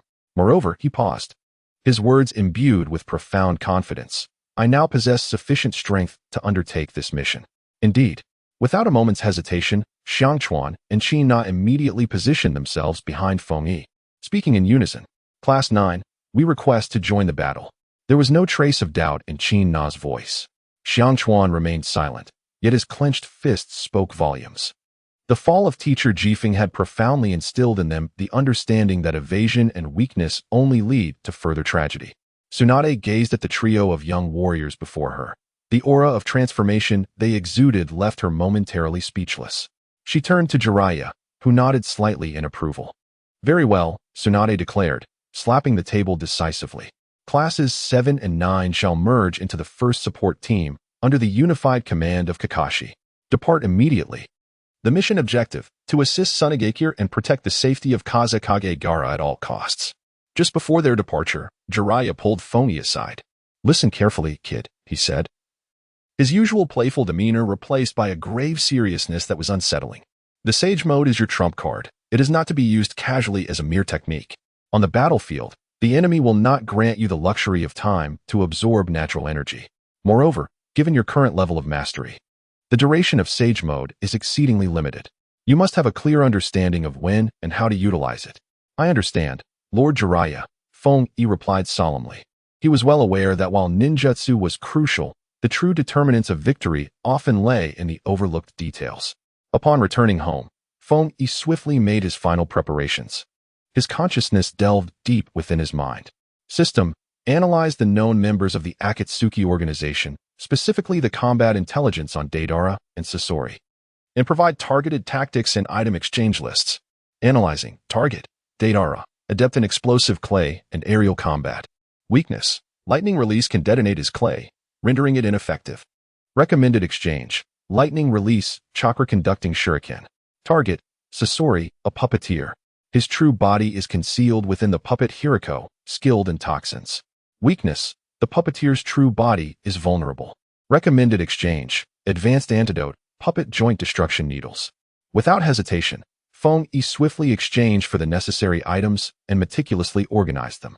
At the entrance of Konoha, the two teams of 6 ninjas assembled. Naruto was pacing anxiously, while Sakura meticulously checked her medical kit. Kakashi maintained his characteristic calm demeanor, yet the underlying intensity was unmistakable. Standing shoulder to shoulder, Feng Yi, Xianchuan, and Qin Na emanated a composed yet potent aura. "Depart." With Kakashi's command, the 6 figures transformed into shadows, racing at full speed toward the land of wind. The lush greenery gradually gave way to swirling sands, and the air grew arid and sweltering. They pressed onward day and night, leaving no room for delay. As the iconic silhouette of the colossal spherical structure of Tsunade finally emerged on the distant horizon, a palpable tension gripped the hearts of all present. Suddenly, a thunderous roar reverberated from the direction of the village, shaking the very ground beneath their feet. The expressions of the crowd shifted dramatically as they leapt onto a towering sand dune. The sight before them rendered them breathless. Above Tsunade, an enormous white clay bird was soaring menacingly. Continuous explosions erupted throughout the village, flames raging and thick smoke billowing. "That is..." Naruto gritted his teeth and let out a low growl. The aura surrounding Kaze was instantly frigid as he fixated on the massive white bird, enunciating each word with deliberate clarity. "Deidara. He has made his move." Chapter 61, Aerial Combat. Deidara's art. "Quick, split up." Kakashi's voice, devoid of emotion, sliced through the tense air like a blade.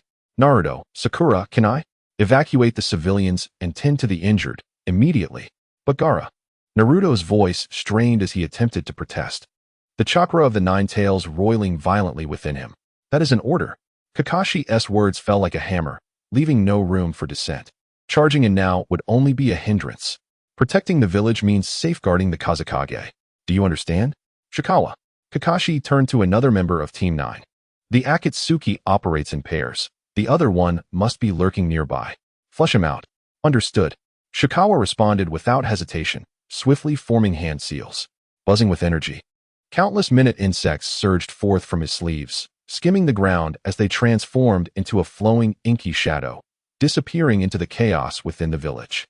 Kakashi then turned to Kaze. "Follow me. Our target is that creature in the sky. Bring it down." "Understood." High above Tsunade, Deidara sat astride his gigantic clay bird, relishing the devastation wrought by his own hands below. "Look, this fleeting explosion, this symphony of wails and destruction. This is true art," he proclaimed in high spirits, casually tossing down several clay spiders.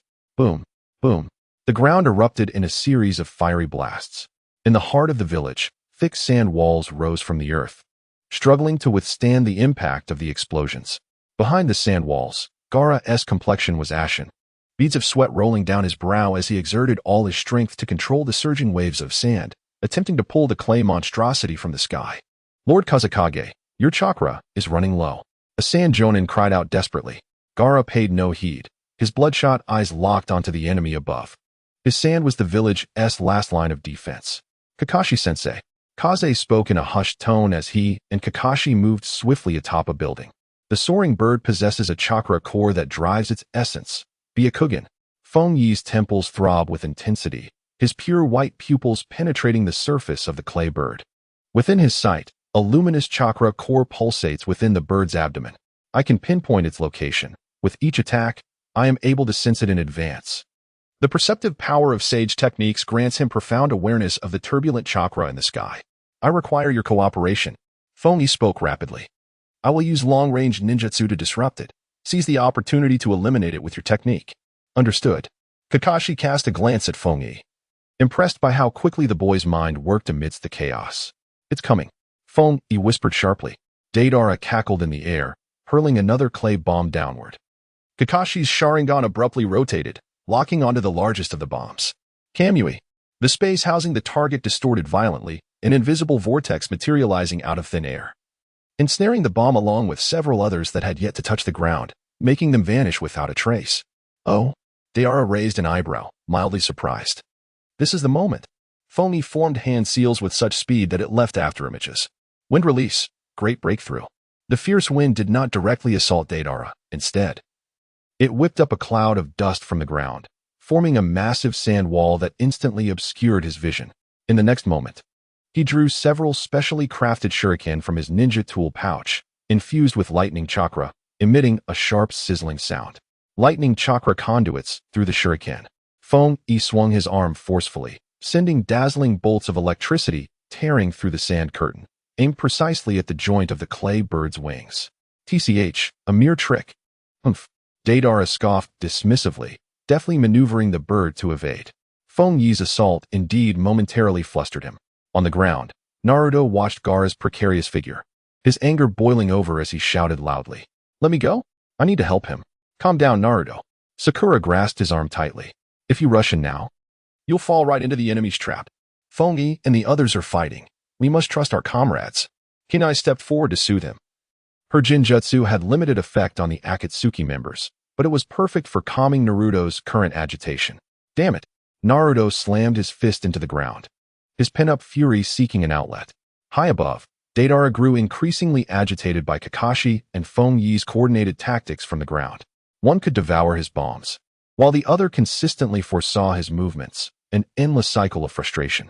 You uncultured fools who do not understand art have thoroughly enraged me. Humph. Deidara's lips curled into a manic grin as he pulled out a large chunk of clay, chewing it with fervor. Allow me to showcase my supreme artistry. Number 18. A colossal surge of chakra, overwhelming to the senses, rapidly coalesced in his hands. A sense of dread enveloped Feng Yi through his heightened perception of ninjutsu. He could sense the tempestuous chakra, imbued with the essence of annihilation itself. Without a moment's hesitation, he bellowed towards Kakashi's direction. Kakashi-sensei, quickly, take cover. He intends to unleash that monstrous weapon. Yet, his warning came a fraction too late. Just as Deidara was on the brink of releasing a devastating bomb capable of obliterating the entire hidden sand village, a violent tremor coursed through Gaara's body in midair, causing the sand that had been his protector to lose its cohesion and scatter violently. His chakra had been completely expended. He could no longer sustain himself, and his body plummeted helplessly towards the earth. Gaara. Naruto's anguished cry pierced the heavens. Almost simultaneously, at the far end of the hidden sand village, Kankuro, who was in pursuit of the enemy's trail, felt a chilling sensation creep up his neck. A massive, distorted shadow enveloped him entirely. Found you, a voice rasped, low and metallic, whispering ominously in his ear. This is the pinnacle of art. To fall is to achieve eternity. With arms outstretched, Deidara reveled in his fervor. The clay bird swirling beneath him, his gaze fixated intently on Gaara's uncontrolled descent. His expression was one of sheer ecstasy, as if he were about to compose a sonnet in that very moment. The bomb, potent enough to raise the hidden sand to the ground, had already been secured. Capturing the powerless Jinchuriki was the true highlight of his endeavor. Dream on. Kakashi and Fong erupted almost in unison, their chakra surging beneath their feet as they dashed along the crumbling edges of the structures, racing to intercept Deidara before he could seize Gaara. Meanwhile, at another secluded alley in the hidden sand village, Kankuro felt a sudden chill at the nape of his neck as the shadow of death loomed ominously over him. Attempting to evade, he realized it was far too late. With a piercing hiss, a grotesque, robust metallic scorpion tail shot forth from the darkness behind him. The venomous needle glimmered ominously, showing no signs of hesitation as it brutally pierced through his shoulder, embedding itself deep within flesh and blood. Chapter 62. Kankuro's Desperation. Ugh! The excruciating pain and numbness surged through him like a violent current, instantly engulfing his entire being. Kankuro stumbled, nearly collapsing, yet he strained to turn his head. At the alley's entrance stood a gigantic, twisted puppet, blocking any escape. This puppet, a deep crimson hue, resembled an exaggerated scorpion, clad in heavy armor, its pincers gleaming with a menacing metallic sheen. The tail that had just executed a surprise attack was now retracting slowly, drops of a purple-black venom glistening ominously at its tip. The proud creation of Sasori, the scorpion of the red sand. The battle between puppet masters is not merely a contest of whose toys are more extravagant. A hoarse, low voice, reminiscent of rusted metal scraping against metal, emanated from the heavy shell of Filahuo, laced with mockery. Bastard! Kanjuro's teeth were nearly ground to dust as he suppressed the rapidly spreading numbness within him. With a sudden flourish, he unfurled the scroll behind him. Come forth. Crow. Black Ant. Two familiar dark puppets emerged, one to his left and the other to his right, shielding him from Filahuo.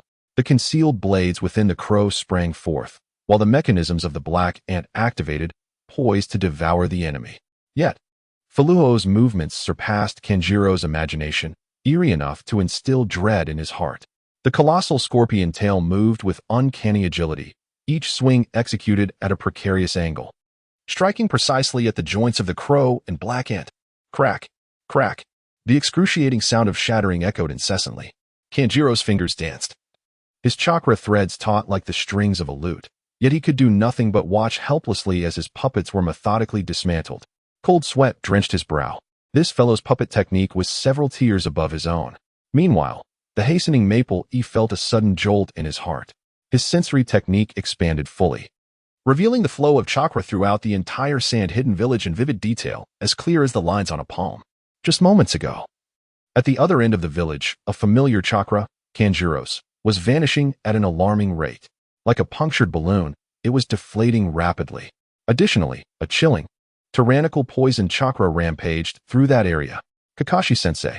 Maple Yi's voice rose sharply, filled with unprecedented urgency. On the other side, it's Scorpion. Kanjuro has been poisoned. The situation is dire. Kakashi's crimson Sharingan spun rapidly, grasping the entirety of the battlefield in an instant. Above, Deidara was gleefully diving down, preparing to capture Gaara.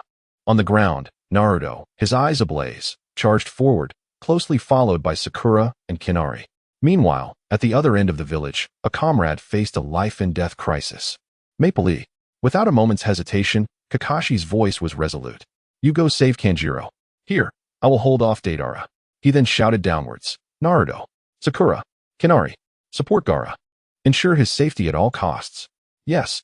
Kinari and Sakura replied instantly, sprinting towards the direction where Gaara was plummeting. Damn it. Naruto's eyes were bloodshot, his speed increasing further. Almost at the moment Kakashi's command was issued, Xianchuan's expression shifted. A portion of his parasitic insects had already reached the spot where Kanjuro was in peril. It's Scorpion's puppet. Filahuo. Xiaochuan's voice was deep and hoarse, heavy with gravity. Kanjuro's condition is extremely dire. My insects cannot penetrate that shell. Deep within the alley. The outcome of the battle was no longer in doubt. Kanjuro's crow lay limbless, broken and silent upon the ground. The abdomen of the Black Ant was pierced by a series of poison projectiles, rendering it utterly defunct. As a token of gratitude for accompanying me in this warm-up, a chilling, raspy voice emerged once more from within the body of Fei Lu Hu, offering you a swift demise. Kanjo Lang felt as though the world was spinning, and everything before his eyes began to blur and double. The insidious dark purple poison had already infiltrated his veins, crawling across his skin and assaulting his heart. He could no longer endure. His legs weakened, and with a thud, he collapsed to the ground, each breath becoming increasingly arduous. Feng Yi pushed his speed to the limit. The only sound in his ears was the howling wind. His eyes widened. The veins at the corners of his eyes throbbed. And the distant scene in the alley was instantly drawn closer, every detail crystal clear. Black blood surged from Qinjiu Lang's mouth as he lay on the ground. His body convulsing violently, a layer of ashen purple spreading across his skin. He was nearing his end. "Get away from me!" Feng Yi roared, his voice arriving before his form, his technique already unleashed. His hands came together rapidly before him. Wind release, violent wind palm. An incredibly concentrated and violent gust of wind morphed into an invisible giant palm, descending with immense force, aimed fiercely at the massive figure of Fei Lu Hu. Boom! The terrifying might directly forced the seemingly indestructible body of Fei Lu Hu to recoil several meters. The heavy puppet carved deep, bottomless trenches into the ground. A cloud of dust swirling around. A figure landed steadily in front of Qinjiu Lang, shielding his frail form behind. Feng Yi, his icy gaze, like two unsheathed blades, was firmly fixed upon the grotesque puppet that was slowly stabilizing itself. Fei Lu Hu gradually straightened his scorpion tail, and the raspy voice, tinged with displeasure at being interrupted, emanated from the puppet.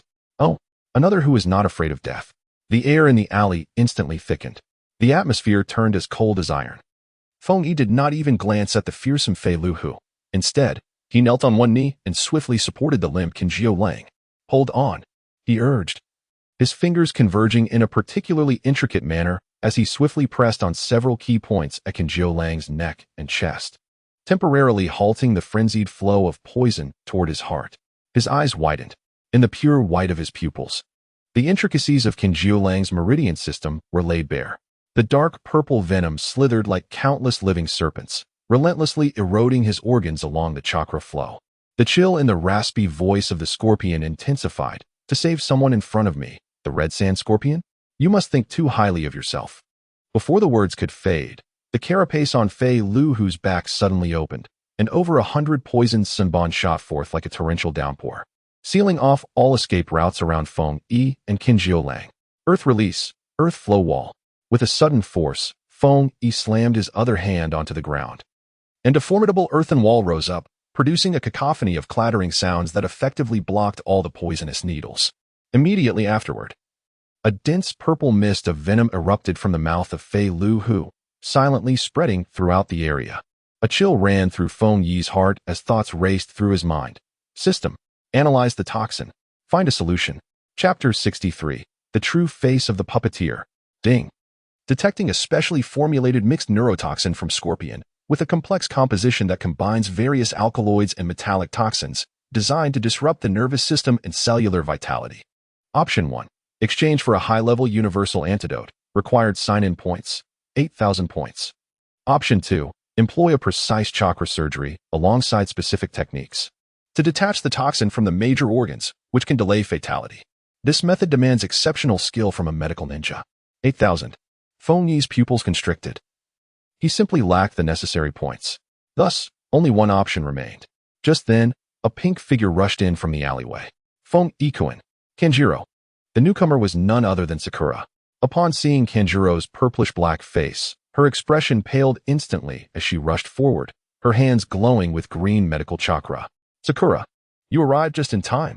Feng Yi spoke rapidly. "This toxin is troublesome. Conventional medical ninjutsu is ineffective." As Sakura's chakra made contact with Kenjiro's body, her complexion grew even graver. The venom was overwhelmingly potent, even aggressively corroding her healing chakra. "I'll use my Byakugan to lock onto the toxic area." Feng Yi's voice was calm, yet imbued with an undeniable resolve. "You will wield the chakra blade and follow my instructions. First, detach the poison surrounding the heart and lungs." "I understand." Sakura nodded firmly, a glimmer of determination in her eyes. Scorpion's onslaught showed no signs of abating, his voice dripping with mockery. "You wish to save him?" "Such naivety. My poison is unsolvable." The toxic mist spewed forth more violently from Fei Lu Hu, threatening to engulf the entire alleyway. "Not on my watch."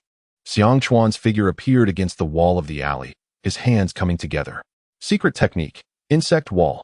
Countless parasitic insects buzzed, pouring forth from his body and swiftly coalescing in midair to form a thick, writhing black wall that barely held back the advancing toxic mist. The hissing sound was incessant, as the insects at the forefront came into contact with the venom, instantly stiffening and falling away. However, those behind quickly replenished their ranks, staunchly maintaining the defensive line.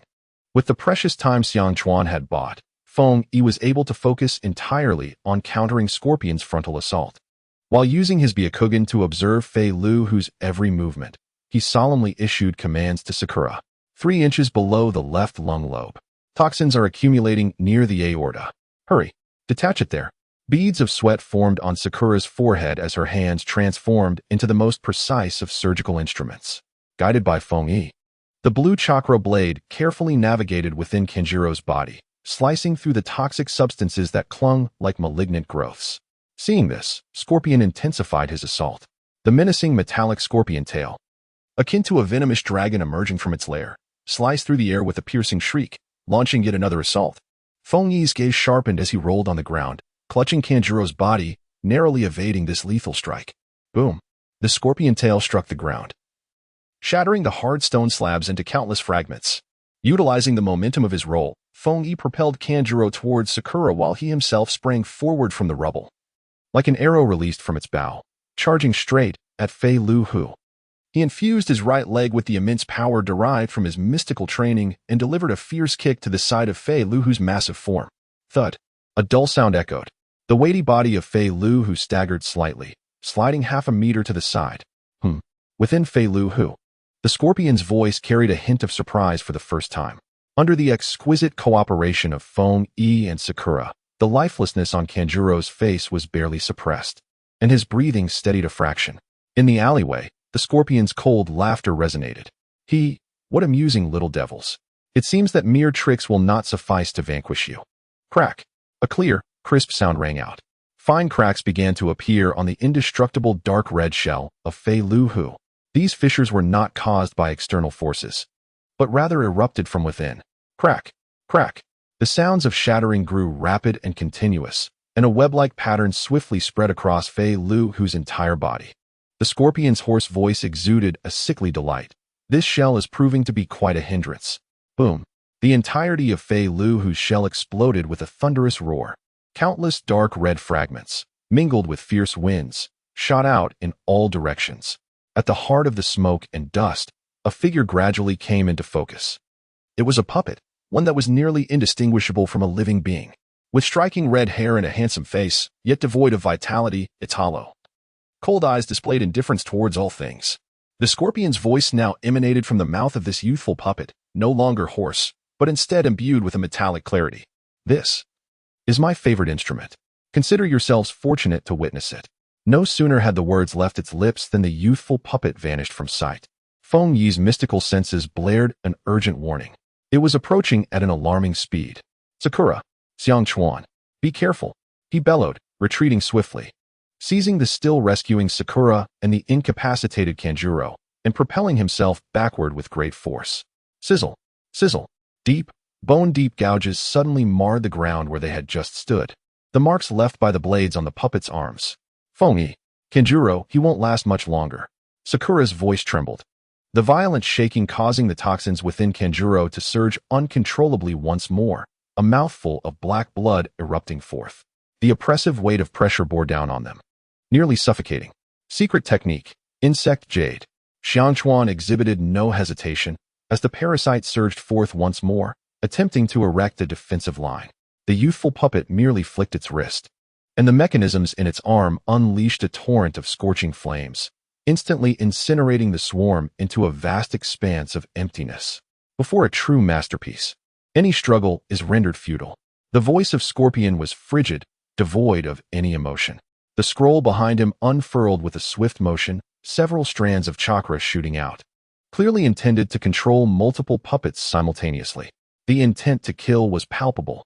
In this critical moment, from above the alley, several shadows plummeted down with haste. Whoosh! Whoosh! 2 ancient-looking puppets, one resembling an elderly man and the other an elderly woman, entered at an astonishing angle, their arms projecting formidable shields that precisely blocked Scorpion's lethal blades. Clang! The resounding crash of metal echoed. An aged yet powerful figure landed steadily before Fengyi and his companions. The newcomer was a diminutive old woman, her once murky eyes now gleaming with intensity, fixated on Scorpion's youthful visage. "Scorpion, is it truly you? You unfilial wretch?" The voice of Chiyo was laden with uncontainable sorrow and rage. Simultaneously, on the opposite side of Tsunade, Kakashi's Raikiri clashed violently with Deidara's explosive clay in midair. Bolts of lightning and sparks erupting continuously. Deidara, glancing at the alley, spotted Chiyo and the reinforcements she had brought, and let out an impatient click of his tongue. Chapter 64. The Crimson Flow of Broken Amber. TCH, that bothersome old woman has intervened, HM. Sensing the stalemate in battle and the arrival of enemy reinforcements, Deidara swiftly devised a plan. He abruptly commanded the clay bird to ascend rapidly, simultaneously raising his hands, sending a flurry of miniature clay insects hurtling towards Kakashi. Kakashi's Sharingan spun rapidly, instantly discerning that these insects were merely a feint. However, in the moment he prepared to counter this ruse. The colossal clay bird beneath Deidara let out a piercing shriek, plummeting down at a terrifying speed. Accompanied by Naruto's desperate scream, the bird's massive clay beak opened wide, capturing Gaara, who had already succumbed to unconsciousness and lost his sandy protection. The Jinchuriki has been successfully captured. Deidara erupted into a fit of triumphant laughter, guiding the bird skyward with his artistic creation in tow. Gaara. Naruto's eyes blazed crimson, a torrent of furious red chakra surging from within him. A faint shadow of a chakra tail visible behind him. He was on the verge of charging up. Yet, a hand firmly pressed down on his shoulder. "Calm down, Naruto." Kakashi appeared beside him, his voice unusually grave. "There are two enemies. We must first stabilize our position and regroup." In the alley, Chiyo's appearance momentarily halted Scorpion's movements. She strode directly to Kankuro's side, not sparing a glance at Sasori, and swiftly bent down to examine him. Her withered palm pressed against Kankuro's chest. A stream of pure chakra gradually flowed into him. After a brief moment, the expression on Chiyo's face turned gravely serious. This was Sasori's poison. In all the world, only he possessed the true antidote. She lifted her gaze to the equally exhausted Kiba and Sakura beside her, stating, "You have done well, for now. You have held on to his life." In the air, Deidara had joined forces with Sasori. "Hey, Sasori, the mission is complete. It's time to make our exit," Deidara urged. Sasori's cold gaze swept over Chiyo, but he ultimately refrained from striking again, merely snorting. The thrusters behind his puppet body expelled chakra, propelling him upward as he swiftly fled alongside Deidara into the distance. Everyone gathered in the alley, staring in the direction the enemies had vanished, the air thick with tension, making it hard to breathe. The wind shadow had been abducted, and their companion's life hung by a thread.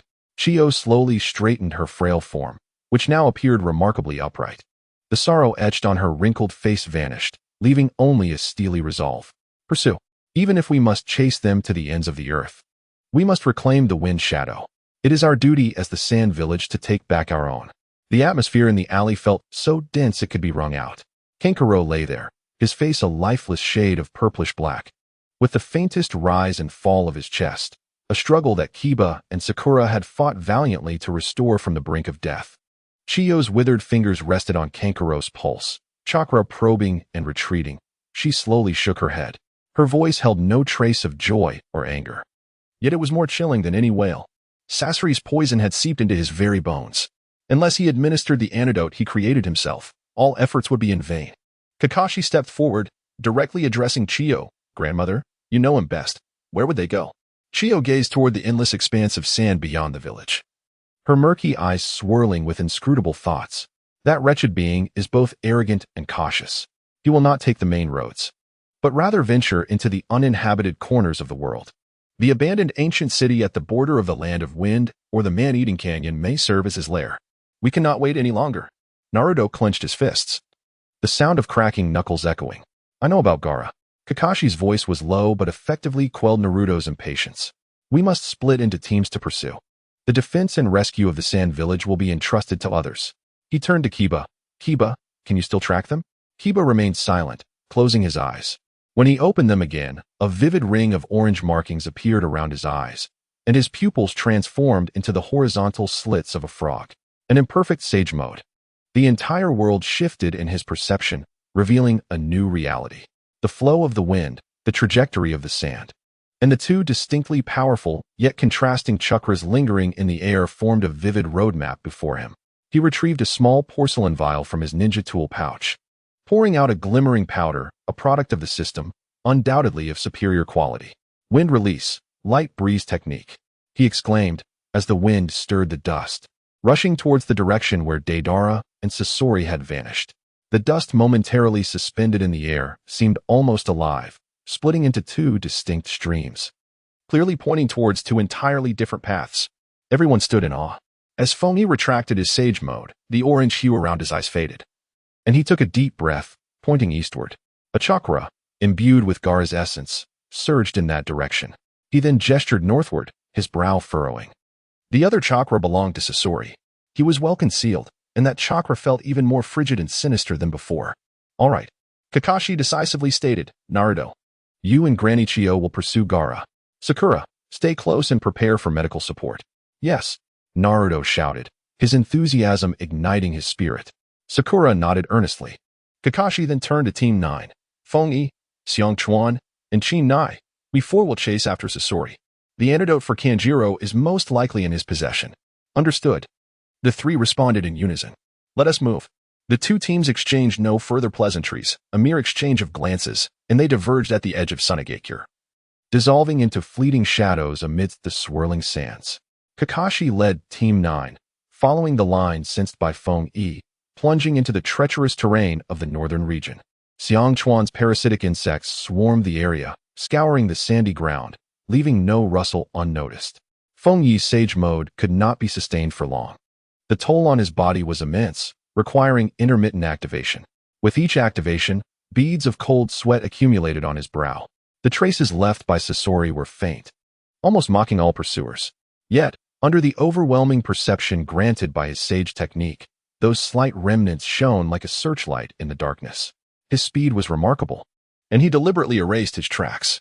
While racing forward, Feng Yi called out to Kakashi, Sasori is not easily dealt with. Let us stay sharp. Kakashi replied affirmatively. Chin Nai remained silent, also sensing the increasingly oppressive atmosphere in the air. Just as they charged into a rugged expanse strewn with rocks, Feng Yi suddenly halted, fixating intently on an inconspicuous sand dune to his left. Stop, he commanded. There's a faint but unmistakable residue of chakra in that spot. It bears the hallmark of a large summoning technique. Kakashi and Xiang Chuan exchanged glances, their hearts racing. They were getting closer. After advancing several more miles, a narrow canyon appeared before them, its opening inviting exploration. At the entrance, grotesque rocks jutted out, forming a natural sanctuary. Feng Yi gasped for breath, forcing his Byakugan to activate once more. The veins around his eyes bulged as his pure white pupils penetrated the rocky barriers. Found it. He lowered his voice.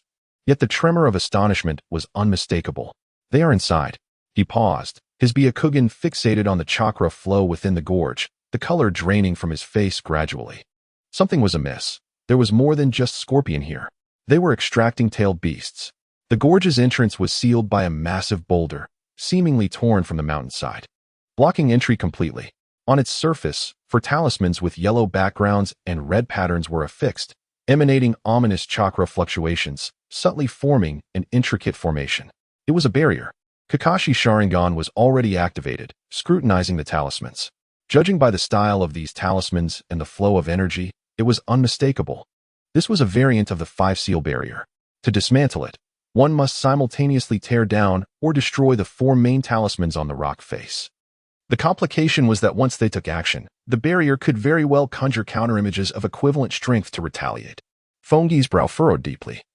Under the scrutiny of his Byakugan, the overwhelming and chaotic chakra behind the boulder, along with a faint life force being forcibly extracted, ignited a burning anxiety within him. That scorpion fellow was indeed stalling for time. They were performing some kind of ritual inside, and Gaara's presence was rapidly waning. Xiang Chuan's expression darkened. He flipped his palm, releasing several minuscule parasitic insects that silently aimed to infiltrate through the crevices of the rock. However, as soon as those tiny reconnaissance insects approached the boulder, they collided with an invisible wall, plummeting to the ground, their chakra signatures thrown into disarray. This won't do. Xiang Chuan shook his head. The barrier's energy was too potent. My insects cannot penetrate it. Chin Nai also concentrated. attempting to use Genjutsu to sense if there were any lurking guards or to directly influence the interior of the barrier. Yet, she soon furrowed her brows. The barrier itself seemed to possess formidable mental defenses, isolating her perception. Kakashi's voice was low. There's no other choice. We must force our way through. He turned to Feng Yi. Feng Yi, your lightning release is the most powerful. You will be responsible for the main assault on the left front. Xiang Chuan, you handle the right front. Chinai, the left rear is yours. Be cautious. I will take care of the right rear. Remember, once the images appear, respond immediately and do not linger. Our objective is to breach inside. Understood. The three responded in unison. Feng Yi raised his left hand. Brilliant lightning began to coalesce in his palm. The sharp cry of Chidori sounding piercing in the stillness of the gorge's entrance. The violent lightning chakra was on the verge of tearing through the air, emitting a pungent smell. Just as they prepared to strike simultaneously, Feng Yi's pure white pupils suddenly constricted, and the orange markings of the sage mode around his eyes flickered in response to his intense emotional turmoil. In that moment, his sensory perception of ninjutsu captured a clearer and more violent process of chakra extraction occurring within the barrier. It was Shikaku, the one tail of Gaara. This is bad. Feng Yi's voice, tinged with urgency, turned slightly hoarse. They were forcibly extracting Gaara's tailed beast. This revelation struck like a massive stone plunging into water, instantly elevating the four's momentum to its zenith. Move. Kakashi commanded sharply. The four figures, no longer hesitating, surged forth like arrows released from a bow, darting towards the ominous seals atop the massive rock. Feng Yi unleashed his Chidori, enveloped in a tempest of thunderous force, piercing fiercely towards the seal on the left. Kakashi's Raikiri erupted with dazzling electrical brilliance in his hand. Xiang Chuan's fist, encased in a swirling layer of rapidly rotating parasitic insects, drilled relentlessly towards the target. Though Kinai was not known for her offensive prowess, she concentrated her chakra into a specially designed kunai and hurled it with all her might. Boom, boom, boom, boom. The four explosions resonated almost simultaneously. The seals shattered in response, transforming into a cloud of ash. However, in the instant the seals were torn apart, the air before the four twisted violently, and four identical chakra constructs rapidly formed, standing defiantly in their path, exuding an aura indistinguishable from their original selves. Shadow clones. What weighed heavily on Feng Yi's heart was the moment the barrier shattered. From the depths of the canyon, the unmistakable, arrogant laughter of Deidara mingled with the cold, metallic dialogue of Sasori echoed faintly. Hey, Sasori, isn't it about time? This Jinchuriki is tougher than we imagined. Shut up, Deidara, and do not disturb the final phase of the ritual. Following this, a suppressed, agonizing groan belonging to Gaara pierced through the air, faint yet distinctly resonating in everyone's ears. The four mirror images, identical in appearance, bore hollow gazes but moved with lethal precision, immediately lunging towards their originals with lethal intent. This is troublesome, Kakashi muttered under his breath. The mirror image of Kakashi before him, with its left eye's Sharingan spinning rapidly, unleashed a corresponding lightning strike in its palm. Raikiri, two Kakashis, two bolts of lightning capable of tearing through the air, collided fiercely. With a deafening crack, a blinding light erupted, causing both to stagger back several steps. Meanwhile, Feng Yi's mirror image also sprang into action. Wind release, great breakthrough. The mirrored Feng Yi formed hand seals as a violent gale surged towards him. Playing this game with me? Feng Yi scoffed, advancing rather than retreating. He lowered his stance abruptly, chakra flowing through him like earth itself, executing the earth release, underground submarine. He became as elusive as an eel, swiftly submerging into the ground, narrowly evading the onslaught of the great breakthrough. However, just as he emerged from the other side, the veins at the corner of Feng Yi's eyes bulged. With a disdainful glance, the mirror image let out a low growl, its pure white pupils fixating on Feng Yi's position, while the hand seals transformed once more. Lightning release, earth walk. Countless electric serpents surged across the ground, sealing off every possible escape for Feng Yi. TCH. Feng Yi muttered under his breath, realizing that this was essentially a replica of himself. How to fight? Where was the weakness? He knew it all too well. Chapter 66. The third member of Akatsuki. On the other side, Xiang Chuan and Qi Na were equally entangled in a fierce battle. Secret technique. Insect sphere. The mirror image of Xiang Chuan struck first, sending a pitch-black sphere of insects hurtling toward him. Xiangchuan could only summon the parasitic insects to form a sturdy shield, as insects swarmed the sky, their buzzing causing a tingling sensation on his scalp. China's mirror image was even more direct, launching an illusion technique right away. Illusion technique, mirage of the servant. China felt the world spin around her, countless phantoms lunging toward her. Gritting her silver teeth, she forcibly steadied her mind. Illusion release. The fierce battle erupted in the narrow mouth of the canyon, a chaotic clash without end in sight, as Fang Yi desperately evaded the endless stream of mirror image ninjutsu. His mind raced. The mirror image was just as powerful as himself, yet it seemed to be lacking something. What could it be? Fang Yi's Byakugan scrutinized every movement, every hand seal, every flow of chakra from the mirror image. It's the brain. It's the ability to adapt on the fly. Although the mirror image's attacks were precise, they followed a rigid pattern, devoid of any spontaneous improvisation. Kakashi-sensei. Fang Yi dodged a particularly tricky lightning shuriken from the mirror image, shouting at the top of his lungs. These guys are mindless. Their action patterns are fixed. Upon hearing this, Kakashi's Sharingan narrowed slightly, and he immediately understood. His battle with the mirror image of Kakashi was equally fierce. The opponent's ninjutsu, taijutsu, and even the application of the Sharingan mirrored his own perfectly. Yet, Fang Yi's shout provided him with a glimmer of insight. So that's how it is. A smirk formed at the corner of Kakashi's mouth. With newfound determination, Fang Yi decided to take a gamble. He intentionally slowed his hand seals, feigning an intention to utilize a large-scale earth release technique. The mirror image of Fang Yi, predictably falling for the ruse, began to form the same seals almost simultaneously. Now's the moment. Fang Yi suddenly changed his tactic. The chakra initially intended for earth release instantly transforming into a raging lightning attribute. Lightning release, pseudo-darkness, more refined and ferocious than Chidori. The black lightning surged forth like a furious beast, roaring toward the mirror image of Fang Yi, who was still foolishly forming seals.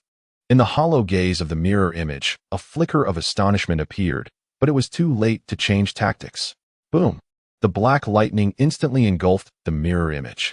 As the lightning dissipated, the figure of the mirror image of Fang Yi appeared significantly weakened, with erratic arcs of electricity coursing through its body, clearly suffering a devastating blow. This is promising. Fang Yi felt a surge of elation. Kamui. Kakashi seized the opportunity. At the moment when the mirrored Kakashi unleashed the water release, Water Dragon Bullet, his Sharingan's focus was not on the watery serpent, but rather on the half of the mirrored Kakashi's body. The space distorted, and the half of the mirrored Kakashi, along with the partially formed Water Dragon Bullet, was forcefully drawn into an alternate dimension, vanishing into thin air. The remaining half of the mirror image burst apart with a loud bang, dissipating into chakra. Xiangchuan. Chinai. Feng Yi shouted towards his struggling comrades, urging them to exploit openings in their opponent's techniques with unexpected maneuvers. Xiangchuan and Chinai felt invigorated. As Xiangchuan's mirror image prepared to employ the insect clone technique, he abruptly concentrated all the parasitic insects into a single point, transforming them into a formidable insect spear that pierced through the mirror image's chakra core. Chinai, undeterred by the mirrored illusion's onset, unleashed a rarely used, wide-ranging sound release ninjutsu to forcibly interrupt the casting rhythm, followed by a swift approach to unleash a flurry of taijutsu, scattering the opponent. At last, the four troublesome mirror images were no more. Breathing heavily, all four felt the severe depletion of chakra. Quickly, Kakashi shows no signs of respite. Gaara cannot hold on much longer. Without hesitation, the four transformed into afterimages and surged deep into the canyon, which was blocked by massive boulders. Inside the canyon lay a hidden world, revealing a vast natural cavern. At the center of the cavern, on a rudimentary altar, Gaara sat with his eyes tightly shut, bound by countless ominous red-glowing chakra chains. His iconic gourd lay nearby, devoid of its usual luster. The immense and turbulent chakra of Shikaku was being forcibly extracted from his body, flowing into a peculiar, massive vessel above the altar. Deidara stood beside the altar, a look of excitement illuminating his face as he admired his creation. Scorpion lingered in the shadows, his youthful puppet's face maintaining its unchanging, lifeless expression. "Hey, Scorpion. It appears we are nearly finished, huh?" Deidara turned, his tone laced with impatience. "This Jinchuriki is more resilient than anticipated, causing us to expend quite a bit of effort." Scorpion scoffed. "Silence, Deidara. Do not disturb the final stages of the ritual. At that moment, Fengyi's sage sensory perception suddenly detected a faint yet chillingly eerie chakra fluctuation emanating from another shadow within the cavern. This chakra was entirely distinct from that of Deidara and Scorpion. There is someone else. Fengyi's pupils constricted as he sharply called out, his body bristling with goosebumps. His gaze fixed intently on the unfathomable shadow. Kakashi, Xiangchuan, and Shinai felt a tightening in their hearts, following Fengyi's line of sight. From the shadow emerged a figure, walking at a leisurely pace. The individual wore an orange-yellow spiral mask, with an opening only for the right eye, revealing a single, glimmering, tri-pronged Sharingan. He emitted a frivolous yet somber chuckle, his tone reminiscent of one observing a peculiar spectacle. Oh my, what a surprise to find some stragglers here. His gaze swept across Kakashi's Sharingan, the remnants of sage mode still faintly visible at the corners of Fengyi's eyes, and those pristine white pupils. How intriguing indeed. The enigmatic figure, adorned with an orange whirlpool mask, casually stood at the edge of the shadows, appearing as merely a bystander.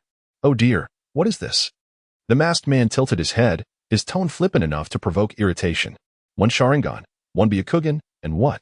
A brat capable of harnessing natural energy? In Akatsuki's objectives.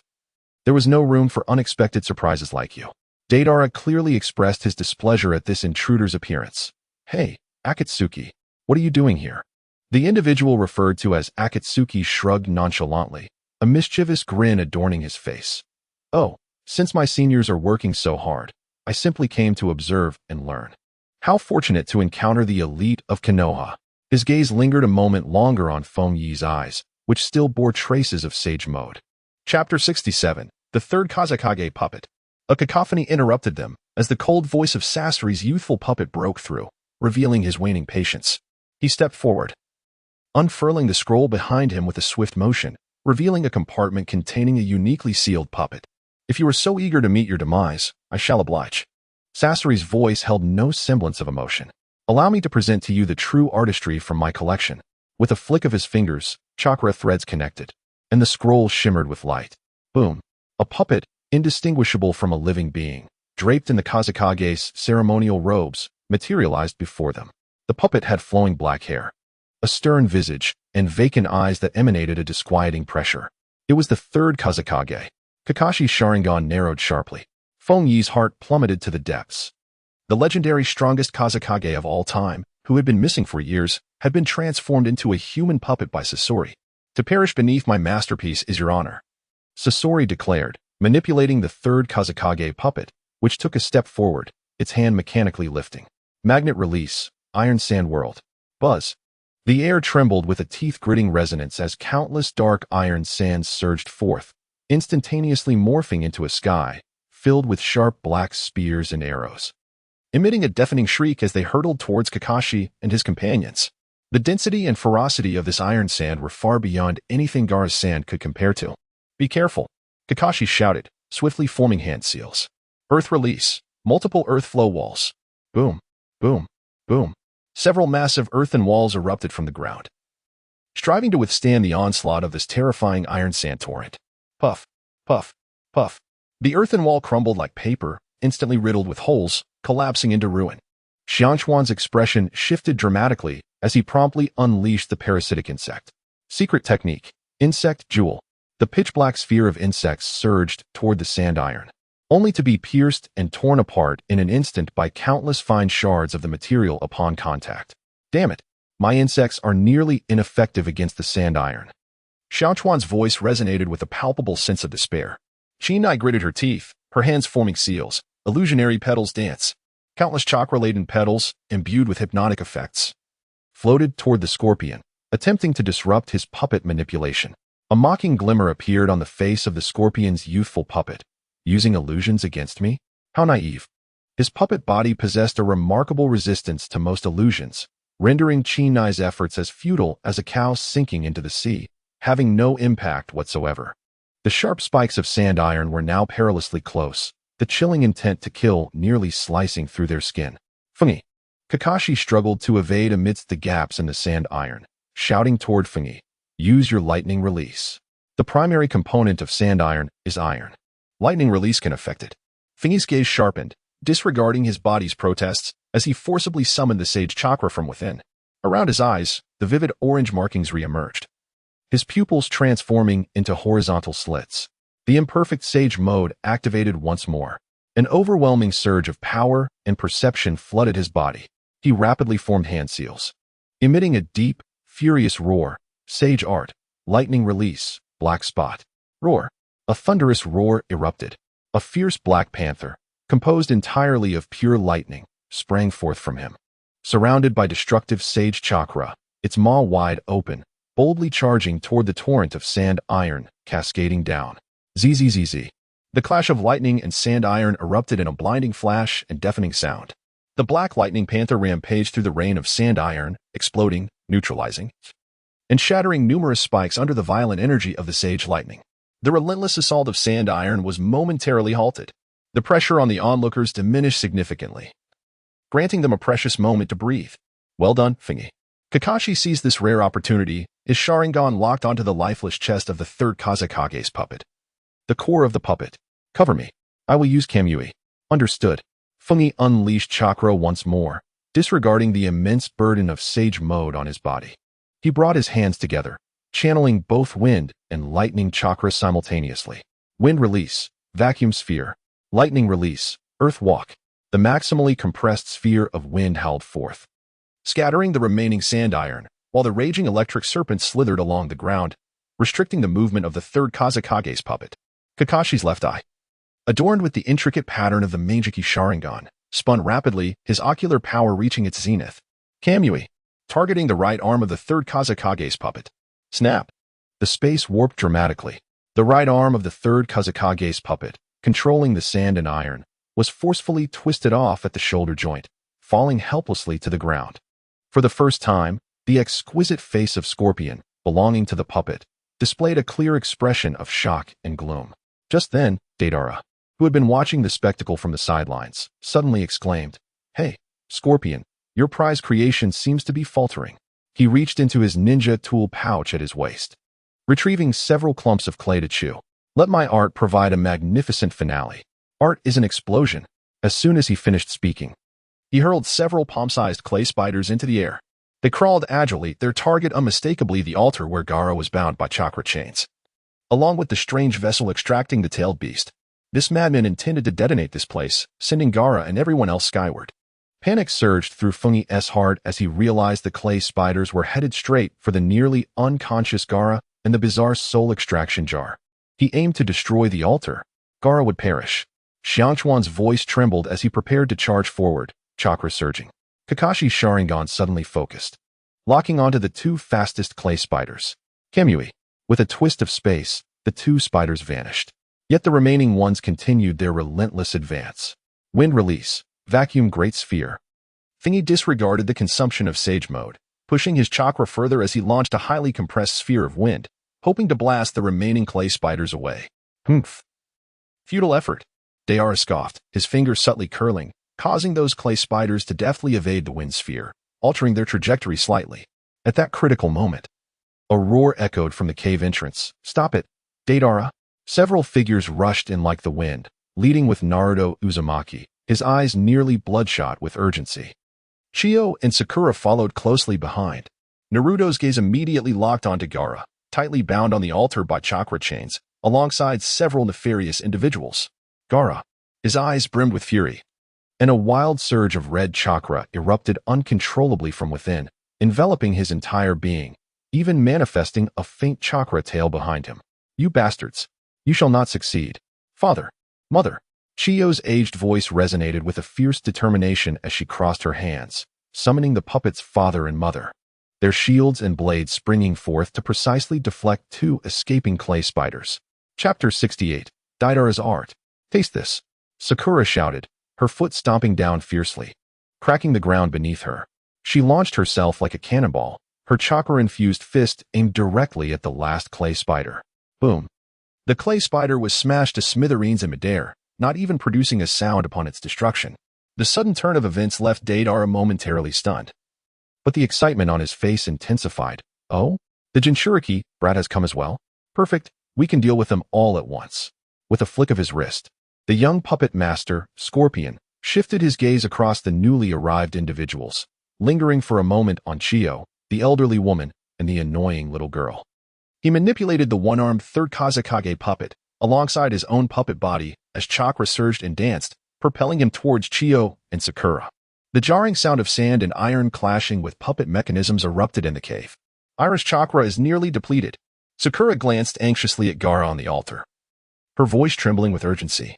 The tailed beast chakra within Gaara had been almost entirely drained, leaving his once formidable vitality flickering like a candle nearing its end. On the brink of extinguishment, from his shadowy perch, Zetsu observed the chaotic battlefield with keen interest, his single eye glimmering with intrigue as he focused on Naruto's uncontrollable Nine-Tails chakra, along with the remnants of orange markings around QB's eyes and that pair of Byakugan. Oh, so the power of the Nine-Tails can no longer be concealed? And that Byakugan brat alongside him. How delightful, he chuckled softly, purely entertained by the unfolding drama. Upon witnessing the scene, Deidara's smile twisted into something more sinister. Since everyone is gathered, allow me to showcase my most magnificent art. He retrieved a massive clay block, taller than himself, from his pocket, quickly chewed it, and then forcefully spat it out. The clay expanded wildly in midair, transforming into a bizarre, menacing creation pulsating with alarming chakra fluctuations. His target was not a person, but the enormous stalactite supporting the cave. This fiend intended to bury them all alive. As the explosive clay rocketed towards the stalactite, Gaara's head drooped limply on the altar, falling silent. Gaara. Naruto's heart-wrenching scream nearly shook the cave to its foundations. The explosion resonated, striking the stalactite with precise accuracy. Following the earth-shattering noise came a spine-chilling crack, as the stalactite shattered, causing the entire cave to tremble violently, unleashing a torrent of debris and massive boulders crashing down. Gaara. Naruto's roar transcended the realm of human sound, the furious chakra of the Nine-Tails swirling chaotically around him, a crimson aura blasting towards the cave's ceiling.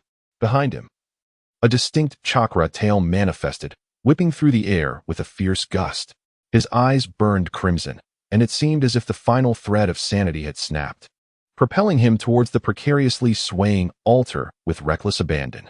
Chiyo gazed at Gaara, whose head hung limply, devoid of any trace of life upon the altar. Her parched visage was clouded with an indescribable sorrow and regret. Suddenly, she lifted her head, directing her gaze towards Naruto, who had spiraled into chaos due to Gaara's demise. A newfound resolve emanated from her being. I, an old woman, possess one final technique that may amend the errors of the past. Her hands began to weave seals in a rhythm both peculiar and ancient. A surge of vibrant chakra unlike her usual essence erupted from her form. Sakura, upon recognizing the seal, instantly paled. Chiyo, that technique is. The cave began to collapse as massive stones tumbled down, crashing with a thunderous sound. Kakashi and SH-10 struggled to fend off Sasori's relentless puppets while simultaneously evading the falling debris. At that moment, Kaze's heart sank to the depths.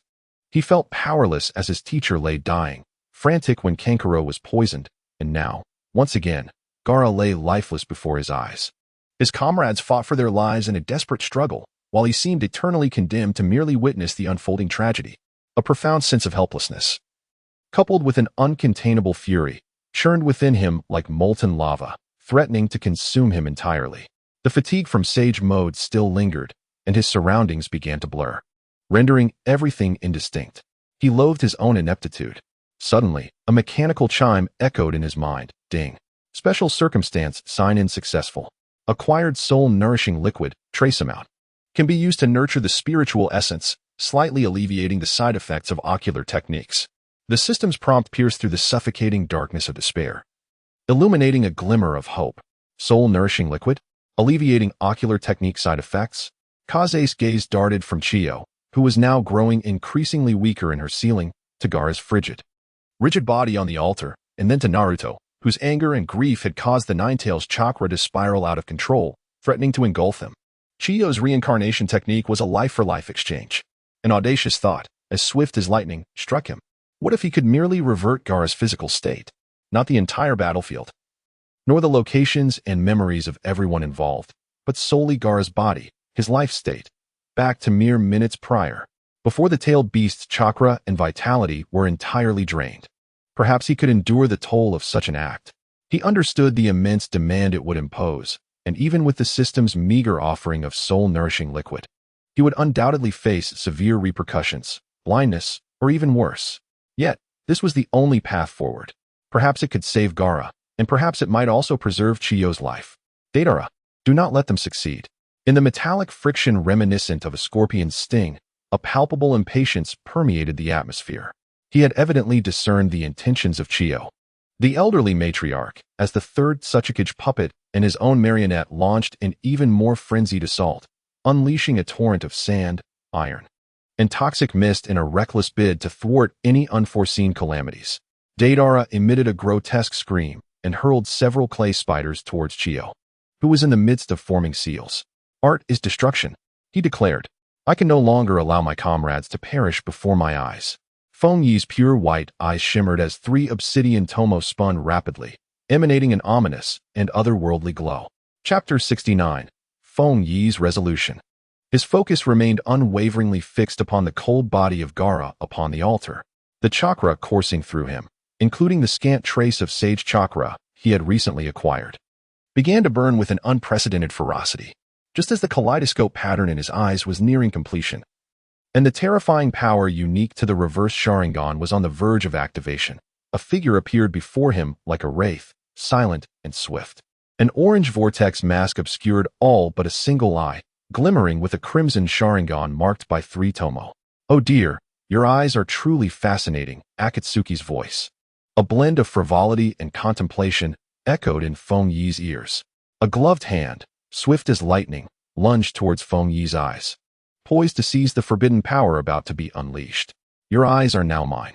With a sudden and chilling intensity, Feng Yi felt a wave of dread surge from his tailbone to the crown of his head, the murderous intent cloaked in mockery, sending shivers down his spine.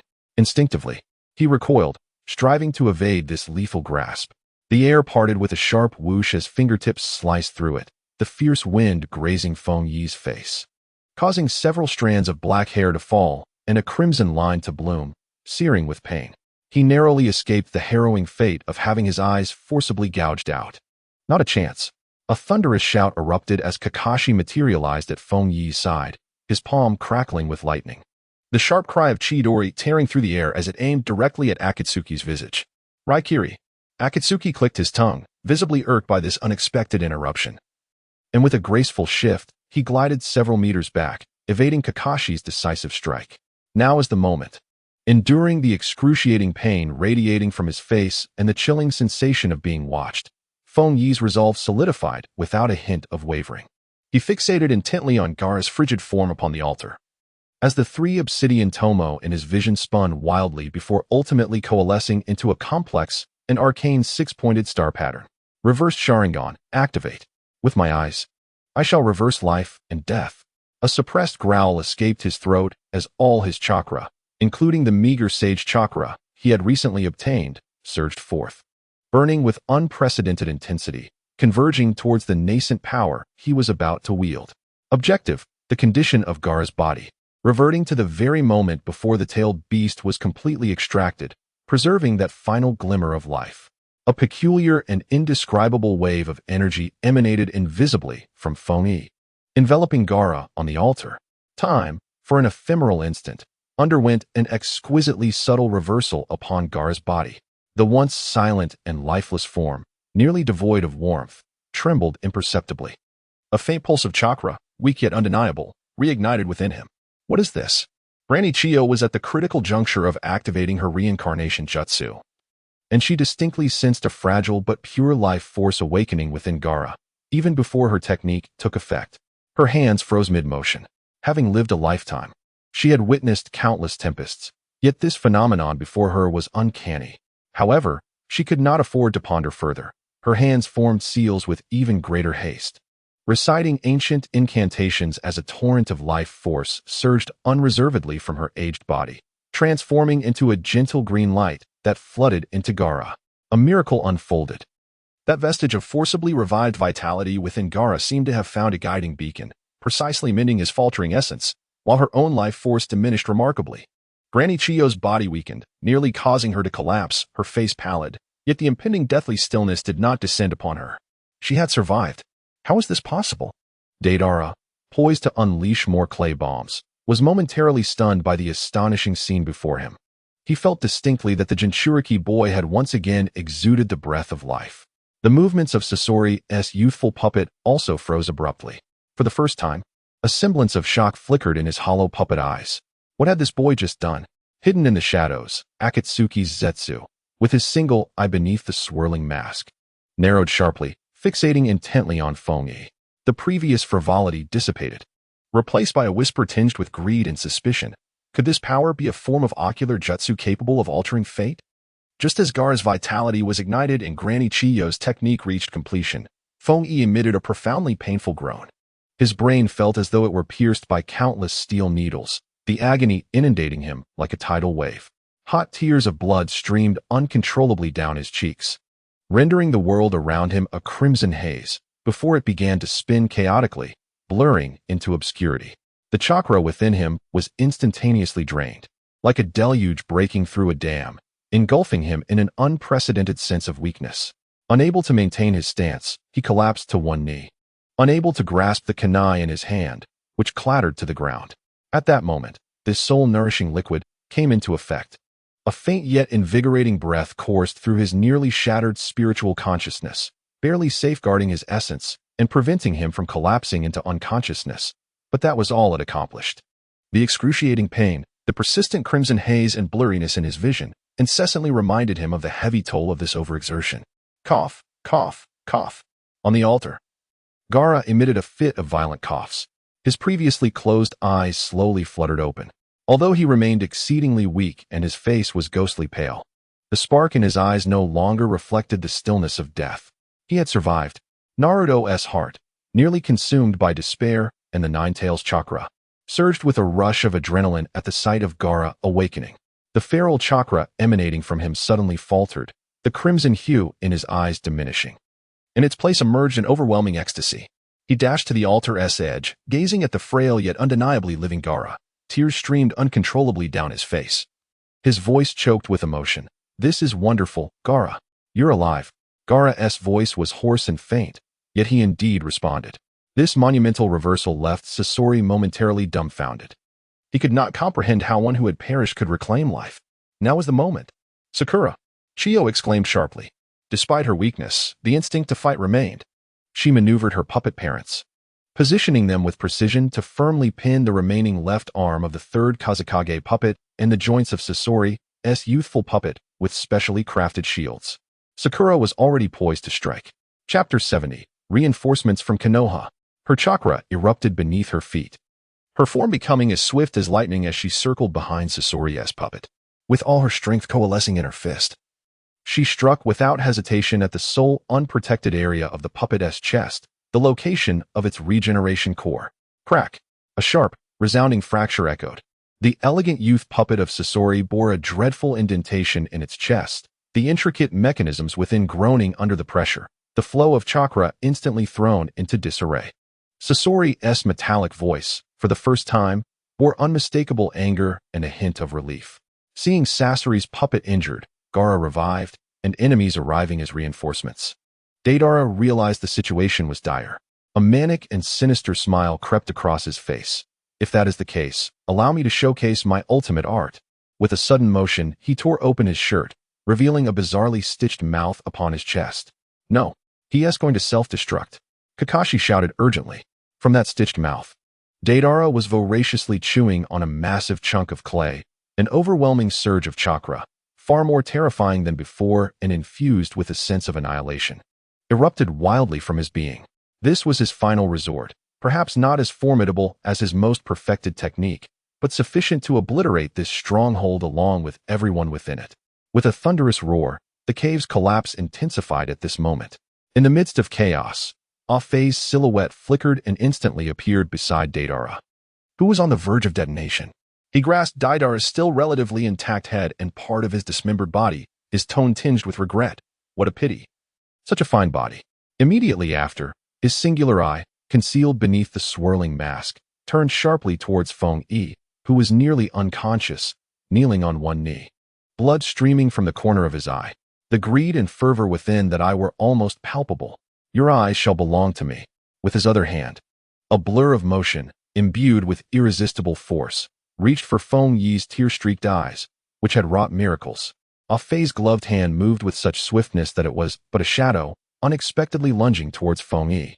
A chill coursed from Feng Yi's tailbone to the crown of his head. The murderous intent, cloaked in mockery, was icy and bone-chilling. Instinctively, he leaned back, attempting to evade this fatal grasp. Swish! The fingertips sliced through the air, a sharp wind grazed Feng Yi's face, several strands of black hair fell away, and a crimson line blossomed, searing with pain. He was mere moments away from having his eyes forcibly extracted. Not a chance. A thunderous shout erupted as Kakashi suddenly appeared beside Feng Yi, his palm crackling with lightning. The shrill cry of Chidori tearing through the air as it aimed directly at Ah Fei's face. Raikiri! Ah Fei clicked his tongue, visibly displeased by this unexpected interruption. And with a swift motion, he glided back several meters, evading Kakashi's inevitable strike. Just as he steadied himself, prepared to strike again, the already precarious rock formations above the cave burst open, creating several large holes. Boom, boom, boom. Massive figures descended from the heavens, amidst the swirling dust, revealing several enormous toads, which landed heavily between Ah Fei and Feng Yi, kicking up a storm of sand and gravel, thereby separating the two. Senjutsu, hairpin thousand. A powerful shout reverberated, accompanied by the sharp sound of piercing air emanating from the head of the largest toad. Countless glimmering white hairs, dense as rain, shot towards Ah Fei's position. Master Jiraiya, Naruto, whose spirits had slightly lifted with Gaara's awakening, was once again engulfed by immense surprise upon recognizing that familiar figure, exclaiming in a voice tinged with the tremors of survival. As the dust and white hairs dispersed, a tall figure with white hair, wearing a forehead protector emblazoned with the kanji for oil, stood steadfast atop the toad Fukasaku. It was none other than Jiraiya, one of the legendary Sannin. Behind him, several ninjas clad in the attire of Konoha's elite shinobi emerged, among them the spirited Might Guy and his 3 exuberant disciples. The flame of youth shall never extinguish. We have come to provide support. The iconic voice of Lee Locke resonated with infectious vigor, even amidst the tense atmosphere. Akatsuki was compelled to retreat once more, evading the onslaught of dense needles. He cast a glance at the composed Jiraiya, then turned his gaze, filled with intrigue, towards Feng Yi, who was subtly shielded by the toads. At this moment, Feng Yi was on the brink of collapse, his vision engulfed in a blood-red haze, struggling even to remain upright. This is becoming increasingly fascinating, Akatsuki chuckled ominously. He glanced at Jiraiya, seemingly reluctant to confront the legendary Sannin head-on. With a swift motion, he appeared beside Deidara, whose self-detonation had ceased, leaving only remnants of his body. I shall remember your eyes, little brat. He cast one last penetrating look at Feng Yi before his form distorted, rippling like water, and in the next instant, he vanished from the air with Deidara's remains, leaving behind only a light phrase echoing in the cavern. With a thunderous rumble, as soon as Akatsuki disappeared, the already strained cavern could bear no more. Massive rocks plummeted from the ceiling, and the ground shook violently, as if it would collapse entirely in the next moment. Everyone, get onto the toads. Jiraiya decisively bellowed to the chaotic crowd below. The toads promptly lowered their bodies, offering their broad backs to the group. Upon seeing Jiraiya's arrival, Feng Yi's taut nerves finally relaxed. The backlash from forcibly expending his ocular power and chakra surged within him, plunging him into darkness, and his body swayed backward, collapsing.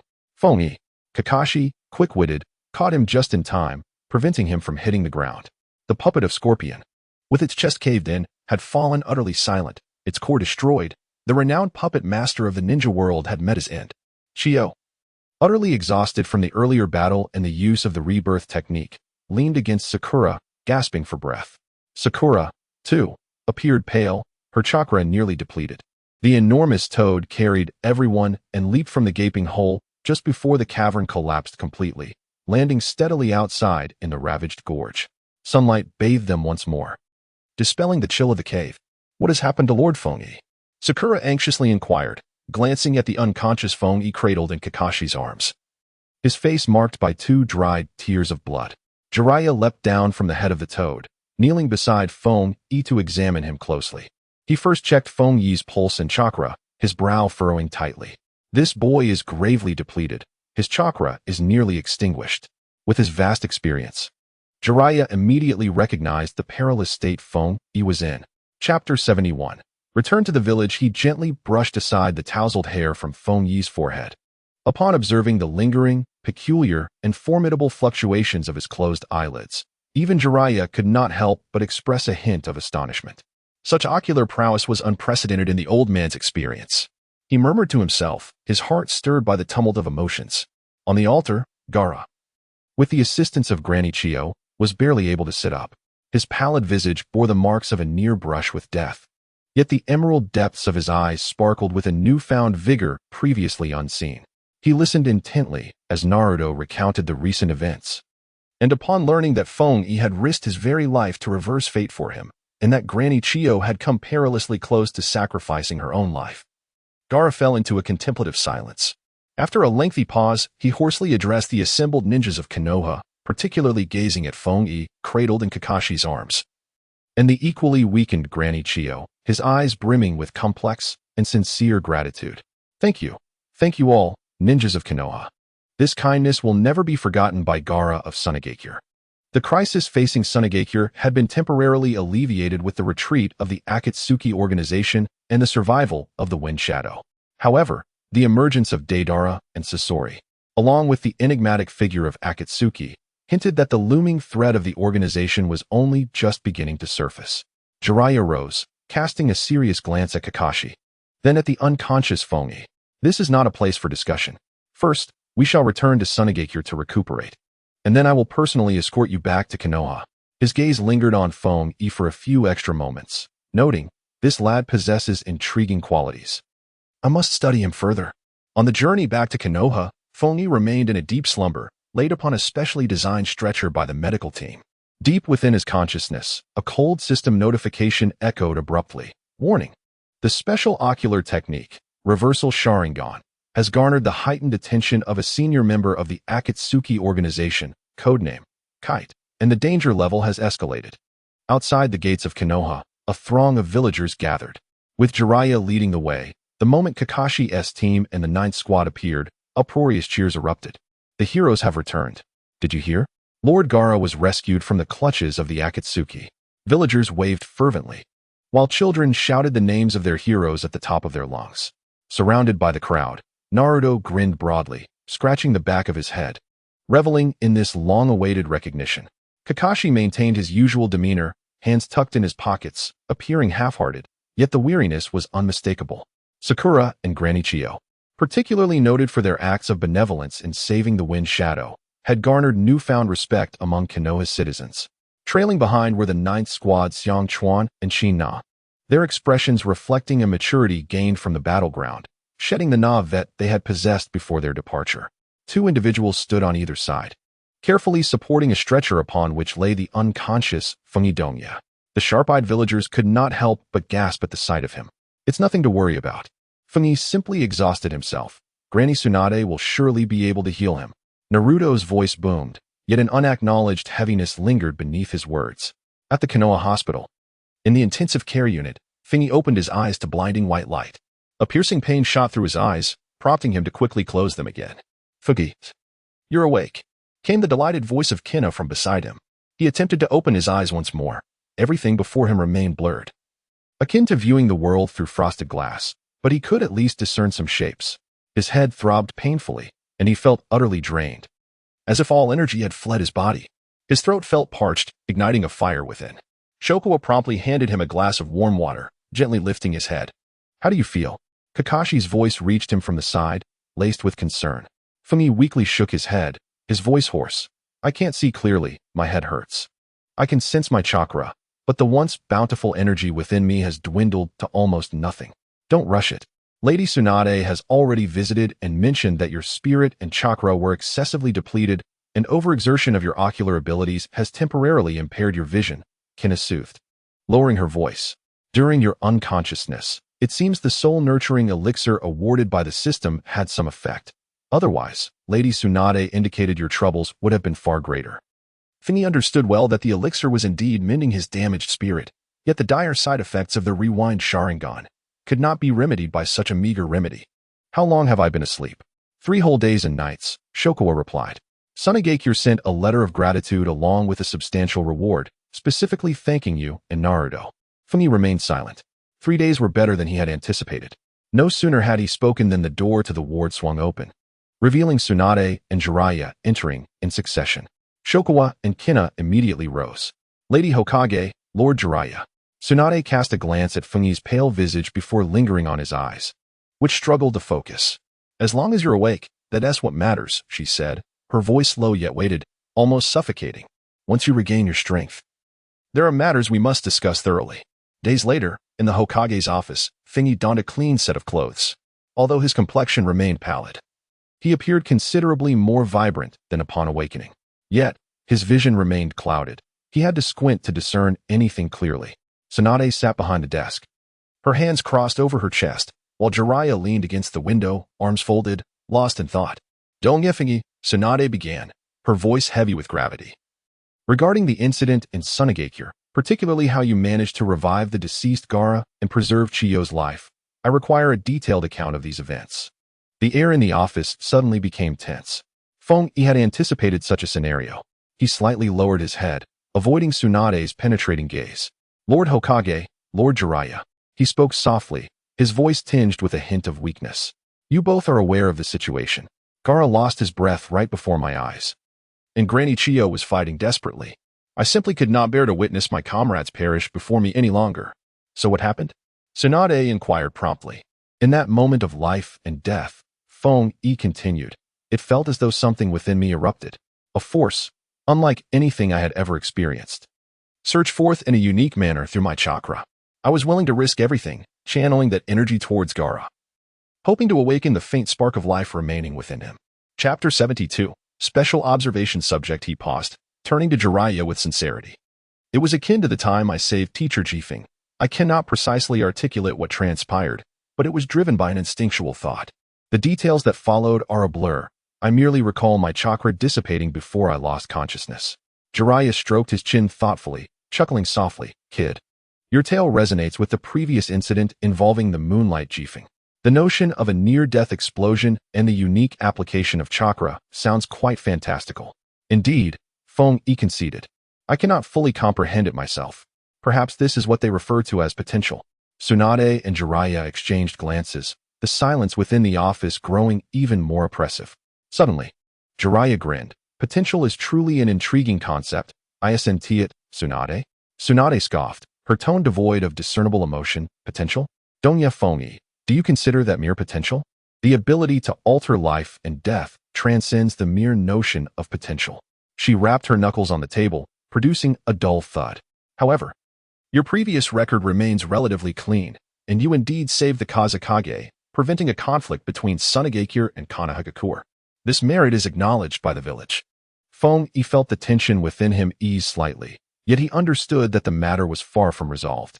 Nevertheless, Tsunade's voice suddenly lowered, imbued with an undeniable authority. Your ability is too unsettling and conspicuous. Henceforth, you, Donya Fungi, shall be classified as a special observation subject.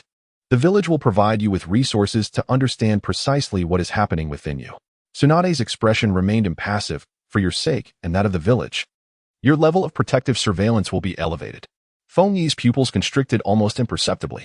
The resources were bait, but the protective surveillance was the hook, implying that every action he took would be exposed to countless watchful eyes. At that moment, Jiraiya approached, giving Fungi's shoulder a hearty pat. Kid, do not wear such a grim expression. Tsunade, that woman, finds herself in a predicament.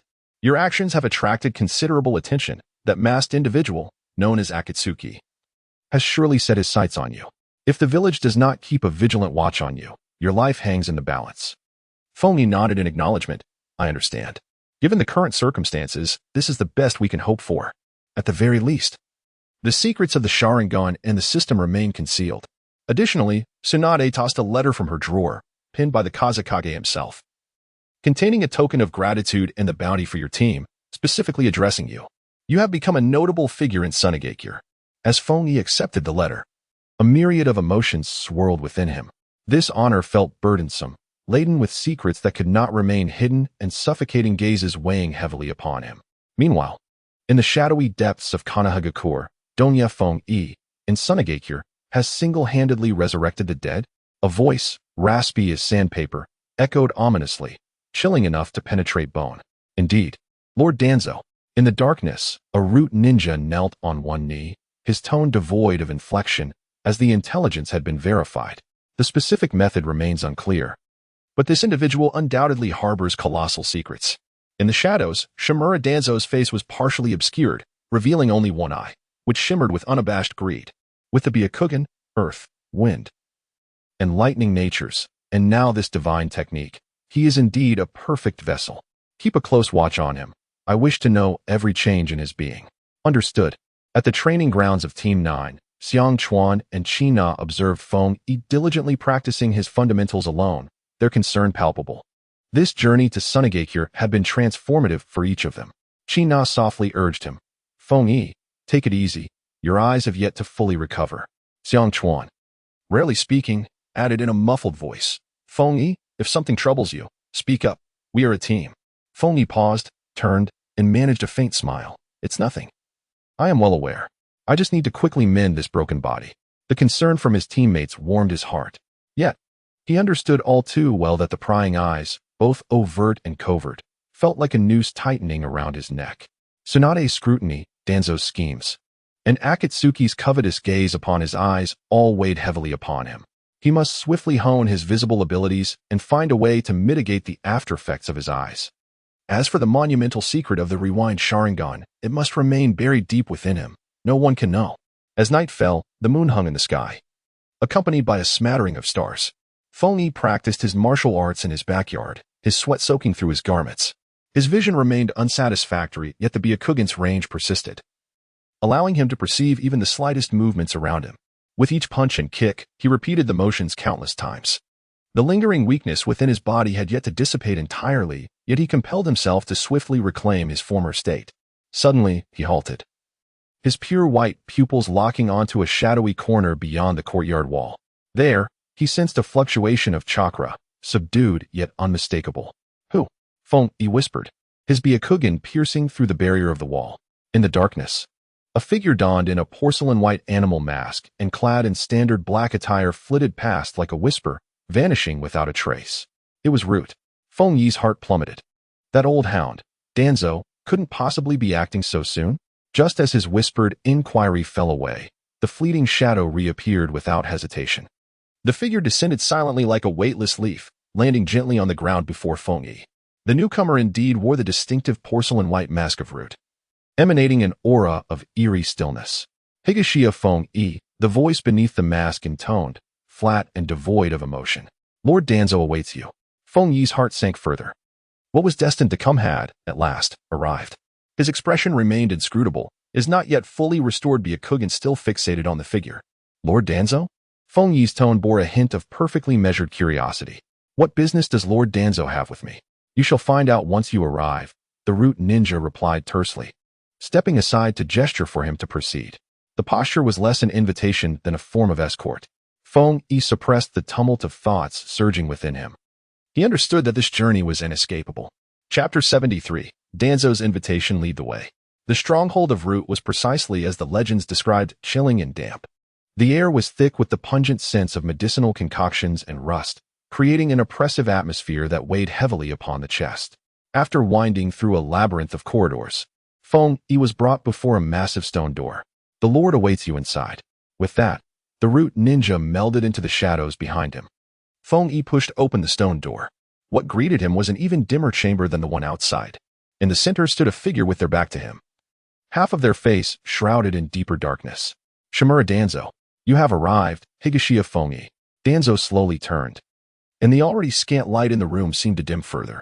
His exposed eye scrutinized Feng Yi sharply, as if seeking to pierce through his very essence. Lord Danzo. Feng Yi replied, slightly bowing, his demeanor respectful, yet his spine remained unyieldingly straight. Your performance during the Tsunade mission was commendable. Danzo's voice was hoarse and low, akin to the rasping of two pieces of sandpaper against each other. With your singular strength, you reversed the tides of life and death, rescuing the Kazekage. Such talent is truly remarkable. A chill ran through Feng Yi's heart, though his expression remained calm. Lord Danzo, you flatter me. The situation was dire, and I merely relied on a stroke of luck, driven by instinct. Luck? Instinct? Tuan Zhang's lips curled into a faint arc, but it was not a smile. Young man, excessive humility is hardly a virtue. He took 2 steps forward, and an oppressive aura befitting a superior enveloped the air. Higashi Akid, your disdain, your mastery of the wind, thunder, and earth chakra natures, and your astonishing unique power are invaluable assets to Konoha. Tuan Zhang's voice carried an undeniable allure. Such talent, exposed to the radiant sun, would be a tremendous waste. I wish to invite you to join the route. At last, Tuan Zhang revealed his true intentions. Within the route, you shall be bestowed with the finest resources and systematic training. Your strength will reach its utmost potential, contributing wholly to the defense of Konoha's true foundation. He paused, his words laced with a condescending pride. Power and status. Should you prove your worth, the route can provide you with both. Keed's hands, hanging at his sides, nearly dug into his flesh with tension. Joining the route? He understood all too well what that entailed. It meant relinquishing his freedom, becoming a mere tool devoid of thought in Tuan Zhang's grasp, and possibly being marked with that accursed seal of silence, forever unable to betray. His mind raced with strategies. Yet his face betrayed a flicker of astonishment, quickly shifting to a semblance of distress. I am grateful for your recognition, Lord Tuan Zhang, Keed said, lifting his gaze with sincerity. I am unworthy of such esteem. He shifted his tone, tinged with regret. However, my abilities are still nascent, and I remain ignorant of many matters. I believe I must hone my skills under the sun to truly honor the village's nurturing. Moreover, Keed straightened his posture slightly. My bonds with my Team 9 companions run deep, and Kakashi-sensei holds great expectations for me. The Hokage has shown me immense favor, and I truly do not wish to betray their trust.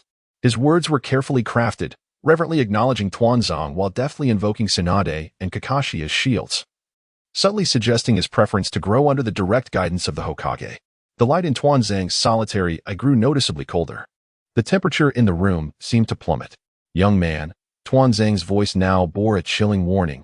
Devoid of temptation, do not choose the wrong path. Some talents, when exposed to the light, are more prone to wither. Only roots buried deep in the earth can genuinely support towering trees. Keed's heart raced with alarm. Yet he understood that retreating at this moment would only lead Tuan Zhang to regard him with even greater disdain, possibly compelling him to employ more drastic measures. He met Tuan Zhang's gaze with unwavering resolve, his tone neither servile nor defiant, yet infused with the unique tenacity and fervor of youth. Lord Tuan Zhang, I am but a fool. My sole ambition is to become a formidable ninja who can honorably protect my comrades and the village. I yearn for the light, not to dwell in shadows, relying on schemes and underhanded methods to achieve my goals. The words spoken were nearly a direct confrontation. Danzo's expression darkened completely, and a fleeting glimmer of cold light flashed in his solitary eye, revealing an unmistakable intent to kill. Very well, Danzo articulated, his voice laden with a heavy tension, akin to the oppressive stillness before a storm. I hope you will not regret your choice today. With a swift flick of his sleeve, he commanded, you may leave now. Thank you, Lord Danzo. Feng Yi bowed once more, then resolutely turned away, pushing open the stone door to exit the suffocating chamber. Upon stepping out of the ominous stronghold, he was once again bathed in sunlight, only to realize that his back was drenched in cold sweat. He could distinctly feel at least 3 obscure and icy gazes fixated upon him, far more intense and perilous than the single one he had sensed in his own backyard. Danzo had been spurned by him. That old dog would never let this go unpunished. In the Hokage's office, Tsunade listened intently to Feng Yi's report, her silence shattering as she slammed her fist onto the table. The sound reverberated, causing the teacup to jump. Shimura Danzo. His audacity knows no bounds. Tsunade seethed, enraged by his audacity to bypass her and directly approach her subordinate. Jiraiya, leaning against the window, interjected with a smirk, when has that old fox ever been modest? The revelation of Feng Yi's actions surely ignited envy within him. Tsunade took a few deep breaths, suppressing her fury as she turned her gaze to Feng Yi. You did well, Feng Yi. Refusing was the right choice. The route is not a place for you. However, her tone shifted, becoming grave. I will personally confront Danzo and remind him to restrain himself for the time being. But, Feng Yi, you must understand that now that he has set his sights on you, he will not easily relent. You must exercise greater caution. Feng Yi nodded. I understand, Lady Hokage. Tsunade's warning was undoubtedly a timely lifeline, yet Feng Yi recognized that this was merely a temporary reprieve. Someone like Danzo was akin to a venomous serpent lurking in the shadows, poised to strike at any moment. He needed to mature swiftly, showcasing a value and backing that would deter Danzo from making a move against him. He required power, and more importantly, a reputation and status sufficient for self-preservation. Ding. Special situation triggered, new task released. The cold, mechanical voice of the system suddenly echoed in Feng Yi's mind. Task name. Make a name for yourself. Task description. Achieve outstanding results in the upcoming Chunin joint selection exam, astonishing all and significantly enhancing personal reputation and influence within the village. Task reward. Power stabilizer. Beginner. X1. Optionally mitigate the side effects of reversal Sharingan. Use once. Specific effects dependent on the extent of overuse. Chapter 74. The Gaze of the Serpent. The Chunin joint selection exam. The power stabilizer. Feng Yi's breath caught in his throat. This reward was, for him, akin to a timely gift from the heavens. The side effects of the rewind Sharingan are exceedingly formidable, if there existed a means to alleviate them. Even if only for a fleeting moment, it would grant him an invaluable card for survival in critical situations.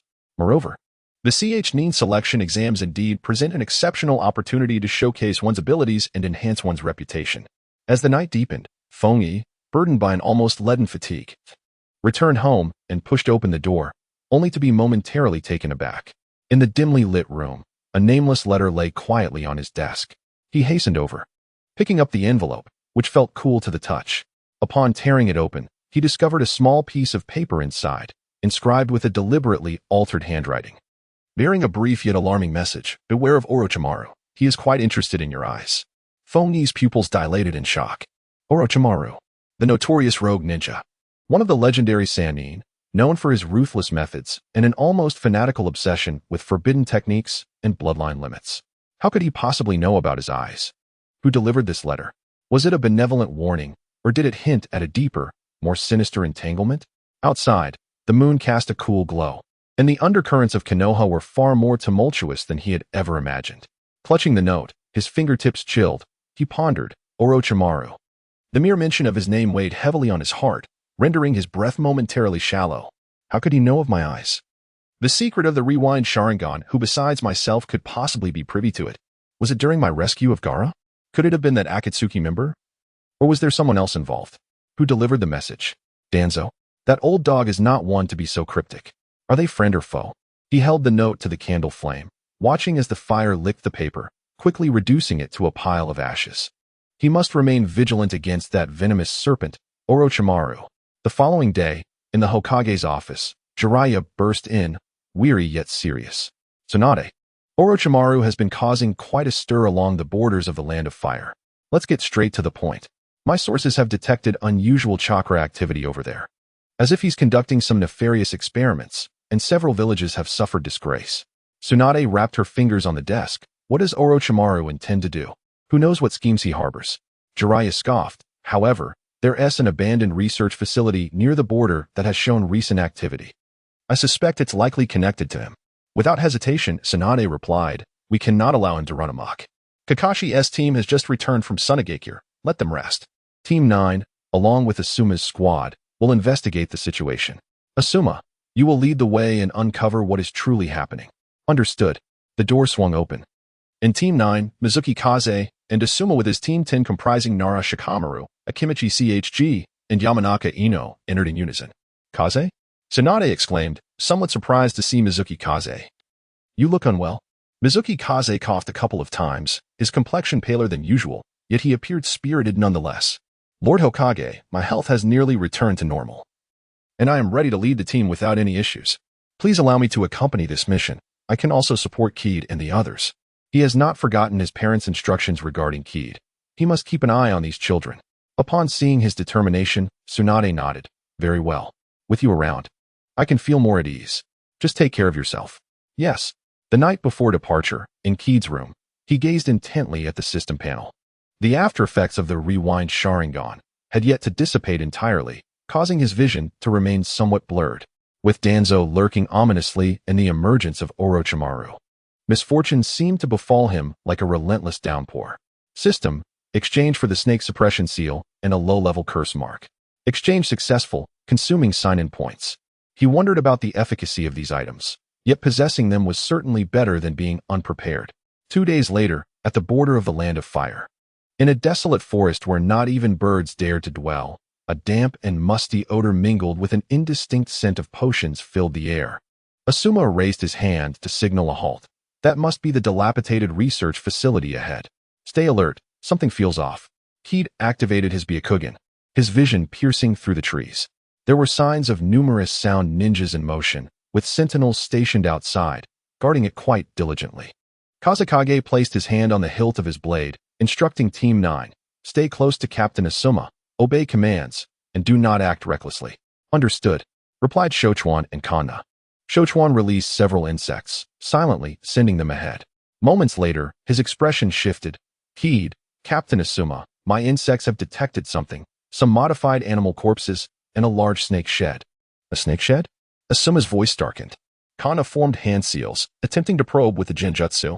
However, as soon as she projected her spiritual energy, she gasped, her body jolting as if colliding with an invisible wall. There is a sensory-type genjutsu trap. It's exceedingly powerful. Kanna panted, beads of sweat forming on her forehead. That was close. Heed's pupils constricted as he activated Sage Mode, a faint orange mark appearing at the corners of his eyes. Natural energy surged within him, enhancing his perception to penetrate deep into the ground. In the next moment, his body bristled with alarm. Deep underground, an immensely powerful and malevolent chakra loomed. This chakra was cold, viscous, emanating an unsettling evil that chilled one to the bone. What? Asuma and Kazekage's expressions turned grave as they contemplated their next move. A sinister laugh suddenly echoed from the shadows of the forest. Ha ha ha, little bugs of Konoha, your noses are quite sharp. Everyone swiftly turned around. Emerging slowly from the darkness were several figures. Leading them was a pale-skinned man, a disconcerting smile lingering at the corner of his mouth. None other than Orochimaru. Behind it trailed a bespectacled pharmacist and several formidable sound ninjas, their presence ominous. Orochimaru's unsettling gaze leisurely traversed each individual present, ultimately fixating on Fanny's still recovering white eyes. He extended his elongated tongue, licking his lips with an unsettling excitement that sent shivers down one's spine. Ah, Fingy-kun, your extraordinary eyes have piqued my interest increasingly. How about I conduct a thorough study of them? What do you say? As his words fell, a chilling aura of malevolence pierced the air, like a multitude of needles stabbing into the skin of everyone present. The atmosphere in the forest instantly froze. A hunt directed at Fungi had quietly commenced. Orochimaru's hoarse, deep voice, like a venomous ice spear, penetrated the eardrums of every leaf ninja in attendance. The cold, vast, and sinister chakra emanating from him enveloped the ninth squad, rendering them almost breathless, their very ability to inhale stifled. Moonlight Shifeng surged forward, positioning himself protectively before Fiki. He coughed twice, yet stood resolute, drawing forth the long knife that had accompanied him for many years. Its blade glimmered with a chilling radiance in the dim light of the forest. Chapter 75, A Fateful Reunion? Orochimaru. The voice of Shifeng, strained with suppressed fury, resonated, your opponent is me. He was acutely aware of the insurmountable gap in strength between himself and one of the legendary Sannin, yet as a guiding Jonin, it was his unwavering duty to protect his students. Oh, Orochimaru's attention shifted from Fungi to Shifeng, his tone laced with disdain and amusement. Moonlight Shifeng, a special Jonin from the Leaf, adept in shifting and the crescent moon dance. Humph, a mere frail wretch dares to stand in my way. He scoffed, his figure flickering like a specter. Shifeng barely registered a blur before the sharp glint of Orochimaru's blade seemed to slice through the air. Too slow. Orochimaru's voice had already drifted to Shifeng's left side. Hiss, hiss, hiss. Several monstrous serpents erupted from Orochimaru's voluminous sleeves, darting towards Shifeng, and Fungi like arrows loosed from a bow. Be careful, Asuma shouted vehemently, his chakra blade drawn forth to confront two of the serpents. Dingji, too, roared as he unleashed his meat tank, barreling towards another. Insect ball. Xiangchuan, reacting swiftly, clasped his hands together, unleashing a torrent of parasitic insects in an attempt to ensnare the serpents heading for Fungi. Jinjutsu Mirage of the Mist. Kunai simultaneously formed seals, trying to disrupt Orochimaru's movements with illusionary techniques. However, Orochimaru merely cast a derisive glance. The swarm of insects, upon contact with the serpent's slick scales, faltered and slipped away, unable to adhere. Kunai's illusion, as soon as it brushed against Orochimaru's mental domain, dissipated without a trace, causing her own mind to suffer a jolt of pain, rendering her even paler. Futile. Orochimaru's voice dripped with cruel delight. Your trivial tricks are nothing more than childish antics to me. Feng Yi's Byakugan had reached its utmost limit, allowing him to perceive the flow of Orochimaru's chakra and the trajectories of the colossal serpent's assaults. He narrowly sidestepped, barely evading the fangs of a venomous snake, its icy tongue grazing his cheek. Damn it! Conventional ninjutsu was utterly ineffective against him. Feng Yi's mind raced, swiftly analyzing the dire predicament before him. Wind release, vacuum sphere. He exhaled several highly condensed wind projectiles, directing them towards Orochimaru. The latter, showing no inclination to evade, allowed the wind bullets to strike him, producing only a muted thud, failing to even flutter the edges of his garments.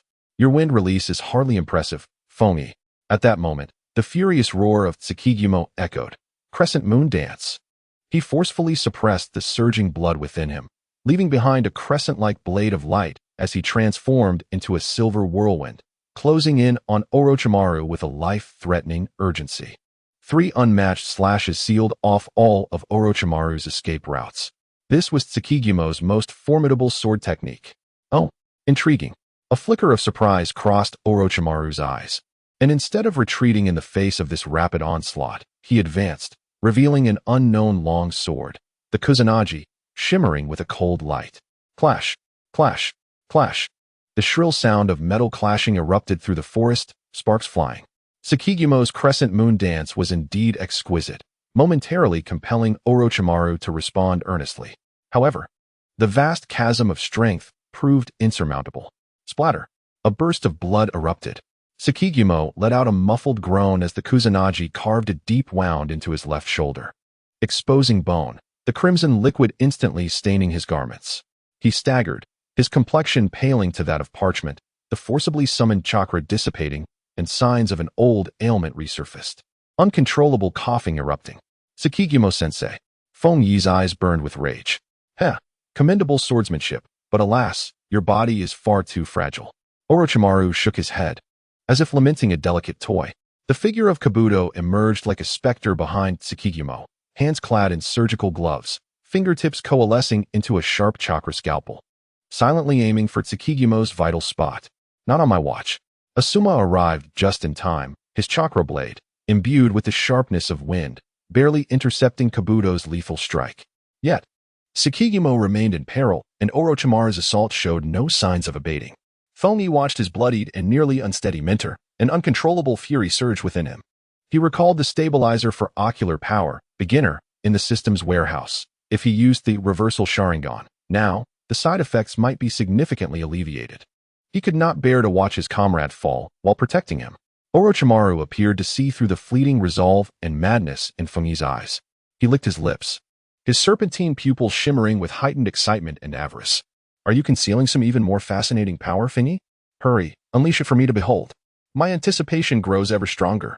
Before his words had fully escaped his lips, he renewed his assault, targeting Feng Yi once more. Several thicker shadow serpent hands surged forth from his sleeves like a black tide, sealing off all avenues for Feng Yi's escape. The fierce winds howled as Jifeng yearned to charge forward again, only to be met with a vicious kick from Orochimaru that sent him flying like a severed kite, crashing heavily against a large tree, blood gushing from his mouth as he teetered on the brink of unconsciousness. Jifeng-sensei, this is the moment. We cannot hesitate any longer.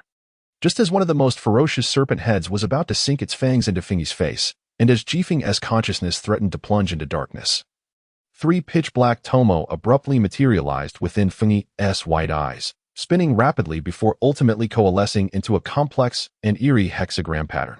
Reversal of the Sharingan, activate. However, this time, Feng Yi's focus was not on the gravely injured Jifeng, but rather on Orochimaru, or more precisely, on the shadow serpent hands that were lunging at him with reckless abandon. With a hoarse yet resolute voice, he declared, "Revert your technique." An invisible, indescribable wave surged forth from Feng Yi, rapidly expanding. The very shadow serpent hands that were poised to devour him underwent a visible and bizarre reversal midair, as if being forcibly pulled back by an unseen hand, retreating at an astonishing speed back into Orochimaru's sleeves. The ninjutsu that Orochimaru had just executed experienced a localized and precise reversal of time. For the first time, the smile on Orochimaru's face faltered. The 76th chapter, Technique of Reversal. The surreal scene before him rendered Orochimaru's smile entirely frozen. He watched in disbelief as his prized shadow serpent hands, as if pressed by an invisible hand upon a rewind button, hurriedly retracted into his sleeves in a manner that defied all principles of ninjutsu. What is this? Orochimaru's golden serpent eyes suddenly contracted, filled with incredulity. Having lived for so many years and studied countless forbidden techniques, he had never witnessed such an extraordinary power. Time reversal? No, that cannot be right. In an instant of distraction, Orochimaru regained his composure, his extraordinary intellect quickly processing the situation, only to be met with an even more fervent and greedy desire. It was a reversal targeting the technique itself, the ability to directly interfere with an already executed ninjutsu, causing its process to flow backward. At the moment when Orochimaru was in shock and analyzing the situation, Fengyi's eyes, adorned with a bewitching six-pointed star pattern of the recursion Sharingan, suddenly dimmed. Two streams of piercing blood tears cascaded from the corners of his eyes. An indescribable agony pierced through his mind like steel needles, enveloping the entire world in a haze of crimson and confusion. His body trembled violently, nearly causing him to collapse. The effects of the basic stabilizer were taking hold. A faint coolness flowing through his almost exploding mind, barely maintaining his last shred of clarity. Yet, the toll of this recursion ninjutsu was still immense, pushing him to the brink of endurance. Now, Asuma's roar resounded like thunder from a clear sky, seizing the unprecedented moment of Orochimaru's distraction. He infused his chakra blade with wind chakra, transforming it into a streak of azure light aimed directly at Orochimaru's face. Wind release, emerald gale. Moonlight, despite his grievous injuries, forced his body to respond, his great blade once more erupting with a fierce radiance, coordinating with Asuma's attack from the opposite side against Orochimaru. He understood that this was their only opportunity. Shikamaru, calmly directing, he commanded, "Human bullet tank." Choji growled, rapidly expanding his body, sharp hair enveloping him like a rapidly spinning spiked ball, crashing forcefully into Orochimaru's lower body, attempting to disrupt his stance. Insect sphere. Xiangquan did not hesitate, urging forth the parasitic insects, this time targeting Kabuto behind Orochimaru. Kabuto faced this sudden onslaught with an unwavering demeanor, his gentle mask betraying no emotion. Yet the gaze behind his glasses was devoid of warmth. With a swift motion, he deftly evaded Xiangquan's swarm while his chakra scalpel danced, accurately blocking the blades of wind that rushed towards them, calmly shielding Orochimaru. His eyes occasionally flicked towards the faltering Fiki, his gaze behind the lenses coolly documenting the unfolding chaos. "My lord Orochimaru," Kabuto quietly reminded. Orochimaru, emerging from a state of profound shock and greed, faced the dual assault from Asuma and Moonlight with a mere snort. His form twisted at an unbelievable angle, narrowly dodging the lethal strikes from both. Yet his lips curled into a more excited arc. His fascination with Fengyi's eyes had far surpassed his initial desire for capture. "Your eyes are far more intriguing than I imagined, don't ya, Fengyi?" Orochimaru's hoarse voice brimmed with unabashed desire and possessiveness. "You will be mine, undoubtedly." His serpentine gaze fixated on Fengyi, as if intent on consuming him entirely. However, Fengyi's peculiar ocular technique had instilled a measure of caution within him. This unknown power, capable of directly reversing ninjutsu, was exceedingly bizarre, even one as formidable as he had to tread carefully for the time being. Moreover, the desperate resistance of these Konoha insects had indeed disrupted his original experimental plans. He. Orochimaru emitted a low, resonant chuckle that reverberated through the forest, sending chills down the spines of those who heard it. "We shall meet again, Fengyi-jun. I eagerly anticipate the greater surprises you will bring next time." No sooner had he spoken than his figure flickered, melding with the shadows as he swiftly retreated alongside Yakushi Kabuto and the remaining sound ninjas, vanishing into the dense foliage with a few nimble movements. Only when Orochimaru's presence had completely dissipated did Asuma exhale heavily, still haunted by the encounter. The immediate threat had been mitigated. Fengyi felt the tension in his body finally relax, but the crimson haze before him became unbearable, and the tumultuous pain in his mind surged like a tidal wave, overwhelming him. With a muffled groan, darkness enveloped him, and his body slumped forward. Fengyi. Moonlight Gale and Xiangquan reacted swiftly, each catching him just in time to prevent him from crashing to the ground. "Fengyi, how are you?" Gina rushed over, Her voice tinged with panic as she beheld his pale, bloodless face and the alarming wound at the corner of his eye, her tone quivering with emotion. Moonlight Gale observed Feng-Yi's current state with a mixture of shock and profound concern. The scene of Feng-Yi momentarily reversing Orochimaru's jutsu lingered vividly in his mind. That power was formidable enough to induce dread, yet the cost was painfully apparent.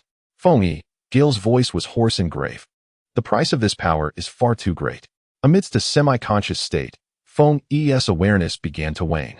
Yet the chilling sound of the system's alert pierced through. Warning. The ocular technique has drawn intense covetousness from Orochimaru, elevating the danger level once more. Host's mental energy has been severely depleted. The effects of the ocular stabilizer, beginner, are waning, and side effects are about to fully manifest. The system's frigid warnings echoed in his crumbling mind. Almost instantaneously, the faint coolness that had been barely sustaining Feng-Yi's consciousness vanished. And even more intense. Excruciating pain pierced through his eyes, penetrating deep into his brain. Feng-Yi let out a stifled cry of anguish as the crimson haze and blurriness rapidly faded, replaced by an overwhelming, desolate darkness. This darkness was thick and suffocating, threatening to consume his very soul. My eyes.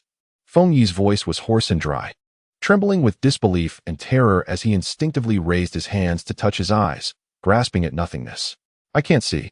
He suppressed the tearing agony, attempting to gather chakra once more, but his body was already at its limits. His energy reserves were utterly depleted, leaving him unable to summon even a trace of chakra. Feng-Yi. Moonlight Gale and Xiang Chuan simultaneously sensed the drastic change in his condition, feeling the uncontrollable tremors coursing through his body as they supported him. Chapter 77. The Crisis of Blindness. Asuma's expression darkened, and he decisively exclaimed, "Something is amiss. Return to Konoha immediately. Shifeng, you take care of Feng-Yi. The rest of you, stay vigilant and prepare to retreat." He had caught a glimpse of the searing blood tears at the corner of Feng-Yi's eye, as well as the strange power that flared up and then dimmed away in an instant, filling his heart with a foreboding sense. Now, Feng-Yi's condition only confirmed his suspicions. Understood. The three members of Team 10 responded promptly. Feng-Yi-kun. Hinata rushed over anxiously, gazing into Feng-Yi's eyes, which had lost all brilliance, now filled with emptiness and confusion. Tears streamed uncontrollably down her cheeks. She and Xiang Chuan cautiously supported the nearly incapacitated Feng-Yi from either side. "Quickly, let's go," Asuma shouted, leading the way. The team swiftly altered their course, racing towards Konoha. The atmosphere in the forest was stifling. Feng-Yi kept his eyes tightly shut, cold sweat trickling down his forehead. His lips pale from the excruciating pain. The loss of sight left him enveloped in uncertainty about his surroundings, relying solely on his comrades to guide him through the perilous journey. "Damn it," Asuma muttered under his breath. Not far into their escape, Xiao Chuan's expression suddenly changed. "Captain Asuma, there's movement ahead. It's remnants of the sound ninjas, about 3 of them." His parasitic bugs had relayed the scene before them. "Shikamaru, Choji, Ino," Asuma commanded in a low tone. "This is troublesome." Although Shikamaru grumbled, his mind was already racing. "Choji, hold them off head-on. Ino, try to control one with mind transfer. And make it quick." "Understood." Human bullet tank. Without hesitation, Choji unleashed his ninjutsu. The brief skirmish concluded swiftly.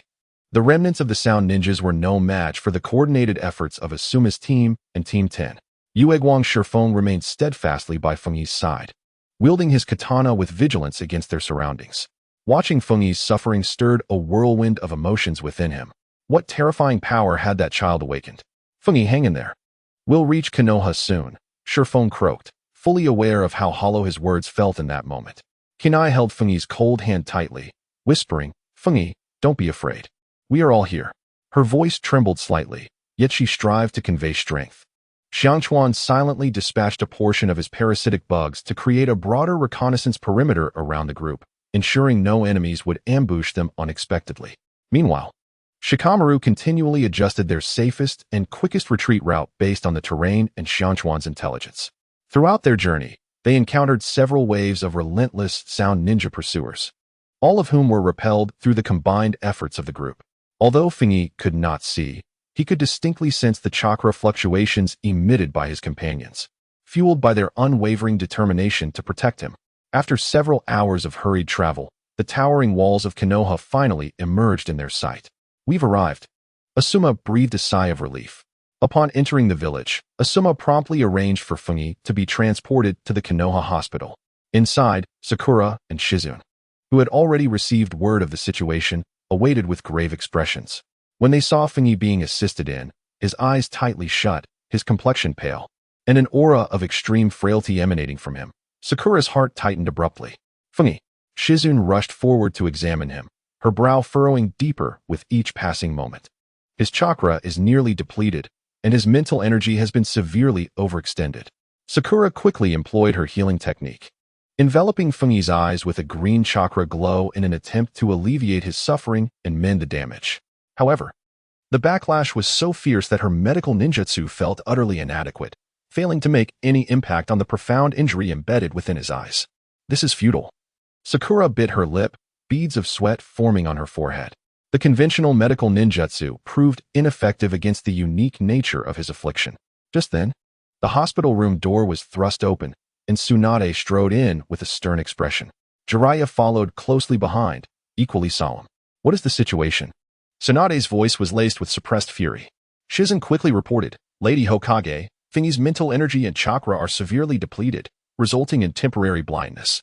The cause of the injury is exceedingly complex, stemming from a powerful ocular technique's backlash. Tsunade approached the bedside, personally leaning down to scrutinize Fengyi's condition. She first assessed his chakra and mental waves, her expression darkening further. When her fingers lightly brushed against his tightly shut eyelids, she felt an extraordinary ocular energy that nearly scorched her fingertips. Even the seasoned Tsunade couldn't help but have her pupils constrict. This power, she murmured. An inner storm brewing within her. It was not merely chakra at play, it was akin to the very essence of life being consumed. She realized that the secrets concealed within Donya Fengyi were far more vast and perilous than she had initially anticipated. Should this power spiral out of control, the consequences would be unimaginable. After a moment, Tsunade straightened, her expression grave. She inhaled deeply, her gaze sweeping over Shizune and Sakura. All information regarding Fengyi's abilities during this mission is to be classified as top secret. From this moment forth, this matter shall be treated with utmost confidentiality. Publicly, we will state that Donya Fengyi has encountered a formidable adversary, resulting in chakra depletion and extreme physical weakness, leading to temporary unconsciousness and vision impairment. Do you understand? Yes. Lady Hokage, Shizune and Sakura immediately responded with solemnity. Tsunade turned her attention back to Fengyi, still unconscious and seemingly enduring immense pain, her gaze becoming exceedingly complex. She spoke to Jiraiya in a low voice. Jiraiya, this boy may very well be the key to our village's future, but he could also be a bomb ready to detonate at any moment. Her gaze shifted to the serene and peaceful Konoha village bathed in the glow of the setting sun. As for Danzo, Tsunade's tone suddenly turned icy. We must suppress this completely. He must never be given another chance to approach Fengyi. The boundless darkness engulfed Fengyi completely. A piercing pain throbbed in his eyes, unmistakably signaling that he was blind. He lay on a hospital bed in Konoha, the sheets white as snow. Yet he felt as though he had plunged into an icy abyss, each breath tinged with despair. Curse it! Fengyi's teeth chattered, beads of cold sweat forming on his forehead. He yearned to summon some chakra, but his body felt as barren as a desolate wasteland, his dantian resembling a shattered bowl, devoid of even a drop. System, sign in. Even in this dire state, Fengyi clung to this thread of hope as his only lifeline. Sign in successful. Basic chakra restoration in progress. Chapter 78, Signing in amidst darkness. Days dragged on as Fengyi endured the torment of darkness and agony. His body improved slightly, and he gathered some chakra, yet his eyes remained blind, showing no signs of recovery. On this day, he signed in once more. Ding. 7 consecutive days of sign-ins. Special state bonus. Received 1 bottle of clear spirit eye elixir. This will slowly repair eye damage caused by ocular techniques and nourish the optic nerves. Damn. Fengyi's heart nearly leaped from his throat. The clear spirit eye elixir could save his vision. Use it. Immediately, he silently screamed within. In the next moment, a refreshing chill surged from his dry and painful eyeballs, filling his entire head. The needle-like pain lessened significantly. What nearly made him cry out was that, amidst the oppressive darkness, a faint glimmer of light seeped through, almost imperceptible, yet undeniably real. Although still blurry and distant, it was not complete darkness. It was working. Fengyi's voice trembled with excitement. Fengyi, Feeling any better? The swift wind pushed the door open, revealing Shikaz and Katona, both wearing expressions of concern. For the past few days, the three of them had been unwaveringly present. Phony forced a smile, his face pale as parchment. His grin barely surpassing a grimace. Teacher Jifeng, Shikaz, Katona. Yes, much better. My eyes hurt less now. That's good. That's good. Katona sighed in relief, approaching the bedside. Her voice softened. Lady Tsunade said to let you rest well. We can't stay too long. Shikaz remained silent, placing a perfectly peeled apple beside Feng Yi, adding gruffly, if you need anything, just say the word. Feng Yi felt warmth in his heart. Thank you, my friends. The members of Team 9 were quietly conversing when a sudden commotion arose outside the ward. I apologize, but the Hokage has issued orders. No one is allowed to enter casually.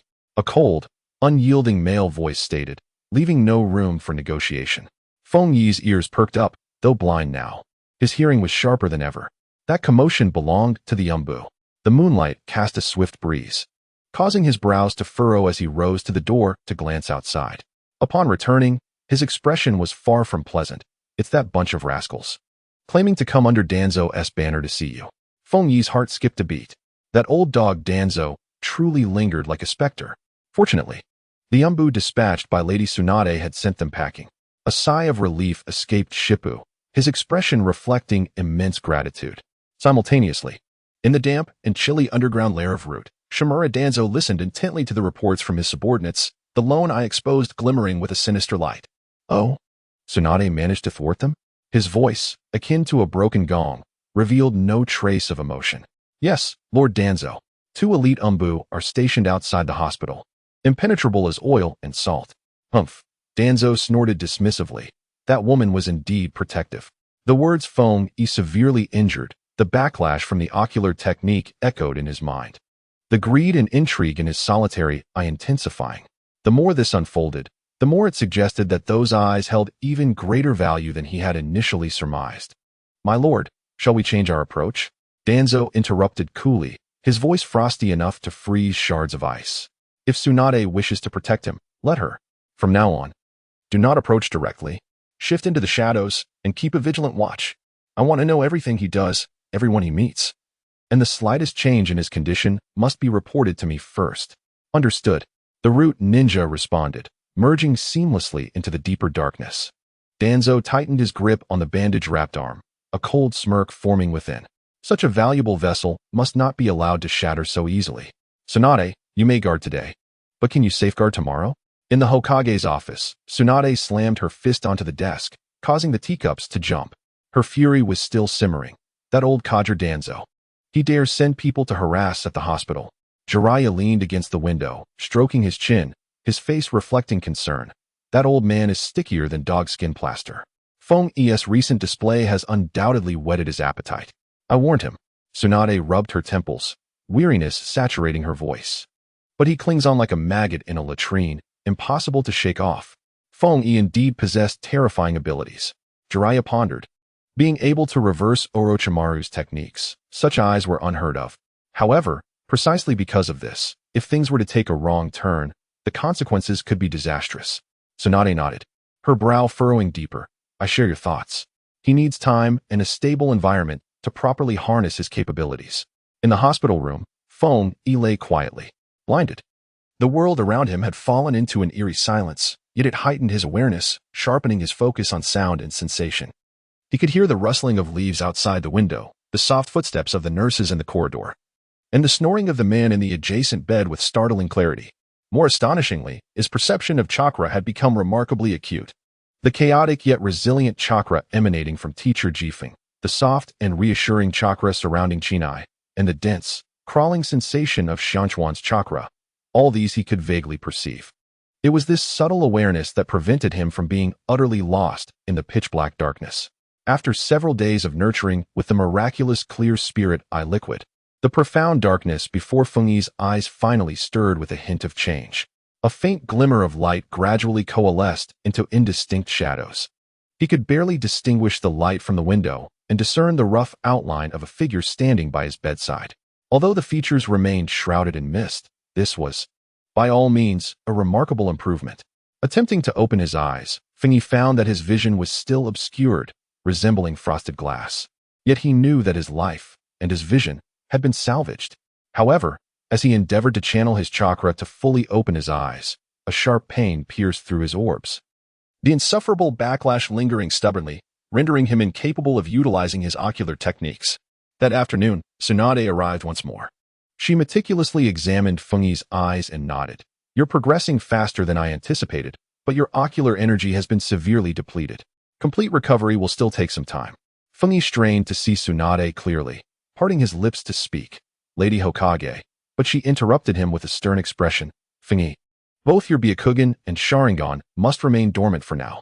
If you dare to overexert yourself before your eyes are fully healed, I shall skin you alive." A weighty dread settled in his heart, yet he responded obediently. "I understand." Tsunade scrutinized him for a moment in silence. After a while, she spoke again. "I need to inform you of something. The joint Chunin selection exam in Konoha is about to commence." Chapter 79. The resolve for the Chunin selection. Tsunade assessed the frail Fengyi on the hospital bed, the atmosphere in the room thick with tension. "The Chunin selection," she uttered, devoid of any discernible emotion. "Your current condition renders you unable to participate."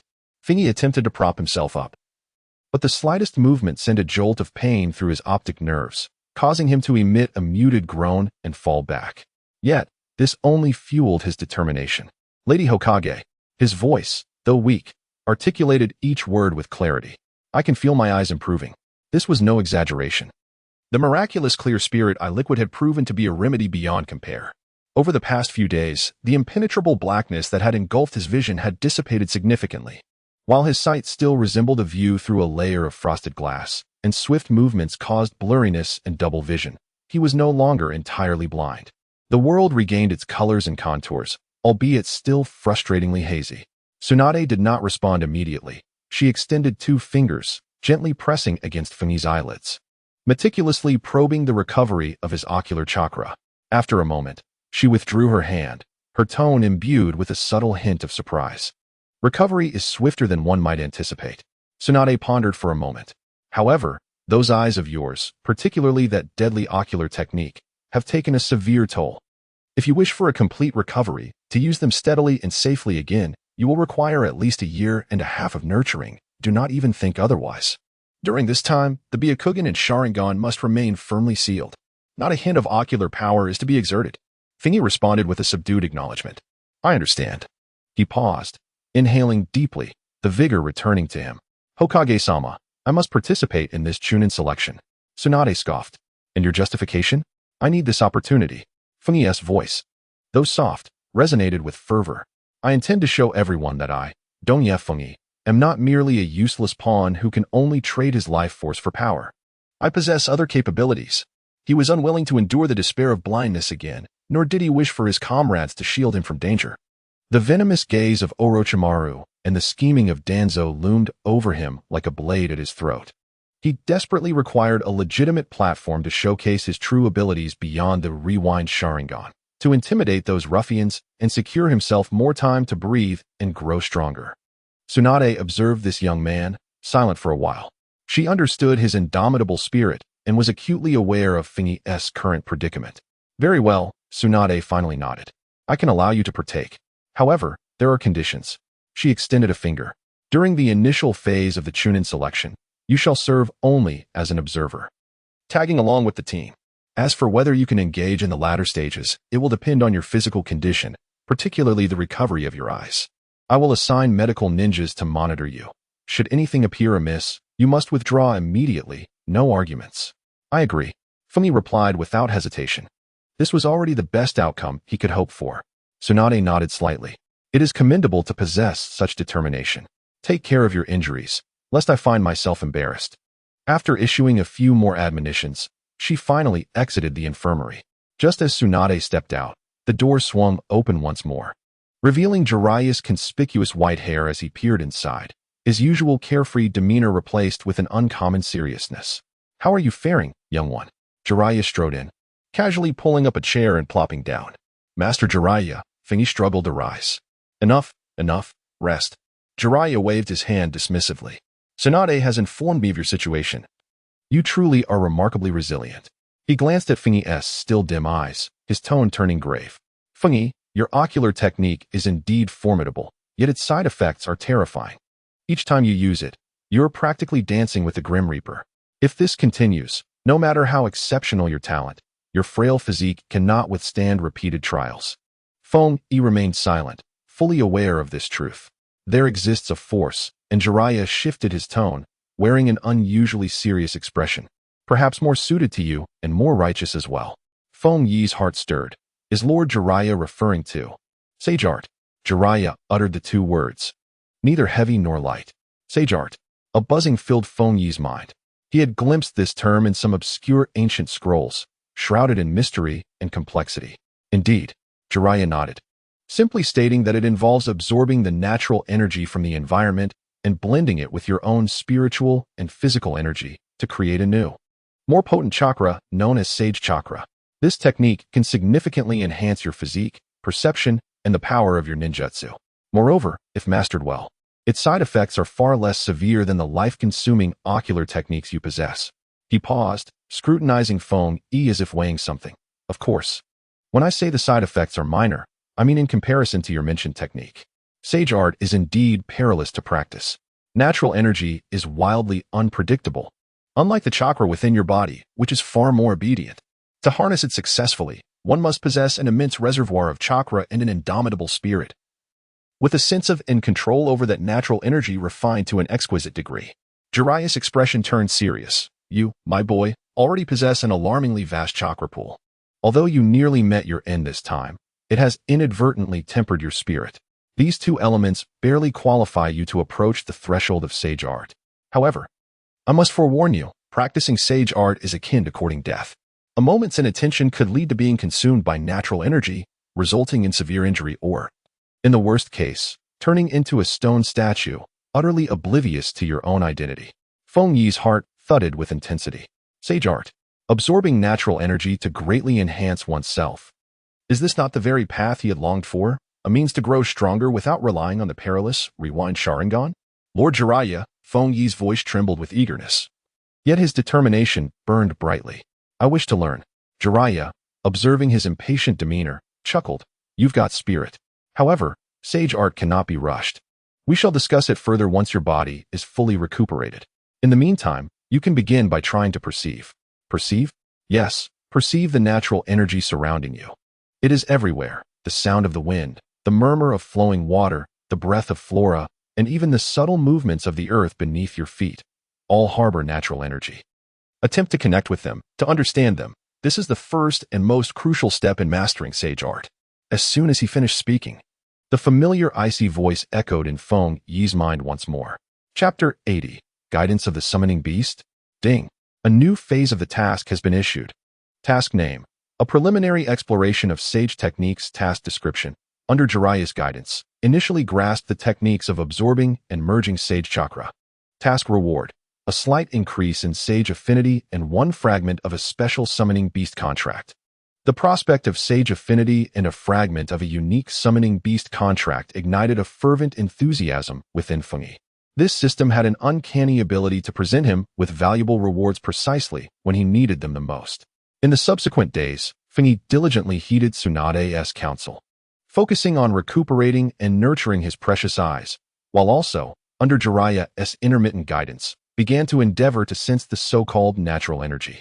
Members of Team 9, Xianchuan and Qina, aware of Feng Yi's determination to participate in the Chunin selection exam, followed suit with fervor, intensifying their training. Xianchuan's mastery over the parasitic insects became increasingly adept, with a greater variety and scale of his insect swarm. Meanwhile, under the tutelage of Moonlight Gale, Qina refined her Jinjutsu to be more elusive and perplexing, even contemplating the amalgamation of Jinjutsu with her martial arts to devise innovative techniques. The streets of Konoha grew more crowded by the day. Ninja teams from Tsunade, Takigakure, and Kusagakure arrived in droves, accompanied by their respective Jounin instructors, eager to showcase their skills in this joint Chunin selection. The air was thick with tension and anticipation, as young ninjas brimming with energy prepared for the imminent spectacle set to unfold in Konoha. That evening, Feng Yi found his vision becoming clearer, allowing him to discern the general outlines of nearby figures and objects. Observing Feng Yi's recovery, Jiraiya led him to a secluded grove on the outskirts of the village. Close your eyes and calm your mind, Jiraiya instructed, settling comfortably on a large stone, exuding a sense of leisure. Feel the wind's caress. Listen to the whispers of the leaves, and sense the energy emanating from the depths of the earth beneath your feet. Feng Yi complied, taking a deep breath as he endeavored to expel the chaotic thoughts swirling in his mind, concentrating all his mental faculties on perceiving the surrounding environment. Initially, he felt nothing but the wind rustling past his ears, the distant chirping of insects, and the twittering of birds. Gradually, his mind quieted, and his breathing became long and steady. Suddenly, an indescribable surge of energy enveloped him from all directions. It was an immense force, vast to the point of awe, yet wildly ferocious. It surged around him, a tempest that threatened to engulf his small frame and tear him apart. Feng Yi shuddered, cold sweat streaming down his brow, his complexion paling. The path of sage techniques was far more perilous than he had anticipated. Calm yourself, you brat. This is about sensing, not wrestling with it. Jiraiya's voice remained languid, yet carried an undeniable firmness. Natural energy is something you must revere as if it were an ancestor, cautiously inviting it into your domain. It is not to be treated like a tyrant, seizing it by force. Feng Yi felt a surge of tension, the veins on his forehead throbbing, as cold sweat soaked through his garments. Moments ago, he had attempted to entice a mere fragment of natural energy into his being, only to find it wreaking havoc within him like a feral cat, careening wildly through his recently restored chakra and nearly tearing apart his fragile meridians. Feng Yi exhaled a long, blood-tainted breath, his chest constricted with unease. Jiraiya leaped down from his perch on a stone and approached him. An unusual seriousness etched upon his usually mischievous face. You felt it, didn't you? This is merely a light drizzle of what lies beyond. Sage chakra is a harmonious blend of your own spiritual energy, physical vitality, and this natural energy. These three elements must be balanced with utmost precision, neither in excess nor deficiency. Should one surpass or fall short, it would spell disaster. He gestured towards a nearby, grotesquely shaped stone, the contours faintly resembling a human form. Do you see that? There were once foolish individuals who believed themselves chosen by destiny, recklessly forcing their way through, only to be overwhelmed by natural energy, unable to contain it, and thus transformed into that abominable sight. Jiraiya's voice turned somber. Forever. Feng Yi gazed at the stone, a chill creeping down his spine. To become stone? That would be far more merciful than a swift blade.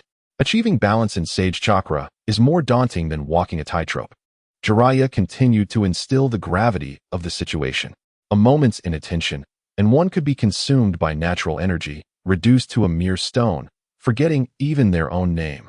Your chakra is abundant and your spirit resilient, yet your control is still lacking. Feng Yi gritted his teeth, determination etched on his face. I understand, Master Jiraiya. I will train with all my might. In the days that followed, Feng Yi devoted himself to recovery, spending every other moment in this small grove. He practiced tirelessly, striving to sense and coax the wildly erratic natural energy as Jiraiya had instructed. Progress? It was as slow as a tortoise scaling a wall. Several times, he felt his limbs stiffening, his skin becoming rough and cracked, a clear harbinger of impending petrification. Fortunately, the system provided daily rewards, occasionally yielding low-level vitality pills or minor chakra nourishment potions, which served as a lifeline.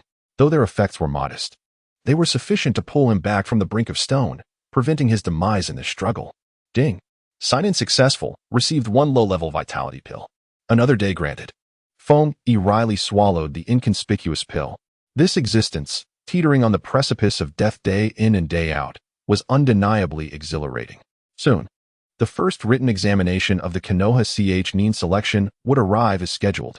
In the examination hall, the atmosphere was so oppressive that it felt as if one could wring water from it. The genin from various villages sat rigidly, their palms slick with sweat from anxiety. Feng Yi, assigned as an observer, found himself nestled in a corner at the back of the classroom, adjacent to Yue Guang and Jifeng. His eyesight was still not quite right, perceiving the world as though through a frosted glass. Yet this written test was nothing short of a gift to him.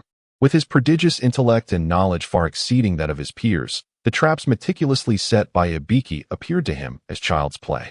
How absurdly difficult these questions were.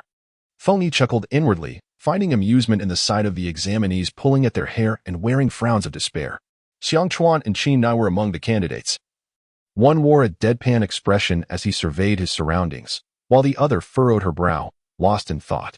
When the exam concluded, the trio from Class 9 passed without a hint of suspense. Feng Yi, those questions were exceedingly difficult. How can you remain so unfazed? Qi Nai exclaimed as she exited the examination room, still catching her breath and clutching her chest. Feng Yi grinned, his voice slightly wavering. Chapter 81. The Tentacles of Dawn.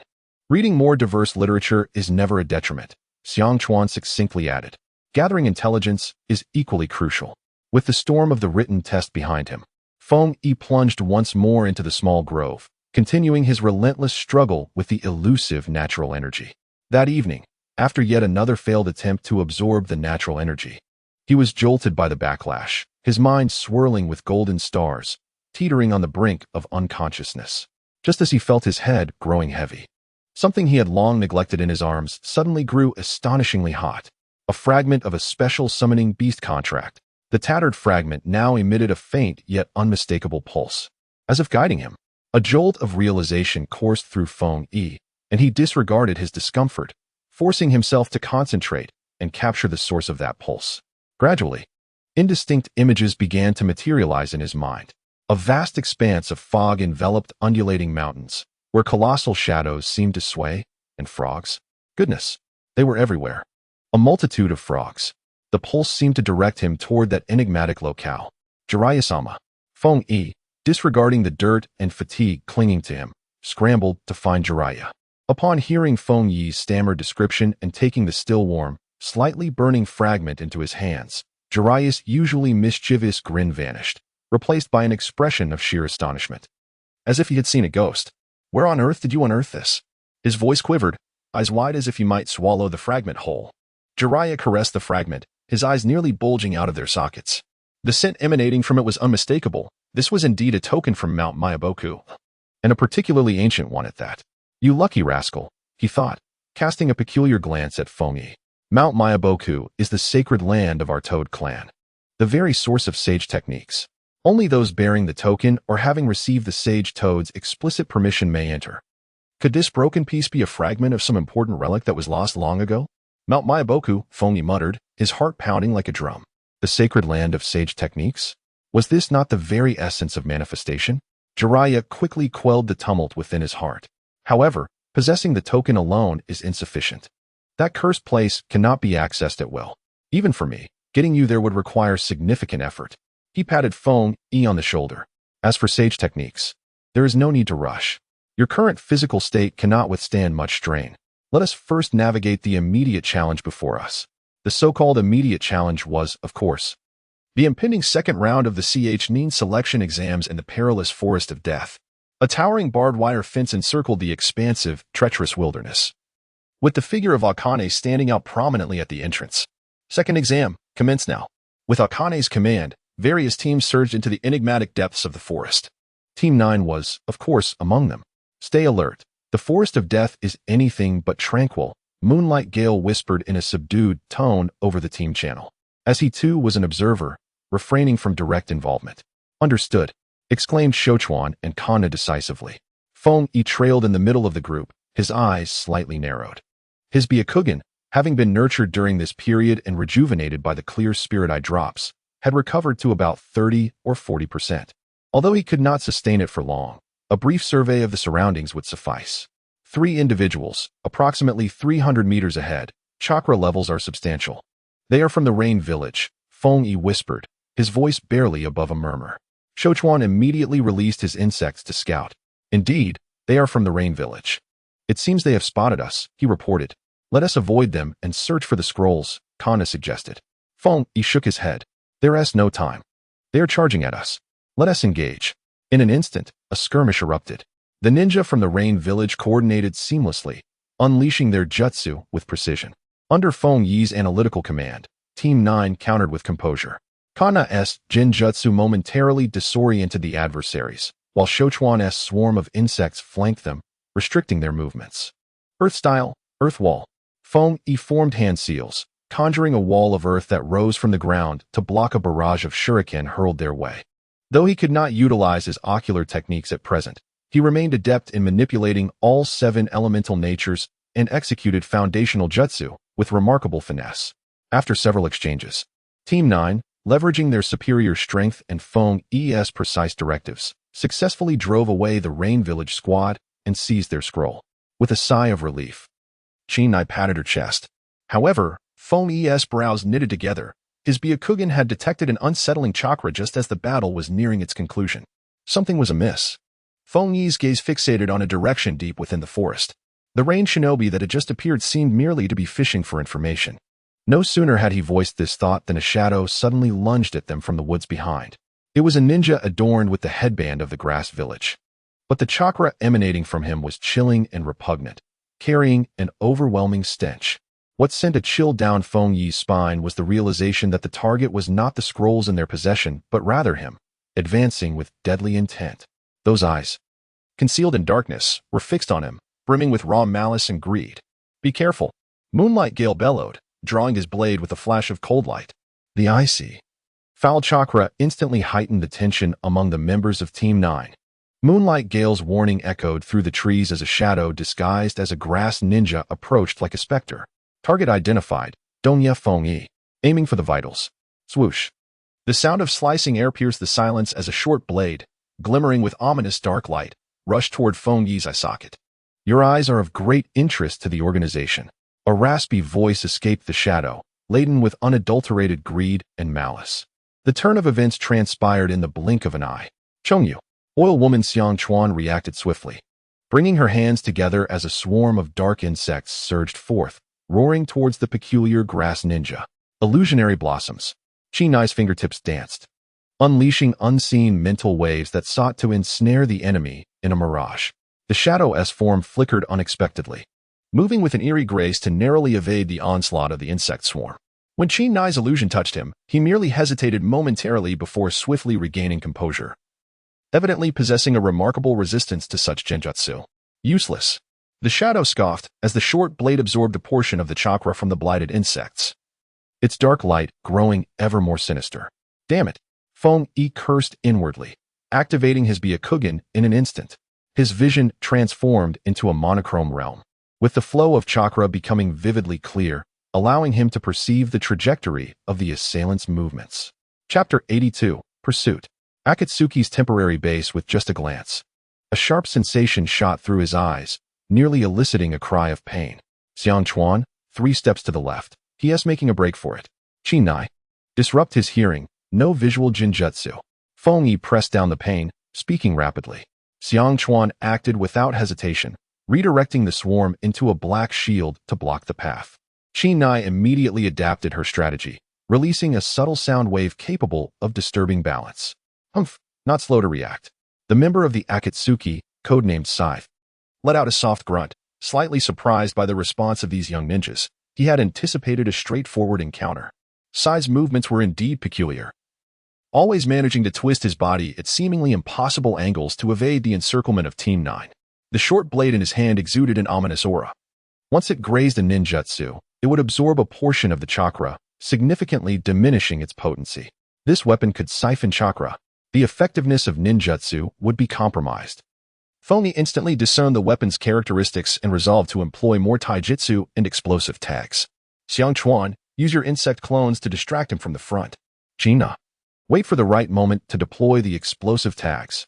Within the deathly forest, where the shadows of trees danced and the terrain was convoluted, Feng Yi orchestrated the battle while skillfully utilizing the cover of the trees to shift his position, calmly seeking out the opponent's vulnerabilities. He rapidly calculated the enemy's stamina expenditure and analyzed the peculiar rhythm of their movements, attempting to lure the cunning Scythe into a trap he had meticulously laid out. In another area, Moonlight Gale, serving as the supervising Nin, also sensed this exceptionally potent and malevolent chakra fluctuation. This was alarming. It was directed at Feng Yi and his companions. Gale felt a pang of anxiety. His form abruptly transformed into a fleeting shadow as he sped towards the site of the impending clash. On the battlefield, the Scythe was growing increasingly impatient after failing to breach their defenses. He had not anticipated that these young adversaries would be so formidable, particularly the one issuing commands, who, despite his modest chakra fluctuations, could consistently see through his intentions. A swift resolution was imperative. The Scythe ceased holding back, chakra surging forth explosively. his speed escalating rapidly as his short blade emanated a dark glow, intending to forcefully tear through Xiang Chuan's insect formation and directly target Feng Yi. Now, Feng Yi shouted. Just as the scythe was about to breach the insect formation, a fallen leaf beneath him suddenly detonated. Boom. Several explosive tags erupted simultaneously, flames soaring into the sky. This was a trap that Feng Yi had discreetly arranged with China beforehand. The scythe was caught off guard, the shockwave of the explosion violently propelling him away. Although he quickly shielded his vital points with his short blade, he was left in a precarious state. Cough, you little brat, how devious. The scythe pushed himself up from the ground, his voice growing increasingly frigid. No sooner had he spoken than a razor-sharp flash descended from above. Dance of the Crescent Moon. Moonlight Gale had finally arrived. Fueled by rage, he unleashed a lethal strike, transforming his blade into 3 exquisite crescent arcs that instantaneously sealed all of the scythe's escape routes.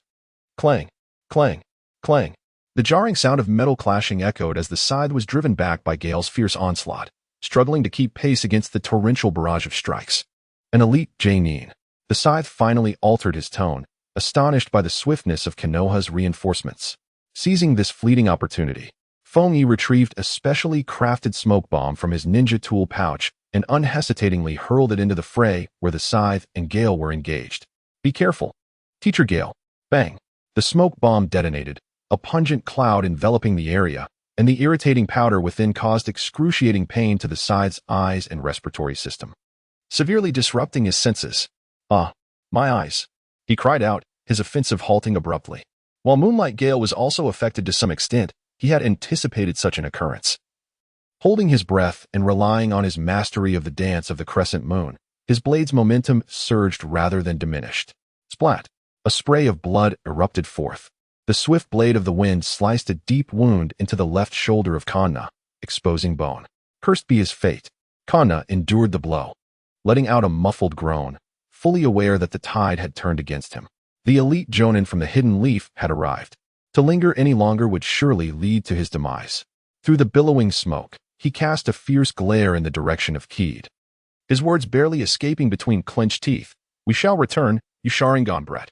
With that, he bore the excruciating pain and retreated abruptly, vanishing into the depths of the dense forest without a backward glance. As the thick smoke gradually dissipated, Case leaned on his sword, coughing violently, his breath unsteady. Yet his gaze remained sharp. Keed, are you all right? He inquired, turning towards Keed with concern. I'm fine, Case-sensei, Keed replied, shaking his head. The sharp sting in his eyes and the waves of dizziness in his mind reminding him of the toll taken by briefly activating his Byakugan. Shochuan and Katona gathered close, both still shaken by the encounter. That guy was incredibly strong, Katona murmured softly. He belongs to the Akatsuki. Keed's voice was somber. Their target is my eyes. Upon hearing this, Case furrowed his brow tightly. How could the Akatsuki set their sights on you?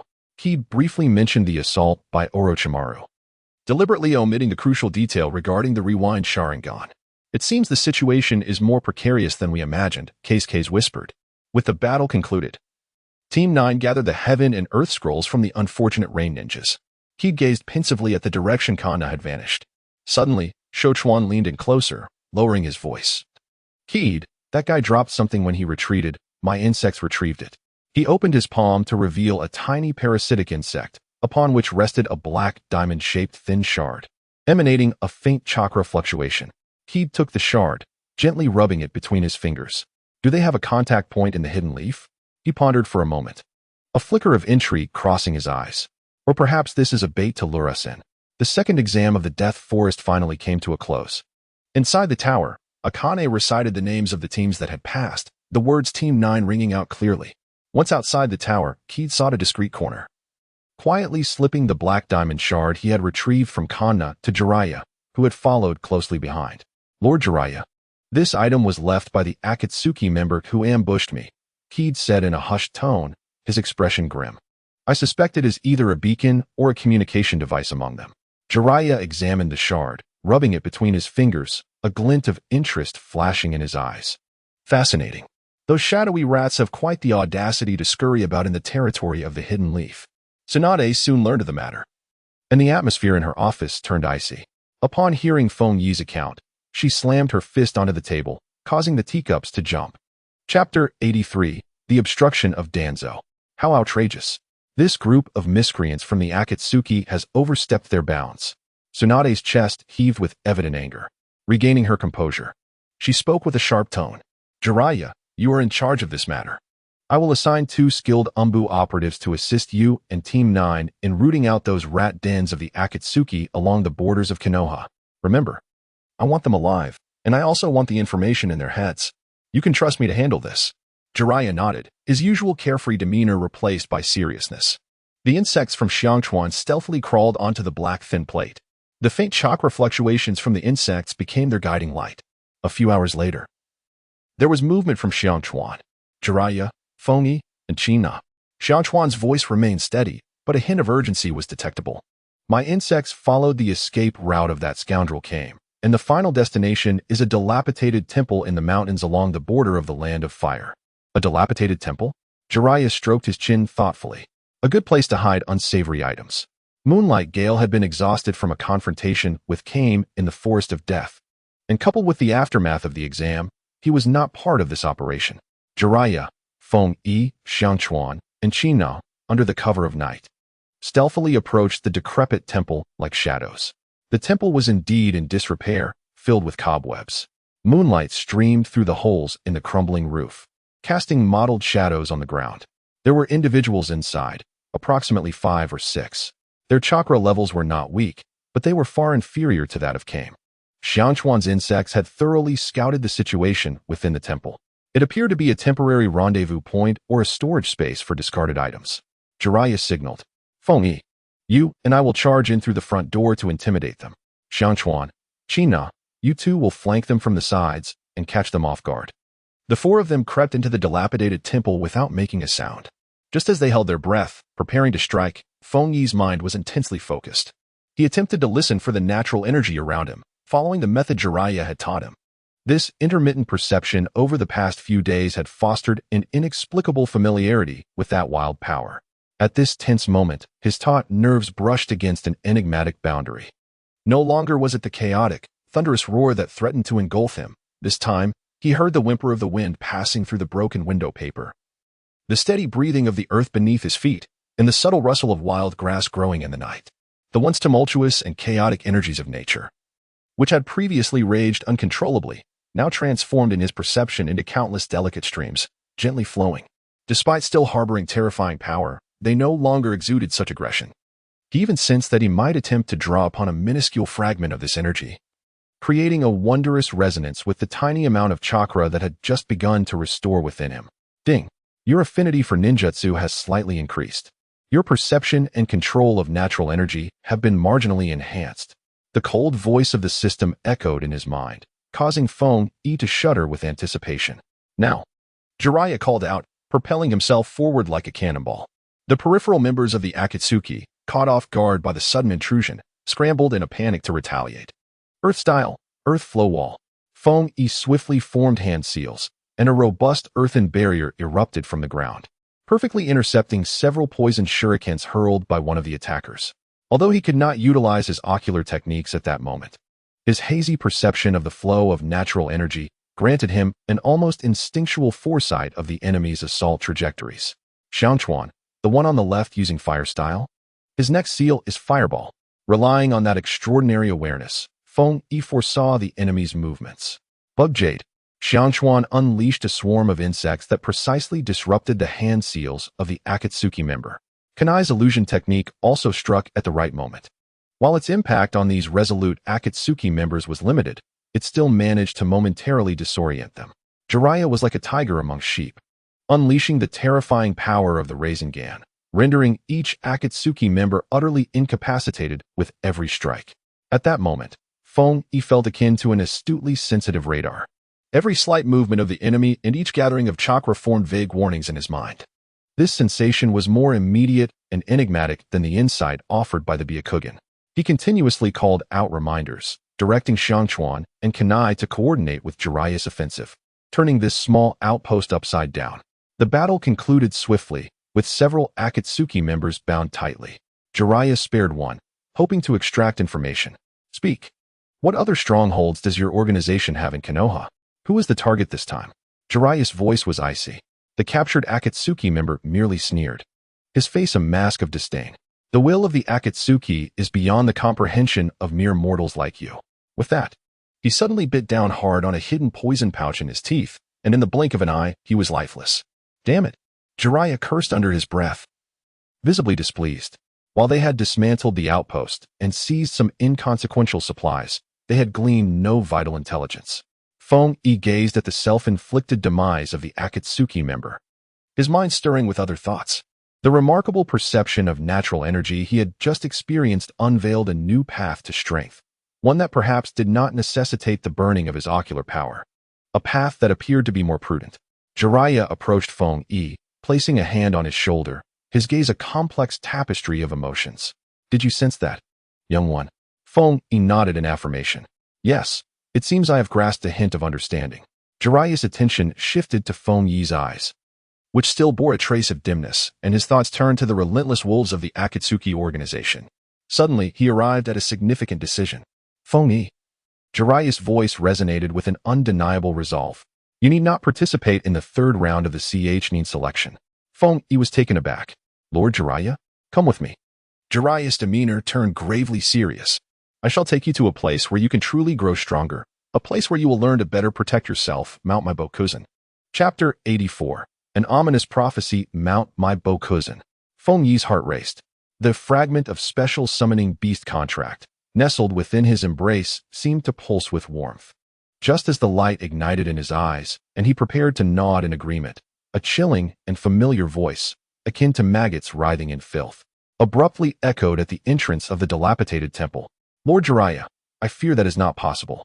Under the moonlight, a figure swathed in bandages sauntered into the shrine, none other than Shimura Danzo. Two ominous root ninjas trailed behind him, exuding an unsettling aura. Danzo's singular eye fixated on Feng Yi, his voice flat, devoid of any emotion. The Hokage has issued an order during the Chunin selection. Higashi of Feng Yi is not permitted to leave the village without authorization. The secrets he harbors require further scrutiny by the village. The moonlight sculpted Danzo's malevolent silhouette at the temple's entrance, while the two root ninjas loomed behind him, radiating an unsettling chill. Lord Jiraiya, I fear that is not possible. Danzo reiterated, his tone unwavering. The Hokage has commanded that Higashi of Feng Yi must remain within the village during the Chunin selection. The mysteries surrounding him necessitate further examination. Jiraiya furrowed his brow, positioning himself protectively in front of Feng Yi. The carefree demeanor he usually exhibited vanished, replaced by an oppressive gravitas. Danzo, what do you mean by this? I will naturally report Feng Yi's situation to Tsunade. When did it become the prerogative of the root to meddle? It is a matter of duty. Danzo remained unmoved. His solitary eye fixed intently on Feng Yi. Higashi of Feng Yi's abilities are exceedingly unique. For the village, he represents both an opportunity and a potential peril. Until a complete assessment can be conducted, he cannot depart from Konoha's purview. The atmosphere grew tense. Jiraiya's presence swelling with intensity, clashing silently against Danzo's cold aura, creating an unspoken tension in the air. Xiangchuan and Kana gripped their weapons tightly, their vigilance directed towards Danzo and the root members behind him. At that moment, a cold yet authoritative female voice shattered the tension. Danzo, the mission concerning Feng Yi was personally orchestrated by me and pertains to the village's highest secrets. You have no authority to interfere. Tsunade emerged from the shadows of the dilapidated temple, the moonlight cascading upon her, emanating an undeniable strength. Behind her, Shizun cradled Tun, her expression solemn. Danzo's perpetually stoic face twitched slightly. Hokage-sama, this boy possesses unique power. Should he lose control, the consequences would be dire. It is far too risky to place him outside the village. Tsunade snorted coldly and stepped closer to Danzo. Precisely because his power is significant, he requires more professional guidance, not to be treated as a mere tool or experiment by you. She pointed towards Jiraiya. Jiraiya's experience and capabilities are far better suited to mentor Feng Yi than yours. If you believe your people can surpass Jiraiya, feel free to give it a try. Jiraiya flashed a grin, revealing his gleaming white teeth, and along with Tsunade's words, he unabashedly unleashed an overwhelming aura, pressing it towards Danzo. Tsunade's tone grew increasingly frigid. Danzo, I have warned you before. Do not attempt to lay your hands on Feng Yi again. If you persist, Do not expect me to show mercy towards your aged visage. Danzo's single eye narrowed. And under the combined pressure of Tsunade and Jiraiya, his sinister aura visibly diminished. He remained silent for a moment before finally squeezing out a few words through clenched teeth. I hope Hokage-sama can manage the situation. After speaking, he cast a lingering, icy glance at Fingy before retreating into the shadows with the two root ninjas. With a sigh of relief, Fingy felt the weight of the previous atmosphere lift, as he had almost struggled to breathe. Tsunade turned to Fingy, her frosty demeanor softening slightly, yet still serious. Fingy, follow me. She led him to a relatively secluded spot outside the broken temple. The journey to Mayaboko Mountain is not solely to teach you Senjutsu. Tsunade's voice lowered. It is also to temporarily shield you from the turmoil in the village. Orochimaru has set his sights on you. The Akatsuki is seeking you out. And that old scoundrel Danzo harbors ill intentions. Within the village, you are too much of a target, which hinders you at every turn. Outside the village, with Jiraiya protecting you, it is, in many respects, safer. Fungi felt a warmth in his heart. He had not anticipated Tsunade's thorough consideration for him. He bowed solemnly. Thank you, Hokage-sama. There is no need for thanks, Tsunade waved her hand dismissively. What you must do is grow stronger. Strong enough to protect yourself and those you wish to safeguard. Konoha cannot withstand too much upheaval. In her words lay an almost imperceptible weariness. Jiraiya approached and patted Fingy on the shoulder. Kid, are you ready? Mayaboko Mountain is no vacation resort. I am prepared, Master Jiraiya. A spark gleamed in Fingy's eyes. His companions from Team 9, Xiangchuan and Chinai, approached, their faces etched with concern and reluctance. Fingy, you must exercise caution on your journey alone, Chinai said. Her eyes slightly reddened. Xiangchuan, succinct as ever, reassured him. We will manage the third exam. Await your return. Fingy gazed at his two friends and nodded earnestly. Rest assured, upon my return, we shall undertake missions together once more.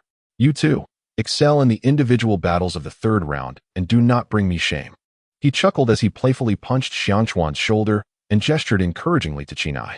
After bidding farewell to his companions and Tsunade, Fingy followed Jiraiya, embarking on a clandestine journey to Mayaboko Mountain. The night was deep and the stars dim, yet a flame ignited within Fingy's heart. Sage techniques represented a novel system of power, one that might liberate him from his excessive reliance on the reversal Sharingan, guiding him towards a more stable path of growth. Anticipation, trepidation, and excitement for the unknown journey intertwined within him. Days later, Jiraiya led Fingy into a secluded mountain where ancient trees towered, shrouded in mist. And the air was infused with an archaic and enigmatic essence. This is approximately the place, Jiraiya stated, standing before a colossal, moss-covered rock, surveying the surroundings. To enter Mayaboko Mountain, we must employ the reverse summoning technique. He bit his fingertip, swiftly forming hand seals before forcefully pressing his hands onto the ground before them. Reverse summoning technique. A vast summoning array illuminated the earth, with peculiar runes flickering erratically. Fingy held his breath, anxiously watching the array's transformation.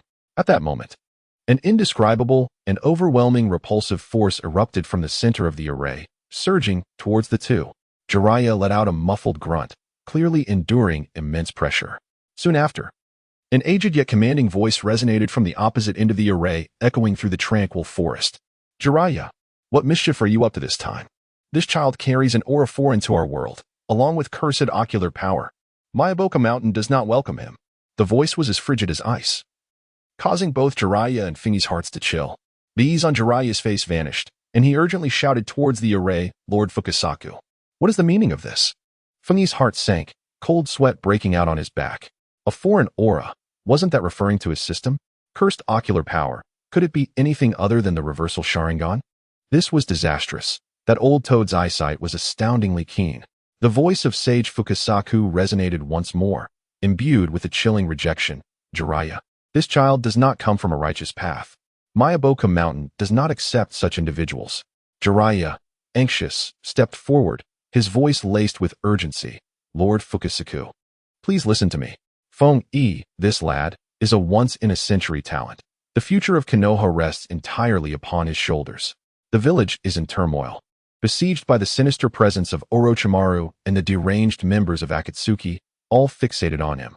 If he does not acquire more skills to safeguard his life, how can he protect himself and the village? Sage techniques are his only path to survival. The brilliance of the formation flickered erratically, its repulsive force unabated. Jiraiya anxiously clawed at his hair, while Feng Yi's heart plummeted to the depths of despair. At that moment, an indescribable will, ancient and boundless, awakened from slumber. Pressing down upon the forest, the wind ceased, the birds fell silent, and the entire world became eerily still. Above the formation, an enormous, boundless shadow of a toad gradually emerged, a mere apparition, yet the oppressive aura sent shivers through Feng Yi's very soul. The great sage toad. Feng Yi's heart nearly leapt from his chest. He felt as if he had been stripped bare and cast into the snow. With all his secrets and thoughts laid bare before that ethereal figure, nowhere to hide. The voice of the great sage toad resonated, not loud, yet akin to the tolling of a great bell, echoing directly in Feng Yi's mind. I have witnessed both destruction and rebirth. This child stands at the crossroads of fate. Whichever path he chooses, the world shall inevitably transform. Jiraiya and Feng Yi dared not breathe, the weight of the prophecy leaving them bewildered. The will of the great sage toad swept over Feng Yi, probing and assessing. Remarkable chakra, formidable strength. And this boy's connection to natural energy, there is more to him than meets the eye. The voice conveyed a hint of surprise. Finally, the great sage toad declared. His tone as ancient as ever, imbued with authority, grant him a chance. However, he must overcome the trial of Mount Myaboku, proving his ability to wield sage techniques rather than being consumed by them. Just as Jiraiya exhaled in relief, apprehension gripped him anew. Great sage, what trial? The voice of Fukasaku interjected, cold and unyielding. No use of toad oil. Go to the frog-croaking pond, sit, and absorb natural energy. Stabilize yourself. 3 days. If you cannot manage it, Fukasaku's voice, chilling as ice, then you shall be turned to stone or banished forever. Feng Yi's heart raced. No toad oil. That substance is the very crutch for learning sage techniques. Without it, the peril of absorbing natural energy would escalate exponentially.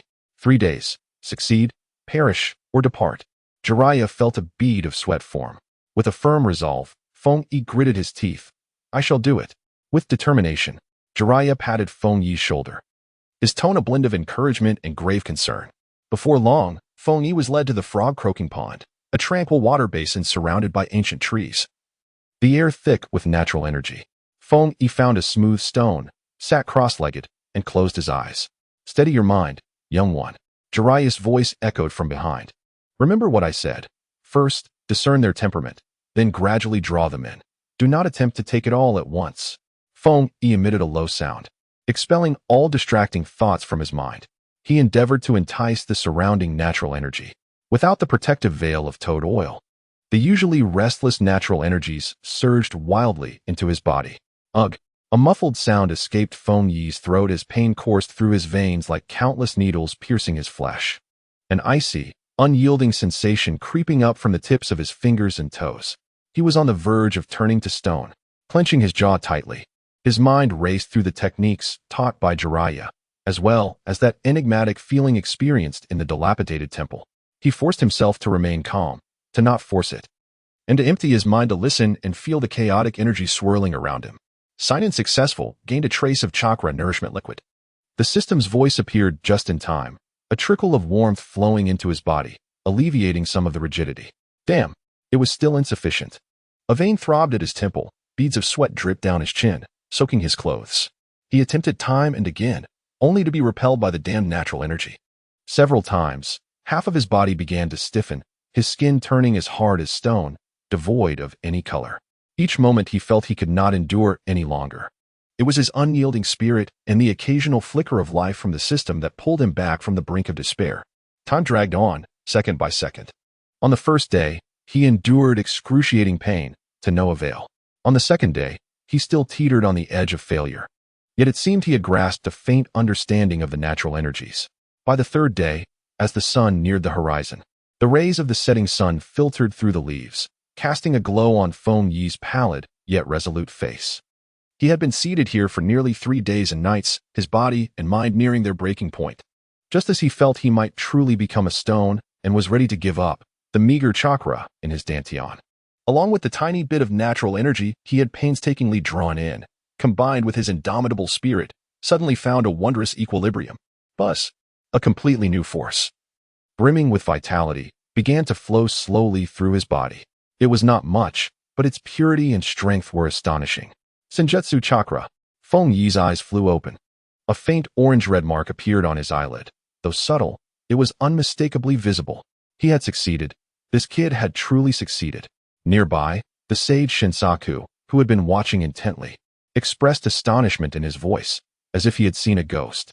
Jiraiya let out a long breath, a beaming smile illuminating his face. Just then, the ancient voice of the great toad sage resounded once more, shattering this moment of joy. Chapter 86. The Akatsuki organization reappears. The prophecy has yet to unfold. The voice was more ethereal and oppressive than before. His greatest adversary may not be the insignificant foes outside, but rather his own eyes that possess the ability to peer into the past. Those eyes, in the end, will consume everything, leaving even himself without escape. The ephemeral voice of the great toad sage, with each word piercing like an ice pick, struck deeply into Feng Yi's heart. His most formidable opponent is his own gaze? It will devour everything, including himself? This nonsensical prophecy extinguished the flickering flame of hope he had just ignited. Jiraiya noticed Feng Yi's body stiffen and stepped forward, placing a heavy hand firmly on his shoulder. Kid, do not heed that old toad's ramblings. Jiraiya's voice was as steady as a mountain. Isn't destiny merely something to be shattered? Otherwise, why would we, as ninja, toil and strive to hone our skills? Jiraiya's words landed like a hammer, jolting Feng Yi awake. Indeed, what was the point? He had traversed into this world, armed with a system and hidden secrets, solely to seize control of this wretched life. If he feared even this trivial matter, he might as well have perished at the hands of Orochimaru, ending it all once and for all. I understand, Lord Jiraiya.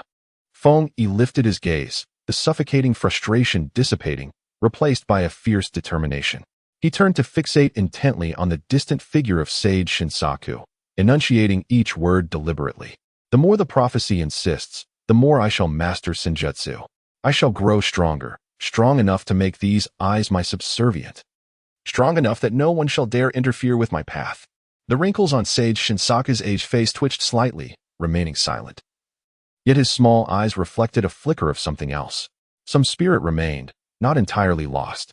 He leaped down from the stone, beckoning Feng Yi with a wave of his claw. Follow me. Since you've crossed that threshold, it's time to get serious. Sage Shinsaku led him to an open area, where several large barrels stood, filled with a viscous oil that emitted a peculiar fragrance. The toad oil from Miyaboka Mountain, Sage Shinsaku indicated the barrels, will aid you in absorbing natural energy more readily. However, it can also claim your life. He dipped his claw into the oil and applied it to his eyelids. Apply too much, and the natural energy will turn you to stone. Apply too little, and it will be of no use. How much to use and how to wield it is up to your own skill. Feng Yi nodded, mimicking his actions, cautiously dipping his fingertip into the toad oil. As the oil touched his skin, a chill penetrated him. Immediately, the surrounding natural energy surged towards him like ravenous wolves catching a whiff of blood. Ugh! Feng Yi grunted as half of his arm went numb, and a network of stone-like patterns emerged on his skin. Hastily, he wiped the oil away with his sleeve, and the stiffness gradually receded. Control it. You rascal. Use your chakra to regulate it. Sage Shinsaku shouted from the side, control the amount of oil, and also the speed at which those entities surge in. In the ensuing hours, Feng Yi flitted between applying and wiping off oil. With the vast chakra bestowed by the system and his own determined spirit, he persevered through repeated attempts. Failures, yet again, but he persisted. At last, during another trial, he enveloped his fingertips with an almost imperceptible layer of chakra, dipped them in just the right amount of toad oil, and gently touched his eyelids. Boom! A gentle yet immense surge of natural energy flowed steadily into his body, guided by the toad oil. This time, it was not a wild beast rampaging through, but rather a river tamed by the rains. Feng Yi sat cross-legged, swiftly entering a meditative state. As the spiritual energy within him, the physical energy, and this newfound natural energy blended together at an astonishing pace under his command. Sagejima, passing by with a platter of insect delicacies, was so captivated by the scene that he forgot to chew. Oh dear, old man. This little rascal is rather swift at picking things up. Sage Shinsaku was equally surprised, nodding in acknowledgement. He is an extraordinarily gifted prodigy. Ding. Daily sign-in successful. Awarded one immortal bean. Replica. Just as Feng Yi felt on the brink of exhaustion, the cold voice in his mind was like a heavenly melody. He discreetly swallowed the bean, and a wave of warmth surged through his limbs, reigniting his nearly extinguished body, allowing him to maintain this mystical state. This extraordinary stamina left both Toad sages in awe. However, mere stillness would not suffice. A few days later, observing Feng Yi's proficiency in using Toad oil, Sage Shinzaku kicked him into another arena. The art of the sage is meant for combat. You must learn to maintain this state during a fight. No sooner had he spoken than two toads, each the height of a man, leapt forth. "Ah, father, is this the little imp you mentioned?" One of the toads, Toad G, brandished a short knife. "He doesn't look too impressive." The other, a plumper toad named Toad Long, muttered, "Toad G, Toad Long, accompany him in some sparring." Sage Shinzaku commanded, "Remember, don't kill him. Just teach him a lesson." Taking a deep breath, Feng Yi formed hand seals, and a light orange hue appeared on his eyelids. Sage mode activated. Strength, speed, and perception received a terrifying enhancement in that moment. "Here I go," Feng Yi shouted, his figure blurring as he hurled a punch at Toad G. The fist cut through the air with a fearsome swiftness. Yet, Toad G merely tilted his head, evading it with ease, before his long tongue shot out like a bolt of lightning. Smack! The impact was deafening, and Feng Yi felt as if he had collided head-on with a speeding truck, his entire being sent flying, his internal organs nearly misaligned as he crashed to the ground. The violent impact instantly disrupted his internal balance, causing his sage mode to dissipate. Cough! Feng Yi propped himself up, his chest ablaze with pain. "Too weak. Your punch feels like an old lady taking a stroll to me." Toad G scoffed disdainfully. Feng Yi remained silent, gritting his teeth as he concentrated once more on channeling his chakra for sage techniques. Once more. Crack! Another lash of the tongue sent him flying. Once more. Bang! He was firmly seated upon by the Toad Dragon. Throughout the afternoon, the arena was filled with the sounds of Feng Yi being struck down. Yet, he resembled an indomitable beast. Each time he fell, he would immediately rise again, his fierce determination undiminished, growing ever more intense. From his initial state of disarray, he gradually learned to evade a few attacks, and then, through sheer effort, managed to brace himself against the toad's tongue with an arm infused with sage chakra. "Hey, you little brat, you're really quite stubborn." After yet another blow that sent Feng Yi sprawling, Toad G unexpectedly offered a compliment. Feng Yi smiled through the blood at the corner of his mouth and unsteadily stood up. Chapter 87, Undercurrents of Rain Hidden. Through repeated beatings, he experienced rapid growth. Learning how to stabilize his sage chakra amidst vigorous movement and developing the ability to sense and predict his opponent's next moves using sage techniques. Time slipped away unnoticed until Feng Yi once again entered sage mode, facing the dual onslaught of Toad G and the Toad Dragon. This time, he did not get sent flying. He moved like a leaf in the wind, his form elusive, always managing to narrowly evade attacks at crucial moments. He successfully maintained this still imperfect sage mode for several minutes. In the end, he seized an opening, delivering a powerful punch that struck squarely against the Toad Dragon's ample belly, forcing it to retreat repeatedly, although the next moment saw him exhausted and collapsing onto the ground. Gasping for air as he exited sage mode, he had accomplished it. At that moment, Sage Shinzwa, who had been observing from a distance, suddenly spoke, his voice carrying an inexplicable peculiarity. "Kid, didn't you feel anything from that punch just now?" Feng Yi, taken aback, looked up while panting heavily. "Feel what?" "Your chakra." Sage Shinzwa's toad-like face wrinkled even tighter. It mixed in something that shouldn't be there. "When you utilized sage chakra, it seemed like your eyes were hungry as well. Something that shouldn't be there?" Feng Yi was stunned, looking down at his fist. Still resonating with the remnants of sage chakra, imbued with vitality. How could there be an issue? Sage Shinzwa's toad-like visage furrowed deeply, his small eyes fixated on Feng Yi. "I can't quite explain it. Sage chakra is a perfect fusion of spirit, body, and natural energy. But just now, within that fusion, I sensed a lurking hunger." "Hunger?" "Yes." Sage Shinzwa nodded gravely. "Your eyes, when you activated sage techniques, seemed to desire something to consume. This is dangerous. Sage techniques emphasize balance and harmony. That hunger of yours is purely predatory, fundamentally opposed to the essence of sage techniques." Feng Yi's heart sank. Once again, it was those eyes. The rewind Sharingan. His greatest asset has seemingly become his most significant vulnerability. "You must discover the essence of your own sage arts," remarked Sage Shinzo, tapping his pipe. "Each sage possesses unique techniques. Jiraiya's techniques embody his boldness and tenacity. My own rely on precision and control. You must identify that which represents you most authentically. Let it serve as your foundation to harmonize the three energies, rather than allowing your eyes to dictate your path. Sage Core?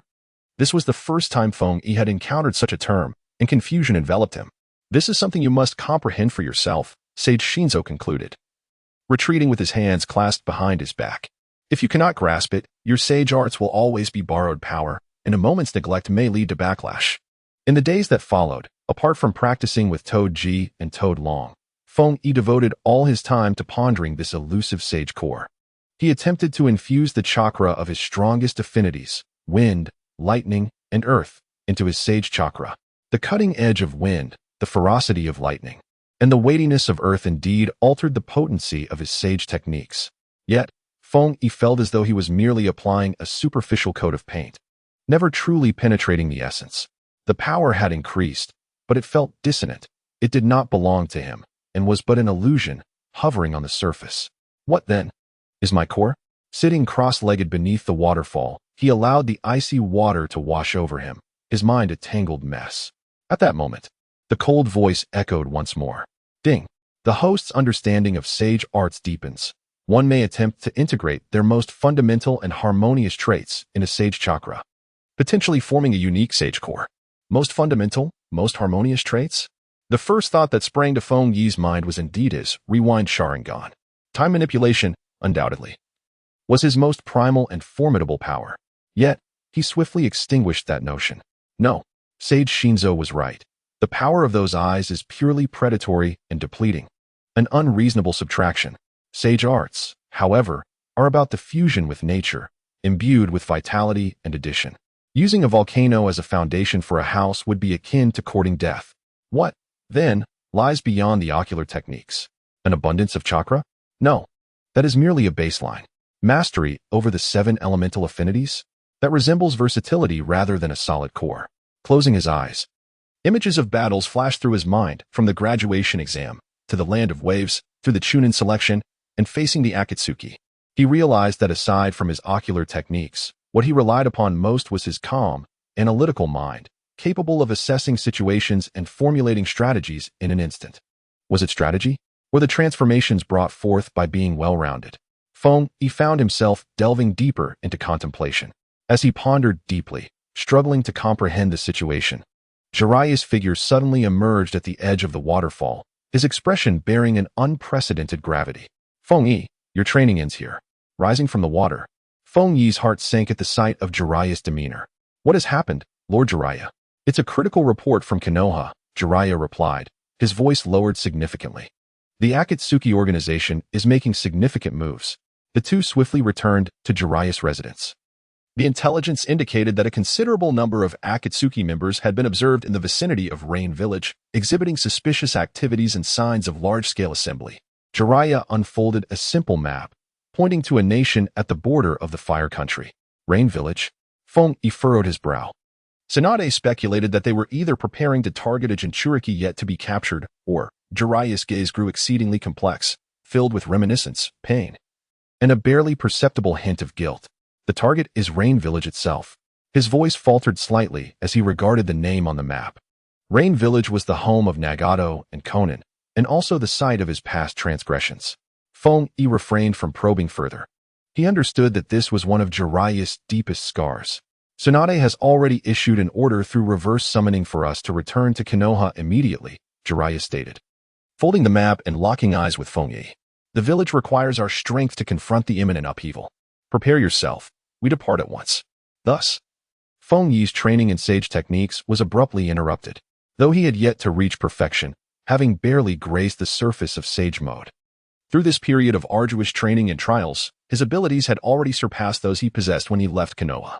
Bidding farewell to the two sages, Shinsaku and Shima, amidst Gamachan's teasing remark about not being sent flying again by his tongue, the two set forth on their journey back to Konoha.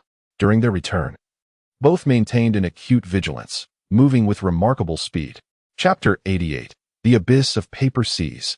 Under the nocturnal sky, Feng Yi's eyes had regained about 70 to 80% of their vitality due to his recent recuperation and the nurturing provided by Sage Chakra. Habitually, he activated his Byakugan, surveying the surroundings for any potential ambush.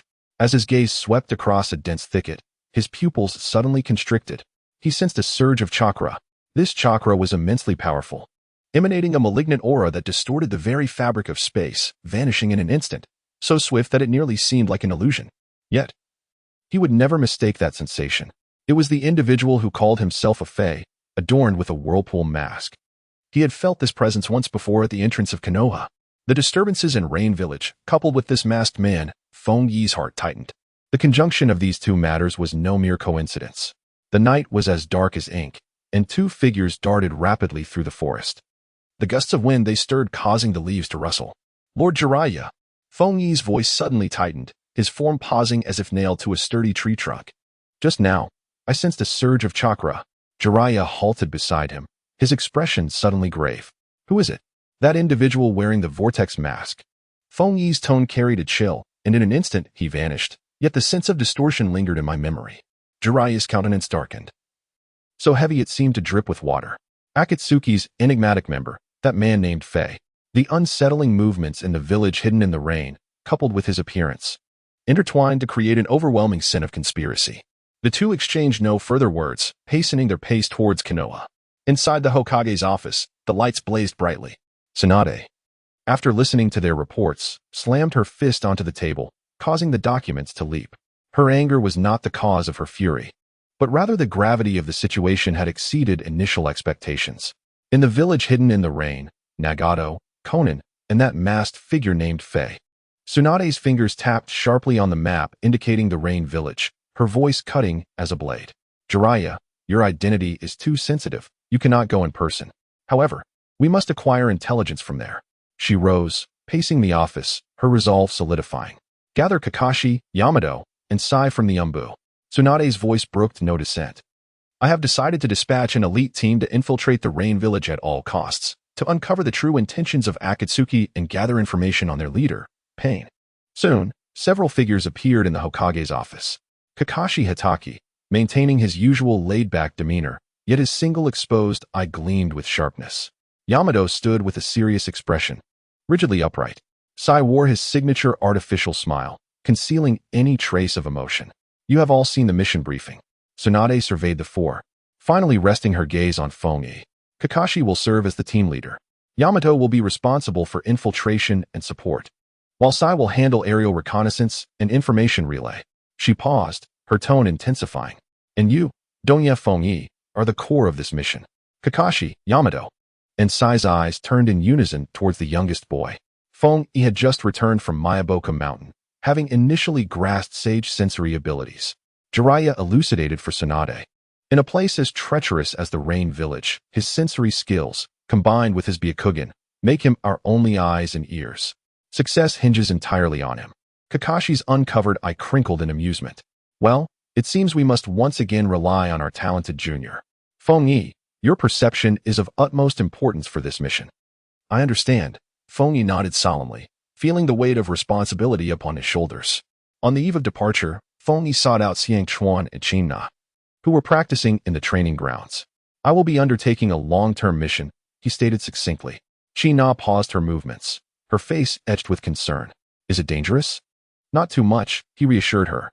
Feng Yi smiled gently, retrieving a scroll of his meticulously organized notes from his ninja tool pouch and handing it over. Within this scroll lies my insights on honing spiritual energy gathered during my training in my Bokuzen. The foundation of ninjutsu rests upon the equilibrium of spirit, body, and natural energy.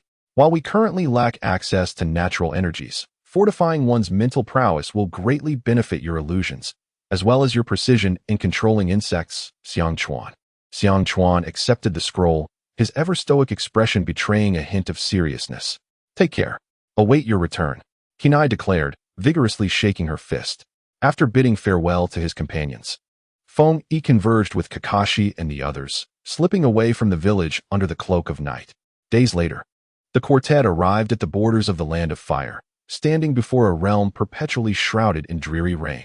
Cold raindrops cascaded from the leaden sky, drumming dully upon each person's hat. The entire Rain Village resembled a colossal tomb constructed of frigid steel and pipes, oppressive enough to stifle one's breath. On the walls, patterns painted in crimson paint were ubiquitous, depicting a Rinnegan gazing down upon all beings. This was the eye of God, the mark of pain. Kakashi lowered his voice. This village is under complete control. My perception is hindered by the rain. Feng closed his eyes, his brow furrowed. The natural energy mingling with the raindrops was chaotic, making it difficult to discern the patrolling rain ninjas. This will suffice. Kakashi gestured. Zao-e, it's up to you. Zao-e nodded with a smile, swiftly sketching several ink bats onto the scroll. The bats flapped their wings silently, merging into the dim sky, heading towards the tallest spire at the village's center. The four moved like phantoms, utilizing the temporary cover and passageways crafted by Yamado's wood release, gradually infiltrating the core area. The closer they approached the central tower, the more intense the sensation of being watched became. Each raindrop could potentially be pain's eye. Just as they were about to traverse the final street and reach the base of the tower, an unforeseen change occurred. Countless sheets of paper materialized from thin air, swiftly converging upon the ground ahead. The papers fluttered and swirled, ultimately coalescing into the figure of a woman clad in the Akatsuki's signature black and red cloud robe. She possessed short, bluish-purple hair, her countenance serene yet detached. Tenchi, Konan, a Konoha ninja, she spoke, her voice as frigid as the rain. You are not welcome here. Kakashi placed a hand upon the hilt of his short blade, stepping forward. We mean no harm. We merely wish to speak with the leader of the Rain Village. In the name of the divine, leave at once, Konan responded, ignoring Kakashi's overture, her orange eyes radiating an icy indifference. Otherwise, only death awaits. The moment her words fell, her entire form disintegrated, transforming into a tempest of paper, sweeping toward the four like a blinding white snowstorm. Be careful. Daiha clasped his hands together in a series of intricate seals, causing several robust wooden beams to erupt from the ground, interweaving to form a wooden shield that stood protectively before the group. The paper projectiles collided with the wooden barrier, producing a cacophony of sharp, crackling sounds.